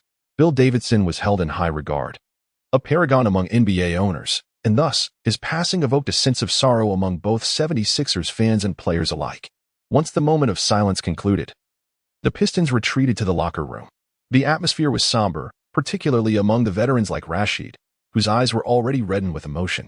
Li Xun and Sun Yu, being newcomers, could not claim a profound attachment to Bill Davidson. The Pistons had 3 away games ahead, facing formidable opponents, the Heat, Celtics, and Cavaliers. Undoubtedly, these matches presented an exceedingly stern test for the Pistons. Even the weakest among them, the Heat, currently occupied the 5th spot in the Eastern Conference, while the Cavaliers and Celtics ranked 1st and 2nd, respectively. On March 18th, the Pistons arrived in Miami. Upon disembarking from the plane, Li Xun received a call from Dwayne Wade. After the last All-Star game, Li Xun had exchanged contact information with several stars. Wade, wishing to extend his hospitality, invited Li Xun to experience the vibrant nightlife of Miami that very evening. Ordinarily, Li Xun might have accepted the invitation. However, having traversed here for several months, his life had been monotonous and devoid of nightlife. A balance of work and leisure is not inherently negative. Regrettably, given the current circumstances, a night out would be inappropriate. With the owner having just passed, it would be indefensible for Li Xun to be spotted at a nightclub. That afternoon, Michael Curry gathered the players for practice at a rented training facility. Sun Yu, come with me, Curry called out, leading him to a corner of the gym. Sun Yu cast a pleading glance towards Li Xun, his time with the Lakers having instilled in him a paranoia of being reprimanded. The embarrassment of a debut shooting 0 for 4 only heightened his anxiety. Li Xun approached, keen to overhear Curry's conversation. Son, your shooting form is fine, but it seems your shot power might need some adjustment. Show me a few shots, Curry instructed. It appeared that he intended to offer guidance on Sun Yu's shooting technique. Although the Pistons employed a dedicated shooting coach, he was not present during this away game. Curry, having played as a perimeter shooter, may not rival the prowess of Curry Tion, but he certainly possessed enough skill to provide valuable insights to Sun Yu. Sun Yu exhaled in relief, feeling reassured. Li Xun assisted by passing the ball as Sun Yu attempted several shots, yet his shooting percentage remained dishearteningly low. Even in unguarded practice, his accuracy was lacking, which explained his struggles during actual games. Indeed, it is unequivocally a matter of strength. My own wrists were quite feeble during my youth, and I encountered similar challenges. Kiangberry imparted to me a training technique passed down through generations, which I believe would be immensely beneficial to you. Curry exuded confidence, fully believing in the efficacy of the Bari family's training methods. Li Xun was taken aback. Kiangberry? ISNT that the son of Rick Barry, who famously shot free throws while balancing a chamber pot. Old Barry, limited by the era in which he played, did not showcase his three-point capability. Yet his sons have all emerged as exceptional sharpshooters. Brent Barry, known for his aerial prowess, possesses a three-point shooting skill that ranks among the elite in the league. Kiangberry, who once shared the court with Michael Curry on the Pistons, boasted a staggering three-point shooting percentage of 47 in a single season. Although Drew Barry played only 3 seasons in the NBA, he too surpassed the 40% mark in three-point shooting. Even Li Xun perked up, eager to learn the secret training methods of the Barry family. Let us first assess your strength, as this will facilitate targeted training. The training facility is equipped with professional bench press apparatus, making testing quite convenient. Sun Yu was reluctant, fully aware of his own limitations. With teammates nearby, he feared that a dismal result would be a source of embarrassment. Let us give it a try, Li Xun urged, as he too was curious about his own current bench press capability. Since experiencing a significant increase in strength, he had yet to conduct a proper assessment. Upon reaching the bench press, Sun Yu lay down. Li Xun, well aware of Sun Yu's condition, was cautious not to load too much weight initially. For the first attempt, he assisted with 180 pounds, roughly 80 kilograms. Sun Yu managed to push through with relative ease and built momentum. At this point, all the Pistons players had gathered around. Li Xun then added an additional 20 pounds. When the weight reached 200 pounds, Sun Yu began to struggle significantly. His face turned a deep shade of purple as he strained against the weight. It was evident that 200 pounds was nearly his limit. Li Xun sighed inwardly. 200 pounds. Approximately 90 kilograms, indeed reflected a rather pathetic level of strength. During Sun Yu's rookie measurements, he had also benched 200 pounds. And it was disheartening to realize that nearly 2 years had passed without any improvement in his strength. A chuckle escaped from one of the observing Pistons players. This bench press result, in the context of the NBA, was rather laughable. Following the sound, Li Xun noticed that the one who had laughed was none other than the discarded Bynum. Well, why don't you come over and give it a try? Li Xun refrained from expressing anger towards Bynum. After all, he was still a teammate, eager to showcase his strength. Bynum hopped onto the bench press and ultimately managed to lift 260 pounds. Even Li Xun, who was not particularly fond of Bynum, had to concede that this fellow indeed possessed commendable strength. He effortlessly lifted approximately 120 kilograms, a feat that places him among the elite of perimeter players in China. It is astonishing to note that Sun Yu is not an anomaly. The majority of domestic perimeter players struggle to reach a bench press of 100 kilograms. With such modest lifting capabilities, is it really appropriate to ridicule others? Li Xun jestingly remarked towards Bynum. To his surprise, Bynum took the bait, defiantly asking, Li, how much can you lift? I acknowledge your strength, but I doubt you can surpass me by much. Generally speaking, players with lower basketball IQs do not possess significantly high intelligence either. Bynum is a quintessential example of this. Li, give it a shot. I bet you can lift at least 330 pounds. Surely more than that. I believe he can bench at least 350 pounds. The teammates erupted in excitement. Their curiosity piqued about how much Li Xun, who could physically overpower Iguodala, could actually lift. Li Xun smiled faintly, recalling a famous saying, everyone step aside. I am about to show off. Clear the way. 430 pounds. Let's do this. With a casual air, Li Xun lay back on the bench press. Gasps of disbelief filled the air. 430 pounds. That's 195 kilograms. Does this guy have a misunderstanding about 430 pounds? Sun Yu's eyes nearly popped out. Struggling with 200 pounds himself, he was astonished that Li Xun was about to double that and add an additional 30 pounds. Chapter 65. The Master Ramen Chef Li. Do not jest about such matters. A careless injury could jeopardize the upcoming match, Michael Curry urgently advised. This was a critical juncture for the Pistons.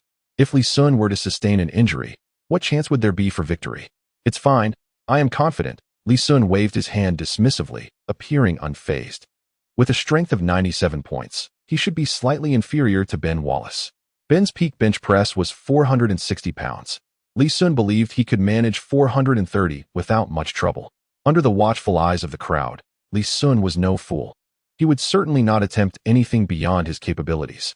Rashid and the others, upon hearing the coach's words, realized the gravity of the situation. Li Xun must not get injured at this crucial time. Feeling somewhat embarrassed, as he was already lying down, Li Xun decided to lower the weight to 400 pounds.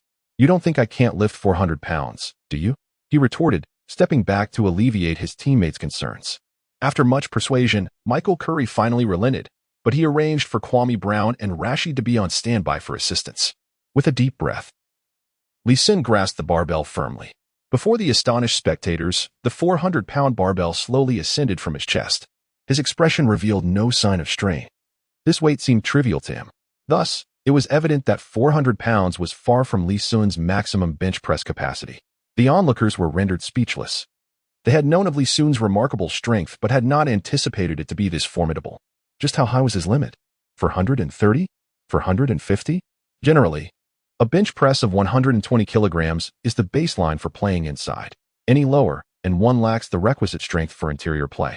Little O'Neal's bench press was merely 125 kilograms, placing him among the weakest in the post position. Next up were players like Yao Ming and Dwight Howard, with bench presses around 150 kilograms, a more respectable level of strength. Beyond that, Li Xun's recent lift of 400 pounds equated to approximately 180 kilograms. A category that included stars like LeBron James, second center Dampier, and the legendary Shaquille O'Neal. O'Neal claimed to bench 198 kilograms, though this is likely an exaggeration, however. It probably exceeds 170 kilograms. Finally, there were the unparalleled Ben Wallace and Karl Malone, capable of surpassing 200 kilograms. As for rumors that Jordan could bench 200 kilograms and Elijah won 220, such claims seemed preposterous. Given Li Xun's effortless lift of 180, it provoked thoughts among the crowd. Could his maximum bench press approach 200? Could he truly possess strength comparable to that of Ben Wallace and Karl Malone? It was no wonder that after being choked by Li Xun, Bogut resembled a helpless chick. With such terrifying strength, achieving that feat would indeed be feasible. Just moments ago, Bynum had been brimming with confidence regarding his own strength, yet now he found himself at a loss for words. The disparity in strength between myself and Li Xun is likely equivalent to a full Sun Yu. Li, what is your ultimate strength? Rashid inquired, his expression one of bewilderment. He was not known for his strength. During his peak, his bench press barely exceeded 140 kilograms. At his current age, it was uncertain if he could even manage 130. Li Xun shook his head, uncertain. Aren't you the ones who discouraged me from testing it? Perhaps I could attempt 450 pounds? Michael Curry quickly intervened, preventing Li Xun from taking any risks. If we must test, let it be during the off-season. We cannot afford to take chances now. Had Li Xun not abandoned the idea of continuing the tests, Curry would have insisted on restraining him, provided they were capable of subduing Li Xun at all. Sun Yu felt a tumult of emotions akin to a spilled jar of mixed flavors. On one hand, he genuinely felt joy for Li Xun.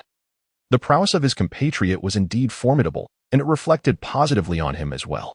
On the other hand, he became acutely aware of the chasm that lay between himself and Li Xun. This gap was not one that could be bridged merely through effort. At least in terms of strength, Sun Yu felt that even if he were to exhaust his arms, he could never attain Li Xun's level. Faced with the inability to test his own limits, Li Xun quickly urged Curry to train Sun Yu's three-point shooting. He was particularly intrigued by the training methods of the Berry family. Approximately half an hour later, Li Xun's face contorted. He suspected that Curry was playing a prank on Sun Yu, yet he had no evidence. Outside the training facility, Curry had procured a substantial lump of dough from a nearby bakery and tossed it to Sun Yu, instructing him to begin kneading it. Brotherly, are you not jesting? Is the Berry family running a Lansau noodle shop? Are we training to become noodle chefs? Sun Yu lamented. Goodness, when I retire and return to my hometown in Hebei, I could easily open an authentic noodle restaurant, or perhaps a grand establishment specializing in American beef noodles. Indeed, I would be entirely authentic. Having learned the craft in America, Sun Yu felt as though he could weep. He had come to the NBA to play basketball, yet found himself serving as a water cooler guardian with the Lakers, and now transforming into a noodle chef with the Pistons. To whom could he voice his grievances? Li Xun was equally perplexed. While kneading dough to strengthen wrist muscles was somewhat justifiable, could Curry not have suggested something else for Sun Yu to knead? For instance, if you must knead, then so be it. Perhaps old Barry truly trains his son in this manner? It ought to yield some effect, right? Li Xun concluded, having no choice but to allow Sun Yu to proceed. Upon reflection, there seemed to be a modicum of scientific merit to this kneading exercise. Firstly, it indeed trained wrist strength, as the act of kneading engaged the palms in a manner reminiscent of shooting gestures. Secondly, the safety of such an exercise was assured. The intensity of this training would not lead to injury. The sole drawback might be the lengthy duration required to observe tangible results. As Sun Yu immersed himself in kneading the dough, he surprisingly exuded the essence of a master noodle chef. Meanwhile, Li Xun engaged in physical conditioning. After half an hour, having completed his training, Li Xun approached Sun Yu. Let us attempt a few shots. Let us observe the effects. Sun Yu promptly complied, and as a result, 3 air-filled dumplings were produced in swift succession. Brother, my dear brother. At last, I comprehend why Lu Zhishan insisted that Jun Guanxi first slice off 20 pounds of meat before delivering his blows. Good heavens. No hero or valiant figure could withstand such an onslaught. After kneading the dough for a while, I found both of my arms utterly exhausted. Lu Zhishan is truly cunning. Li Xun, caught between laughter and tears, remarked on this young man's endless banter. It would be a pity if you did not pursue a career in crosstalk with Guodi Gang. Sun Yu shook his head vigorously, like a clapper on a drum. Learn crosstalk? What a jest. Are you aware of Jingyan Daegu? If one were to learn, it must be this, which is a specialty of my hometown, Sangzhou. Another specialty is Sangzhou martial arts. Shall I perform a segment of Daiyu Weeping for Autumn? Or perhaps showcase a set of Bagwal Yoa boxing? At this moment, Li Xun regretted bringing this loquacious character into his orbit. One wonders if the lack of communication with the Lakers had left this fellow somewhat stifled. Chapter 66, The Flash Versus. The Bone Crusher at 8 o'clock in the evening, the Miami Heat's home arena, the American Airlines Arena, buzzed with anticipation. Following the conclusion of the All-Star weekend, the Heat orchestrated a significant trade. The astute Pat Riley traded the enigmatic Marion to the Raptors in exchange for the younger O'Neal. After parting ways with the veteran Shaquille O'Neal last season, they welcomed his namesake this season. Regrettably, the younger O'Neal, hindered by injuries, had considerably diminished in prowess, proving to be of little utility. Currently, he averaged a modest 13 points, 5 rebounds, and 2 blocks per game. While one cannot outright deem his performance poor, his rebounding statistics were alarmingly deficient. As the playoffs approached, his rebounding average plummeted to a mere 4.5, compounded by an injury that sidelined him. Thus, it can be argued that not all maneuvers by the mastermind were successful. At least this trade with the enigmatic Marion fell short. During the All-Star weekend, Wade's flirtation with Li Xun was, in truth, a task orchestrated by the strategist. Had they successfully secured Li Xun for the Heat, their thoughts regarding the younger O'Neal would have been entirely different. Keep an eye on Dwayne. If we can contain him, the other Heat players pose little threat. As the game commenced, Curry fervently urged the Pistons players to focus on defending Wade. Presently, Wade averaged an impressive 32 points per game and was poised to claim the title of this season's scoring champion. With a player of such caliber, Curry's caution was entirely warranted. "Son, you will start tonight. Always be ready to assist Richard in alleviating the defensive burden. Rashid, you will come off the bench. Let Lee take the 4 position." Curry declared an astonishing decision. He indeed allowed Sun Yu to take the starting role. The circumstances of the evening were rather unique. Hamilton alone defending Wade may not yield favorable results. The primary aim of granting Sun Yu a starting position was to occasionally assist Hamilton in guarding or providing help against Wade. Were it not for facing the Heat, Sun Yu would likely not have received such an opportunity. The referee's whistle pierced the air, signaling the entrance of the starting players. The Pistons starting lineup featured Jordan, Li Xun, Prince, Hamilton, and Sun Yu. The Heat's starting lineup included the younger O'Neal, Haslam, Beasley, Wade, and Mario Chalmers. Upon seeing Sun Yu included in the starting roster, domestic fans erupted in excitement. Sun Yu had truly ascended to new heights. In the Lakers, he had not even graced the court as a starter, having only played in the closing moments of the second quarter. Now, having joined the Pistons alongside Li Xun, his status had skyrocketed, culminating in a starting position. Li Xun had indeed shown great loyalty, lifting Sun Yu to prominence. Do you remember when you all referred to Li Xun as Little Sun Yu? Ahem. Let bygones be bygones. We were once blind to the truth. Have you noticed? The Pistons' peculiar starting lineup was astonishingly tall. Soon, fans began to recognize the oddities within the Pistons' starting arrangement. A standard 7-foot center, Jordan, accompanied by 3 players each standing at 206 centimeters, along with Hamilton at 201 centimeters, created a lineup devoid of any players under 2 meters. The height of this roster is simply extraordinary. Lee, this is indeed not the opportune moment for your enjoyment. Perhaps next time, or during the off-season, we shall ensure you have a splendid time. Upon Wade's entrance, he embraced Li Xun, whispering with a chuckle in his ear. Li Xun smiled modestly. Wade's penchant for flair and his wild spirit are hardly secrets. However, one wonders if, in the event of a crushing defeat, Wade would still possess the desire to revel in the game. Jordan won the tip-off, and the Pistons commenced their offense. Receiving a pass from Sun Yu, Li Xun initiated his first offensive play with a high-post back-down, pivoting near the free-throw line to execute a mid-range jumper. At the moment he released the ball, Li Xun was certain it would find its mark. Tonight, his shooting touch felt remarkably potent. The rhythm of the game is enigmatic. Often, players can gauge their shooting form with the very first attempt. A smile crossed Li Xun's face. Perhaps tonight would yield a commendable achievement. As the Heat launched their offensive, Wade took charge.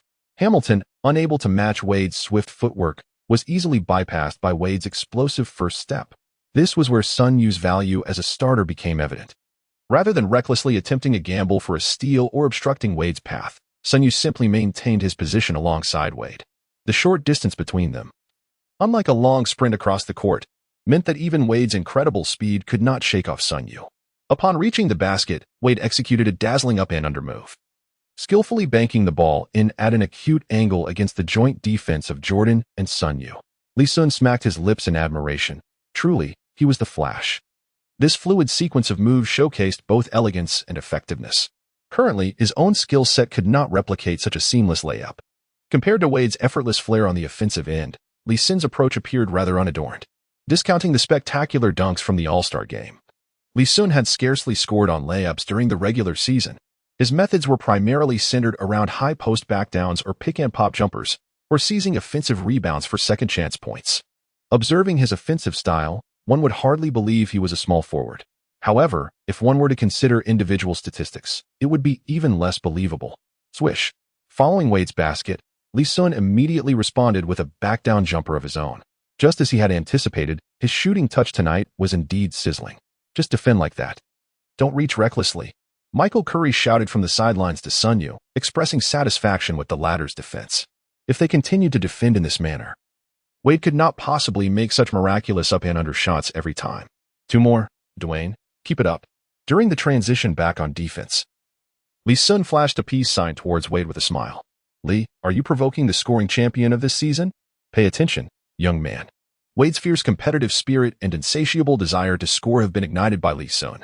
As the ball was brought to the front court, he executed a crossover step and a reverse layup, continuing to find success. The match commenced with both sides locked in a 4-4 tie. The Miami fans in attendance were exhilarated, as the dynamics of the game became increasingly evident. This evening is undeniably a high-scoring showdown between the Flash, Wade, and the Bone Crusher, Li Xun. At this moment, Li Xun remains unaware that he has acquired the moniker of Bone Crusher among Miami fans. Detroit, known as the Motor City, evokes imagery reminiscent of Transformers. The Bone Crusher, a villain from the Transformers universe, serves as the first lieutenant under Megatron. Notably, the Bone Crusher transforms into a bulldozer, a fitting metaphor for Li Xun's playing style. Additionally, this nickname naturally brings to mind the legendary Wes Unseld, one of the 50 greatest players. Perhaps due to his notably unadorned and vintage playing style, fans often perceive echoes of ancient legends in Li Xun's presence. Chapter 67, Fiery Frenzy Young Man. It's your turn now, Wade declared as he sank his second shot, fixing his gaze upon Li Xun. With a faint smile, Li Xun received the ball from Sun Yu and attempted a third backing maneuver. The previous two attempts were met by the Heat's captain, Haslam. This time, however, they assigned Beasley to defend him one-on-one. Beasley, a fellow rookie from the same draft class, was a second overall pick and had risen to become the Heat's second primary scoring option. It is difficult to articulate Beasley's extraordinary talent. Standing at 208 centimeters, he possesses elite athleticism and, having grown up alongside Durant, he mirrors Durant in many respects. Despite knowing his character flaws, the Heat unreservedly selected him with the second overall pick. Faced with such an athletic specimen, Li Xun dared not underestimate him. His backing moves had proven effective against players with lesser height or leaping ability, but against a prodigy like Beasley, he risked being blocked during his turnaround jump shots. Li Xun's impressive basketball IQ, rated at 95, was not for show. He adeptly adjusted his playing style according to the circumstances. He exchanged a meaningful glance with Sun Yu, who promptly stepped up to set a screen. Utilizing Sun Yu's screen, Li Xun comfortably executed a leaning jump shot, adding 2 more points to his tally. His shooting touch tonight was beyond scorching. It was practically igniting. As Wade observed Li Xun's consecutive scoring, his competitive spirit surged. Unfortunately, luck was not on his side this time. After driving to the basket, he nearly got blocked and hurriedly attempted a reverse layup, which failed to find the net. Wade's signature style revolved around aggressive drives. If an opportunity presented itself, he would seize it without hesitation. As fans had speculated, this game had indeed transformed into an explosive showdown between the Flash and the Bone Breaker. Li Xun's shooting percentage remained impressively high, marking one of his finest nights since joining the league. Although he had previously showcased an extraordinary shooting percentage during the All-Star game, that was largely due to his exceptional attributes. In the opening minutes, Li Xun showed no restraint, launching 6 shots and successfully making 5, racking up 10 points. Wade's performance, in contrast, was rather dismal. After hitting 2 consecutive shots at the start, he managed to convert only one of his next 3 attempts. A shooting percentage of 60 is certainly commendable, but when compared to Li Xun, it appeared underwhelming. Top shooting guards often possess intense personalities, be it Jordan, Kobe, Iverson, or Wade himself on the court. This fiery temperament may very well be a crucial factor in their success. Observing his diminishing advantage, Wade intensified his offensive efforts, which could only be described as desperate and reckless, akin to exhausting the lifespan of his career. In stark contrast, Li Xun exhibited a demeanor reminiscent of Duncan, moving with an almost leisurely grace. True to Duncan's nickname, Old Man Riverwalk, he navigated the court with an air of calm and deliberate poise. As Wade observed the widening gap in the score, coupled with his personal statistics being overshadowed by Li Xun, he grew increasingly anxious. The more anxious he became, the more prone he was to errors. Beep, beep, beep. Erik Spoelstra, the Filipino-American head coach of the Heat, promptly called for a timeout. Continuing in this manner was not a viable strategy. They needed to devise a way to limit Li Xun, at the very least preventing him from shooting with such ease. Once the timeout concluded, the diminutive point guard Mario was assigned to assist Beasley in defending Li Xun. Sun Yu's lack of offensive capability had already been perceived by Spoelstra, allowing Mario to be unleashed. While Mario's athleticism was mediocre, his ability to steal the ball was exceptionally pronounced. He would dig in below while Beasley stayed poised for a block above. Furthermore, with Li Xun being double-teamed, his effectiveness as a scoring dynamo diminished significantly. On the other end, the Pistons quickly called a timeout as well, substituting Sun Yu for a Flalo. This change immediately produced remarkable results. Mario could no longer harass Li Xun with impunity. Moreover, Li Xun and Prince began to execute pick-and-roll plays, proving even more formidable. Prince, possessing his own offensive prowess, was fully capable of engaging in the Utah Jazz-style pick-and-roll with Li Xun. Prince would set the screen while Li Xun surged forward with the ball. Should Li Xun encounter a double team, he would swiftly pass the ball back to Prince. If Prince were also met with defensive pressure, Li Xun could easily deliver the ball to Hamilton or Flalo, who awaited on the perimeter. Conversely, Prince could also take the lead, with Li Xun providing the screen for him. This exemplified the classic Jazz pick-and-roll system. Michael Curry was not a master coach with a unique style. Instead, he pieced together various strategies, training his players in numerous classic tactics. Not only the Jazz's pick-and-roll strategy, but also the dual horns system previously utilized by the Nuggets with Anthony and Iverson, the Magic's 1-star and 4 shooters, the Kings' Princeton offense, the Suns' fast break, and even the Lakers' triangle offense, all were explored. However, the training results were less than ideal, rendering them somewhat disjointed. For instance, the dual horn system was no longer a suitable fit, as Iverson was not the player he once was, and Li Xun was not the same as Carmelo Anthony. While Anthony's triple threat style was well suited for the dual horns, Li Xun's current attributes rendered that approach impractical. The only strategy proving effective was the pick-and-roll currently in use. With the Pistons' adjustment, the Heat found themselves at a loss. The score gap continued to widen, and by the conclusion of the first half, the Pistons led 61-49. A 12-point advantage. Scoring 61 points in a half underscores the Pistons' remarkable offensive efficiency. Li Xun, regarded as a bone-crushing force by Miami fans, played for 20 minutes, amassing 28 points, 7 rebounds, 5 assists, 1 block, and 1 steal. His 28 points came from an impressive 11 of 17 shooting, including 1 of 2 from beyond the arc and 5 of 6 from the free throw line, showcasing a terrifying level of efficiency. Wade was thoroughly engrossed in the game, launching an astonishing 19 attempts in the first half, successfully netting 9, alongside 6 out of 8 free throws, though he failed to score from beyond the arc. His stats were indeed remarkable: 24 points, 3 rebounds, 2 assists, 2 blocks, and 1 steal. It was undeniably a clash of titans, with both teams' leaders fervently competing. Unfortunately, Wade's teammates faltered. Young O'Neal was effectively stifled by Jordan, managing a mere 2 points and 2 rebounds in the half. Had it not been for Beasley's commendable performance, the match might have already descended into garbage time. In the visitors' locker room, the Pistons players were all smiles, as they realized their team appeared significantly stronger than anticipated. The Heat, a well-known contender in the Eastern Conference, found themselves being dominated. It seems they genuinely have a chance to progress further in the playoffs this year. Li Xun remained composed, aware that this Heat squad was merely at the level of a first-round playoff exit. Under normal circumstances, the Heat would have been eliminated by the Hawks in the first round. Thus, even with a resounding victory over the Heat, Li Xun felt no need for exuberance. His true Eastern rivals were the Magic, Celtics, and Cavaliers. Chapter 68. Hamilton's injury in the second half of the match, shortly after the game resumed. The Miami Heat delivered a sobering lesson to the overconfident Pistons. Wade scored 2 consecutive baskets, one of which was a remarkable three-pointer, while Beasley netted 2 three-pointers in quick succession. The initial 12-point deficit was nearly erased by this offensive surge. Beasley, in particular, proved to be an insurmountable challenge. His height and athletic prowess rendered defending against his shots nearly impossible. A player of his caliber, were it not for certain personality flaws, would undoubtedly possess boundless potential. While others are simply favored by Providence, he seems to be chased and nourished by it. In his rookie season, he achieved an impressive shooting percentage of 47, with a three-point accuracy nearing 41, a feat even Durant could not accomplish. It is also worth noting that Wade's pursuit of the scoring title has limited Beasley's opportunities. Otherwise, it would not have been difficult for this young talent to average 20 points per game in his debut season. Shoot. After Li Xun secured an offensive rebound, he passed the ball to Hamilton. Tirelessly sprinting across the court, Hamilton consistently positioned himself to receive the ball in optimal spots.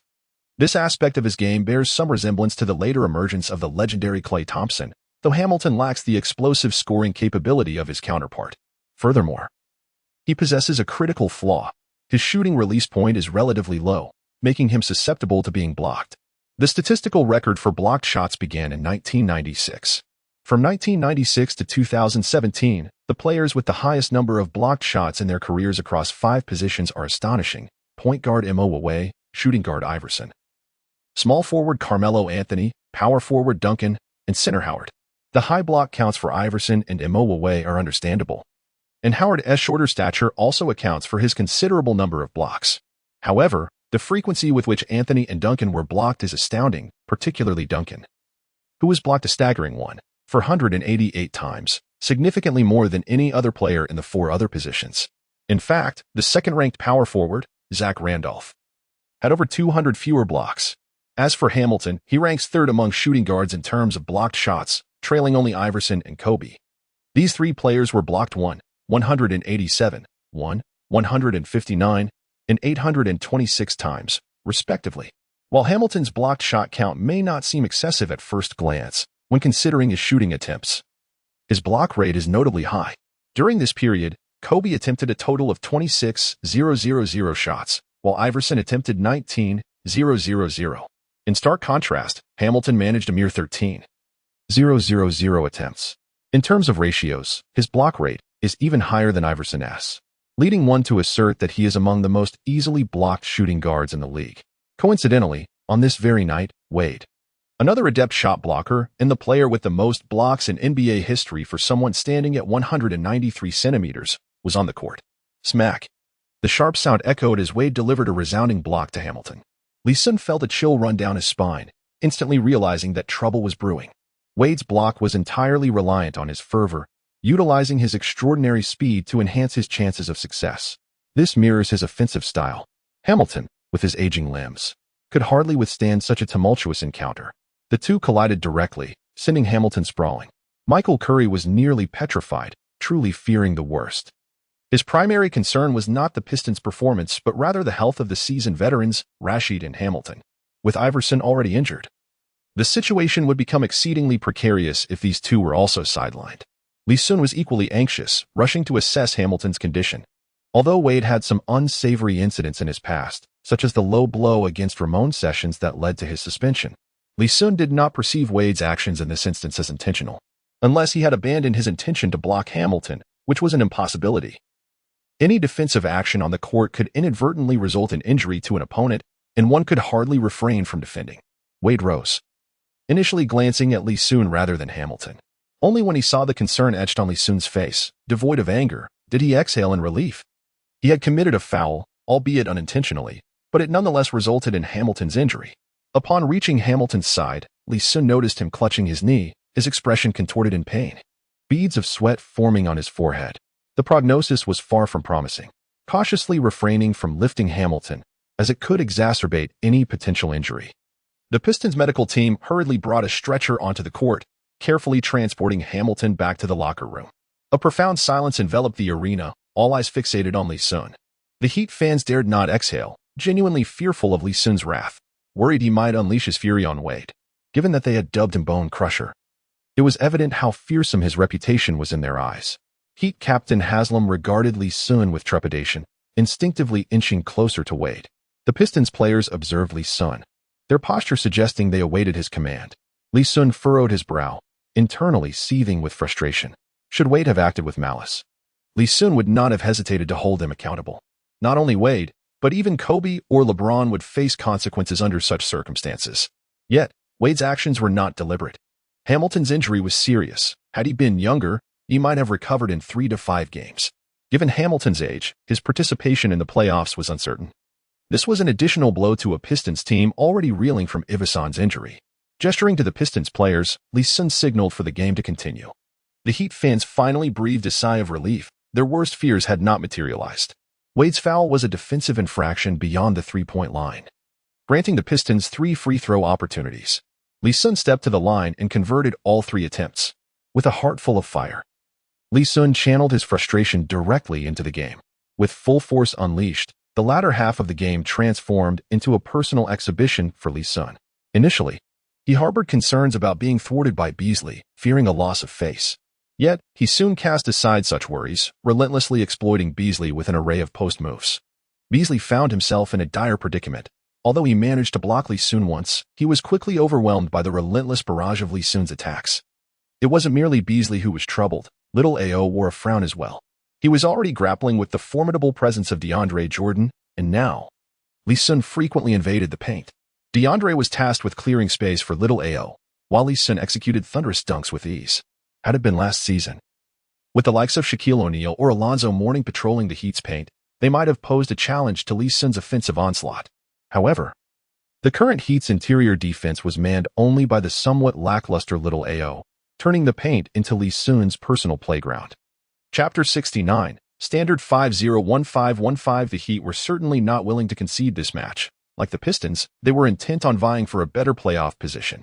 Currently, the 4 teams ranked 4th to 7th in the Eastern Conference were remarkably close in performance. A single loss could result in a drop, while a victory might propel them upward. As the regular season drew to a close, every win became increasingly precious. Wade observed as Li Xun's scoring surged dramatically. He refused to be outdone and continued to execute audacious drives. Li Xun had lost count of how many times he had seen Wade crash to the floor. Yet, this man seemed as resilient as steel. No matter how hard he fell, he would simply dust himself off and rise again. Beasley, perhaps feeling frustrated by being backed down by Li Xun, had lost his shooting touch. As the team's second primary offensive option, his silence rendered the Heat's situation precarious. Boom. After clearing a path beneath the basket, Jordan surged past his defender, while Li Xun, nearly bearing the weight of Haslam, completed a thunderous dunk. His raw power was on full display. I had mentioned before that Li Xun was the illegitimate child of Shaquille O'Neal. He was a miniature version of O'Neal. Consider this: which perimeter player in the league could dunk while carrying another player? Barkley, watching the game, couldn't help but praise Li Xun. Kenny Smith nodded in agreement, stating that Li Xun was indeed formidable, but it seemed that luck was not on his side. The team had suffered consecutive injuries to 2 starters, and Rashid's condition was also concerning.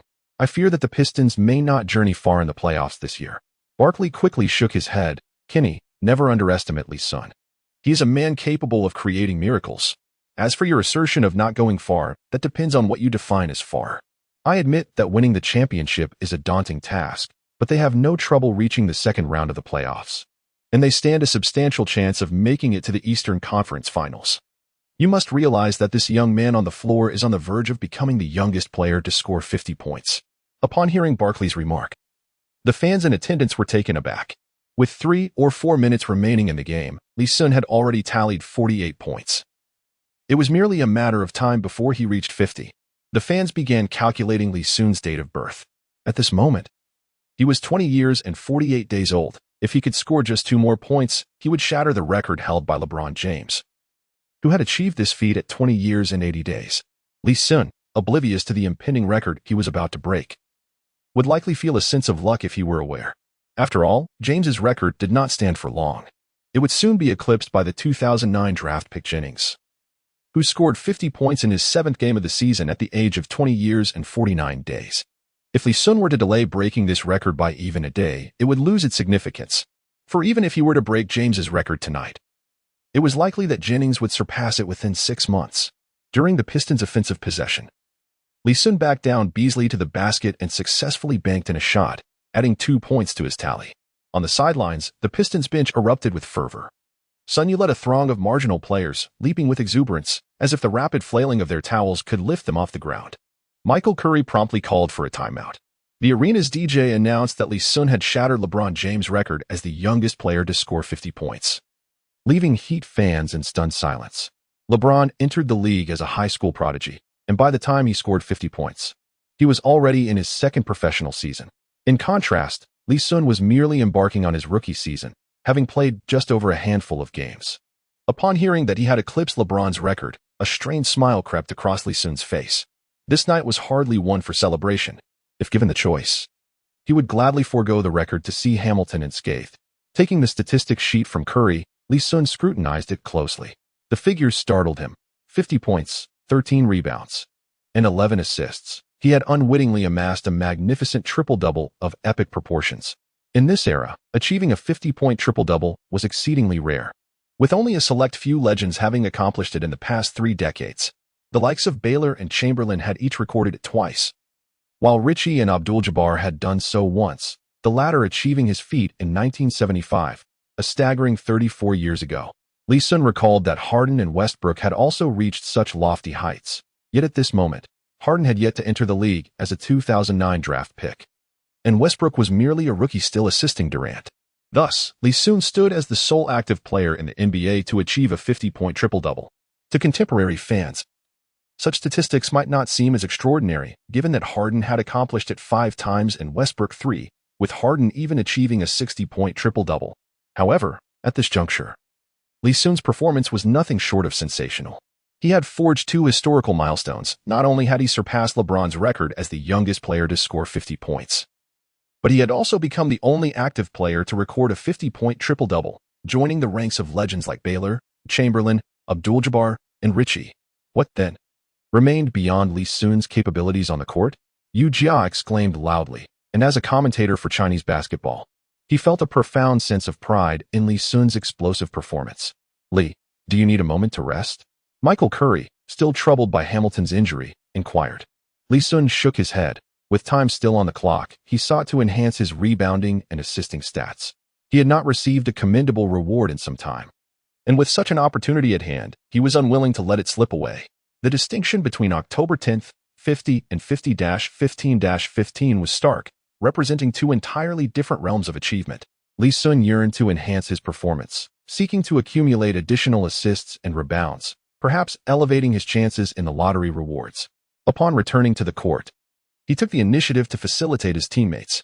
In the absence of Hamilton, Aflero shouldered the responsibility of leading the team's outside offensive efforts. He was already one of the most reliable 3-point shooters on the Pistons, second only to Li Xun. With his shooting touch on point this evening, he effortlessly racked up 15 points. As Li Xun aimed to boost his assist tally, it was only logical to connect with a player in form. In the final 4 minutes of the game, Aflero was granted unlimited shooting freedom, aided by Li Xun's screens and relentless pursuit of offensive rebounds. Remarkably, Aflero managed to hit 4 out of 7 shots within that brief span, allowing Li Xun to secure 4 assists. When the final whistle blew, Li Xun's stat line read an impressive 50 points, 15 rebounds, 15 assists, 2 steals, and 1 block, a quintessential 50-15-15 performance. It is nearly impossible for a team to succumb to defeat when a player achieves such remarkable statistics. Harden has accomplished this feat 5 times, with victories in each instance. Westbrook has similarly triumphed in 3 games with identical statistics. Wade, observing the scoreboard reading 119-101, wore a despondent expression. He realized he had underestimated Li Xun's formidable prowess. Although his own performance was commendable, netting 48 points, his 4th highest this season, he recognized that his contributions to the team paled in comparison to those of Li Xun. The latter's versatility was not only impressive but also intimidating. In addition to scoring, he consistently delivered a plethora of rebounds and assists. In that moment, Wade felt a profound sense of despair regarding the upcoming playoffs. Chapter 70. Free throws and blocked shots. Li, you are incredibly talented. Have you ever considered joining forces with me in Miami to pursue the championship? No, it's not just about contention. Once we unite, the championship will undoubtedly be ours. After the game, Wade earnestly grasped Li Xun's hand. The two had amassed a remarkable total of 98 points that night. Wade was confident that should they collaborate, all teams in the league would bow before them. However, Li Xun was preoccupied with worries about Hamilton's unknown injury. Dwayne, I advise you to join me in Detroit instead. At least Dumars is far more benevolent than Riley. With your style of play, a serious injury is merely a matter of time. When that happens, Riley will abandon you in an instant. Li Xun eloquently declined Wade's proposition, inadvertently revealing thoughts he perhaps should have kept to himself. It was true that Wade might face significant injuries, and it was equally true that Pat Riley would forsake him. This was precisely why Li Xun harbored a lingering disdain for Riley. The man was excessively shrewd, a quintessential businessman devoid of any sense of camaraderie. Thus, A saying circulated among fans, loyal and righteous, Pat Riley. As an assistant, he undermines the head coach. As a coach, he undermines the players. As a general manager, he undermines both coaches and players. There is simply no one Pat Riley cannot exploit. Wade was momentarily taken aback. He did not believe a word of Li Xun's assertions. What nonsense! He had brought the first championship trophy in franchise history to Miami. How could Riley ever abandon him? What truly astonished him was Li Xun's audacity to make such a judgment about Riley. Did he not understand the latter's stature within the league? If such remarks were made in private, it could be overlooked. However, with so many people present on the court, it was conceivable that the words could reach Riley's ears. Just as Wade contemplated continuing the conversation with Li Xun, he noticed Li Xun swiftly dashing toward the locker room. Upon entering, the system notification chimed. Congratulations, host, for breaking the record as the youngest player to score 50 points, earning an A-level achievement reward. Congratulations, host, for achieving a score of 501,515, earning an S-level achievement reward. Upon hearing the notifications, Li Xun felt a twinge of disappointment. The level of 501,515 data had only merited an S-level reward rather than an S. He had only received the S-level reward once before, which was the one-trick wonder, potion, his greatest reliance at present. An S-level reward is still an S-level reward. He reassured himself. To break the record as the youngest player to score 50 points and receive a reward was beyond Li Xun's expectations. Now, however, he was not in the mood for a lottery draw. He needed to check on Hamilton's injury. The team doctor wore a grim expression, indicating that the situation was not looking optimistic. Lee, it's all on you from here. I may truly be unable to participate for the remainder of the season. Hamilton lamented, his knee heavily wrapped in ice packs, as he sighed towards Li Xun, a player of his caliber, who relies heavily on off-ball movement. Finds a knee injury to be particularly debilitating. How can he effectively play off the ball if he is unable to run? Richard, take good care of your injury.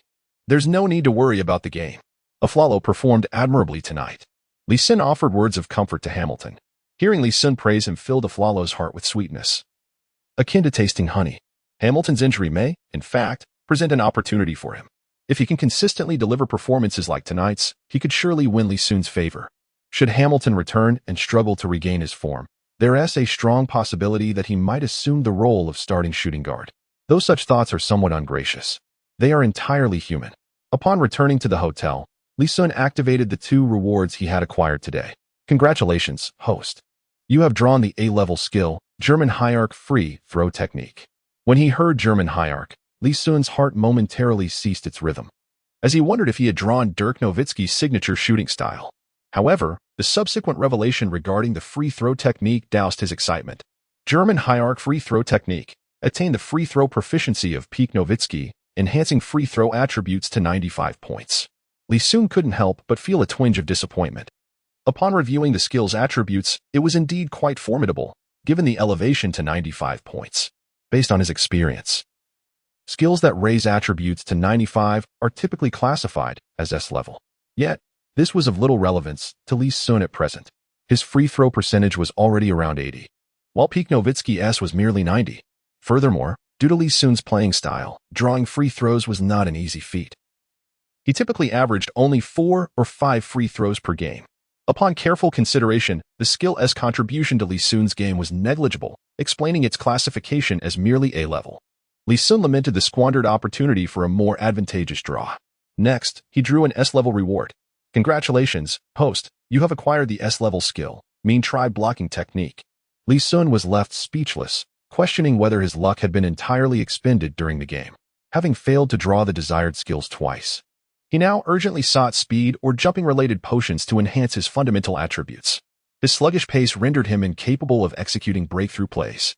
The Mean Try Blocking Technique, as the name suggests, was undoubtedly a blocking skill associated with Marcus Camby. Camby earned the nickname due to the mean characters tattooed on his body.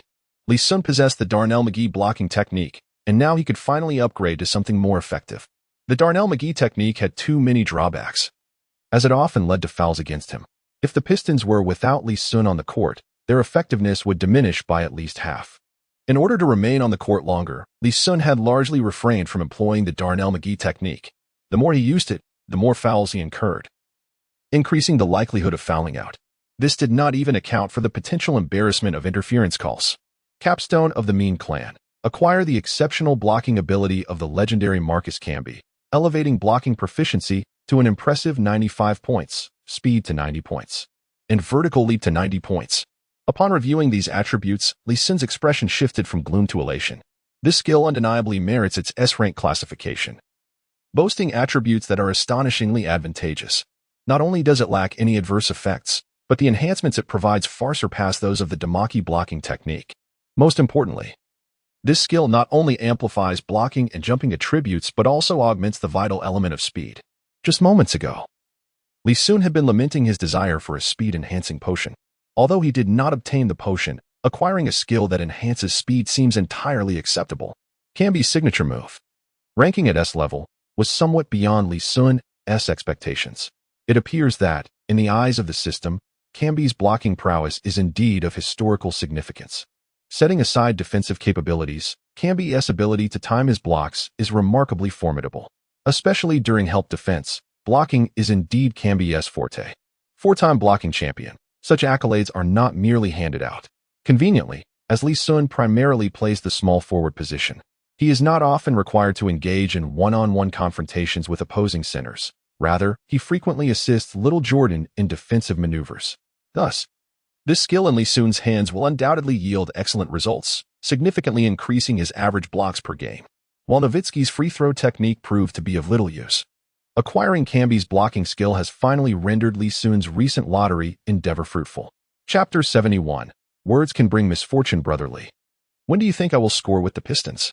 Sun Yu, sharing a room with Li Xun, initiated a conversation as he noticed Li Xun lost in thought. He had played 2 games with the Pistons and had yet to score a single point. Back when he was with the Lakers, he had at least managed 6 points. Why the rush to score?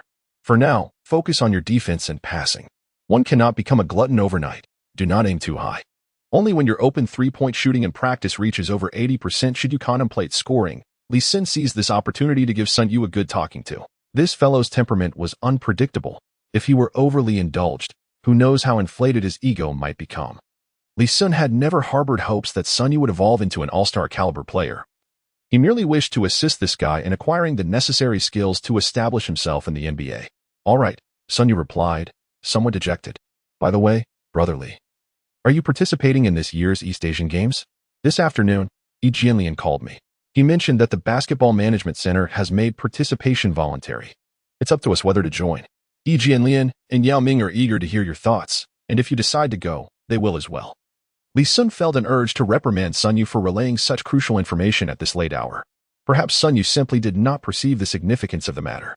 The East Asian Games featured only countries or regions from the East Asian Circle: China, Japan, South Korea, Mongolia, North Korea, along with Hong Kong, Macau, and Guam. The Chinese men's basketball team held a dominant position in Asia, easily handling these teams.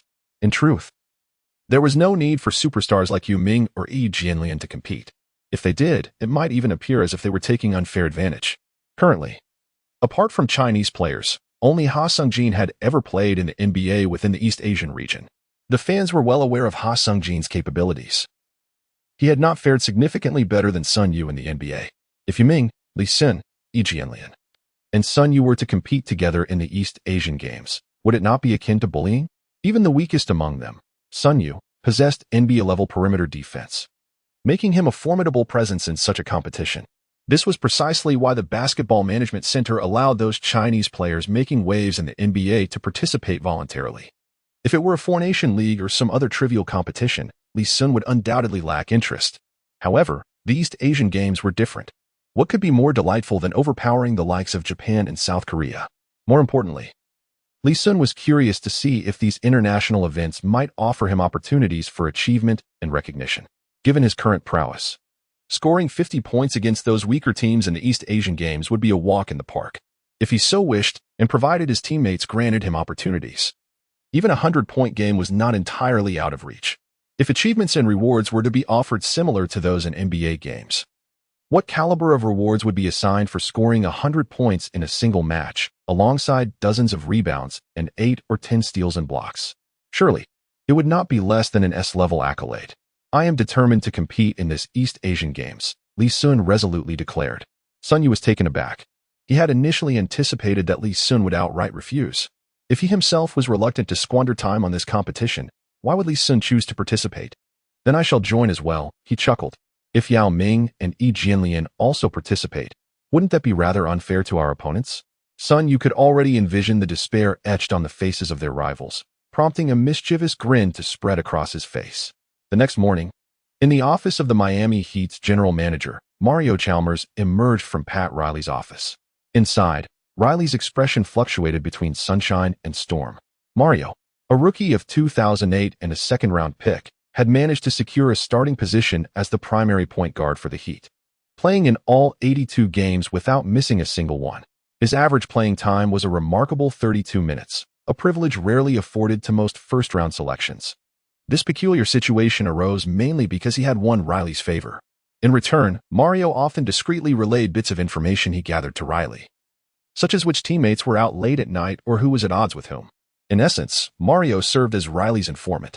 Last night, after the game, Li Xun casually mentioned to Dwayne Wade a few things that Mario happened to overhear. He certainly would not overlook such a golden opportunity to curry favor. He relayed that Wade's attempt to recruit Li Xun had backfired, as Li Xun had instead attempted to recruit Wade and had spoken ill of Riley. If Li Xun were present, he would undoubtedly exclaim his innocence. While it was true that he had spoken disparagingly, he had no intention of recruiting Wade. What purpose would it serve to bring Wade to the Pistons? Their playing styles were incompatible. The impact of number 11 would surely be far less than that of number 2. With the assets to recruit Wade, it would be wiser to save them for selecting Stephen Curry in the 2009 draft, not Michael Curry, but rather the stellar Stephen Curry, who could seamlessly fit into any tactical system with his off-ball offensive capabilities, poised to be a perfect successor to Richard Hamilton. In his rookie season, he boasted an impressive three-point shooting percentage of nearly 44%. Moreover, he was economically viable, being selected 7th overall, thus his value could not possibly exceed that of Wade. Even if Li Xun had been an admirer of vintage players in his past life, he could not deny that three-point shooting was the future of basketball. With Curry entering this year's draft, failing to seize the opportunity to acquire him would be a tremendous waste. Thus, he had no intention of pursuing Wade. Riley's brow furrowed, a tempest brewing within him. He had instructed Wade to court Li Xun, only to find that Li Xun had turned the tables and attempted to woo Wade instead. What was even more intolerable was Li Xun's audacity to conspire against him behind his back. To say that he was less magnanimous than Dumars? Wasn't that tantamount to branding him a duplicitous scoundrel? To claim that he would abandon Wade in the event of an injury? Did that not imply he was ungrateful? The more one lacks something, the more one values it. What Riley cherishes most is his reputation.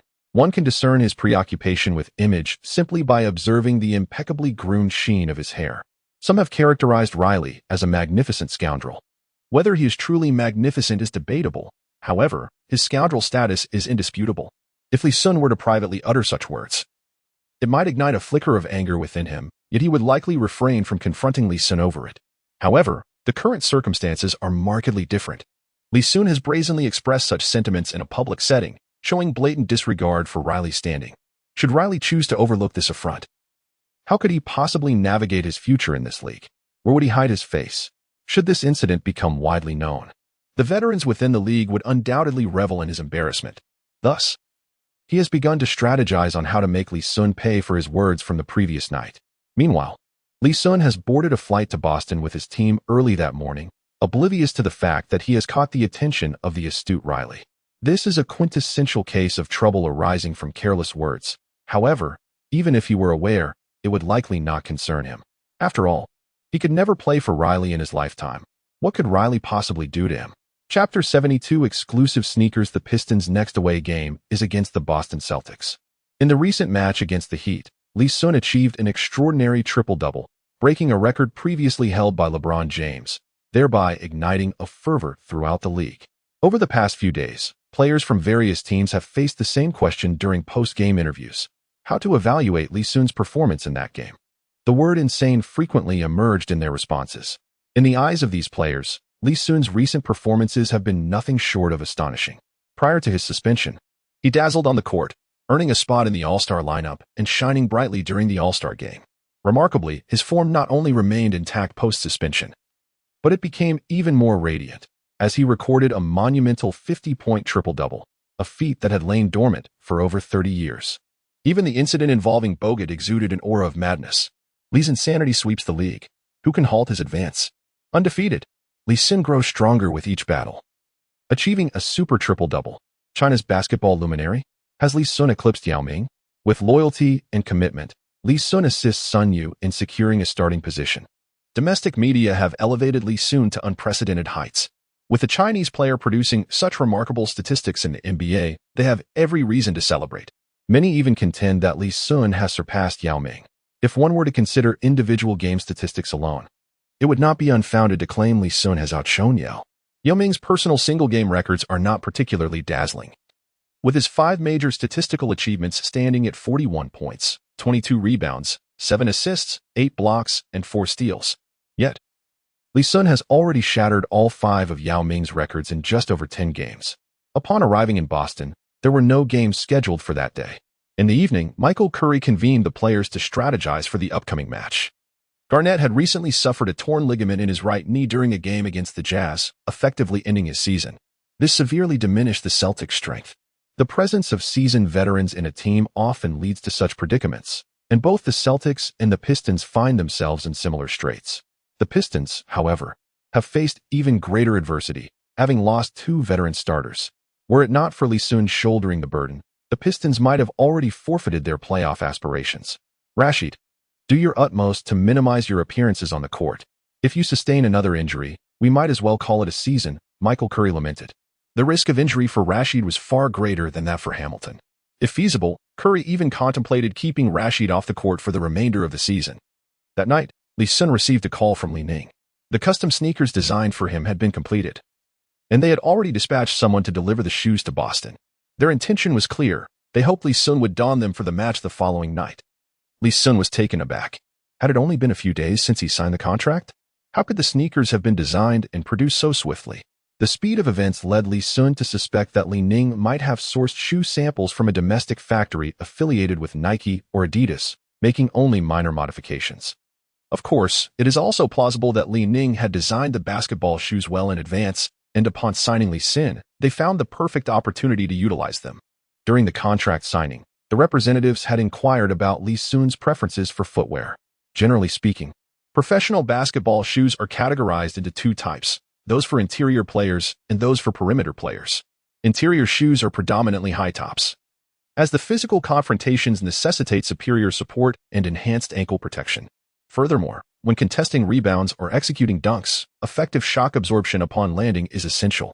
Conversely, perimeter shoes tend to be low tops, prioritizing traction and facilitating swift movements for backcourt players. Given the critical importance of ankle support for professional athletes, the prevalence of low tops has significantly diminished. Currently, Li Xun is wearing the Nike Air Garnet 1, which offers exceptional comfort and fit. The following day at noon, Li Xun received his personalized pair of shoes. At first glance, he was enamored with the blue and white colorway. It bore resemblance to the Garnet one he was currently wearing, yet also echoed the design of the Air Jordan 11 high tops. After trying them on, he found the comfort level to be quite satisfactory, with support that rivaled the Garnet one. For Li Xun, that was sufficient. His playing style did not impose high demands on footwear. He merely required shoes that could protect his ankles and provide comfort. According to previous communications with Li Ning, this model would be designated as the Li Xun 1, available in high-top, mid-top, and low-top variants. 2 specialty stores in Detroit were set to open soon, one in the city center and another adjacent to the Auburn Hills Palace. Within a month, the first batch of Li Xun 1 shoes would grace the shelves. It was evident that Li Ning was eager to penetrate the international market. Li Xun, however, showed little interest in the commercial aspects. He was simply aware that he had received Li Ning's financial support and that the custom shoes fit him well, which sufficed. I do not believe Li Xun has the capability to score 50 points against us. In fact, I doubt he could even reach 20, chuckled Glenn Davis, affectionately known as Big Baby, as he spoke to the reporters prior to the game. Following Garnett's injury, Big Baby had assumed the starting power forward position for the Celtics and had been performing admirably in recent matches. Notably, during a game against the Magic, he had effectively contended with the formidable Dwight Howard, causing Howard to become visibly frustrated. In a typical scenario, Big Baby had previously been elbowed by an agitated Howard during the Eastern Conference Finals in 2010, resulting in a mild concussion. His assertion that Li Xun might struggle to score 20 points was not unfounded. He had meticulously analyzed Li Xun's playing style. The The primary offensive tactic revolved around backing down opponents, leveraging strength and size to overpower designated forwards. However, this strategy proved ineffective against Big Baby. Despite being of the same height as Li Xun, this sophomore player boasted a weight of 126 kilograms. While he may not possess greater strength than Li Xun, he was certainly formidable enough to pose a challenge. This is precisely the reason why the formidable De Bao Bei possesses the confidence to restrain Li Xun. To take a hypothetical step back, even if he were unable to handle Li Xun on his own, his interior partner, the portly Kendrick Perkins, would certainly alleviate some of the pressure. In terms of sheer mass, this duo from the Celtics undoubtedly reigns supreme across the league. The hefty Davis combined with the substantial Perkins brings their collective weight to nearly 500 pounds. It is no exaggeration to assert that if these two robust individuals were to truly corner Li Xun and apply relentless defense, he would find it quite challenging to contend with such formidable opponents. Li, are you prepared? This evening might very well mark the Waterloo of your professional career. During an interview, the ample Davis had Perkins leaning in, his large head protruding as he earnestly addressed the camera. Upon witnessing the interview of these two merry warriors in the locker room prior to the match, Li Xun could not help but chuckle. These two jesters remain blissfully unaware of the formidable challenge that awaits them tonight. Li Xun has already devised a grand surprise for them, hoping they can still smile with such joy after the game concludes. Chapter 73. Was it a steal or a block? The precious asset that Li Xun had prepared was none other than the recently acquired Mian Clan blocking technique. Duncan and Zach Randolph stood at the pinnacle of the leaderboard for blocked shots among power forwards, a fact that was glaringly evident. Both players epitomized the quintessential floor-bound athletes. Interestingly, the two hefty individuals, affectionately known as Big Fat Ty and Second Fat Ty, were the very embodiment of floor-bound players. Particularly, Big Fat Eye Davis, due to his considerable girth, struggled to leap at all. This season, he had managed an astonishingly low total of just 7 dunks. Li Xun even found himself pondering whether the system possessed a certain sentience, deliberately granting him the Mian Clan blocking technique to deal with these two amusing characters. As the clock struck 8, Li Xun led a cadre of Pistons players onto the court. A cacophony of boos erupted, confirming the legendary reputation of the Celtics' formidable home court. Before even stepping onto the floor, Li Xun was met with a wave of jeers. The TD North Shore Garden is undoubtedly the arena with the most boos in the annals of the league, bar none, regardless of the adversary. Every opponent is subjected to the derision of the loyal Celtics fans. Earning applause in this venue is a challenge that rivals the difficulty of clinching a championship. Beyond the boos, the TD Garden is steeped in legendary tales. Lacking air conditioning, it once forced Kareem Abdul-Jabbar to don an oxygen mask during warm-ups to stave off heat-induced faintness. There were stories of pre-game adjustments to the hoops and nets, manipulative antics with the floorboards, and locker rooms devoid of hot water, among others. However, those were mere relics of the past. The current Celtics, while still abundant in boos, resemble other teams in most respects. Seated on the bench, Li Xun glanced toward the Celtics' side. Big Fat Ty and Second Fat Eye were grinning widely at him, their laughter carefree. Unlike the more malevolent tendencies of players like Bogut, these two bore no ill intent. Their taunting was purely for amusement. Rondo sat beside Pierce, engaged in light-hearted banter, oblivious to the topic of their conversation. In stark contrast, Ray Allen sat alone at the far end of the bench, emanating an air of solitude and disconnection. The whispers of Ray Allen facing ostracism within the Celtics locker room were evidently not unfounded. Garnett, Pierce, and Rondo exhibited the quintessential traits of brashness typical of lower-middle-class African-American personalities, while Ray Allen, nicknamed Gentleman Sword, hailed from a middle-class background, his demeanor starkly at odds with theirs. Sun Yu, tonight your defensive assignment is not the opposing point guard, but rather Ray Allen. I need you to effectively guard his three-point shots, Curry reiterated to Sun Yu before the game commenced. Sun Yu remained a starter. In the previous game against the Heat, he had been thrust into the starting role due to exceptional circumstances requiring assistance and defending weight. This time, however, it was necessitated by Hamilton's injury, leaving the Pistons devoid of backcourt options. With a sharp whistle, the referee signaled the commencement of the game, and the starting players took to the court amidst another wave of boos from the fervent Celtics fans. DeAndre Jordan won the tip-off, and the Pistons initiated their offensive play. In terms of tip-offs, DeAndre Jordan held a distinct advantage over the majority of centers in the league. Especially tonight, Perkins, with his height and jumping ability at a disadvantage, seemed an unlikely adversary for the little Jordan. Sun Yu advanced the ball into the front court and passed it directly to Li Xun. Pierce immediately stepped up to defend. Li Xun, showing no interest in entangling with Pierce, effortlessly transferred the ball to Prince and plunged into the paint. Under Sun Yu's screen, Prince took a three-point shot. Sun Yu displayed commendable basketball intelligence, mastering the pick-and-roll strategy in just a few days. Unfortunately, the shot did not find its mark. Little Jordan fiercely boxed out Perkins. While Li Xun snatched the rebound over the larger man's head, Perkins' leaping ability was somewhat absurd. They say Yao Ming's jump is akin to the height of a matchbox. If Yao is a matchbox, then Perkins' leap is comparable to a piece of chewing gum. Brent Barry, a white player, could soar, yet Perkins, despite being black, could not take flight. After securing the offensive rebound, Li Xun intended to push Perkins aside for a second chance at scoring. However, the moment he leaned into Perkins' chest, he felt as though he had collided with a mound of fatty meat. A sensation of greasiness swept over him. When backing down against other players, he encountered the firmness of solid muscle. Against Perkins, it was the softness of excess fat. Faced with such a corporeal impediment, Li Xun lost all interest in backing him down. While he could still attempt to score, the energy expenditure was simply too great. He turned and took a mid-range jumper. But the shot also failed, with the rebound once again claimed by Perkins. The start was indeed unfavorable. As the Celtics initiated their offensive possession, Ray Allen, positioned beyond the three-point line, executed a flawless shot, effortlessly sinking the basket. Sun Yu grimaced, feeling he had defended valiantly without a moment's lapse. Yet the three-pointer still found its way through. Thankfully, Aflalo matched the effort, returning with a three of his own.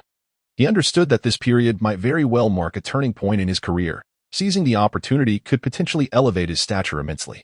Once again in the Celtics' offensive sequence, Li Xun wore a mischievous smile as he observed Davis reaching out for the ball. In the first offensive exchange, under Li Xun's defense, he missed a shot, boosting Perkins' confidence, suggesting that Li Xun was not as fearsome as rumored. Rondo lobbed the ball to Perkins, who then commenced his personal showcase. With a similar backing maneuver, he sought to test whether Li Xun could withstand his offensive onslaught. Yet, after a single attempt, Li Xun found himself pushed back 2 steps. Perkins reveled in delight, as it appeared that no player in the entire league had a solid strategy against Li Xun. Not only had he successfully defended against Li Xun's attack, but now his own backing was proving too much for Li Xun to handle. Could it be said that he was Li Xun's nemesis? His walnut-sized intellect failed to grasp that Li Xun was merely playing the long game. In a surge of excitement, he quickly turned to take a mid-range shot. At that moment, Li Xun, just 2 steps away, surged forward with astonishing speed. With a graceful extension of his arms, he leapt high into the air, executing an astonishing maneuver to swat away the ball that was in the possession of the hefty player. To be precise, it seemed more fitting to describe it as a theft rather than a mere block. This was not the typical rejection or interception. Rather, he forcefully embraced the ball, pulling it down from the air.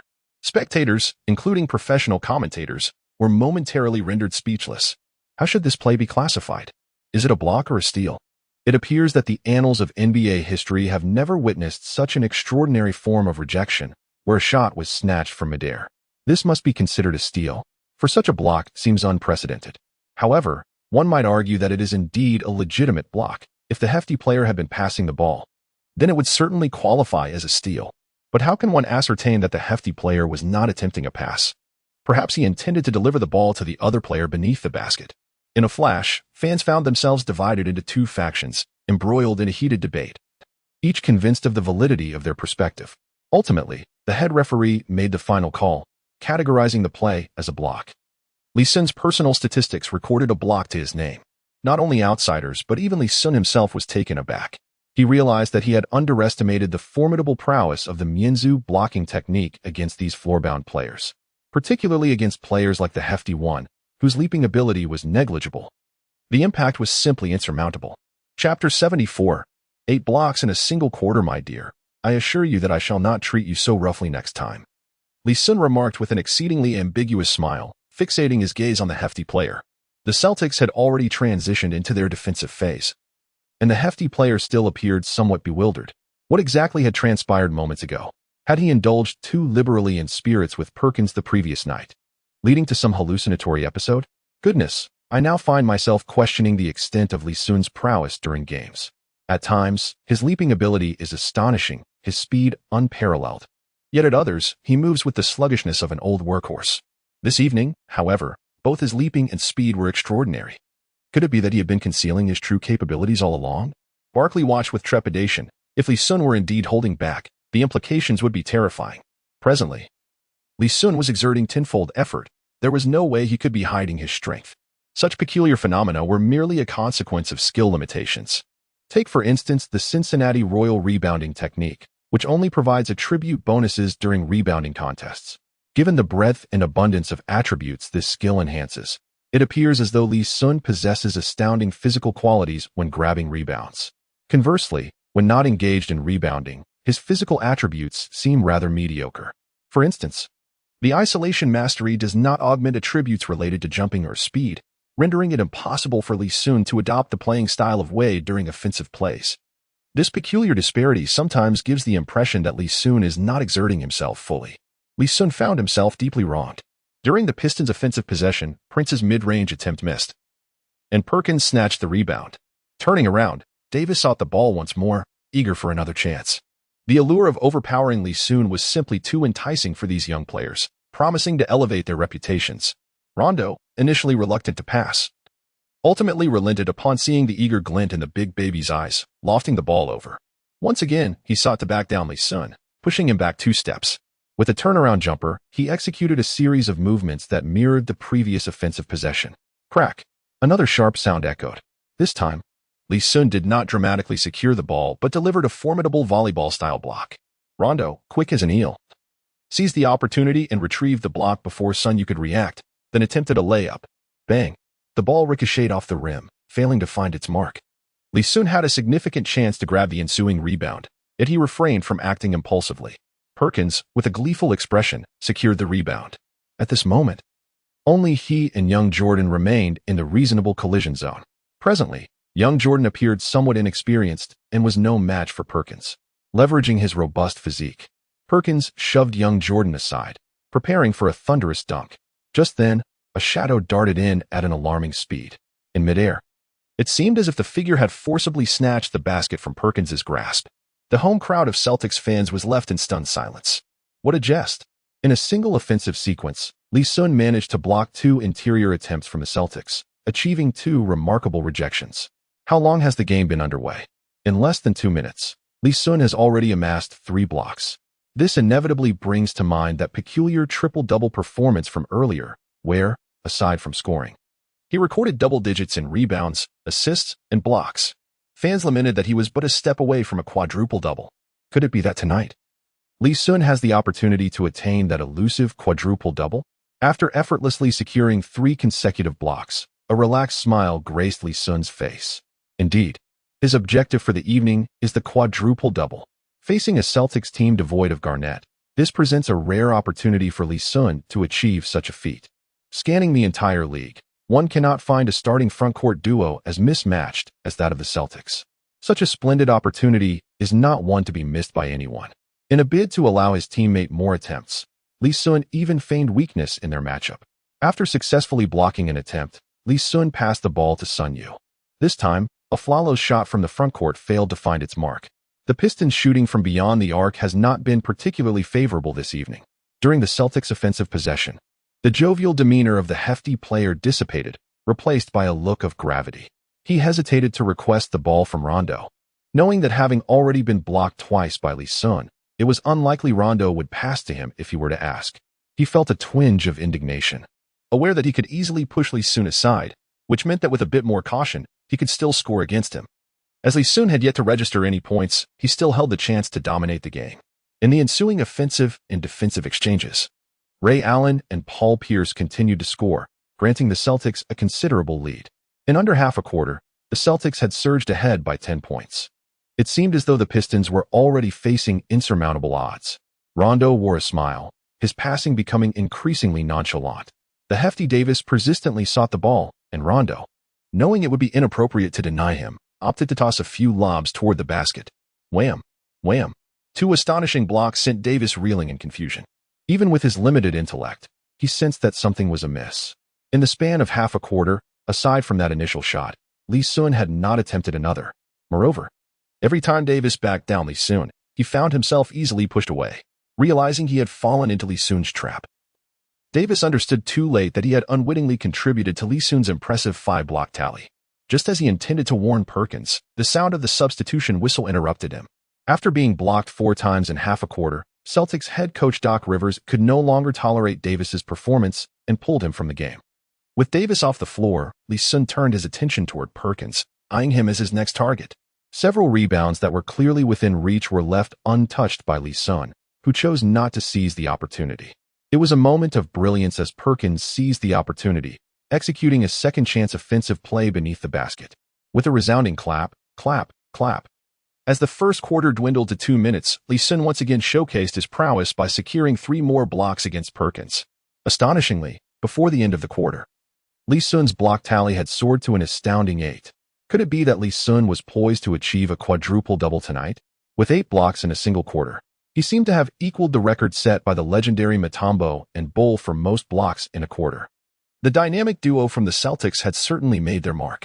Presently, Li Xun's stats read an unusual 0 points, 4 rebounds, 4 assists, and 8 blocks, a truly peculiar line that I have never witnessed before.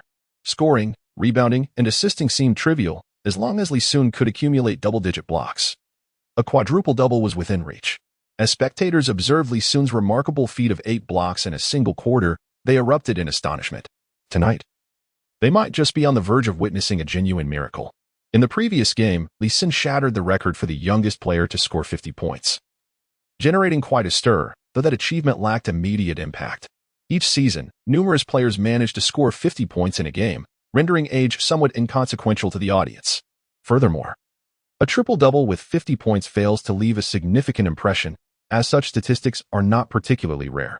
Li Xun's 50-point triple-double was merely an elevated version of the ordinary. However, a quadruple-double is an entirely different realm, capable of evoking unparalleled awe. With merely 1 quarter played, the outcome of the game had become irrelevant. All eyes were fixated on Li Xun's statistical performance, eager to discover how long it would take for him to achieve a quadruple-double. Chapter 75. The arrogance of age. The Pistons called for a timeout, and the players gathered around Li Xun, showering him with embraces and congratulations for equaling yet another record. 8 blocks in a single quarter. My heavens, it was a feat beyond imagination. While Rashid's defense was commendable, his personal best for blocks in a single game had only reached 6. In merely 10 minutes, Li Xun had amassed 8 blocks, leaving Rashid utterly astonished. Boss, there are just 2 minutes left in this quarter. Why not stay on the court and strive to break the single-quarter blocking record? Aflero suggested with a smirk. Not just strive, but surely break it. Sun Yu rolled his eyes discreetly, finding Aflero's sycophancy towards Li Xun rather distasteful. He seemed nothing short of a devoted admirer, unlike Sun, who at least maintained a semblance of restraint in his admiration. Little Jordan, a close ally of Li Xun, also encouraged him to remain on the court, urging him to seize the opportunity to surpass the single-quarter blocking record.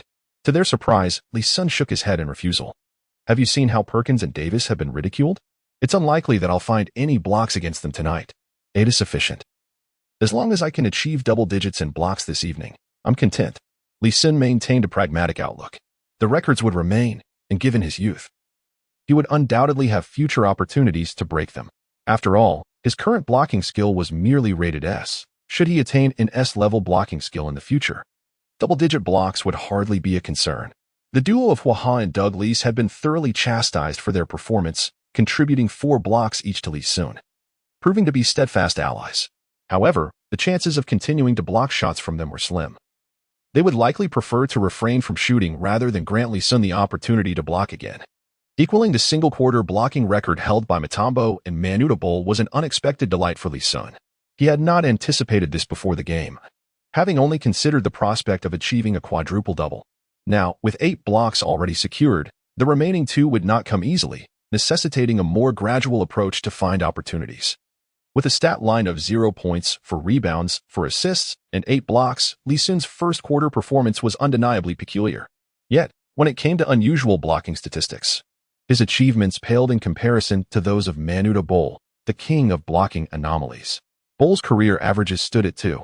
6 points, 3 blocks, 4, 2 rebounds, and 3 fouls. He was the only player to average more blocks than points.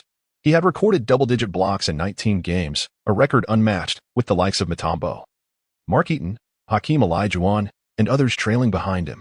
Interestingly, among this list, Camby barely squeezed into the top 10 with just 4 such games. Remarkably, Bull's 19 games of double-digit blocks featured only 6 instances of double-digit rebounds. In one extraordinary game, he achieved 4 points, 4 rebounds, 0 assists, and an astounding 15 blocks. Compared to Bull's peculiar first-quarter statistics, Li Xun's performance seemed rather trivial. After resting on the sidelines for several minutes, Li Xun returned to the court 3 minutes into the second quarter. Facing the formidable duo, he knew that playing with his back to the basket would consume an enormous amount of energy, and his shooting percentage might not be optimal. Thus, he opted to have his teammates assist with screens. Prince and Sun Yu were indeed exceptional choices for this purpose. Remarkably, all 3 players, standing at 206 centimeters, began experimenting with a 3-man pick-and-roll strategy. Although Li Xun's shooting touch was not as sharp as in the previous game, his exceptional rebounding skills helped maintain the point differential. Throughout the second quarter, Li Xun struggled to find opportunities for blocks. As the first half concluded, the Pistons trailed by 11 points with a score of 43-54. In the second quarter, Li Xun accumulated 8 points, 4 rebounds, and 4 assists, bringing his first-half totals to an auspicious 8 points, 8 rebounds, 8 assists, and 8 blocks, an almost eerily perfect stat line, a near quadruple-double. The fans expressed their disappointment at Li Xun's failure to achieve the quadruple-double in the first half. Li Xun felt helpless, as the Celtics offered him no opportunities whatsoever. The 2 hefty players, Big Fat and Too Fat, appeared as if they had seen a ghost, preferring to commit passing errors rather than attempting a shot in Li Xun's presence. Ray Allen and Pierce remained outside, deliberately avoiding Li Xun. As for Rondo, he was not particularly involved in the offense. The situation improved somewhat in the second half when Li Xun was repositioned from the power forward to the small forward by Curry. Rashid substituted Sun Yu, placing Li Xun in direct opposition to Pierce. Lee, I advise you to abandon this thought.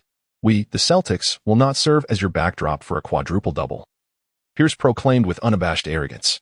Li Xun smirked, realizing why Pierce had earned a notorious reputation. His unfiltered speech had likely offended many. Paul, how would you know without trying? Li Xun retorted, sensing that tonight's quadruple-double might indeed be within his grasp. Never one to be at a disadvantage. Li Xun always retaliated against the opponent's antics or trash talk without hesitation. You can give it a try, Pierce shot back dismissively, ignoring Li Xun thereafter. During the All-Star weekend, Pierce had held a favorable view of Li Xun, partly due to his association with Iverson and the recognition Li Xun garnered for his performance at the time. However, tonight, Pierce was distinctly displeased with him. The brash often detest the audacious. As a veteran, he had expected to impart wisdom to Li Xun, only to be met with defiance. Who was he? The reigning champion Celtics leader, the newly crowned Finals MVP, the league's premier small forward. Regardless of external acknowledgement, Pierce firmly believed himself to be the foremost small forward in the current league. It must be noted that Pierce's character was exceedingly complex at times. He was straightforward and gallant, endearing him to many. However, at times, excessive reliance on experience can become rather irksome. As the third quarter unfolded, the Pistons began to find their rhythm. Li Xun and Aflalo each sank 2 3-pointers in a single quarter, narrowing the deficit to a mere 5 points. Yet, few were paying attention to the game's dynamics. All eyes were fixated on Li Xun's statistical achievements. With 21 points, 13 rebounds, 10 assists, and 8 blocks, he had already secured a triple-double, but was still 2 blocks shy of a quadruple-double. Throughout the entirety of the second and third quarters, Li Xun failed to record a single block, highlighting the formidable challenge of achieving double-digit blocks. Once the opponents intensified their defense, such feats became nearly insurmountable. Nevertheless, Li Xun did not relinquish hope, as a full quarter remained. This was a rare opportunity that he could not afford to miss. Securing a quadruple-double would yield immeasurable benefits for him. Firstly, the mere accomplishment of a quadruple-double would undoubtedly warrant an S-level reward, and an S grade was not beyond the realm of possibility. Furthermore, Li Xun would become the youngest holder of a quadruple-double record, which would certainly merit at least an A-level reward. With the playoffs drawing ever closer, Li Xun yearned to enhance his prowess, making the attainment of this quadruple-double imperative. Chapter 76. The quest for a quadruple-double. After the intermission, Li Xun took to the stage without hesitation. In an effort to deny Li Xun the opportunity to achieve a quadruple-double, Pierce was deliberately minimizing his own shot attempts. After all, the player Li Xun was matched against was none other than himself. Should Li Xun manage to secure a quadruple-double while being defended by Pierce, it would undoubtedly tarnish Pierce's reputation, regardless of the fact that Li Xun's initial 8 blocks had been against the formidable duo of the opposing team. However, The fans were indifferent to such nuances. They solely recognized that Li Xun was facing Pierce tonight and had accomplished a quadruple double. While seated on the bench, Li Xun had already formulated his strategy. Since Pierce was intent on not taking any shots, he resolved to focus his attention on the other players. He need not concern himself with the duo, who readily passed the ball upon seeing Li Xun approach. Ray Allen was also not a worry. His shooting release was exceptionally rapid. Under normal circumstances, Li Xun might have had a chance to block Allen's shot. Unfortunately, while matched up against Pierce, by the time he reached Allen, the latter would likely have already released the ball. The only viable target was Rondo. Rondo's shooting ability was lacking. Whenever he attempted a shot, it often involved a floater. Given that floaters have a lower release point, with a stroke of luck, Li Xun could potentially swat the ball before its trajectory reached its apex. With this determination, Li Xun kept a vigilant eye on Rondo while defending Pierce. Finally, 3 minutes into the fourth quarter, he found a long-awaited opportunity. Rondo utilized Perkins' screen and charged toward the basket, with the ball cradled in his right hand. It was evident he was preparing to execute his signature floater. Li Xun planted his feet and took a significant leap. Just as Rondo released the ball, Li Xun's massive palm descended from above with tremendous force, sending the ball crashing down to the floor before it ricocheted toward the ceiling. The other players were astonished, their admiration directed at Li Xun's formidable strength. However, Sunny was taken aback. Was this move, executed from above, the legendary palm of Buddha? As the ball soared high, Li Xun tilted his head to pinpoint its descent and effortlessly cradled it in his arms. Rondo's expression soured as he shot a fierce glare at Li Xun. Yet, Li Xun had no interest in Rondo at that moment. He swiftly passed the ball to Aflalo and initiated a fast break. The ninth block was secured. With 9 minutes remaining in the game, the possibility of a quadruple double lingered in the air. Zhang Weiping, the commentator, erupted with excitement. Just one more block was needed, and a Chinese player would continue to create miracles on the grand stage of the NBA. Not only Zhang Weiping, but nearly all the spectators. Even those who were not Pistons fans were now eagerly anticipating Li Xun's successful acquisition of that final block. Witnessing the birth of a quadruple double in their lifetime would be nothing short of a boon for basketball enthusiasts. Li, are you certain you want that last block? Are you determined to make a Celtics mere background figures? Pierce coldly inquired, his gaze fixed on Li Xun. Absolutely, Li Xun replied with unwavering resolve. Not only must it be seized, but it must also be taken with a sense of personal ownership. Li Xun had lost patience with Pierce's attitude and retorted sharply. This quadruple double was of utmost importance to him. If achieved, it would bring countless advantages. Why should he not pursue it? Even in the absence of tangible benefits, the mere arrogance displayed by Pierce was enough for Li Xun to refuse to overlook the opportunity for this quadruple double. Pierce maintained a condescending demeanor towards Li Xun, which stirred a sense of dissatisfaction within him. From the very beginning of his journey, Li Xun had established a principle. He could endure anything in life, but he would not tolerate disrespect. He had not traversed to this new realm merely to be belittled. Very well, young man, do not regret your decision. There will be ample opportunities for us to face each other in the future. Moreover, I do not believe you will truly have a chance to secure that final block tonight, Pierce said through clenched teeth. Li Xun shook his head. Choosing not to engage with Pierce, the veteran was rather self-absorbed. The game continued, with the Pistons maintaining a commendable rhythm, gradually erasing the point deficit and even trending towards a lead. Pierce had largely ceased shooting, while Ray Allen was finding his rhythm. With only 3 minutes remaining, the score stood at a tie of 89-89. Observing the situation, Li Xun realized that this was unsustainable. He had contemplated switching defensive assignments to guard Ray Allen himself. Yet after the switch, Allen ceased to shoot, rendering the change futile. Watching the smug expression on Pierce's face ignited a fire within Li Xun. Missing this opportunity could mean an indefinite wait for another chance to achieve a quadruple double. Given that the atmosphere had already soured, there was no need for him to extend any courtesy to the Celtics. Ray Allen had already amassed 35 points. Paul, how many points have you scored? 11?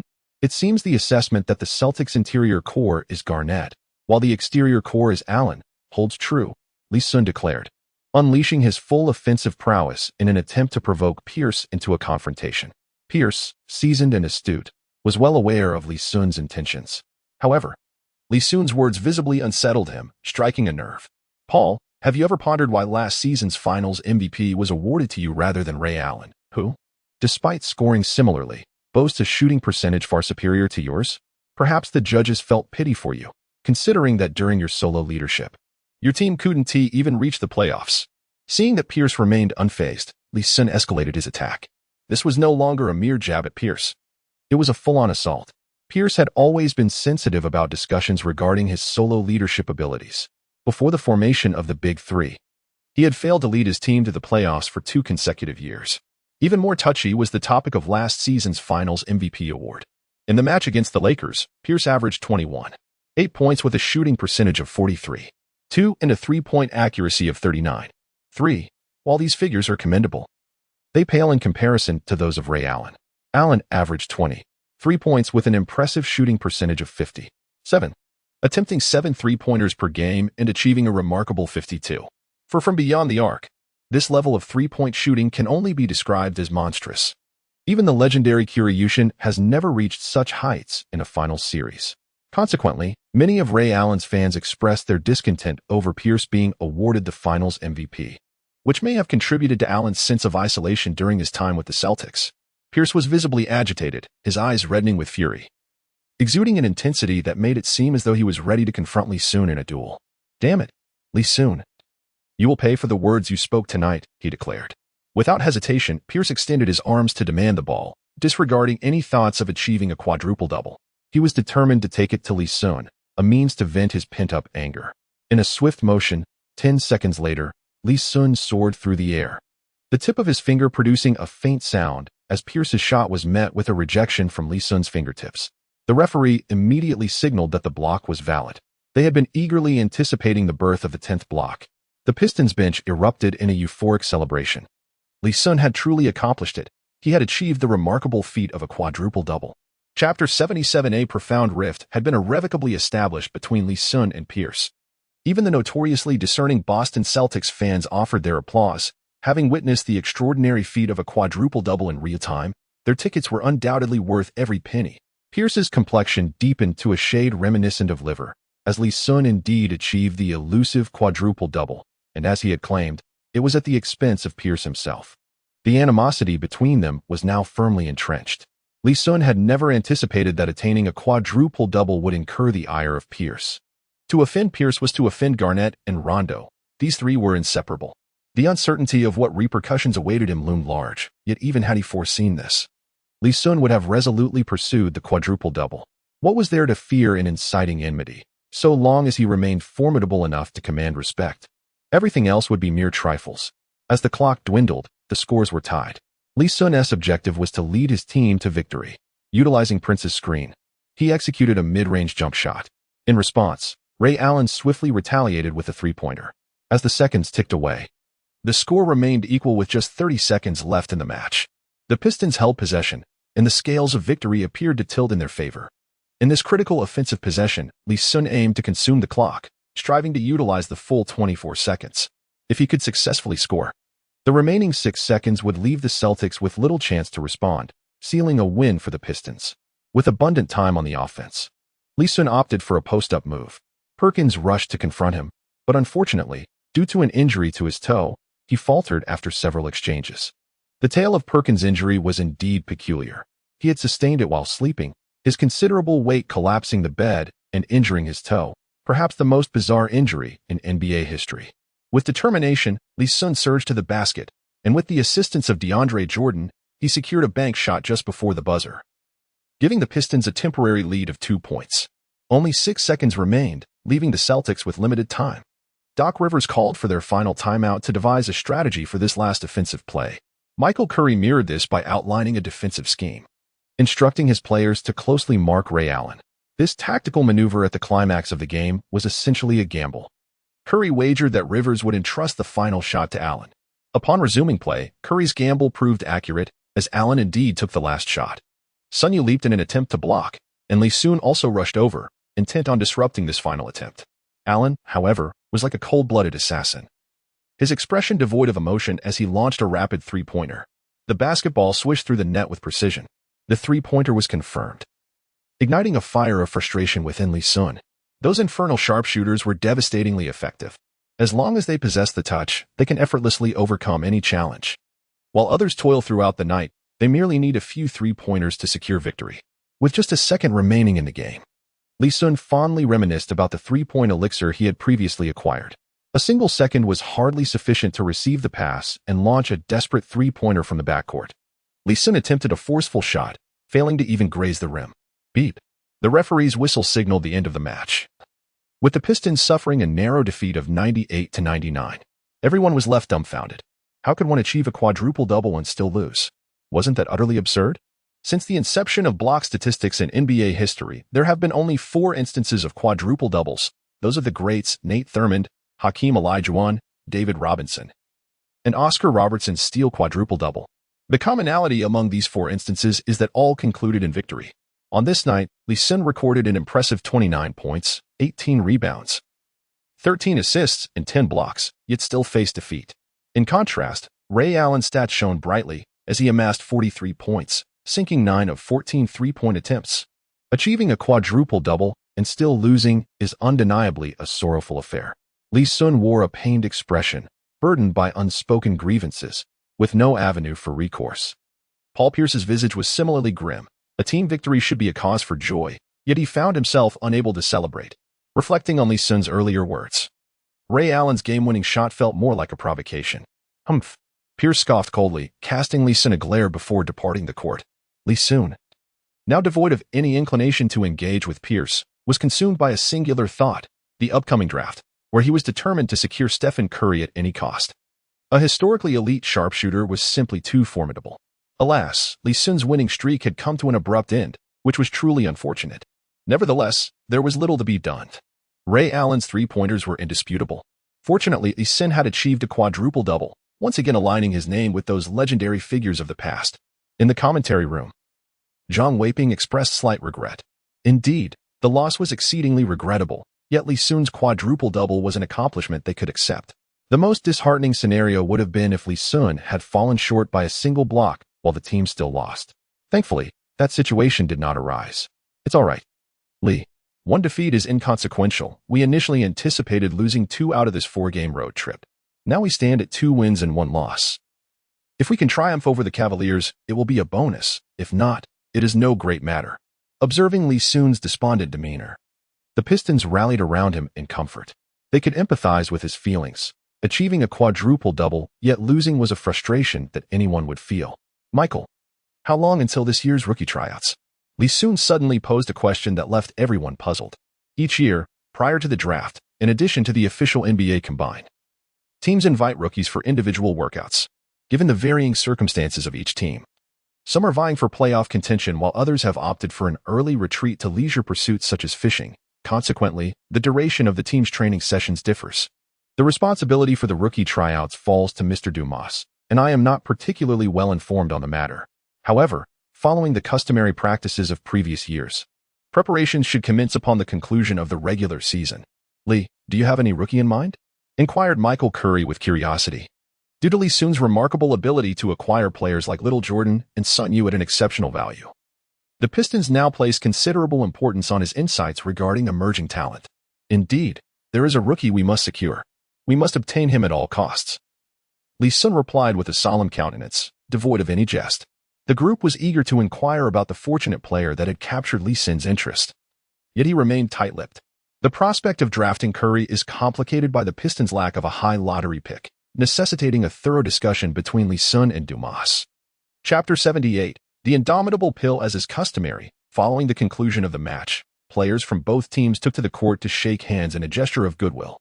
However, Pierce had already made a beeline for the locker room, visibly perturbed by the events of the evening. He felt utterly invisible in the face of Li Xun's prowess. To add insult to injury, Ray Allen emerged as the Celtics' unexpected savior.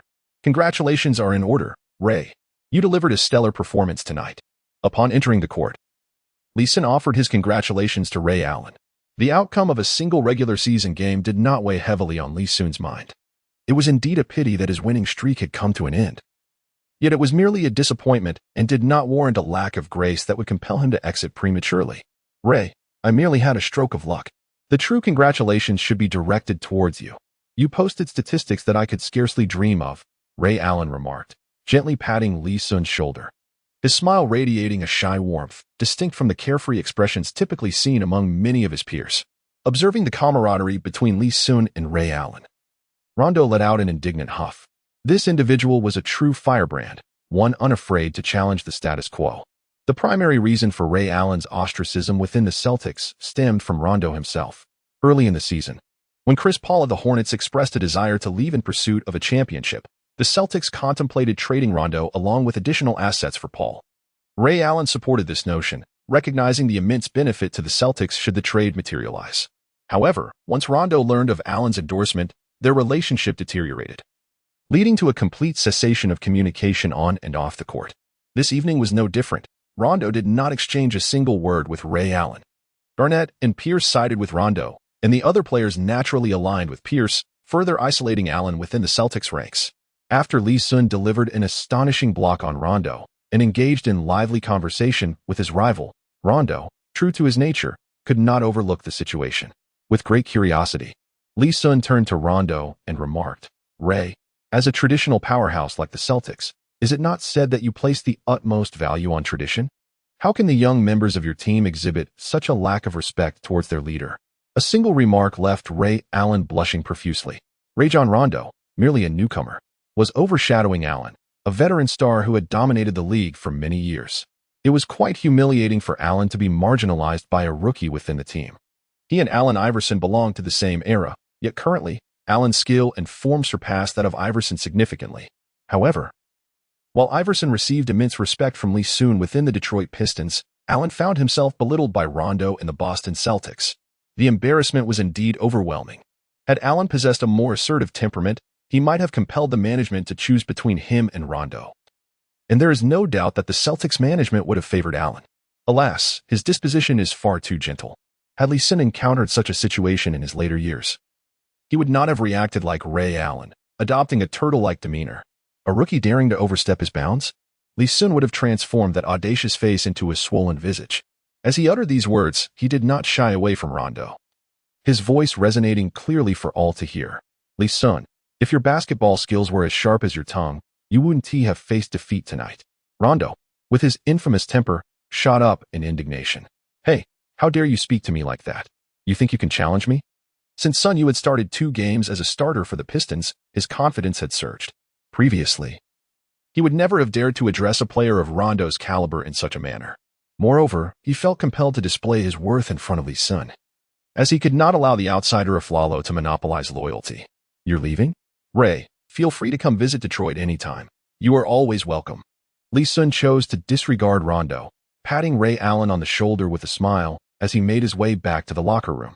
If Li Xun had engaged in a verbal sparring match with Rondo, perhaps the latter would have felt somewhat appeased. However, Li Xun's blatant disregard for Rondo only fueled his ire further. He hurried towards the basket, seeking a confrontation with Li Xun. "Oh, still feeling feisty?" Sun Yu interjected, blocking Rondo and raising his voice. Teammates quickly separated the two. While no conflicts erupted during the game, who could have anticipated the aftermath would stir such trouble? Rondo was pulled away by his teammates, while Sun Yu was escorted by Aflalo and Prince. "I'm not boasting. Brotherly, I have practiced martial arts since childhood. Hailing from Tsangzhou, known for its martial prowess, particularly in boxing, I have mastered the Grand Ancestor Long Fist to such a degree that no one can come close." Li Xun was both amused and exasperated. This fellow was at it again. He believed Sun Yu possessed some martial skills, but the claim that no one could approach him was absurd. However, if he were to adopt a defensive strategy like Garnett, leveraging his height and reach against those shorter than 185 centimeters, it was not entirely implausible. As Li Xun walked back to the locker room, his mood, initially soured by the loss, improved considerably. His earlier conversation with Ray Allen stemmed from a genuine sense of injustice for his teammate. He had dedicated himself wholeheartedly to the Celtics, only to end up in such a predicament. Moreover, he contemplated the prospect of forging a connection with Allen, hoping to recruit him to his team in the future. In the 2013-14 finals, Ray Allen still managed to achieve a 3-point shooting percentage of 50, delivering a decisive blow in Game 6 that helped the Heat clinch the championship. Given the current circumstances, the formation of the Heat's Big Three was merely a matter of time. Unless Li Xun was willing to join this triumvirate, they would undoubtedly pose the most significant obstacle to his championship aspirations. With that in mind, it was crucial to cultivate a good relationship with Ray Allen in advance. Having already suffered a decisive blow from Allen tonight, he certainly did not wish to experience that again in the Eastern Conference Finals. Upon returning to the locker room, The familiar sound of the system notification chimed in, as expected. Congratulations to the host for achieving a quadruple double and receiving an S-level reward. Li Xun waited patiently. Yet he did not hear the notification indicating that he had broken the record for the youngest quadruple double. Could it be that someone younger than him has accomplished this feat? Could it possibly be Wilt Chamberlain? Li Xun furrowed his brow in contemplation. Wilt Chamberlain embarked on his NBA journey at the tender age of 19. During an era that was rife with unpredictability, the absence of recorded block statistics renders it entirely plausible that Chamberlain could have achieved a quadruple-double in his rookie season. Furthermore, according to the recollections of spectators, statisticians, and commentators, Chamberlain is said to have accomplished an extraordinary feat of 22 points, 25 rebounds, 21 assists, and 23 blocks in a single game. However, the lack of formal documentation makes it challenging to convince skeptics based solely on memory. Consequently, Chamberlain is not included in the annals of quadruple doubles. The existence of this remarkable quadruple double remains shrouded in uncertainty, yet one thing is beyond dispute: Chamberlain undoubtedly recorded a quadruple double, and likely on more than one occasion. Li Xun smacked his lips, feeling a pang of regret for a reward that had slipped away. Moreover, the mere S-tier reward for his own quadruple double was disheartening. He had anticipated a higher accolade. Perhaps the loss had adversely affected his rating. Li Xun was too weary to ponder further. What was past, and reflection served no purpose. Time to draw a lottery. At the command given, the Grand will commence its rotation. After a brief moment, the pointer landed on the potion section. A surge of joy filled Li Xun's heart. The previous potion, One Move Wonder, had significantly enhanced his capabilities. Although this time it was merely an S-grade potion, its value was not as high as that of an S-grade. However, based on past experiences, S-grade potions typically yielded items with attributes reaching 95 points.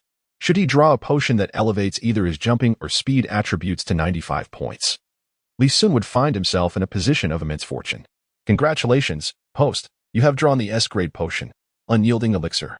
Unyielding Elixir, upon consumption, it can heal a single severe injury sustained during a basketball match, including but not limited to fractures, bone cracks, Achilles tendon tears, and meniscus tears. Chapter 79. Chinese people do not deceive fellow Chinese at first glance. Li Xun was perplexed by the title, wondering what sort of sinister elixir it might be. Considering he was currently without a partner, thoughts of invincibility seemed futile. However, upon hearing the introduction of its attributes, Li Xun's expression brightened with delight. This substance was formidable, its value beyond description. Presently, Li Xun's style of play in competitions posed a low risk of injury. After all, he was not one to engage in the reckless, life-threatening tactics of a player like Wade. Yet, a low probability did not equate to the absence of risk, and should he encounter foul play, such as tripping or other underhanded tactics, he remained vulnerable to injury. Minor ailments were one thing, but should he face severe injuries like a torn meniscus, ruptured Achilles, or stress fractures, ailments that could spell the end of a career, Li Xun would be in dire straits. To perish before achieving his entrepreneurial dreams would be lamentable. Now, with this miraculous elixir, it felt as though Li Xun had gained an additional lease on his professional life. When one lacks strength, capability outweighs life. For a life devoid of value is worthless. Once strength is attained, however, life itself becomes paramount. Without life, even the greatest abilities hold no significance. Li Xun now belonged to the realm of the capable. As he gazed upwards, contemplating the moon, his phone rang. Sun Yu glanced at the caller ID and eagerly handed the phone to him, exclaiming that it was a call from Brother Yao, likely to congratulate Li Xun. Brother Yao. Li Xun greeted respectfully. When addressing outsiders, Li Xun was adamant about not losing face. Earlier that evening, Pierce had attempted to show off in front of Li Xun, almost causing him to faint with indignation. Yet, with those close to him, Li Xun exhibited remarkable patience and courtesy, even tolerating the bothersome antics of someone like Bynum. How much more so did he respect Yu Ming, the pride of Chinese basketball, holding him in the highest esteem. Li Xun, my friend, your recent performances have been nothing short of sensational. I can hardly bear to watch your games. They are simply too daunting. Yao Ming chuckled, praising him. Having recently achieved a staggering triple-double with 50 points, and now another quadruple-double, it was indeed impressive enough to intimidate anyone. Brother Yao, it's merely good fortune. Li Xun replied humbly. Are you really going to participate in the East Asian Games, as Sun Yu mentioned? If you're going, both Yin and I shall join to celebrate. It's a splendid opportunity for us to gather. We seldom have the chance to convene amidst our NBA endeavors. Li Xun was elated. This was precisely what he had hoped for. Beyond simply dominating the competition for rewards, he yearned to reunite with Yao Ming and All Yan. Agreed. Let it be settled. Brother Yao, you wouldn't dare stand me up, he laughed. Impossible. Chinese people do not deceive fellow Chinese. They both chuckled heartily. By the way, Li Xun, you may not be aware of the post-game press conference with the Heat, Yao Ming continued, his tone laced with curiosity.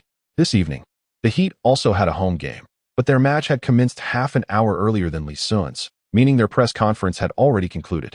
The Heat's press conference? Li Xun wondered, intrigued by how it might pertain to him. Soon you shall know. Previously, Li Xun's unruly behavior could be overlooked, as those he interacted with were of little consequence. However, this time is different.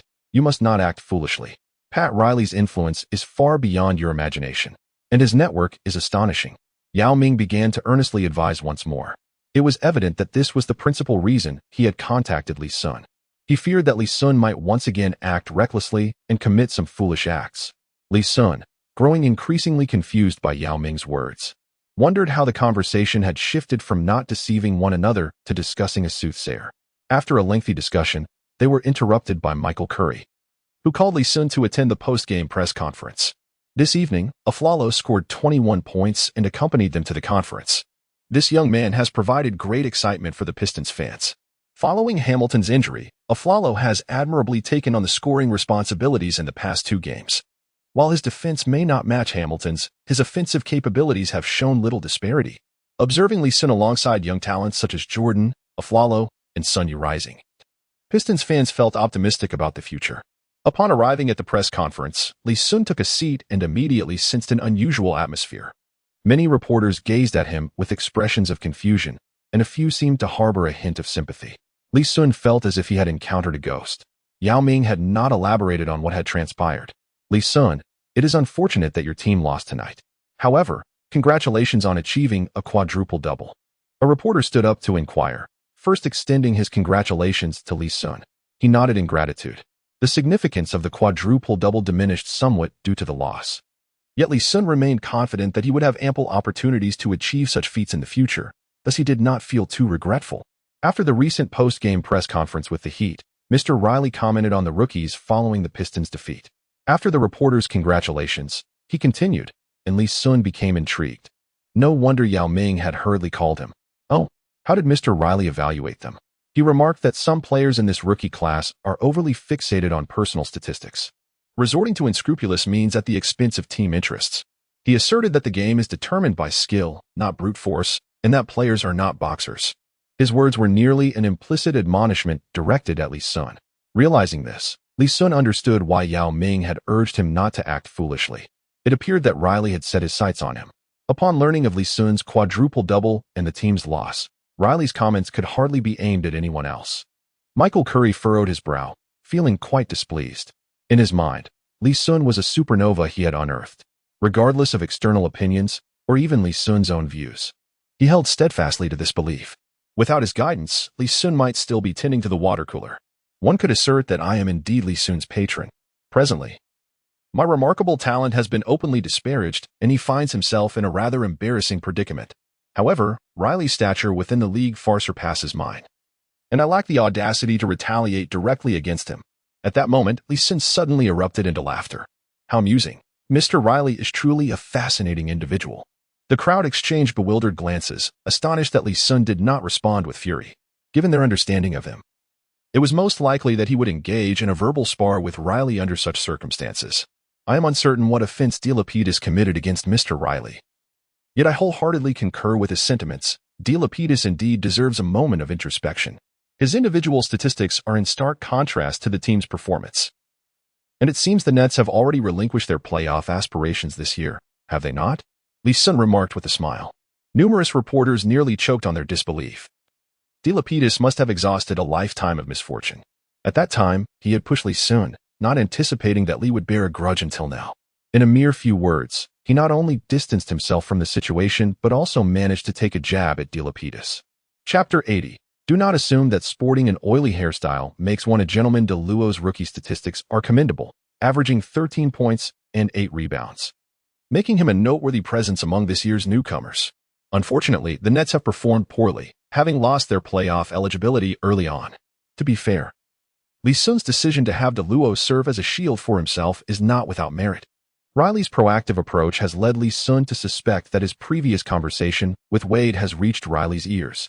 It is unlikely that Wade would have divulged such information. He lacks the depth for such intrigue. Since Riley did not mention names, Li Xun certainly cannot be held accountable for any accusations. Michael Curry breathed a sigh of relief. Having worried that Li Xun might engage in a heated exchange with Riley, which would undoubtedly be detrimental. Riley's connections are formidable, with top figures in the league, including the iconic logo man and Magic Johnson, as his friends. The reporters felt an overwhelming sense of disappointment. The storm they had anticipated had dissipated unexpectedly. Clearing his throat, Li Xun took the microphone once more. Regarding Mr. Riley's assertion that playing basketball is not akin to boxing, I believe he lacks the standing to make such a statement. The New York gang did not materialize out of thin air. Mr. Riley bears significant responsibility. Some individuals, mired in their own filth, are quick to criticize others for their perceived stench. Just because one dons a tailored suit and slicks back their hair does not confer the status of a gentleman. Li Xun's face beamed with a smile, as if engaging in casual conversation. Yet, his words carried the weight of a bombshell, leaving many reporters' eyes wide with astonishment. How audacious! Li Xun's boldness was unexpected. They had initially speculated that, given Li Xun's temperament, he would not simply let the matter rest. As anticipated, he began to strike back. The annals of NBA history recount three notoriously infamous teams: the Bad Boys, the Portland Jail Blazers, and the New York Gang. The Jail Blazers issue stemmed solely from the players themselves, with little involvement from management or coaching. In contrast, the Pistons and the New York Gang are inextricably linked to their management. The patriarch of the Pistons is Chuck Daly, while the New York Gang's patriarch is none other than Pat Riley. This group of New York veterans has engaged in their fair share of fisticuffs. The venerable Charles Oakley, known for his propensity for brawling over basketball, is often mentioned alongside Stockton, Malone, and Lane Beer as one of the NBA's four notorious figures. Like Li Xun, Oakley also relished the opportunity to deliver a slap. The formidable Patrick Ewing, with his strikingly expressive features, was no less fierce than Oakley when it came to physical confrontations. His famous remark was that Reggie Miller deserved a good smack to bring him to his senses.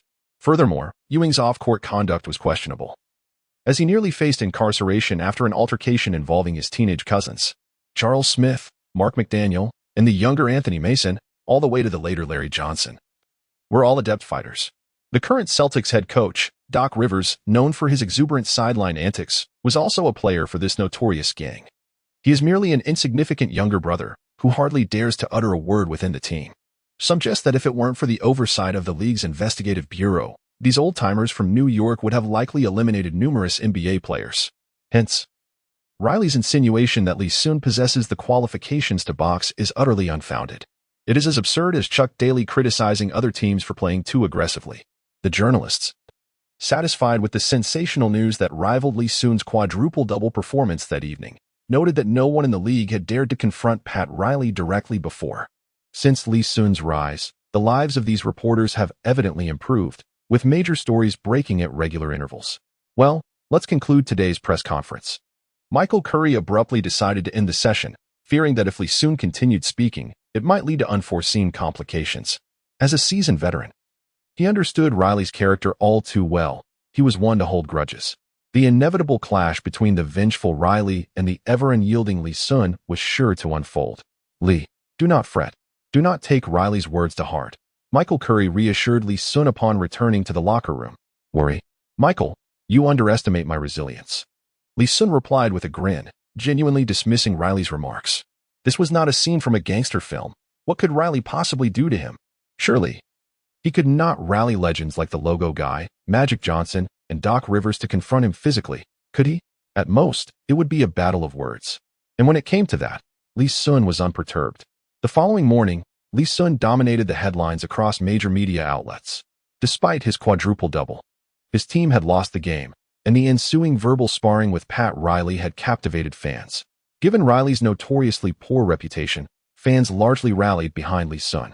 After all, he had just achieved a quadruple-double, and for Riley to emerge with sarcastic remarks seemed rather petty. Moreover, his comments were completely incongruous.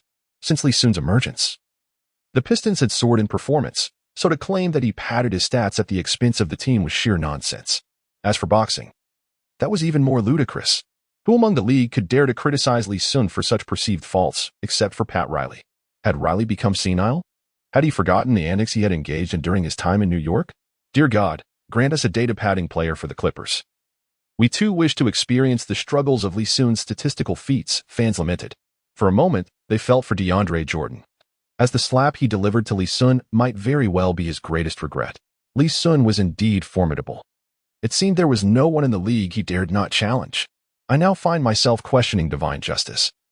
Why would the Almighty favor a team like the Bad Boys, known for their villainous roster? The world of fans erupted in excitement, as this year, Li Xun had provided them with an abundance of topics for conversation. Domestic media would not miss such a splendid opportunity to capture the public's attention.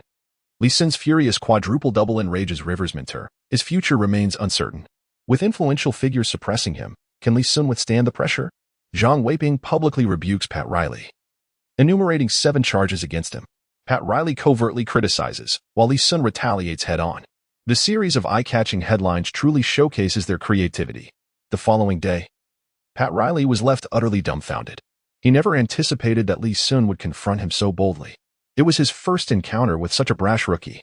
Now, he finds himself in a predicament, unable to retreat. What should he do next? Continue to engage in a public spat with Li Xun? That would be beneath his dignity. It would be akin to Yao Ming exchanging barbs with a newcomer in the CBA, and the one who would be humiliated would undoubtedly be Yao Ming. After much contemplation, Riley could not devise any means of retaliation against Li Xun. He could only silently harbor his frustration and wait for a more opportune moment in the future. After all, Li Xun's career has only just begun, and Riley would have ample opportunities to settle the score. Chapter 81. Delonte West. The following noon, Li Xun boarded the flight to Cleveland alongside the Pistons players. After a night's sleep, he had scarcely given thought to Pat Riley's situation. The forthcoming match against the Cavaliers was of utmost importance. The Cavaliers had an exceptional record this year, securing the top spot in the Eastern Conference. Currently, the Pistons sat in 6th place, with the victories of the 4th, 5th, and 6th-ranked teams being exceedingly close. While it was uncertain whether they could completely catch up to the 4th place, at the very least, the 5th position seemed well within reach. The Pistons were merely 1 victory shy of the 5th-seeded Heat. Should they triumph over the Cavaliers and the Heat subsequently falter, the Pistons would ascend the ranks. The first round of the playoffs would pit the 4th seed against the 5th, with the victorious team facing the Cavaliers in the Eastern Conference semifinals. This meant that Li Xun was almost assured of clashing with the Cavaliers in the semifinals this year. The match also served as an excellent gauge of the Cavaliers' strength. It was not an exaggeration to call it a rehearsal for the Eastern Conference semifinals. For Li Xun, the significance extended beyond merely preparing for the semifinals. As long as he remained with the Pistons, regardless of whether LeBron James was with the Cavaliers or the Heat, he would be an enduring obstacle to Li Xun's aspirations of breaking through the Eastern Conference. Li Xun was eager to face LeBron, to ascertain whether he stood a chance against this historically great small forward. Upon disembarking the plane, Ben Wallace appeared at the arrivals gate. Rashid and Prince rushed over with faces full of delight, embracing Ben as though they were reuniting with family. In a sense, the Pistons' core 5 could indeed be considered family. "Come and meet our indomitable star," exclaimed Rashid. "God, I dreamt the other day that the 5 of us, along with Li Xun, had won 10 championships together." Rashid, with Ben in tow, approached Li Xun. "Li, I've been following your games. You are impressive."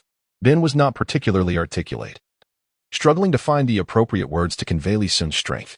A smile graced Li Xun's face. He was finally meeting the real Ben Wallace. In his past life, Li Xun was a nostalgic type of fan, with Ben undoubtedly ranking among his top 3 favorite players. A player who, as an undrafted free agent, ascended to the ranks of the greatest blue-collar athletes in history. One might even say he epitomized the blue-collar ceiling.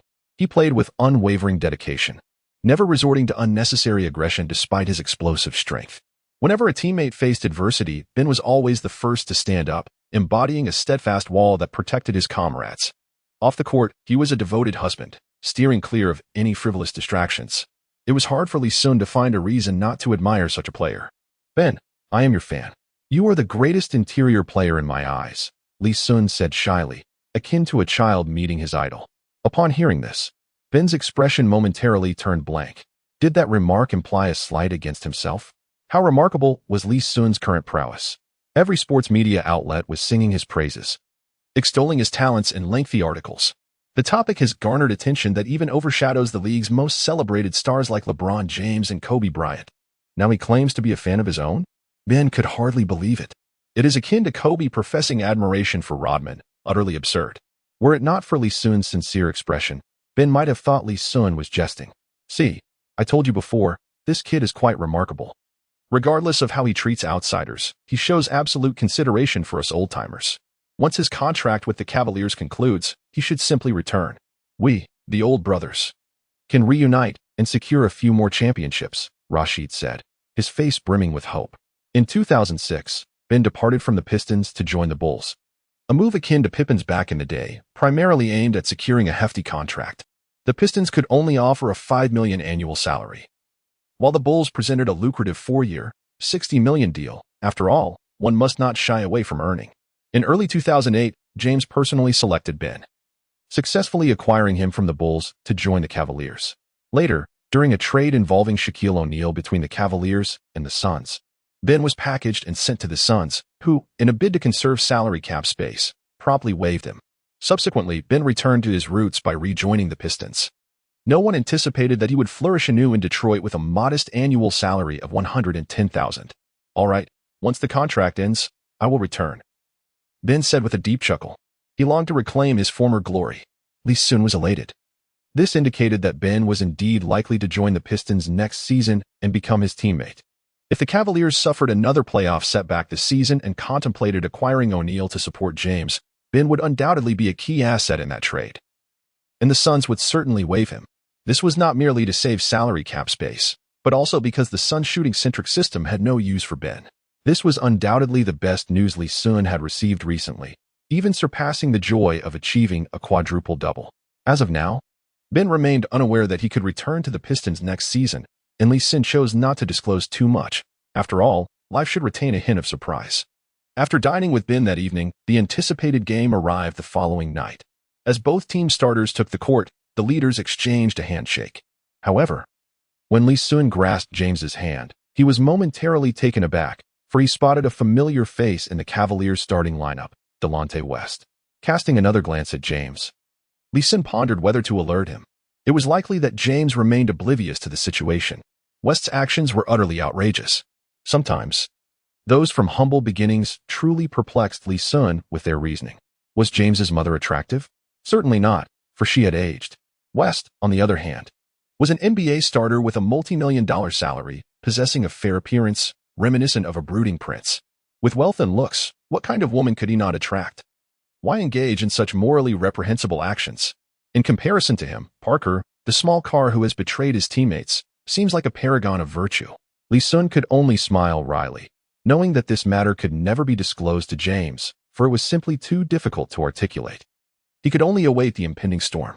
With this thought, Li Xun cast a sympathetic glance towards James. Noticing the pity and compassion in Li Xun's gaze, James was left utterly perplexed. The referee blew the whistle, and DeAndre Jordan along with Zydrunas Ilgauskas approached the free throw line to initiate the jump ball. The starting lineups for both teams were strikingly similar. The Pistons starting five comprised DeAndre Jordan, Rasheed Wallace, Li Xun, Tayshaun Prince, and Aaron Aflalo. The Cavaliers' starting lineup included Ilgauskas, Ben Wallace, James, West, and M.O. Williams. Each team's interior featured a sharpshooter paired with a blue-collar worker, and neither point guard conformed to the traditional mold. Control of the game was entrusted to the facilitating forwards. DeAndre Jordan effortlessly secured the jump ball, and the Pistons commenced their offensive. In the opening possession, Li Xun, adhering to his usual approach, received the ball to initiate a post-up. James promptly closed in. The two could be considered the strongest men in the league today, colliding with tremendous force. The sound of their muscular clash resonated in the air, causing Li Xun to furrow his brow slightly. This was problematic. He found himself unable to budge James. Their weights were nearly identical, and while Li Xun believed himself to possess a slight edge in strength, it was scarcely significant. After all, James was capable of bench pressing 190 kilograms. If one disregarded stamina entirely, pushing with all one's might could yield results. However, Li Xun's endurance was no match for James's. If this continued, he would likely be sidelined by halftime. With no option to pursue a post-up strategy, Li Xun decided to alter his approach. He signaled for Prince to come forward for a screen, utilizing a mid-range jumper to achieve a successful start. Chapter 82, James's Nightmare, the Cavaliers' Offensive Possession. Morris Williams earned the nickname No Pass during his time with the Bucks for his refusal to pass to Xun Rule. However, he certainly lacked the audacity to replicate that behavior with the Cavaliers. Upon advancing the ball into the front court, he promptly delivered it to James. With the ball in hand beyond the three-point line, James began to pace, then suddenly accelerated, charging towards the basket. Li Xun rushed to intercept James's driving path. But his sluggishness rendered him unable to keep pace with James, let alone obstruct his advance. He could only trail behind, hoping for an opportunity to contest. As they approached the free throw line, Li Xun found himself obstructed by a screen set by Ben Wallace. The next moment, James surged to the basket, effortlessly scoring over the inexperienced DeAndre Jordan. A sense of foreboding filled Li Xun. He had anticipated a fair confrontation with James tonight, confident that regardless of the game's outcome, he would at least hold his own statistically. However, with Ben's interference and his own speed disadvantage, he found it impossible to contain James's drive. The following series of offensive and defensive exchanges confirmed Li Xun's concerns. James scored twice in quick succession near the basket and drew a defensive foul from Jordan, converting one of 2 free throws for a total of 5 points. Meanwhile, on the Pistons' side, after a promising start, Li Xun missed a mid-range shot following a pick, and Prince's three-pointer also clanged off the rim. The circumstances were becoming increasingly dire for the Pistons. Unless they devised a strategy to contain James, the prospects of victory appeared bleak. Beep, beep, beep. Rashid quickly called for a timeout at the scorer's table. Intrigued, Li Xun turned his gaze towards Rashid. We've become so muddled that we've forgotten how to deal with James, Rashid remarked, slapping his forehead with a wry smile. Lee, do you know who James's nightmare is? Duncan? Li Xun replied tentatively. In 2007, during James's first finals appearance, he was decisively outplayed by Duncan, posting a dismal shooting percentage of only 35.6. Rashid's question seemed to elicit a standard answer from Li Xun. Well, Duncan certainly fits that description. However, I believe the Pistons are his true nightmare, specifically Ben Wallace. Li Xun was momentarily speechless. Was this mere self-praise? Moments later, after hearing the statistics shared by Rashid and the assistant coaches, Li Xun became convinced. In the first 2 years of James's career, he faced brutal defeats at the hands of Ben. Over 7 games during those 2 years, he achieved a shooting percentage exceeding 40 only once, reaching 45. The majority of his performances hovered around 25, with one game resulting in a woeful 4 for 21, below 20. Subsequently, in his third and fourth seasons, James faced the Pistons in the playoffs and was thoroughly dismantled. It was wholly accurate to assert that Ben was James's first nightmare. Duncan represented a nightmare that had subsided, only to be succeeded by a renewed terror. Li Xun had an epiphany. No wonder James had handpicked Big Ben for the Cavaliers. It seemed he was subtly addressing a formidable opponent. Reflecting on their childhood encounters, where James had been dominated by Big Ben, it suddenly appeared rather reasonable. With Big Ben's muscular frame stationed under the basket, how could James possibly penetrate? His shooting accuracy was nowhere near as reliable as it had been in his later years. If he struggled to break through, how could his shooting percentage improve? It is essential to recognize that James's superior shooting percentage compared to other small forwards is largely due to his exceptional ability to attack the rim. This season, he boasted an impressive 72.8 shooting percentage near the basket, surpassing that of most centers in the league. Even Yao Ming's best season only yielded a 73 success rate in that area, without considering his efficiency around the rim. James's offensive performance in other aspects could be quite underwhelming, particularly his mid-range shooting, which stood at a mere 28.6 this season. His close-range shooting was somewhat acceptable at 45, while his long-range shooting reached 38.8. In last season's playoffs, his mid-range shooting was even more dismal, falling below 15. Essentially, if the Cavaliers could stifle James' South's ability to drive, they had already secured a significant advantage, if not victory. The Pistons had managed to overpower James precisely because of Big Ben's defensive prowess. The Spurs had similarly dismantled him, thanks to Duncan's formidable presence in the paint. However, Rashid interjected, questioning the relevance of such analysis when Big Ben was on their side. Li Xun, at a loss for words, noted the collective gaze of the Pistons. Michael Curry, the assistant coaches, and even the sideline staff, all fixed intently on him. No, Lee. We also have Big Ben. You are Big Ben, Michael Curry exclaimed, his face flushed with laughter. This coach, somewhat lacking in competence, had not considered utilizing Li Xun at the center position had it not been for Rashid's reminder. Li Xun, resigned, pointed to himself and nodded silently. For the sake of the team's triumph, he would have to make personal sacrifices. Every day, he was shuffled between positions by Michael Curry. One night, he was a small forward, the next a power forward, and now he was expected to play center. Li Xun found it increasingly difficult to assert that he was solely a small forward. As the timeout concluded and the game resumed, the inexperienced Little Jordan was substituted for Sun Yu, who took to the court while Li Xun firmly established himself in the center position. James furrowed his brow slightly. The Pistons' strategic adjustment instilled a sense of foreboding within him. As the Cavaliers commenced their offensive possession, James sought to exploit his strong start, intent on pressing his advantage. Meanwhile, Li Xun stood resolutely under the basket, prepared for the impending challenge. Let him in. Let him in. As Sun Yu prepared to defend against James's drive, Li Xun urgently called out. What a joke. A mere collision with James would leave him feeling utterly battered. Sun Yu, with his slender limbs, would surely risk injury if he attempted to confront James. Upon hearing Li Xun's shout, Sun Yu deftly sidestepped, allowing James to surge towards the basket unimpeded.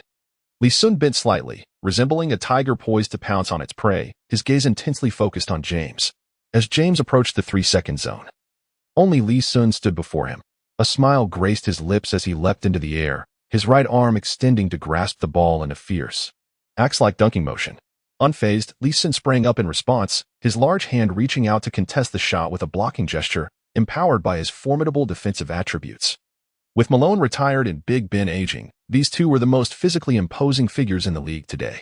James had clearly underestimated Li Xun's strength, having always possessed unwavering confidence in his own power. Such a perfect opportunity for an axe dunk had never before eluded him. However, Li Xun's audacity matched his own. As he jumped straight up while James harnessed his momentum for greater force, a resounding thud echoed as Li Xun's hand made contact with the ball James held tightly. In midair, the two engaged in a fierce struggle, neither yielding. James felt a surge of astonishment. This was unprecedented, even when opponents had the height to contest his shots. The disparity in strength had always rendered them unable to thwart his attempts to score. Yet here was Li Xun, defiantly blocking his advance. In an instant, both men began their descent. Just before landing, James hurled the ball toward the backboard in a hurried attempt. Such a rushed shot, of course, lacked any chance of success. Upon landing, Li Xun activated his royal rebounding attributes, springing up once more to seize the rebound. At this moment, the astonishment within James reached its zenith.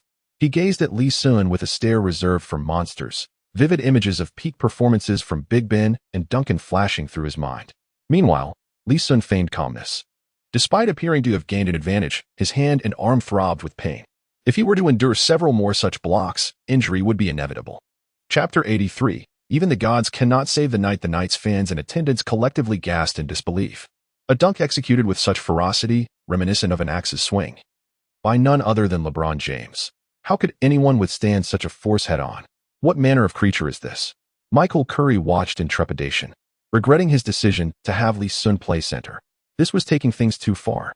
Typically, one would concede to such a violent dunk, but Li Xun, undeterred by the risk of injury, resolutely managed to thwart LeBron's assault.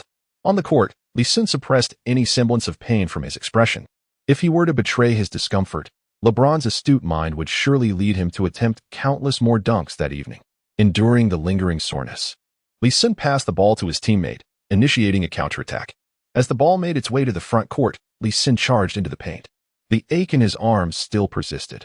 It was evident that scoring was out of the question, and it would be wiser to focus on securing rebounds. Aflalo took a three-point shot, but it failed to find the mark. Big Z's vertical leap paled in comparison to Yao Ming's, and as for Ben, his rebounding prowess had significantly diminished. After maneuvering past Big Z, Li Xun leapt to secure the offensive rebound. Rather than attempting a shot himself, he delivered a precise pass to Rashid. Rashid, with arms extended, executed a mid-range jumper that found its way effortlessly through the hoop. Beautiful. This is how it should be done, Rashid exclaimed jubilantly, basking in the satisfaction of witnessing Li Xun's impact upon assuming the 5 spot. He even began to contemplate a future in coaching after his retirement. The Cavaliers' possession resumed, still with LeBron at the helm. Let him in. Li Xun continued to shout the same directive. Hearing Li Xun's fervent call, LeBron hesitated. He was confident in replicating his earlier axe-like dunk. Yet the thought of being blocked twice was daunting, a feat that would certainly dominate tomorrow's headlines. As he approached the free throw line, noticing Li Xun's lack of urgency to provide help defense, LeBron opted to leap in place and released a mid-range shot. Thud. Perhaps overthinking the moment. This nearly open attempt clanged off the rim. Li Xun seized another rebound and led his team in a swift counterattack. On the front court, Prince connected on a three-pointer. In the span of just 2 offensive and defensive exchanges, the Pistons scored 5 consecutive points. During these 2 sequences, Li Xun tallied 3 rebounds, 1 block, and 1 assist. Goodness, is this the pinnacle of competition among the league's finest small forwards? It is simply exhilarating. This is what basketball should embody, charging into the fray beneath the basket. Barkley, witnessing the clash between Li Xun and LeBron in the paint, felt his blood boil with excitement. These old-timers yearned for a return to a more rugged style of play, lamenting that today's players appeared too soft, fixated solely on shooting. Ahem, Charles, surely you cannot believe Li Xun is merely a small forward? He embodies the essence of a true center. Kenny Smith could not help but remind Barkley, regardless of position, I only know that on LeBron's path to championship glory. Yet another insurmountable obstacle has emerged. Barkley erupted into laughter. He harbored no fondness for LeBron, and witnessing his struggle brought him great amusement. It was not merely an attack on LeBron. Rather, Barkley had a propensity for criticizing anyone within reach. He lambasted LeBron for faltering in crucial moments, berated Kobe for his selfish play, criticized the Warriors for their reliance on jump shots, and scorned Pippen for sacrificing his integrity for the sake of a book. He condemned Jordan for his perceived lack of loyalty to his teammates and took aim at David Stern for his double standards. Strangely, this same Barkley showed exceptional regard for Li Xun. Ever since he made that wager with Kenny Smith, he seemed to have transformed into a devoted fan of Li Xun. Perhaps in Li Xun, he saw a reflection of his younger self. Or maybe it was the latter's traditional style of play that allowed him to reminisce about his own illustrious past. Meanwhile, on the sidelines, Cavaliers head coach Mike Brown wore a grave expression. He sensed that something was amiss. In those 2 offensive and defensive exchanges, Li Xun's strategy against LeBron was clear: defend against penetration, but allow the jump shot. Shoot at will, but there's no way through for a layup. As the Cavaliers head coach, how could he possibly be unaware of LeBron's current shortcomings? Could he truly rely on LeBron's mid-range shooting to seal the game? It may be that the Cavaliers possess an abundance of fortune, or conversely, the Pistons suffer from an excess of misfortune. However, there exists a viable solution, allowing James to facilitate for his teammates, as West and Mo have demonstrated remarkable precision in their three-point shooting. Should they find their rhythm, the circumstances would still favor the Cavaliers. Regrettably, with a coach of such a hands-on, caretaker approach, it is improbable that he would call for a timeout to instruct James to pass the ball. As the minutes of the game tick away, Li Xun's anxiety intensifies. Despite the unfavorable start, upon assuming the center position, his impact has been astonishingly profound. With his presence in the paint, James can no longer attack the basket with the same frequency, even if he ventures close to the rim. Maintaining a staggering shooting percentage of 72.8 becomes unattainable. For Li Xun is not a mere figment of clay. Presently, Li Xun embodies a hybrid of Ben Wallace and Dikembe Mutombo, a formidable force combining Wallace's strength with Mutombo's agility. Should such a monstrous presence fail to restrain James's penetrative prowess, one might as well bestow the championship title upon James without contest. While James continues to accumulate points through mid-range shots and occasional forays to the basket, his scoring efficiency falters, leading to an increasing disparity between the Cavaliers and the Pistons. By the conclusion of the first half, the Pistons have established an 8-point lead. Li Xun, having refrained from excessive attempts in the first half, has shot only 4 times, successfully converting 2 mid-range shots and making both free throws, totaling a modest 6 points. However, his contributions in other statistical categories remain commendable: 6 points, 13 rebounds, 6 assists, 3 blocks, and 1 steal. It appears that Li Xun is on track to secure yet another triple-double this evening. James's scoring significantly surpassed Li Xun's, yet his other statistics fell considerably short. With 14 attempts, he garnered merely 14 points, alongside 3 rebounds, 3 assists, 1 block, and 1 steal. While such offensive efficiency may be deemed acceptable for other players, it is undoubtedly inadequate for someone of James's caliber. In the second half, Bread Brother benched Big Ben, opting instead for Sesbiak, a former All-Star and renowned sharpshooter in his youth. Though age has tempered his prowess, his shooting technique remains commendable. James recognized that persisting in his current style would lead to a gradual demise. Consequently, he began facilitating for his teammates and took some three-point shots himself. The Cavaliers were not the Magic. They lacked a robust foundation in three-point shooting. As a result, his attempts did little to alleviate the situation. Li Xun's confidence grew with each passing moment. Observing the events of this evening's match, should the Pistons face the Cavaliers in the Eastern Conference semifinals, their chances of victory appear substantial, perhaps not a certainty, but certainly around 70 to 80%. Unless, prior to the commencement of the playoffs, James can hone a more reliable shooting technique, which seems an improbable endeavor. Historically, the pivotal moment in James's shooting improvement occurred after his transition to the Heat, where his mid-range accuracy saw a marked enhancement. With the playoffs looming ever closer, one could surmise that not even divine intervention could salvage the Cavaliers' fortunes. Chapter 84. You will regret this in a few months. Li Xun's excitement grew with each passing moment, for he was poised to lead his team to the Eastern Conference Finals this year. It is worth noting that Li Xun was still a rookie, and achieving such a remarkable feat in his debut season was nothing short of extraordinary. Conversely, James's demeanor grew increasingly grim. He had previously dismissed the Pistons, with only the Celtics capturing his attention among Eastern teams, and even the Magic seemed insignificant to him. However, tonight's game served as a rude awakening. While some games may not reveal much, this particular match illuminated numerous truths. As long as Li Xun remained stationed near the basket, James's ability to penetrate the defense diminished significantly. If he could not find openings, could his teammates truly contend with the Pistons? The Cavaliers' roster was rather lopsided. They had amassed a plethora of interior players, yet their perimeter shooters were few. With the likes of Big Z, Varejao, Ben Wallace, J.J. Hickson, Lorenzen Wright, and former number 1 pick Joe Smith, their lineup was constructed to counter the Celtics' interior presence. Yet, due to Li Xun's influence, these big men were rendered ineffective against the Pistons. If they could sacrifice a couple of interior players in exchange for reliable three-point shooters, facing the Pistons would undoubtedly be more manageable. James was well aware of this logic. But at this critical juncture, where could they possibly find dependable sharpshooters? Tonight, Delonte West's shooting touch from beyond the arc was lacking. After receiving a pass from James, he drove to just inside the free throw line and attempted a shot. Li Xun, having anticipated this, leaped forward and swatted the ball away with authority. This somewhat humiliating block visibly soured West's expression. As West approached, pressing his chest against Li Xun's, he said nothing but glared with fury. Li Xun found amusement in this. The brooding prince had a temper.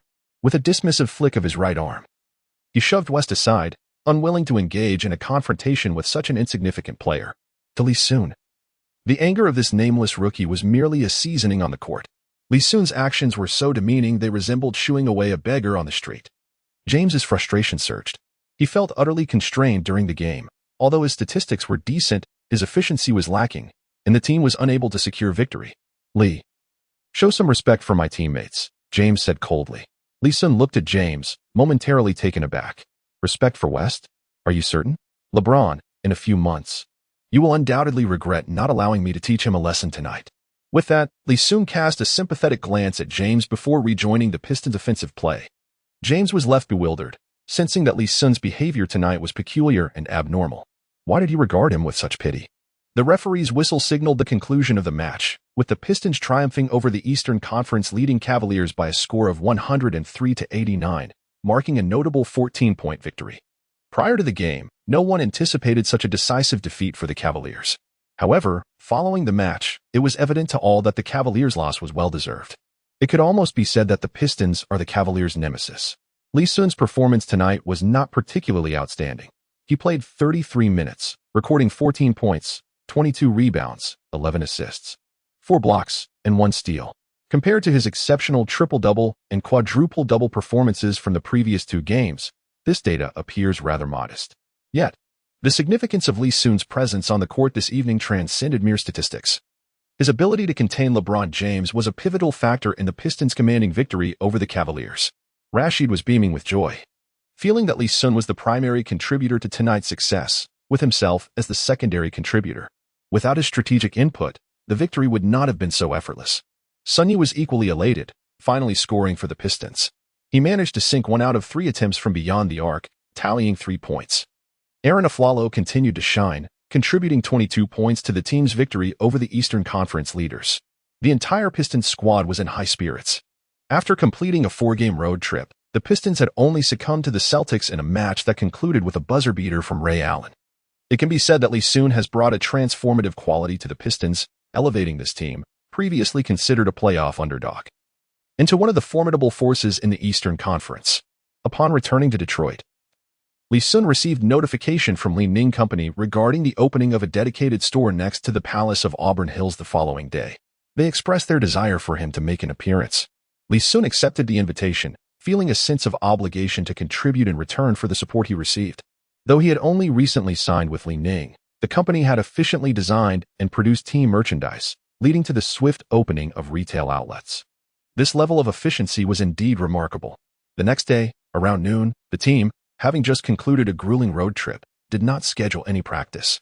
Under the guidance of staff, Li Xun proceeded to the shoe signing event at the store. The venue was substantial, spanning over 1,000 square feet, showcasing Li Ning's considerable investment. A poster at the entrance featured Li Xun wearing a pair of blue and white Li Xun 1 sneakers, complemented by the Pistons' blue jersey, which was strikingly eye-catching. Priced at $129, the sneakers were not inexpensive, especially considering that LeBron's Nike shoes retail for approximately $150 to $200 in the United States. Due to the limited release of only 500 pairs for this signing event, a throng of eager fans had already gathered outside the store. When the announcement to commence sales was made, the crowd descended into chaos. Shots from staff requesting orderly lines echoed intermittently, yet few were willing to comply. After all, these were sneakers bearing Li Xun's autograph, available for only $120.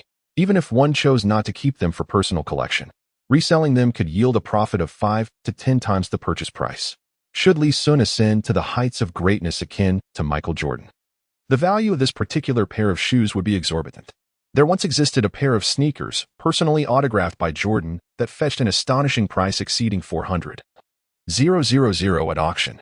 Even if Li Xun's shoes were to sell for merely $10,000, it would still be a remarkable profit.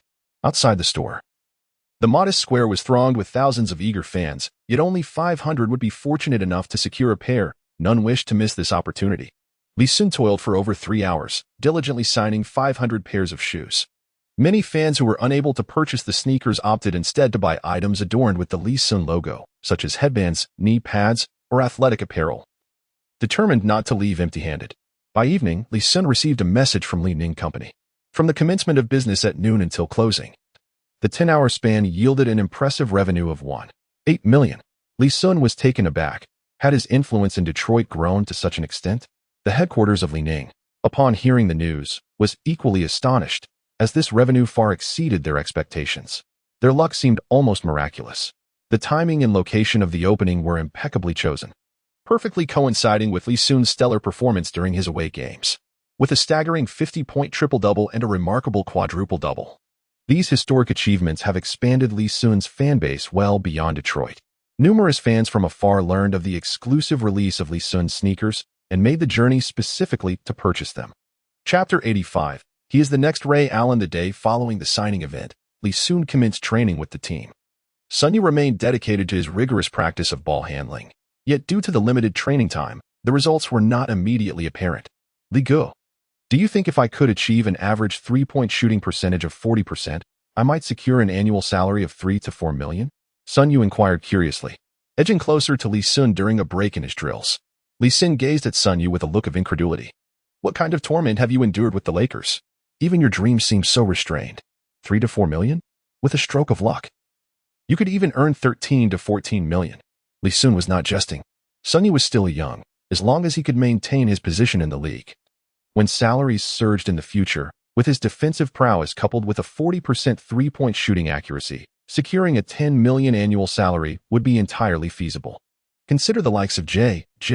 Redick, who, despite being devoid of skills beyond his shooting, managed to earn over $20 million in the future. Alas, for Xun Rule, such aspirations felt distant. Upon hearing Li Xun's words, Xun Rule's motivation surged. Sometimes, financial incentives are indeed the most potent motivators. Mr. DeMars is calling for you in his office, Michael Curry shouted from the sidelines. Li Xun nodded, tidied up, and proceeded towards the general manager's office. Upon entering, he found not only DeMars, but also an elderly lady with a head of silver hair. Li Xun surmised that this lady was likely Karen Davidson, the widow of the owner. Good day, Mr. DeMars. Mrs. Davidson, I extend my condolences for the passing of Mr. Davidson. He was a commendable owner. Li Xun greeted the two. Li, please take a seat. Michael mentioned that you have a particular rookie in mind, and I was intrigued, so I called you in. DeMars said, his gaze towards Li Xun filled with admiration. Since Li Xun's rise, DeMars's days had become increasingly pleasant, and he had noticeably gained some weight recently. Had it not been for Li Xun's suggestion to acquire DeAndre Jordan and Sun Yu, DeMars would not have held such regard for him. With both Jordan and Sun Yu performing exceptionally well, it was imperative to hear about the rookie Li Xun had mentioned, Stephen Curry from Davidson College. He is the eldest son of Del Curry. The reason Li Xun had refrained from mentioning Curry's name in front of his teammates was his fear of the information leaking and being intercepted by others. Now, in front of DeMars, there was no need for concealment. Is it him? DeMars clearly recognized Curry, not merely due to his lineage, but because of Stephen's remarkable performance during the previous season's Black March. In the 2006 to 2007 season, Curry's average points ranked him second in the NCAA, just behind Kevin Durant.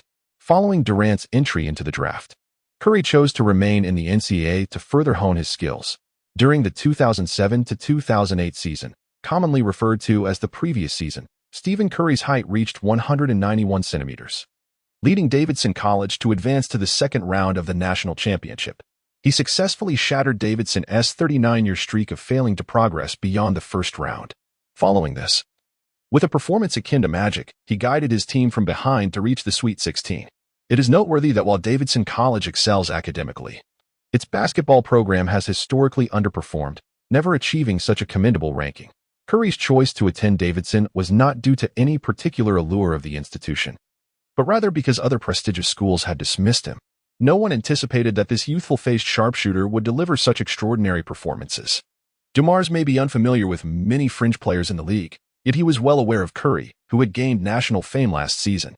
This season, due to his height, Curry transitioned from shooting guard to point guard, further enhancing his prospects for the draft. DeMars speculated that Curry was likely to be chosen as a lottery pick. Unfortunately, we don't possess such a high draft position, he lamented. Lee. Acquiring Stephen is quite challenging. As far as I know, his ranking will certainly be within the top 10. We simply do not have a pick that high. Initially, DeMars had assumed that Li Xun's mention of a rookie would pertain to a player with little impact, such as a lesser-known Jordan or Sun Yu. However, Li Xun felt a jolt of realization. DeMars seemed disinclined to pursue Curry. What about a trade? Securing a mid-first-round pick could potentially acquire him. DeMars smiled wryly. That position would indeed guarantee us Curry, but is it truly worth it? The cost of a high draft pick is substantial. If a trade were to occur, old Rashid wouldn't suffice, and even Hamilton might be pushing it. A younger Prince could have a chance of fetching such a caliber pick, or perhaps the recently impressive rookie. Aflalo. The Pistons, invigorated by Li Xun's emergence, had begun to entertain championship aspirations, necessitating immediate contributions. It would be unwise to gamble with established talent for such a risk. Moreover, acquiring a high draft pick is not merely a matter of desire. Teams in possession of such picks are often in rebuilding phases, seeking potential rather than immediate impact players. The chances of trading for a capable player like Prince hinge on fortune. Aflalo, being a rookie with commendable performance, certainly stands a better chance. However, with Hamilton's severe injury, it remains uncertain if he will regain his form, making Aflalo a viable substitute for him. Any seasoned manager would find it difficult to risk Aflalo for such a gamble. Lee, what do you believe are the chances that kid will succeed? Suddenly inquired the silent owner, Colin. 100%. He will undoubtedly emerge as a historically significant three-point shooter, akin to Ray Allen. He is the next Ray Allen. Li Xun refrained from overly boasting, aware that claiming Curry would surpass Ray Allen would sound disingenuous. Karen nodded silently and, after a moment, spoke. Joe, let us proceed with the transaction. I have faith in Lee. He possesses an infinite charm that is sure to bring us good fortune. Li Xun felt a surge of elation. With the boss's endorsement, securing a deal with Curry seemed promising. Lee, give it your all. I hope to witness the Pistons rise to glory once more in my lifetime. Trembling, Karen stood up and departed. Once Karen left, DeMars let out a long sigh. Lee, do you truly possess such confidence? Li Xun quickly nodded. Did you not hear what Karen said? She believes I have a magical quality that brings luck. DeMars looked at Li Xun with a bemused expression and chuckled. Lee, you cannot genuinely think that Karen's agreement to this trade is based on some mystical fortune, can you? She intends to offload the Pistons and is reportedly seeking suitable buyers. You are currently the most valuable asset of the Pistons. If you were to depart, the market value of the team would plummet by at least 30%. Agreeing to this trade is merely a means of keeping you content. Moreover, Should Curry truly flourish and we secure a championship, we could significantly increase the valuation. To put it plainly, the Pistons are currently valued at $400 million, but the actual worth is merely $300 million. If we can ensure your continued presence while clinching a championship before any sale, the Pistons could fetch at least $600 million. It appeared that Dumas genuinely regarded Li Xun as one of his own, sharing such candid thoughts. Li Xun was left speechless. He had previously perceived Karen as a kindly figure, akin to a neighborly grandmother. Little did he realize the intricate layers beneath her demeanor. It seems the adage about the wisdom of age holds true. This elderly lady is indeed formidable. Chapter 86. Look, Gao Yuanyu, and despite knowing that Karen Davidson had ulterior motives, Li Xun remained unconcerned. After all, his goal was to secure the championship. Whether Karen sold the Pistons or not was of little consequence. Mr. Dumas, I entrust you with the matter regarding Curry. It is imperative that you acquire him, Li Xun said, his expression serious, fearing that Dumas might not take it earnestly. Dumas sighed. All right, but you must prepare yourself mentally. Aflalo may very well be used as a bargaining chip. I truly regret this, as the young man possesses the potential to become a premier shooting guard. Upon hearing that Aflalo might be traded, Li Xun felt a twinge of regret. However, in comparison to Curry, Aflalo was evidently lacking. Rest assured, Mr. Dumas, this transaction will undoubtedly be the most successful maneuver of your managerial career, Li Xun reassured him. To his surprise, Dumas quickly shook his head, chuckling. What a jest. The pinnacle of my managerial achievements was drafting you at the 29th pick in the second round. No, it should be said that it stands as the most successful move in NBA history. Furthermore, I can assure you that I will undoubtedly be named the executive of the year this season, without a shadow of a doubt. Having secured Li Xun at such a favorable pick, Dumas' claim to the title of executive of the year was indeed solidified. As Dumas agreed to trade the draft rights, Li Xun could not help but envision the Pistons roster for the upcoming season. The Pistons' forthcoming home games featured opponents such as the Pacers, Nets, Raptors, and Wizards, all teams that had succumbed to playoff elimination. This schedule offered the Pistons players a rare opportunity for relaxation. After the day's practice, Li Xun intended to return to his residence with Sun Yu and Rashid. Wearing a mischievous grin, halted him. Li, the upcoming schedule is relatively light. Let us unwind and indulge in a game of cards with us old-timers, Rashid suggested. Women, poker, and cigars, these are the undeniable passions of NBA players. Hearing their desire to play cards for leisure, Li Xun readily acquiesced. Although he had never tested his IQ, he was confident it surpassed theirs by a considerable margin. Playing poker? Were they not simply handing him money? With Li Xun's agreement, Rashid called upon several teammates, even contributing his cherished cigars. They set up a table at the practice facility, arranging chairs, and the card game commenced. Sun Yu hesitated to join, feeling the stakes were too high. The game was no-limit Texas Hold'em, with a maximum bid of $200 per hand. Should he lose, his modest salary might not suffice for meals.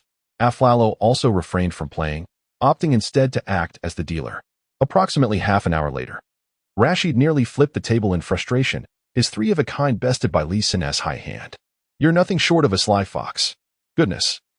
You are exceedingly devious, Rashid exclaimed, nearly at his wit's end, as he had hoped to make a little pocket money off Li Xun in their games. To his astonishment, after merely half an hour of play, he found himself at a loss of nearly $3,000. He could not fathom how Li Xun, such a youthful and inexperienced individual, possessed such remarkable mental fortitude. Despite having nothing in hand, he dared to confront him head-on. Kwame Brown had also suffered a loss of $2,000, while both Prince and McDias had each lost over $1,000. No more, no more, he muttered in frustration. Truly a monster, with luck that bordered on the miraculous. Rashid had surrendered outright, realizing that his attempts to cheat had backfired. Li Xun was grinning from ear to ear. Playing cards with such rough characters truly felt like a windfall. In half an hour, he had amassed nearly $10,000. Rashid was vexed not merely by his loss of a few $1,000s, but by how consistently Li Xun had outsmarted him, with an annual salary exceeding $10 million. How could he possibly care about such trivial amounts? Sun Yu looked on enviously. He officially had a salary of $700,000. However, nearing the end of the season, having just joined the Pistons, he would only gain around $100,000 this season, less taxes, leaving him with a mere $80,000 to $90,000. Li Xun had 1/10 of his annual salary in just half an hour, and that made him exceedingly envious. Yet, he knew well that had he taken a seat at the table, he would not have enjoyed the same luck as Li Xun. The following evening at 8 o'clock, the Palace of Auburn Hills welcomed the Indiana Pacers. Li Xun's entrance immediately stirred excitement among the crowd. In the 4 away games played, his performance had been nothing short of extraordinary. The home fans lamented deeply, as they had missed witnessing the birth of such miraculous statistics. Li Xun, let us aim for a quadruple double tonight. No, let us go for a super triple double with 60 points. Defeat the Pacers. Pistons fans chanted fervently, amidst the shouts of some resentful spectators. Given the infamous Palace Brawl, the Pistons and Pacers had become fierce rivals. As he approached the bench, Li Xun glanced over at the Pacers' substitutes and could not help but chuckle. "What is so funny, brotherly?" Sun Yu inquired, curiosity piqued. "I just spotted Gao Yuan." Li Xun replied, unable to conceal his smile. At the mere mention of her name, Sun Yu's eyes sparkled with excitement. Gao Yuan was a sensation in the country. The dream girl of countless men, and Sun Yu was no exception. Her poised demeanor and gentle grace made her an ideal match in the eyes of most men. Sun Yu was resolute. He would do everything in his power to impress her tonight. If he were to win the favor of the goddess, he would have no regrets. His only curiosity lay in why Gao Yuan would be present in a place like Detroit. Where is she, brotherly? Where is Gao Yuan? Sun Yu scanned the area, eager to catch a glimpse of the goddess. Li Xun mischievously pointed towards the Pacers bench. "Look at player number 55. Doesn't he resemble Gao Yuan? Sun Yu focused intently, nearly choking. Isn't that Roy Hibbert? In his limited appearances with the Lakers, he encountered the Pacers once, thus becoming acquainted with the rookie Hibbert. Standing at an imposing height of 2.18 meters, the player known as Black Charcoal felt that Li Xun was teasing him, and this time he possessed evidence. Li Xun was not jesting. Indeed, Hibbert would later earn the moniker Gao Yuan. At a height of 2.18 meters, he undeniably qualifies as tall. During the first round of the Eastern Conference playoffs in 2014, the Pacers faced the Hawks, where he played for over 10 minutes, astonishingly recording 0 points and 0 rebounds. Henceforth, he was dubbed Gao Yuan. Much like Li Xun, he was also part of the 2008 rookie class. Though his draft position was significantly higher than that of Li Xun, it is noteworthy that the talent within this 2008 rookie class is not inferior to that of the illustrious 2003 class. However, the unfortunate fates of the players have hindered them from achieving their rightful potential. Rose's career, which could have been resplendent, was marred by injuries. Beasley and O.J. Mayo succumbed to a lack of discipline, leading to their own downfalls. The likes of Westbrook, Love, Gallinari, DeAndre Jordan, and others have managed to establish themselves in the NBA, with the number of players thriving from the 2008 class even surpassing that of the 2003 generation. Now, we must also include Li Xun. Should Li Xun flourish in his development, the 2008 class may very well become another historic year of extraordinary rookie selections. Chapter 87, Imperial Treatment. The match has commenced. The Pacers currently occupy the 9th position in the Eastern Conference, trailing the 8th-place Chicago Bulls by 2 victories. With considerable effort, they still harbor a slender hope of reaching the playoffs. Unfortunately, their forthcoming schedule poses a considerable challenge, rendering this hope exceedingly dim. Li Xun is tasked with defending against the Pacers star, Danny Granger. Curiously, the Pacers have a rich history of producing elite small forwards. From the Hall of Famer Roger Brown in the 1970s, to Chuck Person in the late 1980s, and the iconic Reggie Miller dominating the 1990s, followed by Jalen Rose, Ron Artest, and subsequently Granger, culminating in the later emergence of Paul George. As the game unfolded, Granger attempted 2 consecutive offensive plays, both yielding disappointing results. Li Xun possesses an intimate understanding of Granger's offensive tendencies. This player is an exceptional defender, possesses a reliable 3-point shot, and exhibits outstanding shooting capabilities, truly a quintessential small forward prototype. However, he bears certain fatal flaws, ingrained since his youth. Notably, he consistently dribbles from right to left when penetrating. Moreover, his offensive prowess on the right side is inversely proportional to that on the left. What he excels at on one side, he severely lacks on the other. Due to these vulnerabilities, defending against Granger's offense becomes a systematic endeavor. By effectively neutralizing his right side attacks, one can significantly diminish his efficiency in the game. Some cunning defenders, aware of Granger's predictable style, have even resorted to dirty tactics, intentionally tripping him, which may partially explain the numerous injuries throughout his career. In the opening 2 possessions, Li Xun positioned himself on Granger's right side, compelling him to shift leftward. This defensive strategy considerably mitigated Granger's threat. Following a discussion with Dumars the previous day, Li Xun resolved to assist Aflalo in enhancing his statistics during the concluding phase of the regular season. This endeavor serves dual purposes: to elevate a flawless trade value and to provide a measure of compensation for him. At this juncture, Li Xun finds himself indifferent to personal statistics. More precisely, he has no need for mundane figures. Averages such as 20 points per game hold little significance for him. Should he have the opportunity to contend for accolades such as scoring champion or rebounding leader, he might then pay heed to the numbers. The crux of the matter is that his appearances have been too few, precluding him from entering the esteemed rankings of 5 major positive statistics. To qualify for these lists under the current regulations, one must either participate in over 70 games or accumulate 400 points, 800 rebounds, or 400 assists. However, failing to meet these criteria does not entirely preclude the possibility of making the leaderboard. For instance, if Li Xun has played 20 games this season and amassed 600 points, averaging 80 points per game, this would translate, based on a minimum of 58 games played, into an average of 27.6 points per game. As long as no other eligible player in the league exceeds this average, he could still claim the scoring title. However, this is evidently an impossible feat. An average of 80 points per game is a statistic that even fantasy novels could not conceive. Therefore, Li Xun does not harbor any expectations of breaking into the top 5 rankings. His sole concern is ensuring the team's victory. His personal statistics are of little consequence. He focuses on establishing advantageous positions to create comfortable driving lanes, shielding his teammates from the opposing defenders under the basket, executing screens, grabbing offensive rebounds, and sharing defensive responsibilities. On the court, a Flero enjoys treatment befitting royalty. With a caretaker like Li Xun, it is nearly impossible for a Flero to fall short in his performance. Crucially, a Flero possesses formidable talent, showcasing the potential to average 18 points per game. By the end of the first quarter, under Li Xun's nurturing, he had already accumulated 12 points. Little Jordan also delivered an impressive performance tonight.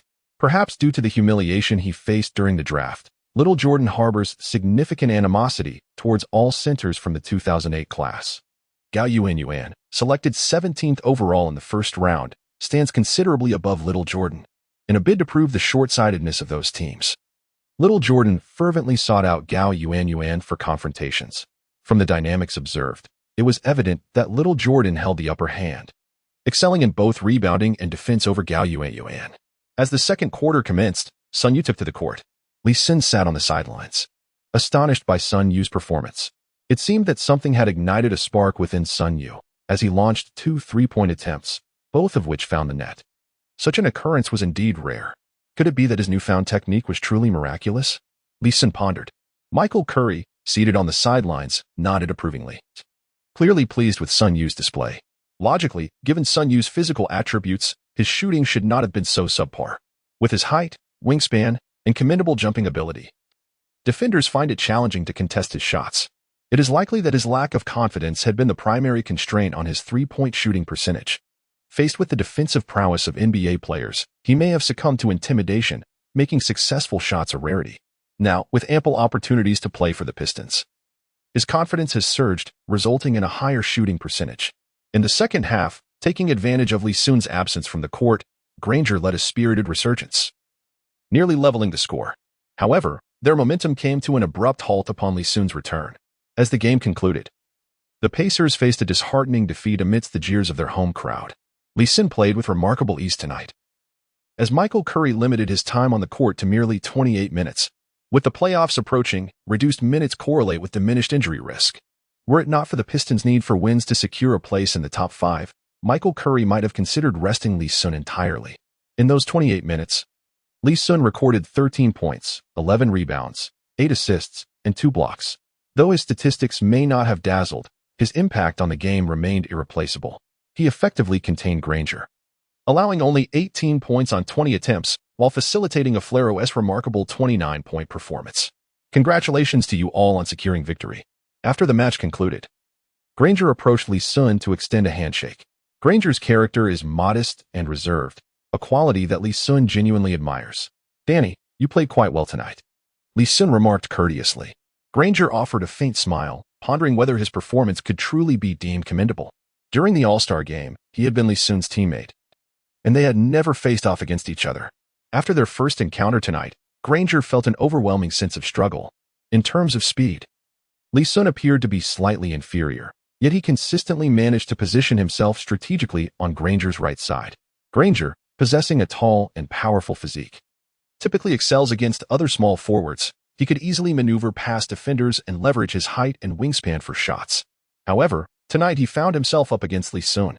The two shared a brief embrace before leading their respective teammates off the court. Small Jordan, Aflalo, and Sun Yu were engaged in lively conversation, all three having delivered impressive performances. Aside from Aflalo's remarkable scoring, Small Jordan thoroughly dominated Gao Yuan, amassing 11 points, 13 rebounds, and 3 blocks throughout the game. As for Sun Yu, tonight held immense significance for him.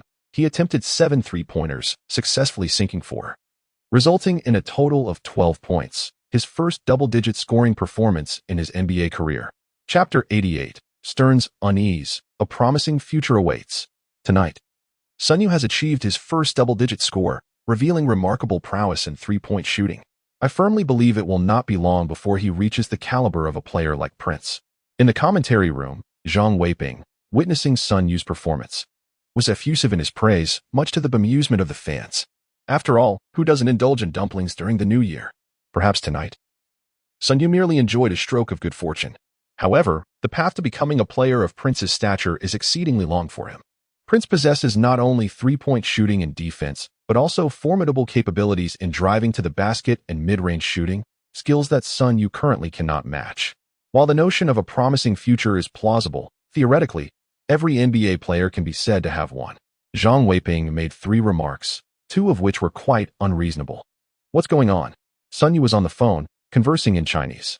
Li Xun speculated it might be a domestic friend offering congratulations. Scoring an impressive 12 points in a single game, he seemed to be emerging as a budding star. Less than a minute into the conversation, Sun Yu's tone turned exasperated. You and my mom are both important to me. What? If you both fell into the water, who would you save? Of course, I would save you both. Li Xun's curiosity was piqued. Was Sun Yu speaking to his girlfriend? Moreover, was he grappling with the timeless conundrum faced by men? He leaned in, eager to hear how Sun Yu would respond. Dad, could you refrain from discussing such trivial matters? Sun Yu concluded the call with an air of disbelief. Li Xun was left puzzled. His uncle had quite a youthful perspective, he mused with a smile. Ah, let us not dwell on it. Just a little spat between the old couple. Sun Yu waved his hand and chuckled ruefully. The following morning at 8 o'clock, a serious atmosphere enveloped Stern's office, where 3 individuals sat with grave expressions. One was President Stern, while the other 2 were Vice President Silver and Chief Operating Officer Tan Huiman. Tan, possessing an Asian visage with subtle Chinese heritage, awaited Stern's inquiry. Adam, have you compiled the information I requested? Stern directed his question at Silver, who promptly handed over a document. The file contained merely 2 sheets of A4 paper, one listing this year's unrestricted free agents, and the other detailing the players whose contracts with the Pistons would expire this year. It was evident that the 3 most powerful figures in the NBA were deliberating matters of great significance concerning the Pistons. The catalyst for this meeting stemmed from Stern's insomnia, which had led him to ponder about the Pistons and Li Xun. It suddenly dawned on him a terrifying realization that kept him awake throughout the night. Before dawn, he had summoned Silver and Tan to his office. Following the conclusion of this season, it is well known that Li Xun will sign a new contract. It is almost a certainty that he will remain with the Pistons. What Stern found alarming was the impending salary for Li Xun in the upcoming season. Currently, the maximum salary regulations stipulate that players with less than 6 years of experience can earn a starting salary capped at 25% of the salary cap. This season, the team's salary cap is set at $58 million, and it is expected to be approximately the same next season. Therefore, if Li Xun signs a 5-year contract with an annual increment of 8, he could secure a deal worth at least $80 million over 5 years. However, Li Xun's situation is rather unique, as he must also consider the arena's provision. The intricacies of the arena's provision indicate that if the Pistons' salary cap remains at $16 million next season, Li Xun could potentially sign a 5-year contract worth $80 million. At first glance, this appears to be no different from a standard contract. The alarming aspect lies in the fact that during the initial 2 years of this contract, Li Xun would only receive the league's average salary, which is approximately $4.5 million next season. Thus, Li Xun's first-year salary would amount to merely $4.5 million. And with an 8 increase in the second year, it would still fall short of $5 million. The remaining $70 million in annual salary would be distributed over the following 3 years at a rate of 6.9 increment annually. Consequently, for a player of Li Xun's caliber to earn only $4.5 million next year would grant the Pistons a remarkable salary cap space for acquiring new talent. This is precisely the reason behind Stern's sleepless nights. He began to scrutinize the list of players with expiring contracts for the Pistons. Contracts such as Rashid's $14 million and Iverson's $21 million are set to expire, alongside various others totaling nearly $4 million. Stern's scalp prickled at the thought. The Pistons' salary cap space for the upcoming year appears exceedingly extraordinary. Both Hamilton and Prince have contracts around $10 million, Kwame Brown at $4 million, and Li Xun at $4.5 million. Including low-salary contracts like DeAndre Jordan, Aaron Aflalo, and Sun Yu, the total barely reaches $35 million. The Pistons are not known to be frugal. Their total salary expenditure this season has already reached $71 million. If they maintain this expenditure in the new season, it implies they could still splurge $36 million in the free market. What does this signify? It is more than sufficient for the Pistons to recruit two first-tier stars of Granger's caliber. Stern, however, remains overly optimistic. This is because Granger is concluding his rookie contract this year, and the subsequent contract with the Pacers is only projected to be around $10 million. The Pistons might even have the capacity to acquire 3 players of Granger's stature, although Li Xun's salary will significantly increase starting in the 3rd year. For at least the next 2 years, the Pistons are poised to dominate the league. Stern, who has consistently strived for balance within the league, cannot possibly allow such a scenario to transpire. He hastily examined the comprehensive list of unrestricted free agents compiled by Xiaohua. This includes prominent names such as Ben Gordon, Ron Artest, Trevor Ariza, Barnes, and Andre Miller, among others. Stern's heart sank upon reviewing this unrestricted free agent list, as it contains numerous high-value targets, all of whom the Pistons could potentially sign given their ample salary cap space.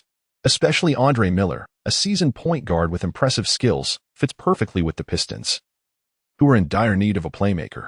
Moreover, he is quite affordable, likely attainable for under $10 million. Ben Gordon of the Bulls also offers great value, and he should be able to sign for a similar annual salary. What Stern is unaware of is that under normal circumstances, the Pistons would have secured Gordon for a $10 million salary during this offseason. Then there is Artest, an exceptionally strong defensive small forward, upon joining the Pistons.